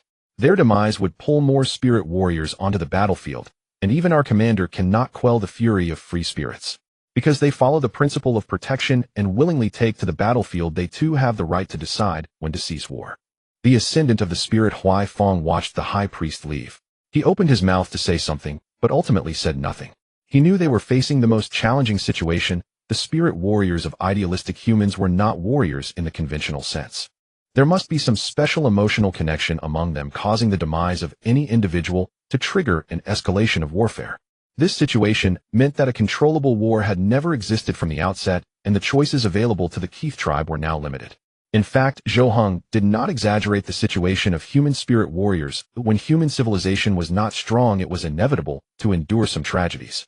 But now the situation has changed. Once civilization war breaks out, how can the ancestors of various sects remain indifferent while watching their juniors fall? A single cry of "Ancestors, save me," or "Fellow Taoist, assist me," is enough to rewrite the controllable situation.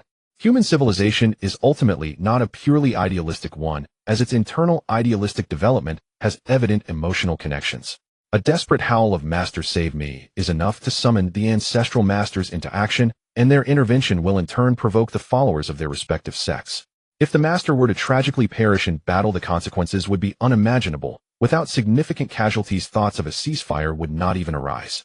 Of course, the enlightened ones like Shakyamuni also exert a similar catalytic effect on the battlefield.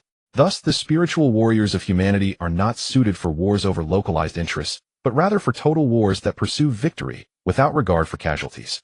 In this regard, the spiritual warrior system of the Keith civilization is relatively flexible. They belong to a unified sect of saints, and apart from the Saint Fiery Fish, who maintains the ideology, the emotional ties among other spiritual warriors are not particularly strong. This allows them to operate like a normal army, advancing and retreating in the spiritual dimension, and endure the sacrifices of unproductive wars and the distribution of interests. However, this does not mean that the spiritual warriors of humanity are weak. the group of Taoists connected by the Tao system remains the most reliable external military force in the hands of human civilization. It can only be said that the differences in ideological directions chosen by each civilization have created different behavioral modes. This situation is not only understood by Zhou Heng, but was also well understood during the period of humanity's panconsciousness. During that time, the side of humanity rarely initiated spiritual wars. This is not because the panconsciousness loves peace, but rather because the emotional characteristics of human spiritual warriors determine the minimum intensity of warfare. Any proactive initiation of war risks escalating minor skirmishes into total war. The excessively costly struggle model has allowed the panconsciousness to maintain a role of peaceful defense for a long time, thus accumulating a significant wealth for human civilization.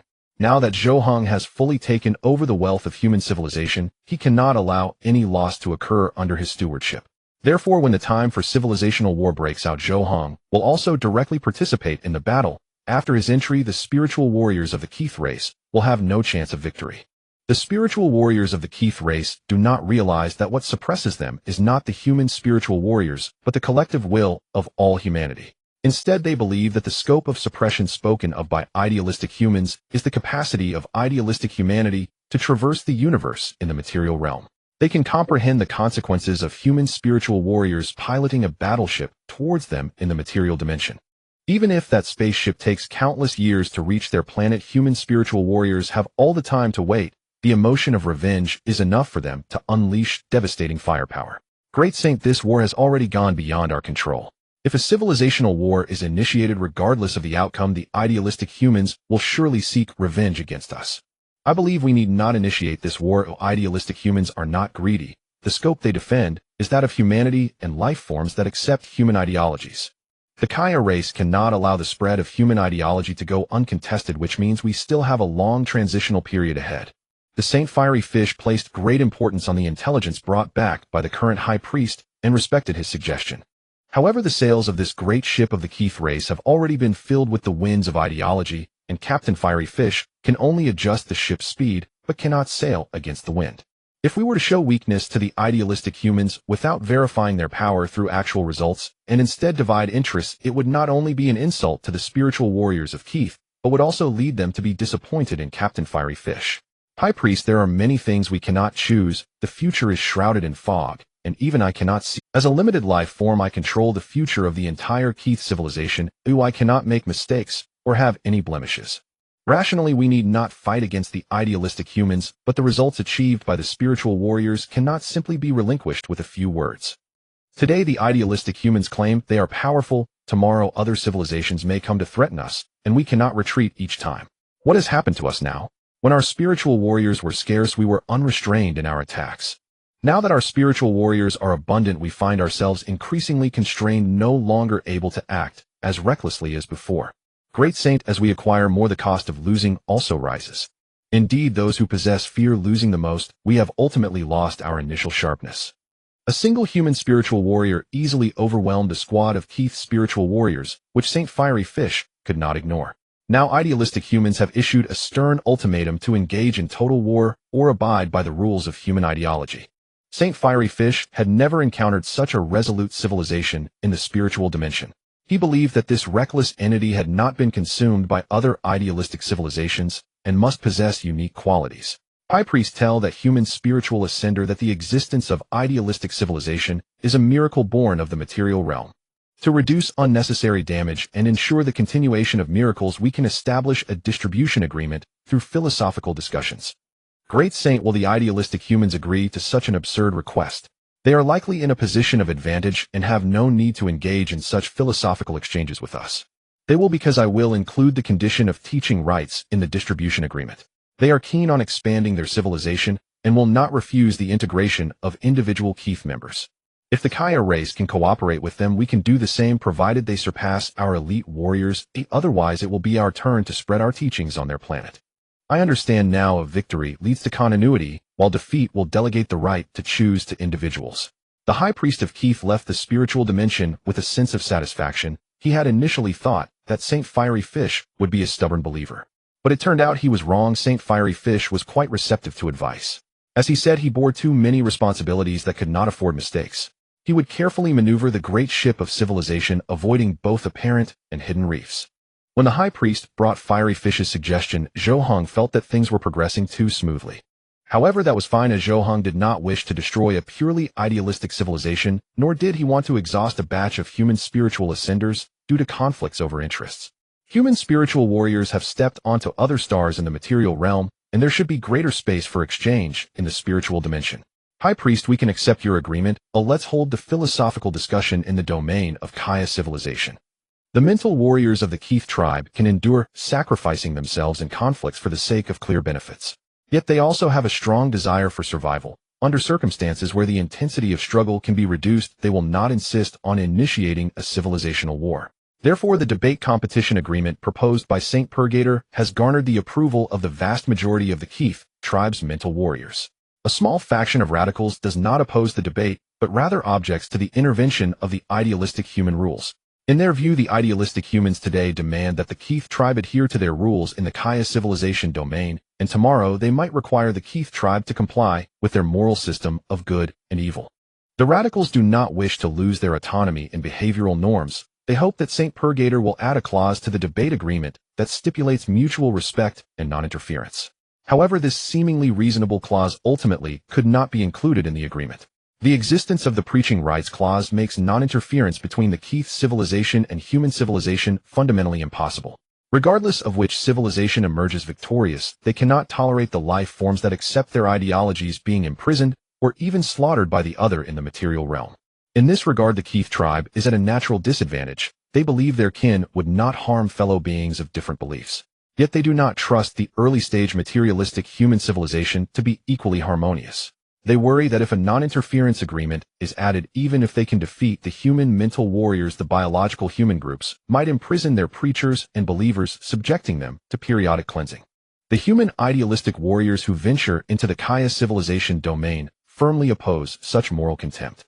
They clearly inform the Keith tribe that humans possess the characteristic of inclusivity and assimilation. There are many factions within, and they respect the survival rights of all legitimate sects.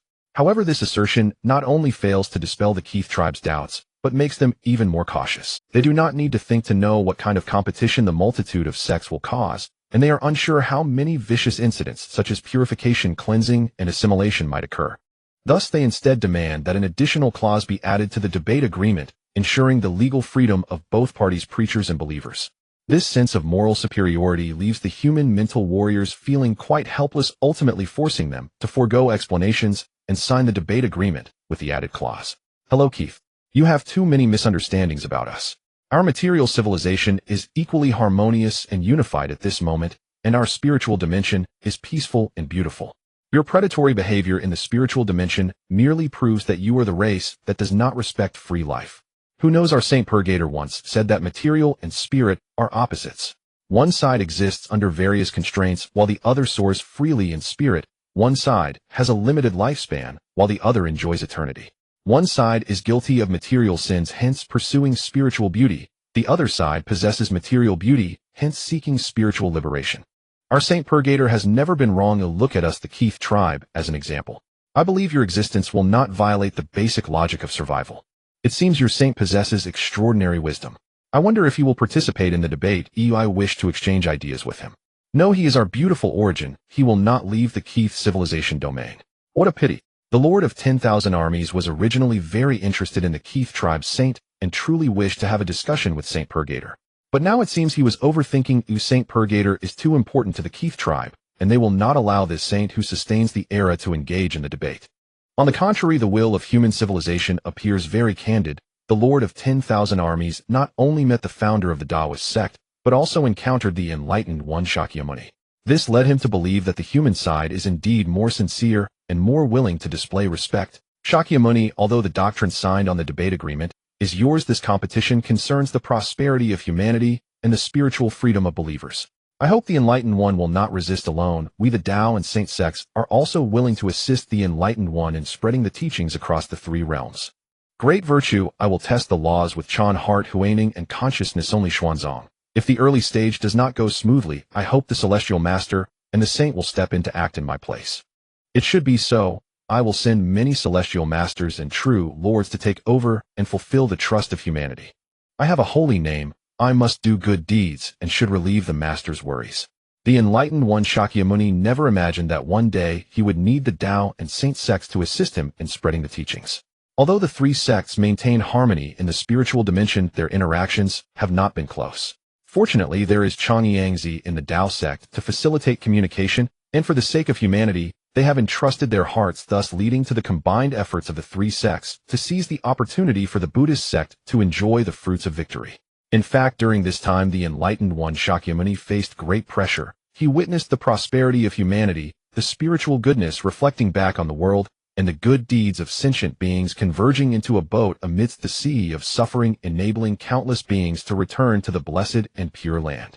This is wonderful. The good-hearted enlightened one Shakyamuni also felt a surge of emotion, saying that the 3,000 worlds can be saved. How could he forget the suffering of beings in the mortal realm? At the moment he realized that the pure land of his heart had descended into the mortal world, allowing the later generations of beings to enjoy the transformation, he no longer cared about which sect or existence, it was that he was guiding sentient beings. For him, the pure land merging into the mortal realm is far greater than the beings of the mortal realm returning to the pure land.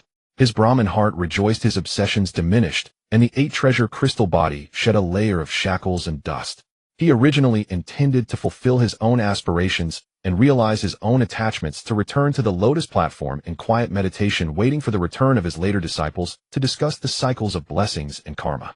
However, the immense changes in the material world were merely the beginning. With the fusion arc plunging into the stars, the beings in the spiritual dimension of humanity also began to emit brilliance to the various realms. First, the true practitioners of foreign Tao sects came to take refuge, bringing back disciples from the three sects, establishing the deep blue lineage, and contributing merits to the vastness of humanity and the prosperity of human reason.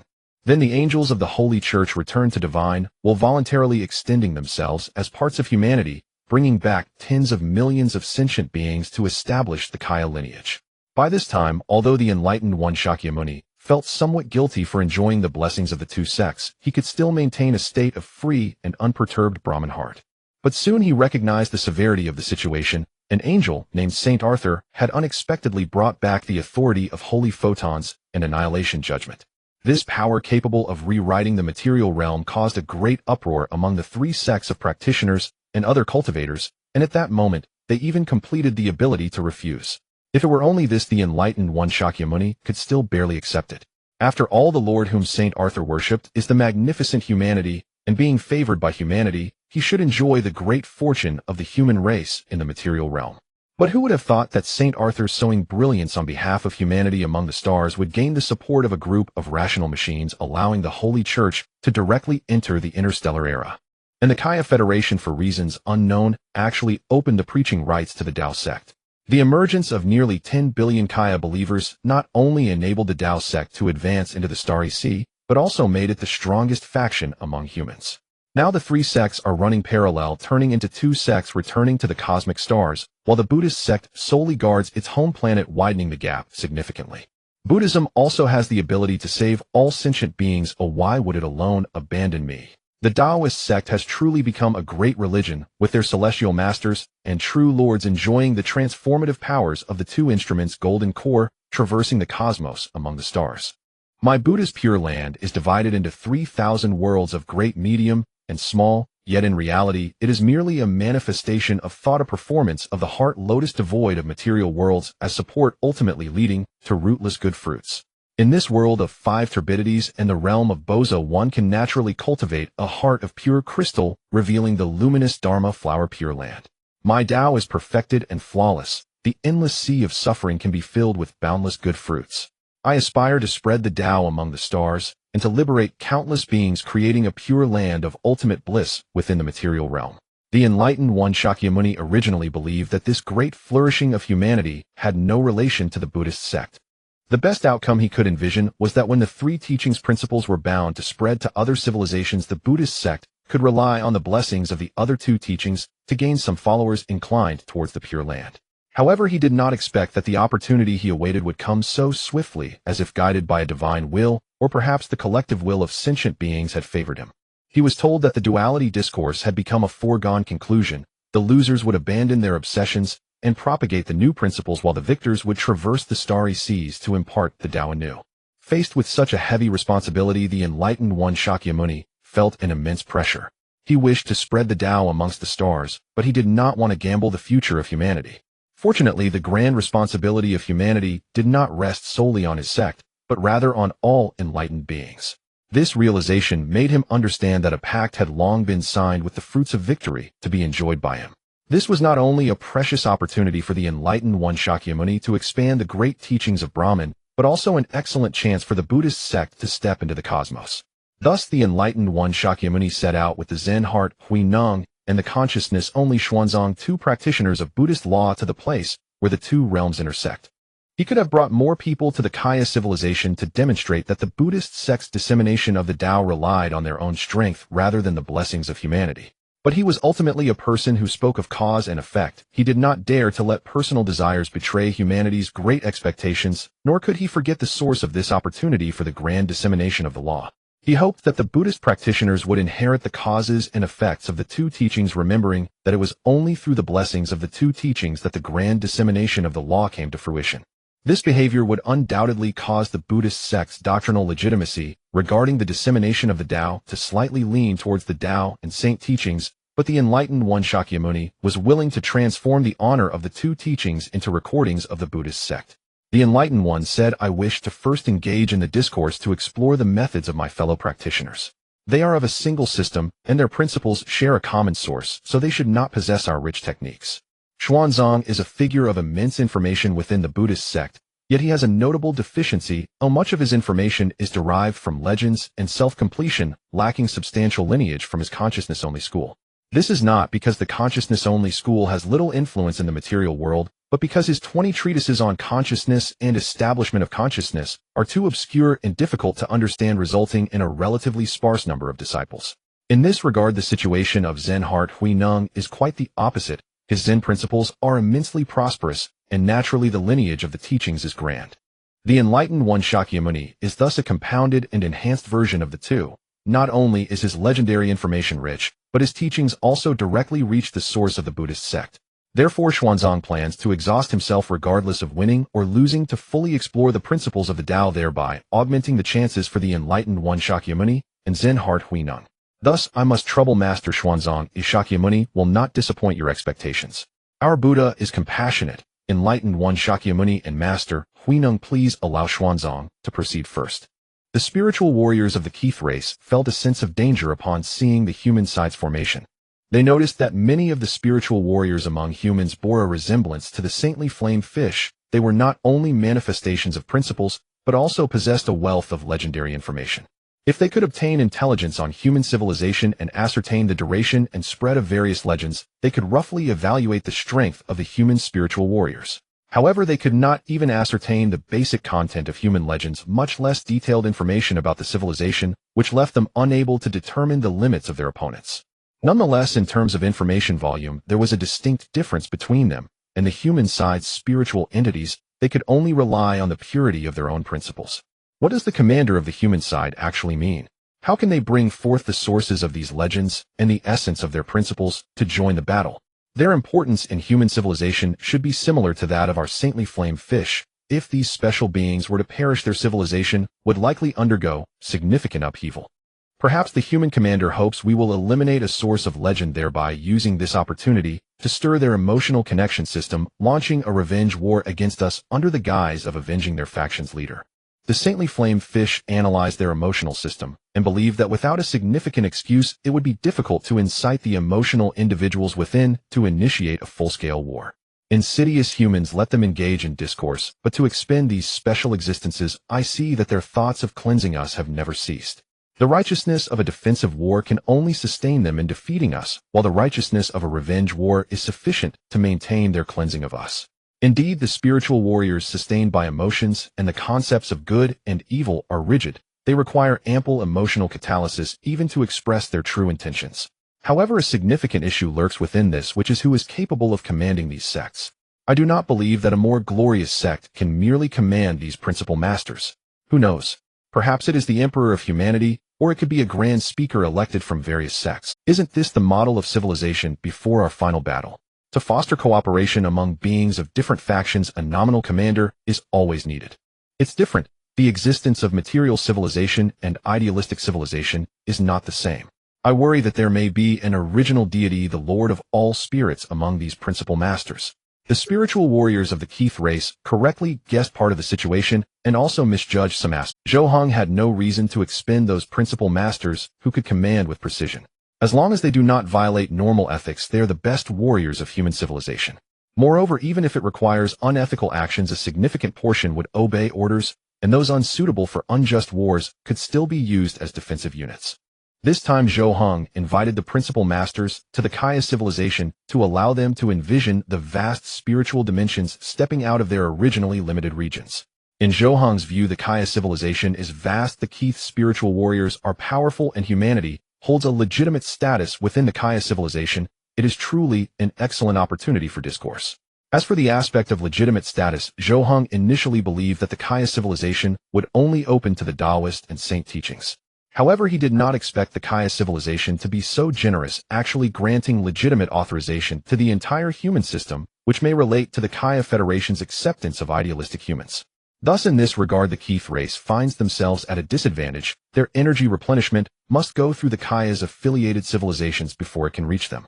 On the other hand, the energy needs of the human side can directly traverse the legitimate channels of the Kaya civilization. I am the monk Xuanzang here to engage in discourse, and I hope the esteemed ones will generously impart their teachings. The Keith spiritual warriors looked at the humans entering and felt that they were not typical spiritual warriors, but rather manifestations of a grand legend of humanity. The Monkey King Wukong Piggsy wounding the White Dragon Steed, and the Pure Heart, supporting Xuanzang of the Consciousness-Only School, made their entrance. Wukong wounding the White Horse and Wujing can be seen as manifestations of human legends or as the embodiment of Xuanzang's self-cultivation. From the perspective of mythology, they should be distinct individuals, each serving different functions. From the viewpoint of spiritual cultivation, they represent Xuanzang's restless thoughts, delusional desires, uncertain consciousness, and the essence of his physical being. However, throughout human history, there have been no figures like Wukong wounding the White Horse or Wujing. Thus, the core of the legend Xuanzang possesses the ability to consolidate these tales. Human, you are the manifestation of the epic. I will remember your name, and please remember mine as well. I am Wenchang, one of the 12 apostles of the saintly flame, a student who venerates his glory and holds the legend of creating a new era. Can you tell me the name that carries your legend? Without the embellishments of legend, you are incomplete. Of course, my legendary tale is called Journey to the West, a story of a journey westward in search of true scriptures. It is truly hard to believe that a quest for truth can be so profound.